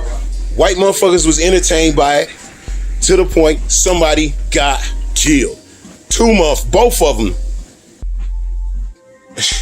Man, like I said, I think Biggie just got caught up in that whole East Coast West shit. Pac shit, who the fuck knows what happened? But anytime you get famous black motherfuckers going at each other and they stick to these fucking personas, it's not real. It's a fucking persona. It's not their true self. If I'm wrong, then I'm wrong. But I bet you Kwame Brown got his kids in private school, nice fucking private school, nice fucking private fucking land or house or whatever the fuck, away from all you motherfuckers that's ready to go fight. Maybe he don't. Maybe he live amongst the people. I don't know. I don't know nothing about this man. But I know most of these motherfuckers got $60 million and ride for Trump. They ain't looking out for, because they ain't riding for Trump because they think Trump is going to look out for your broke ass. They riding for Trump because Trump looks out for they rich ass.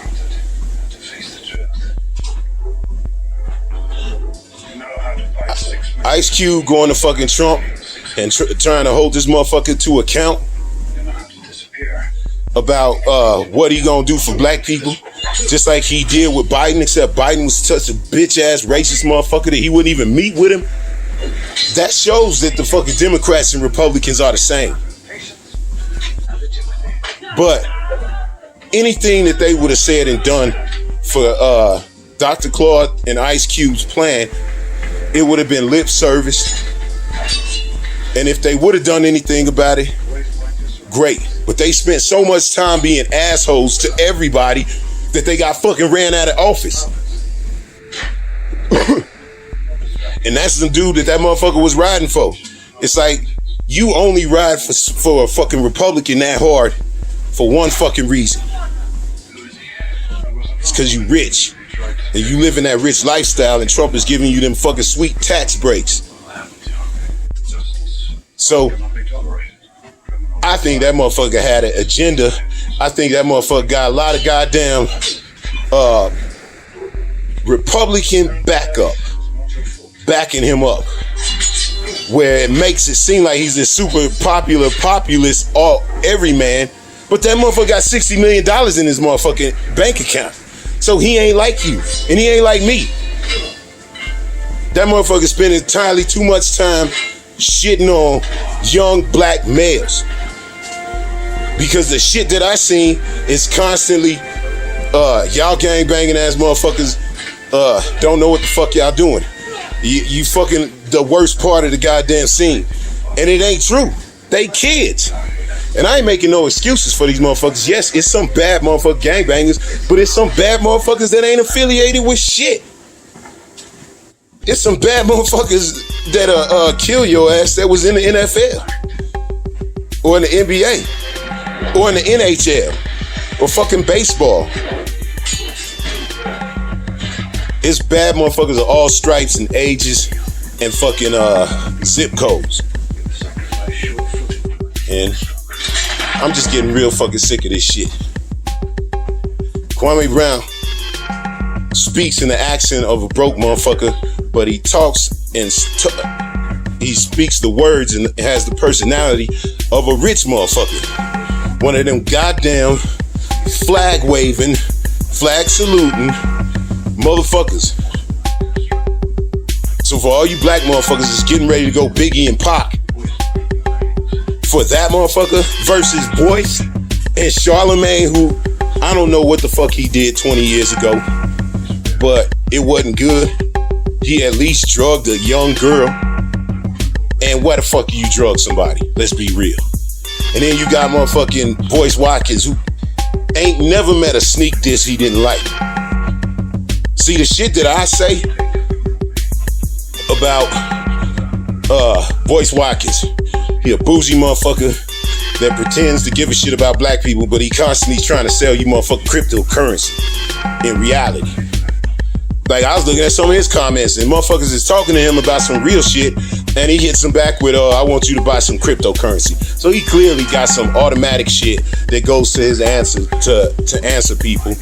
Instead of just fucking talking to people like a normal person, he replies to him about cryptocurrency when they ain't talking nothing about cryptocurrency.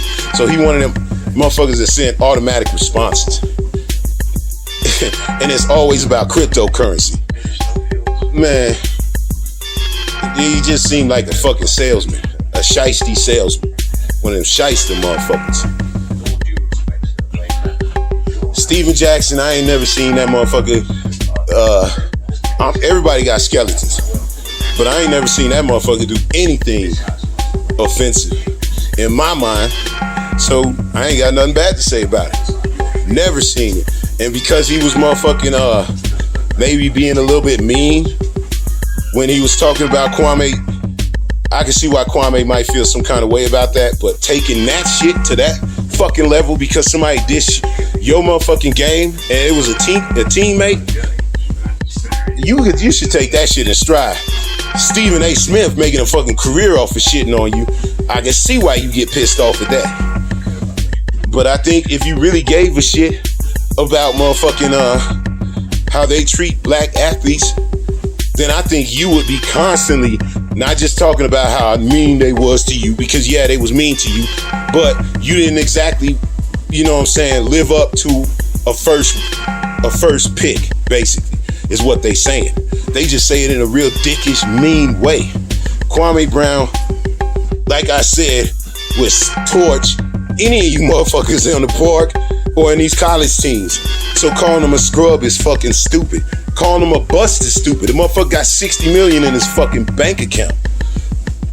Stephen A. Smith is an asshole, but not because he fucking was making fun of Kwame Brown.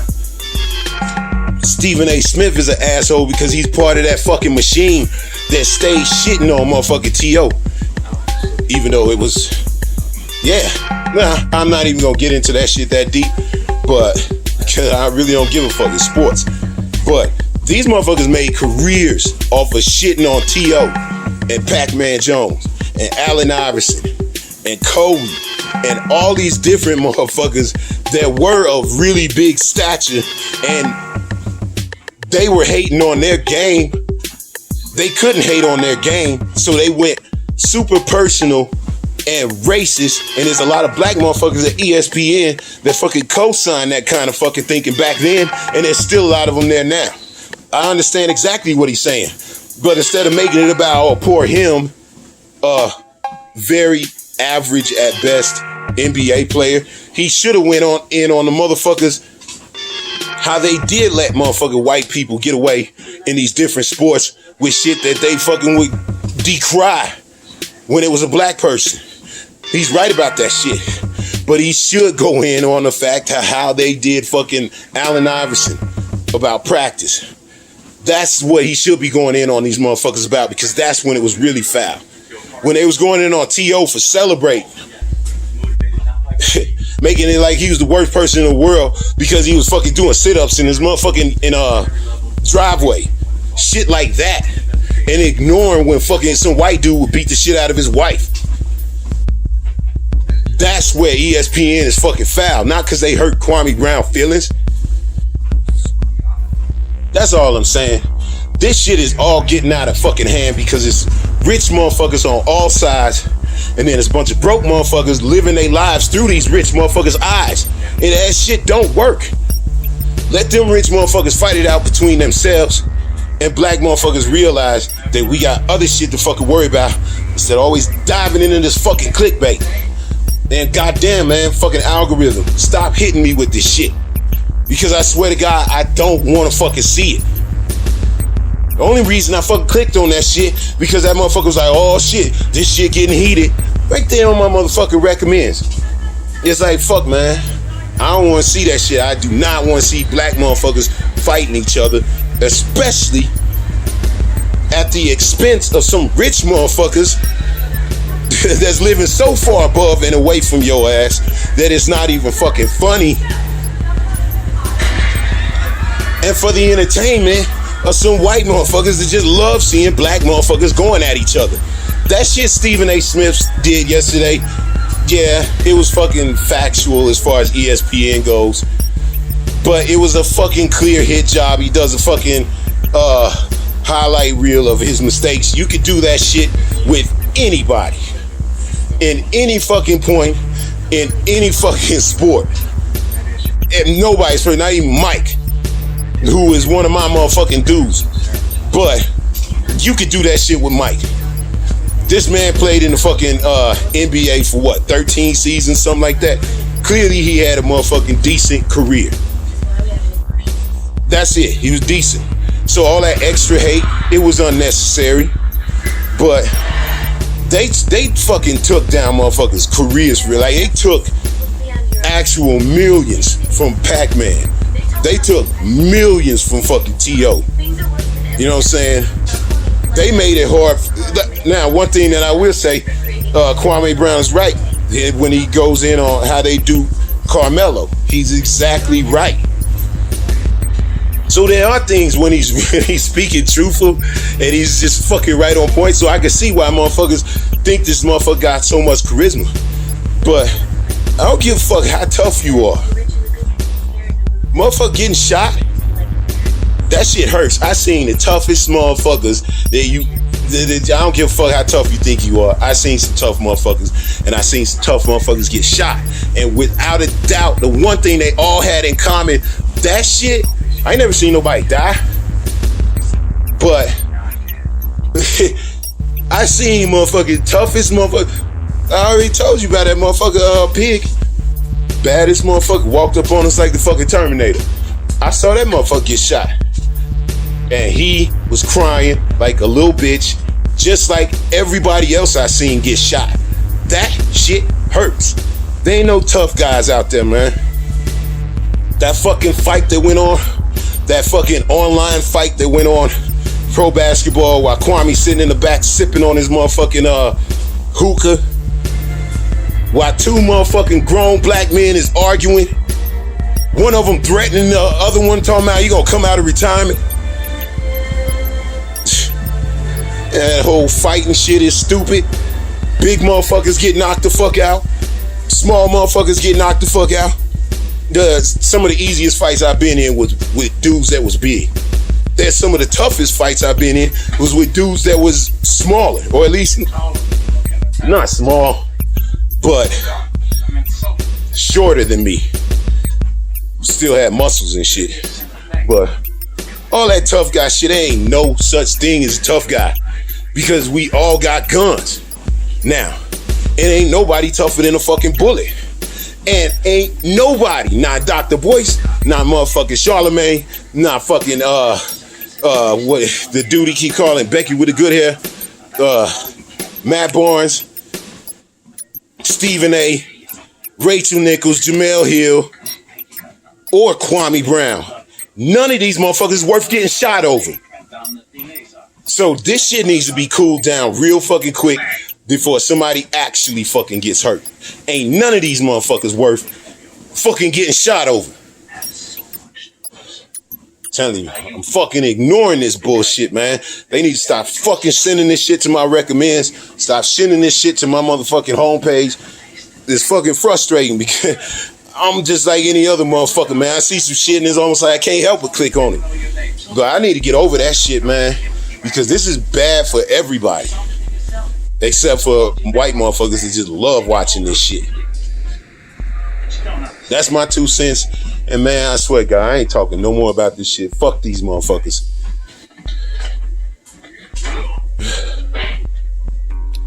May 28th. May 29th, 2021. Walking on a treadmill.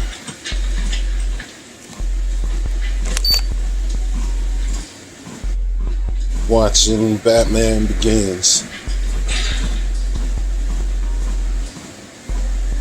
Nothing on the news. This stupid shit on the algorithm. Like, I ain't got no motherfucking bullshit that I'm subscribed to no more. Like, I dropped pretty much all my fucking subscriptions that anybody is kicking up stupid ass beat. Got rid of all that shit. But that garbage is still all up in my motherfucking recommendations. Guess it's just gonna be like that for a while.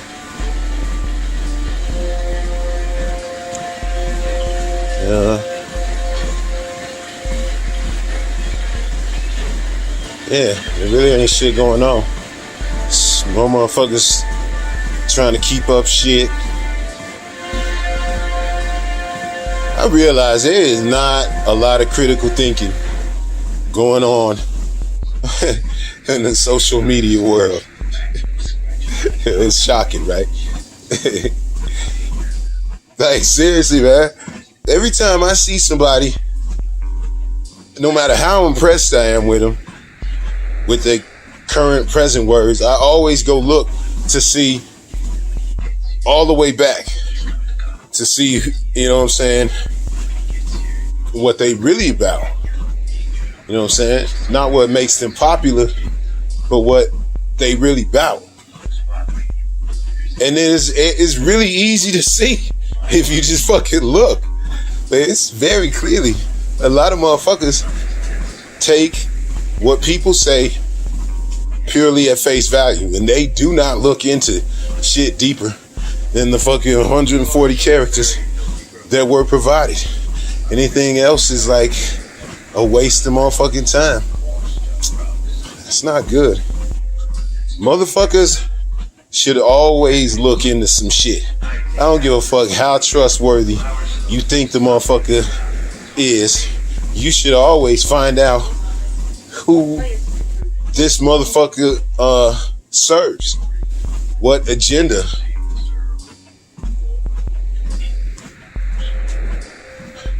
What agenda is there? Because everybody's got an agenda. I got an agenda. My agenda is to get my kids and my grandkids to know. That's it. But there's a lot of motherfuckers that got secret agendas because they trying to get money off of this shit.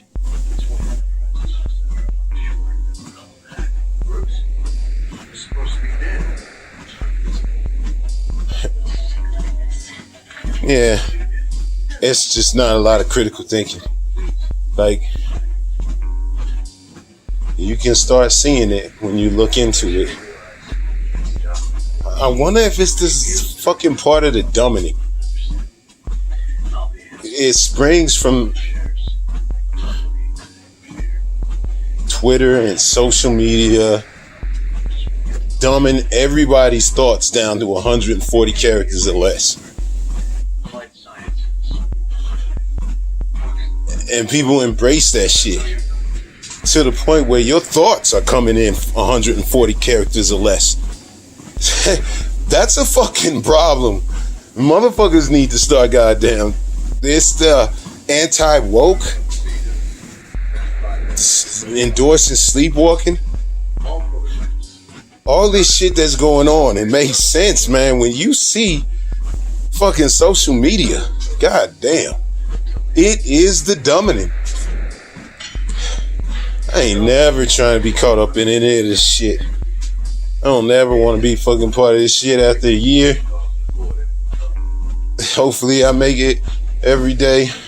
Cause I ain't gonna be fucking lying. I feel like shit today. My motherfucking throat hurt. I think I'm coming down with some shit. But, you know, I try to be on this motherfucker every day, watching these goddamn movies. That's about it.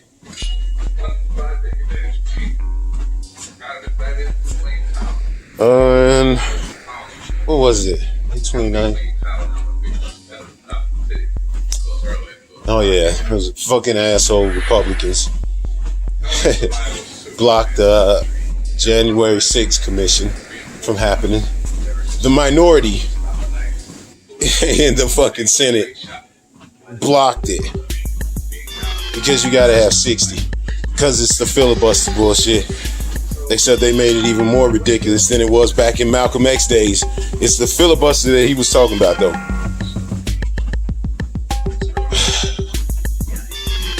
Gerrymandering, all that shit, man.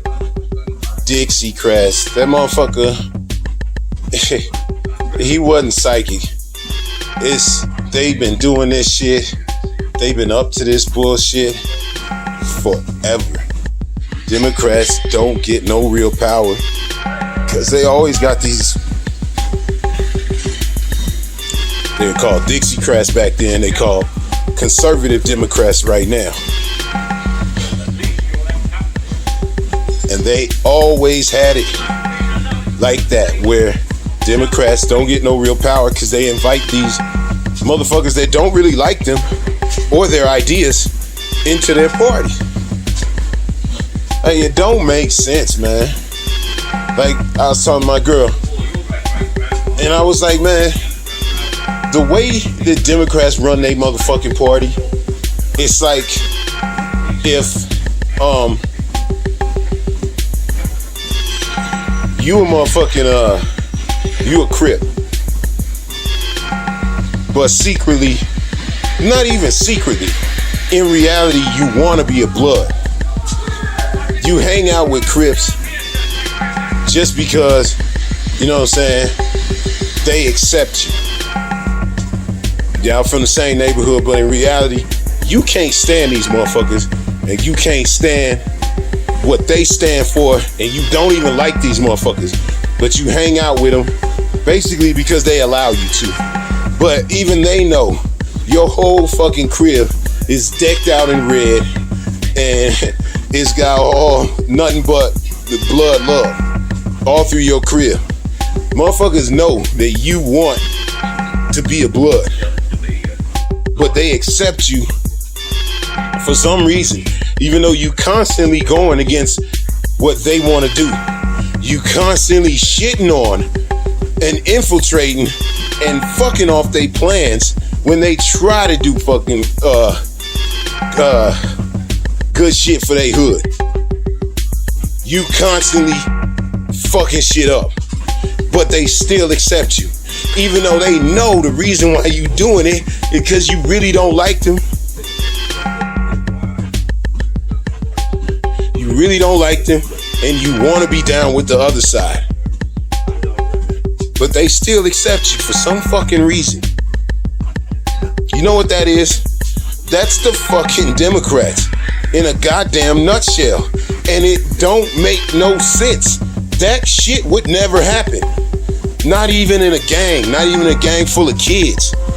Would somebody allow a motherfucker like a Joe Manchin or a Christian Cinema to just be and walk among they midst? This is a motherfucker that clearly wants to be down with the other side, clearly works with the other side against your ass and your best interest. There is not an organization in the fucking world that would put up with that shit, especially from their fucking leadership. Motherfuckers in their leadership that they know don't give a fuck about them, don't got their best interests in mind, and are clearly openly working with the fucking enemy against your goddamn progress. There is no other organization, not even the Republicans. I already been through that shit. Cause name me one fucking Republican. Still, name me one progressive Republican. I think I asked that shit like 3 months ago, and I'm still waiting on the motherfucking answer to come, because there ain't one.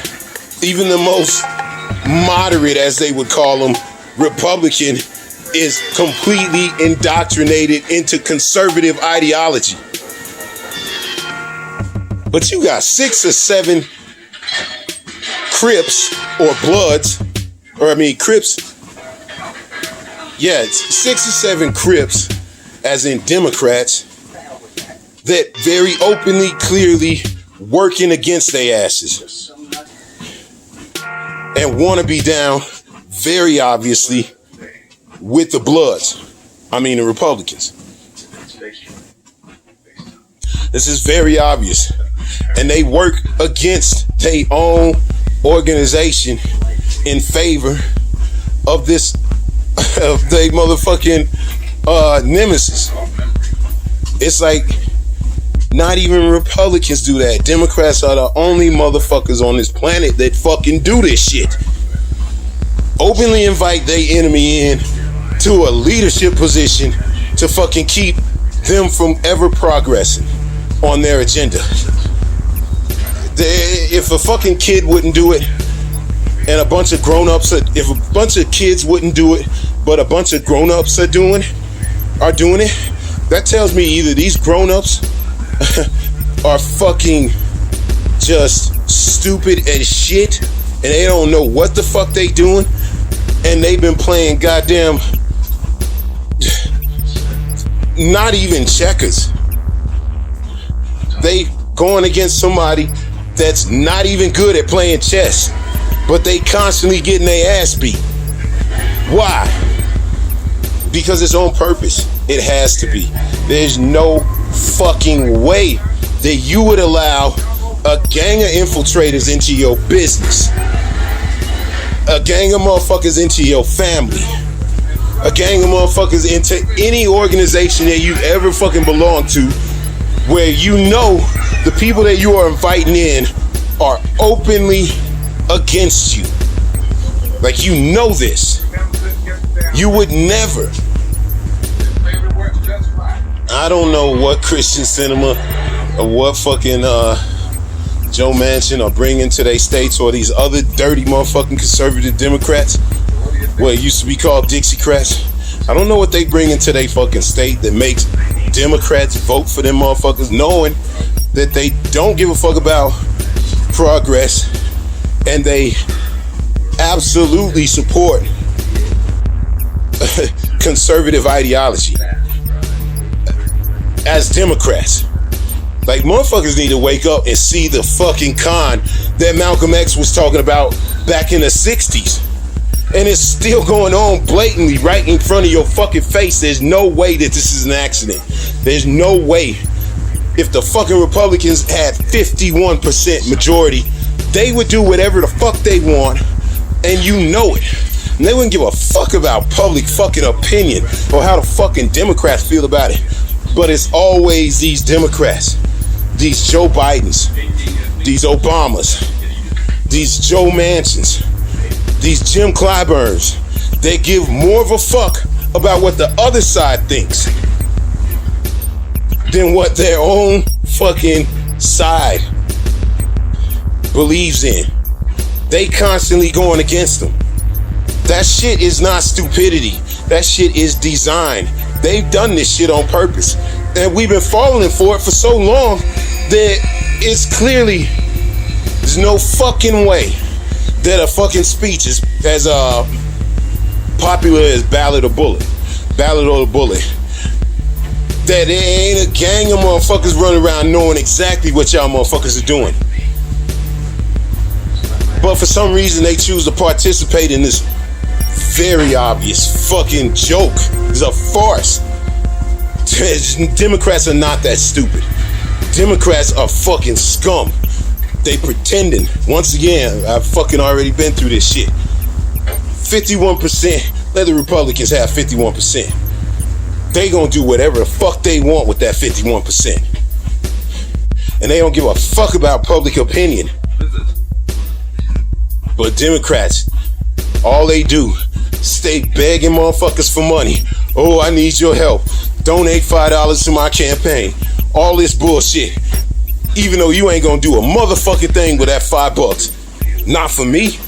That's for goddamn sure. I would not fucking donate to a motherfucking Democrat. And even if you paid me, wouldn't do it. You might as well throw your motherfucking money away. Democrats are a joke. There needs to be a 5-party system. Split the fucking Mitt Romneys. Get the Mitt Romneys out of their fucking party because they clearly don't like him.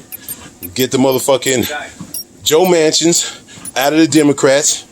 Them type people. Let Mitt Romney and them, the Joe Manchins, have their own party. Because Joe Manchin is way further away from AOC than from Mitt Romney.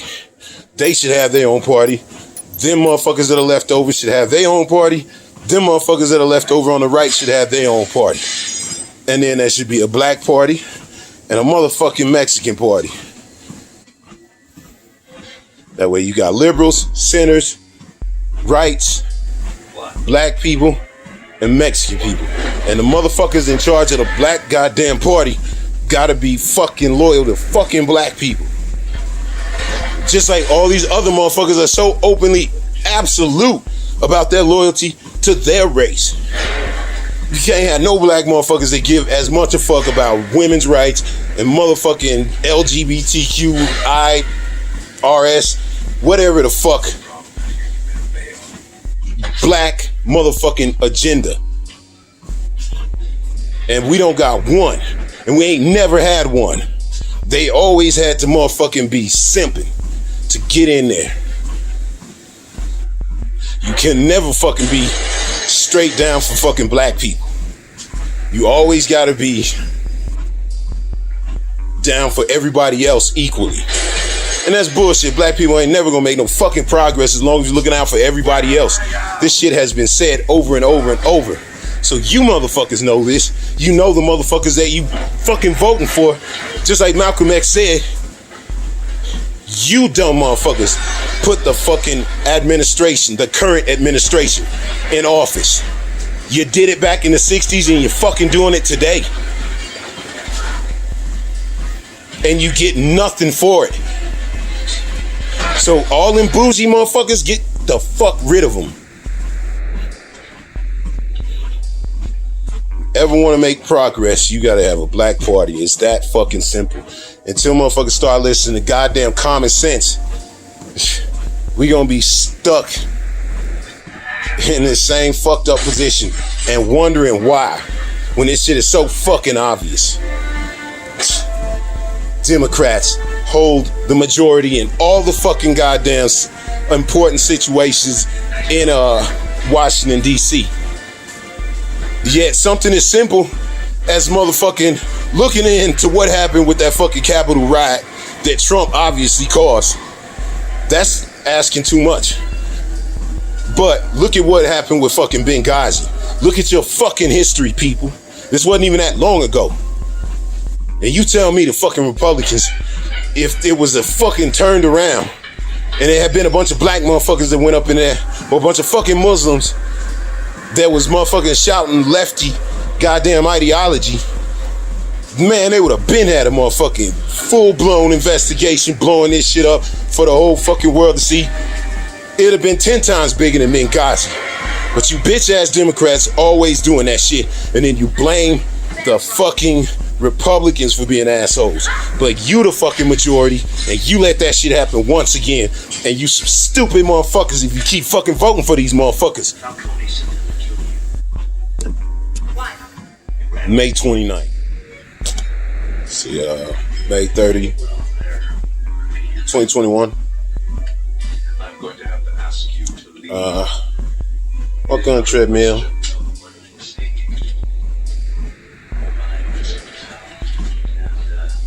Watching Batman Begins. And a straight jacket. This movie is like,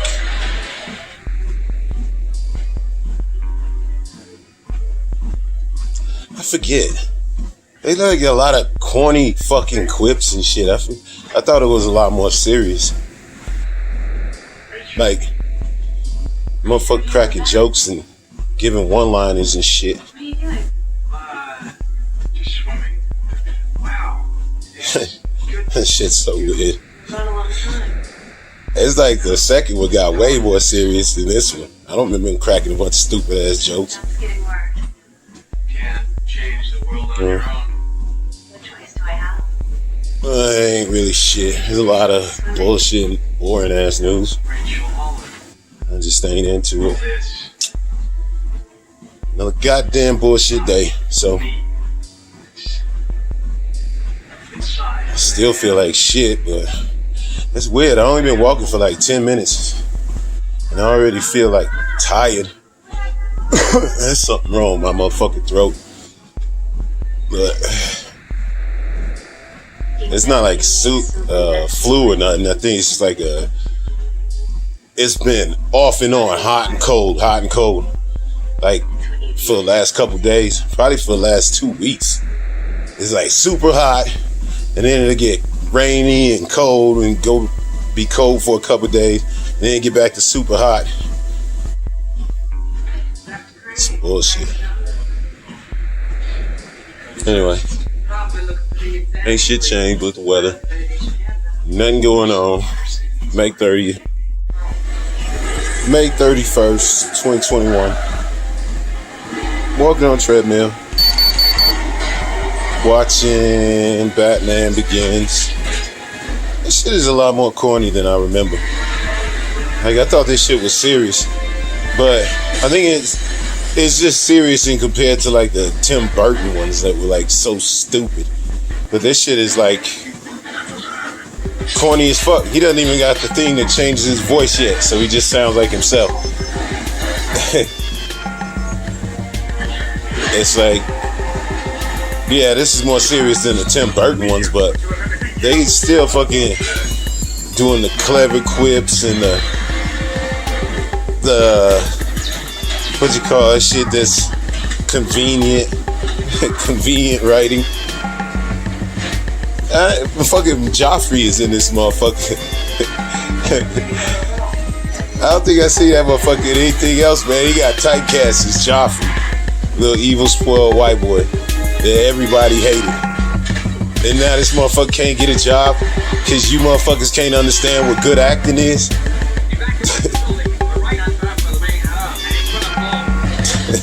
That motherfucker crushed that role so hard that he can't get another job. That's some bullshit.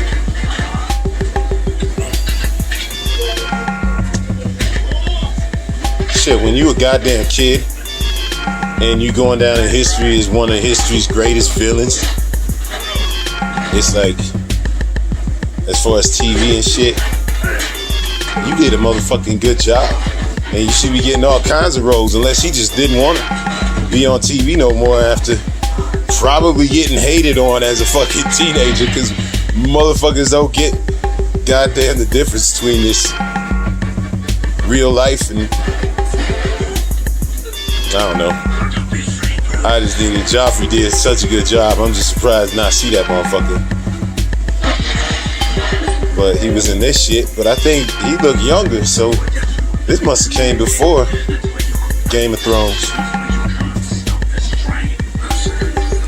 Trying to stop a train again.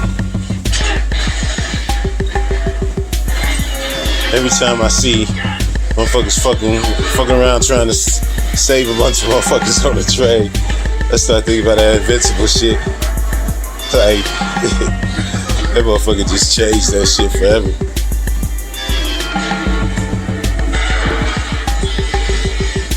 Fuck them, fuck them.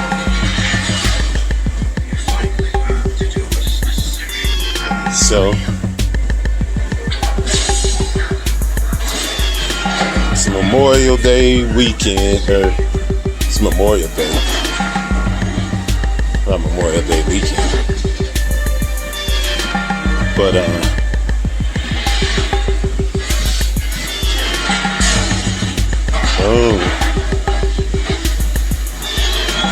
ain't shit happening. No, they said,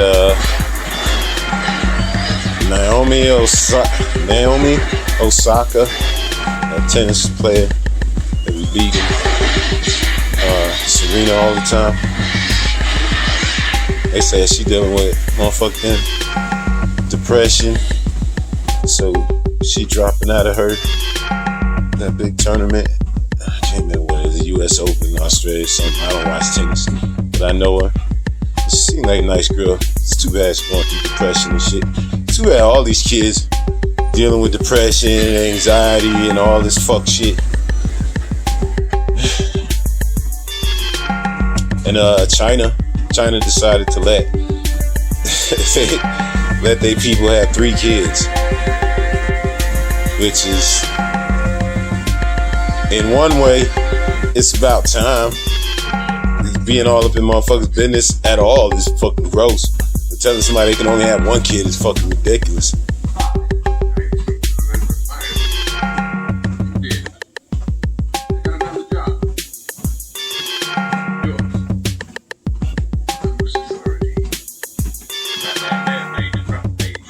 So,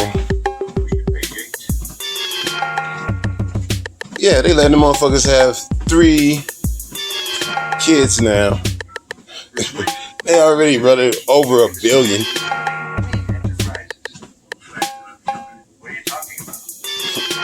$1 billion. $1 billion. They already got $1 billion motherfuckers, and now they finna triple or at least double. Cause I don't know. I don't know if they stopped that one child shit a while ago, and I just, don't be paying attention to China news. For some reason, this fucking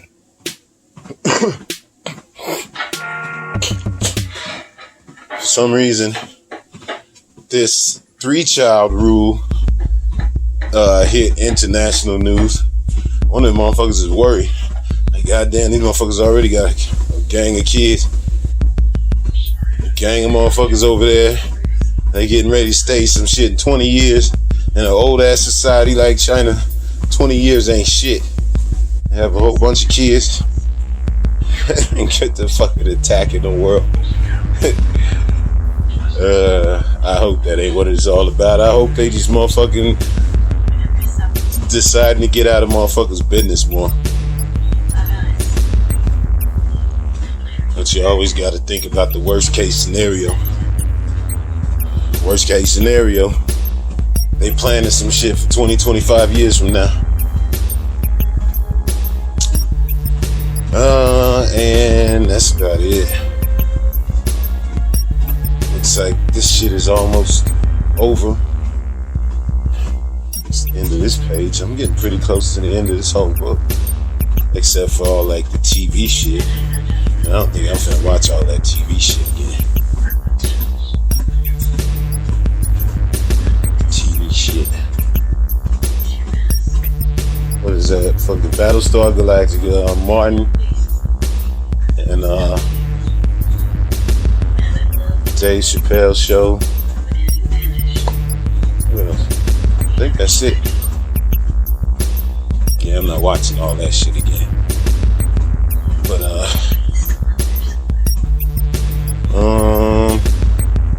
fuck, I felt like there was just something else, but it must not have been that important.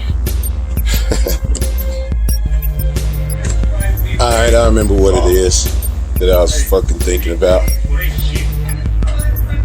It's still Memorial Day. I'm watching Batman 2 now. The one with Heath Ledger as Joker. That motherfucker, hey, he did a good job on this shit. That motherfucker. I think this is the best interpretation of Joker, because Joker's like truly crazy, violent, psychopathic. These motherfuckers,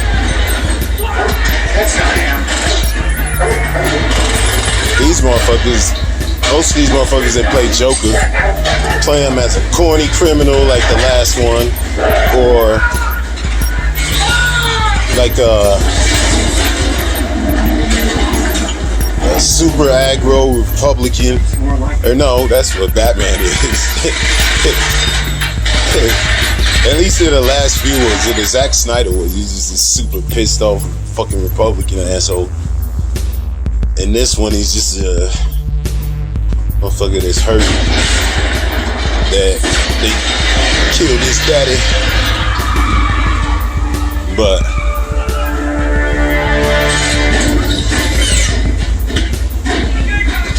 the Joker in this one, I think, is the best. Like,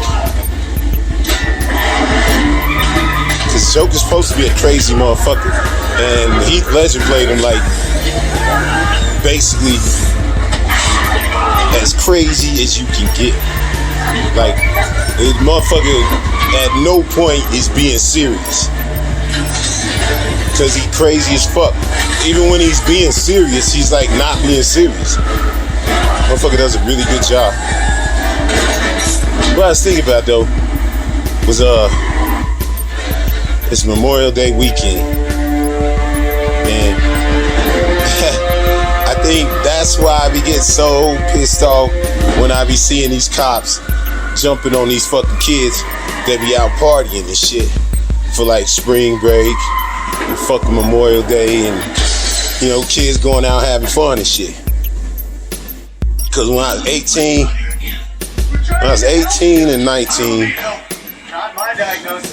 both years, I went to fucking Memorial Day weekend at Lake Powell. That shit was fun as fuck, man. That shit was like, it was just packed with kids that was like from probably 25 to 18. It was just packed. Motherfuckers get drunk as fuck for the whole weekend. Drinking, smoking, doing mushrooms, everything. It's just a bunch of kids wilding the fuck out. And no cops around fucking with nobody. I mean, cops was around, but they wasn't fucking with nobody. Cause it's a gang of white motherfuckers too. That shit was so fun. That was the first time I ever got a motherfucking a sunburn. I didn't even know black people could get sunburn. I was walking around with my motherfucking head shaved, with my motherfucking goddamn no shirt on through the whole day, just baking under this fucking hot ass sun, shimmering off of Lake Powell. That shit was insane, man. I remember when that shit was over, like my fucking arms felt all weird and shit, like on the last day when we was about to leave. And I look back and I see this goddamn nasty ass, big ass fucking blister. It looked like fucking craters on both of my motherfucking shoulders. It freaked me the fuck out. I had no fucking idea that I was just sitting there baking, frying under the fucking sun. I did not know black people could get a fucking sunburn. Fucking growing up in Minnesota and Chicago, motherfuckers walk around with their shirt off all day. And I ain't never got no motherfucking sunburn. Fuck around in goddamn Lake Powell. I fried my shit. So yes, black people can get motherfucking sunburn. But the shit that I was thinking about was when kids be out having fucking fun and shit, it really gets me fucking irate. Especially when I see them do that shit to black kids. Because I know how they just let motherfuckers just wild the fuck out on these holidays and shit. They let these college kids, you know what I'm saying? They ain't got no problem with these college kids drinking underage, smashing, motherfucking fighting.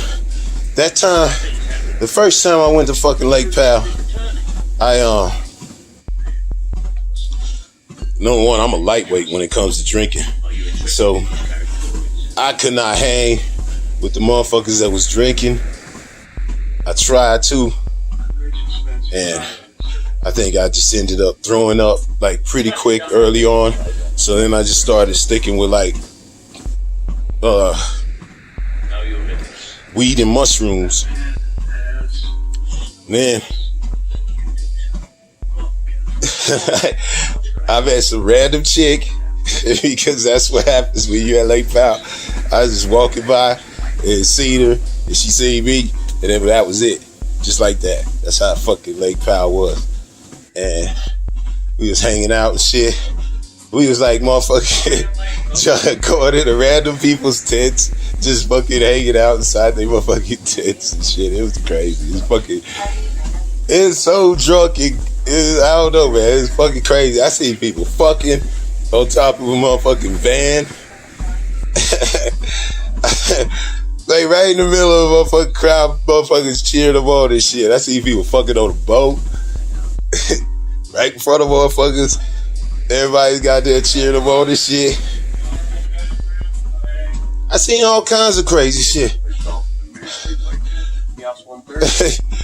We was hanging out. We was all drunk and high and fucked up. By this point, I was hanging out with this chick in this motherfucking tent, and this dude that I fucking came there with, he used to play too motherfucking much, man. He came and jumped on top of the fucking tent while we was in there and shit. And you know what I'm saying, how it is when a motherfucker jump on your goddamn tent. It wasn't even our tent. It was just a tent that we was in. That asshole cousin jumps on it and shit. So typically he's like, this dude was my friend, but we is all drunk, we is all high, and that motherfucker had jumped on. That motherfucker had jumped on the tent, jumped on both of us basically, laughing, stupid ass drunk motherfucker. He wasn't a bully, but he threw the shit, that fact that he was older and bigger than me, in my face a lot. You know what I'm saying?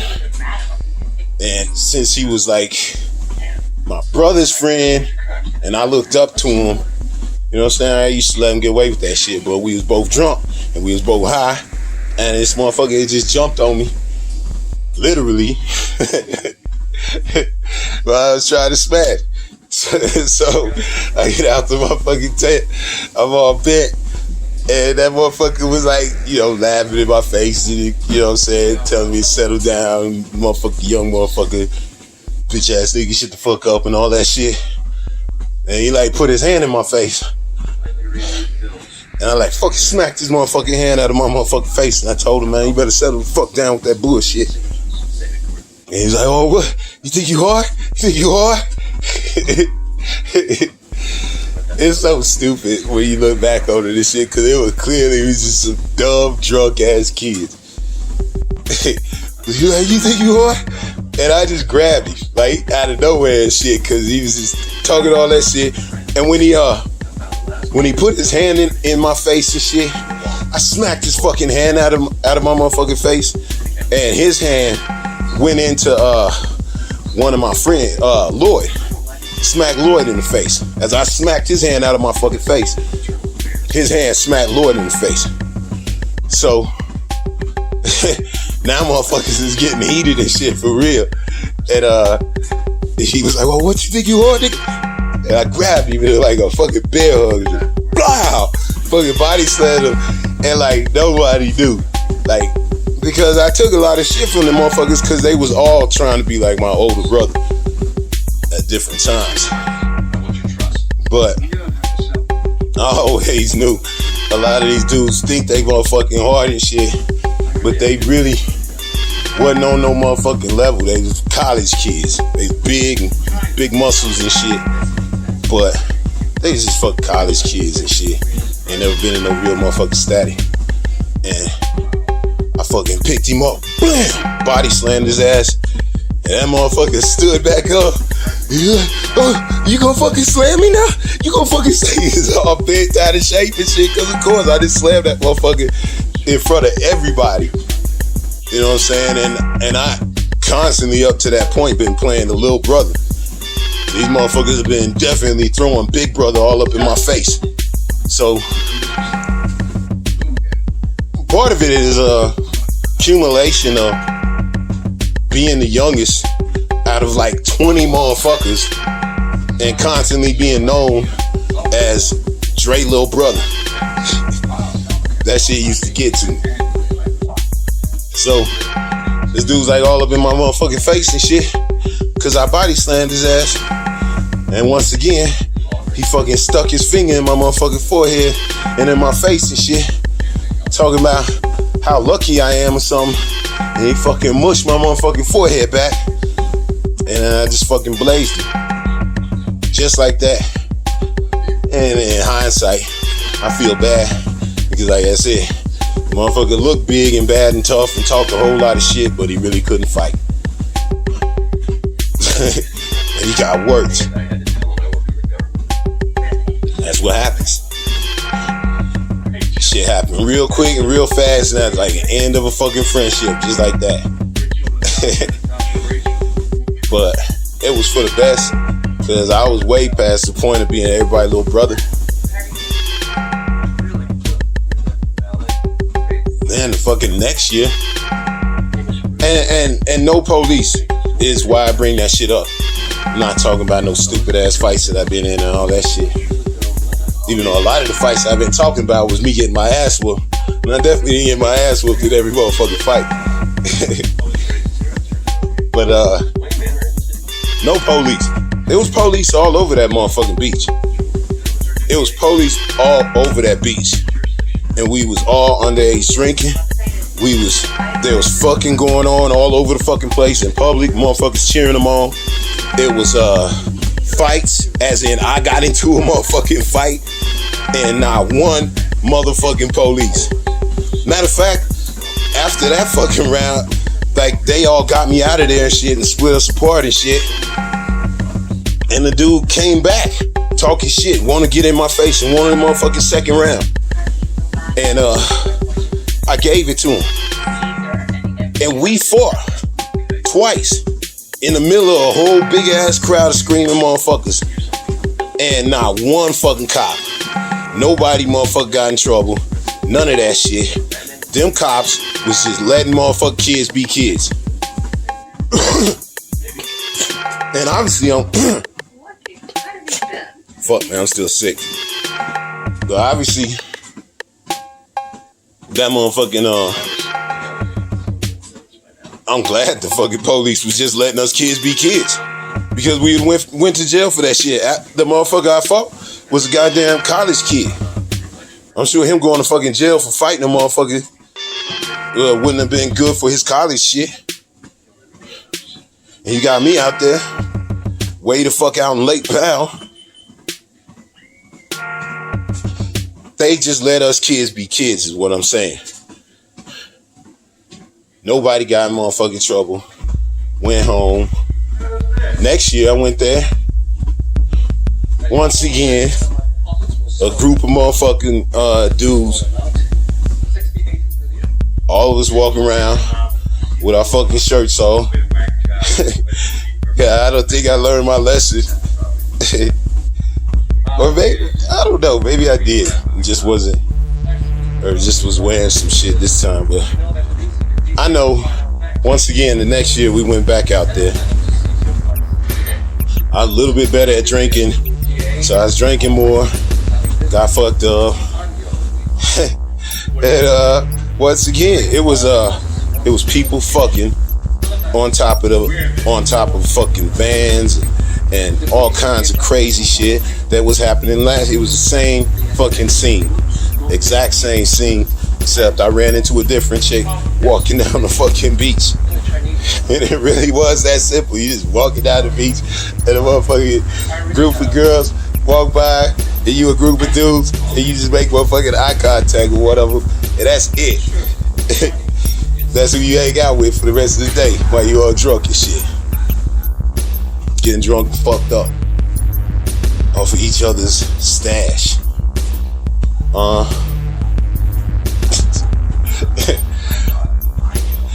I remember I didn't necessarily get kidnapped, but I remember this, I got left behind the second time. Motherfuckers, like everybody, cause we came with a lot of dudes the second time, and I don't know, yeah, I had went off with this chick, and it's crazy, man. I was drunk as fuck, and I was walking past Lake, like on Lake Powell. There's like these really sheer cliffs, and I don't know, I was drunk as fuck, drugged up, and I wanted to get to the other side. So as I'm like walking down this fucking, like I couldn't even walk. I had to go on all fours to just try to get down this fucking, get to the other side through this, on this sheer cliff. And it's crazy, man. I'm just surprised. Like I remember looking down thinking, what the fuck am I doing, man? I'm so motherfucking drunk that I could have easily just fell and I would have went tumbling. This wasn't no like, this wasn't no weeds or like mountainous area that would have been soft or any of that shit. It was all rock. And it was like straight down. Like not straight down, but it was so sheer that I could not walk that. I had to fucking be on all fours. And we went over there, and I guess ended up going to sleep over there. When I fucking get up, almost the whole fucking beach, when I fucking wake up, almost the whole beach is gone. You know what I'm saying? My brother, everybody done fucking left me. So I ended up running into one of my brother's old girlfriends, and she gave me a ride home. Otherwise, I'd have been stuck like a motherfucker. Then ain't nobody had no motherfucking cell phones back then. And then after I went home, like that chick had told me that I met, and she told me that she was living in, that she was from Denver. Or maybe that's just what I figured, because that's what I got, you know, out of my drunken haze and shit. And she was talking about she wanted me to come visit her and shit. So I was like, alright. So her and her friends came and got me and my friends. But as we in the car and shit, the fucking bitch go tell me that she ain't got room for all my friends, because there's like 2 dudes with me. They want to come with me and shit, see Denver. And I'm like, what the fuck, man? They ain't gonna cause no problem. We can just get a room and shit. And she's like, well, I ain't necessarily in Denver. I'm in Grand Junction. I'm like, I don't know nothing about motherfucking in Colorado and shit. I'm like, well, what the fuck does that mean? Is it close? There's gonna be some shit to do? And she was like, well, it's not quite Denver and shit. She wouldn't tell me. And she was out the fucking country, because that's what Grand Junction is. Grand Junction is fucking the country. So, motherfucking, out in the fucking, Grand Junction ain't motherfucking, Denver. So as we on the fucking freeway, like I said, it ain't no motherfucking cell phones or nothing, so I can't even call these motherfuckers. They just following us and shit. And these motherfuckers, like at the last second, turn off this fucking exit, and the motherfuckers behind us wasn't ready, and they ended up fucking like they did that shit on purpose. They left them. So now I'm like, man, it's some bullshit. I'm like fucking getting heated and shit, because this motherfucker told me that we could come and we was going to like Denver. That's like the fucking impression I got. And I get to Grand Junction and it's the fucking country, and I know I was not happy. I barely know this chick. I ain't know this chick at all, really.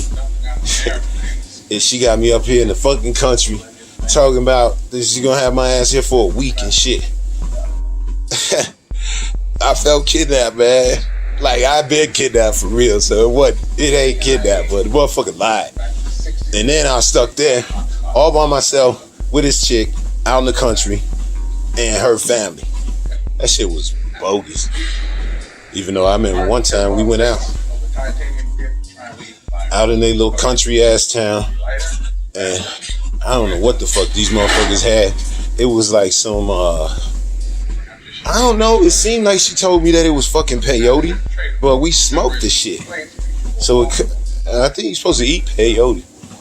But whatever it was, I mean, it was natural. It wasn't like some crystal or fucking cocaine or heroin, any of that shit. It was clearly some natural type shit. It was like brown and crumbly and even crumbled dusty.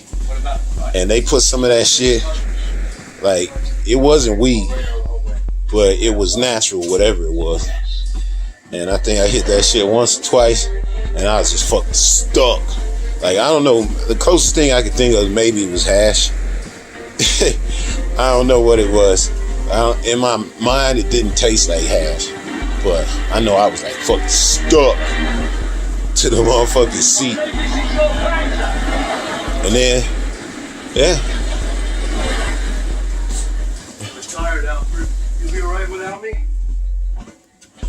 Yeah, that was about it. Stuck to the fucking seat. Hung out with that chick for a couple days out in the country. It was not my motherfucking thing. And damn, I think I had my boys come and get me. Motherfuckers that we ditched was still down to come get me. I was like, man, this some bullshit, man. Y'all niggas need to come get my ass. And they came and got me. But that's the type of shit that went down in fucking Lake Powell.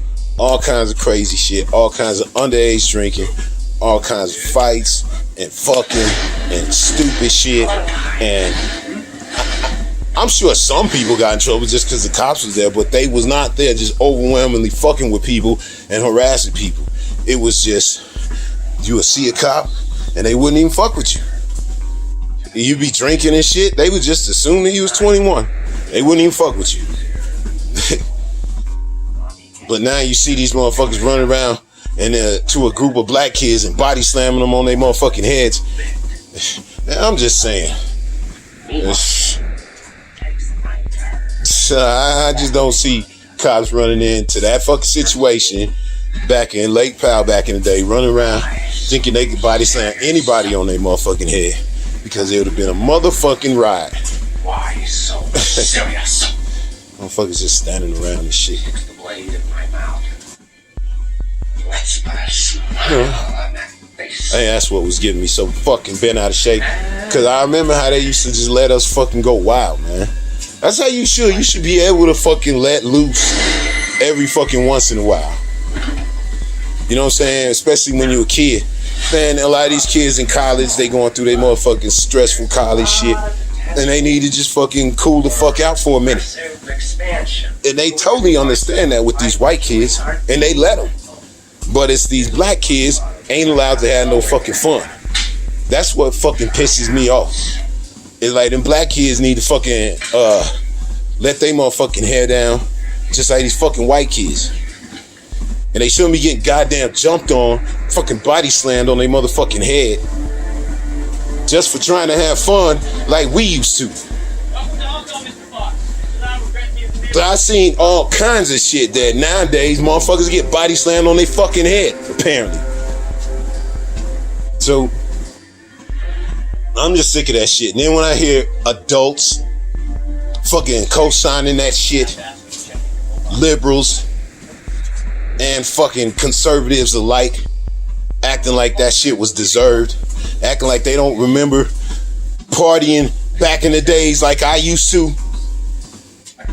Use a motherfucking lie, and you got away with the shit that you fucking wagging your fingers at them kids about now. That's what fucking pisses me off. It's a bunch of fucking hypocrites. And kids should be able to get out and have some fucking fun without getting fucking beat on by the fucking pig. I think that's what was pissing me off so much, because in the back of my mind, I'm seeing myself and my friends doing all this fucking crazy shit, way crazier than these kids just partying in the fucking street. But we just doing that shit on the beach. Crazy shit. Anyway, that's fucking Memorial. I think that's what it's about. It's whooping and getting on my damn nerves and shit.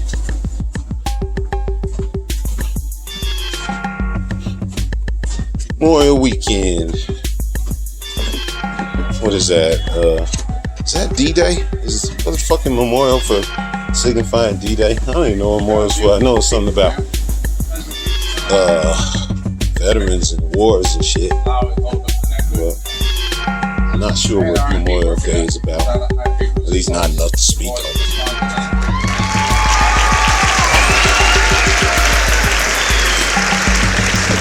Memorial 31st, May 31st.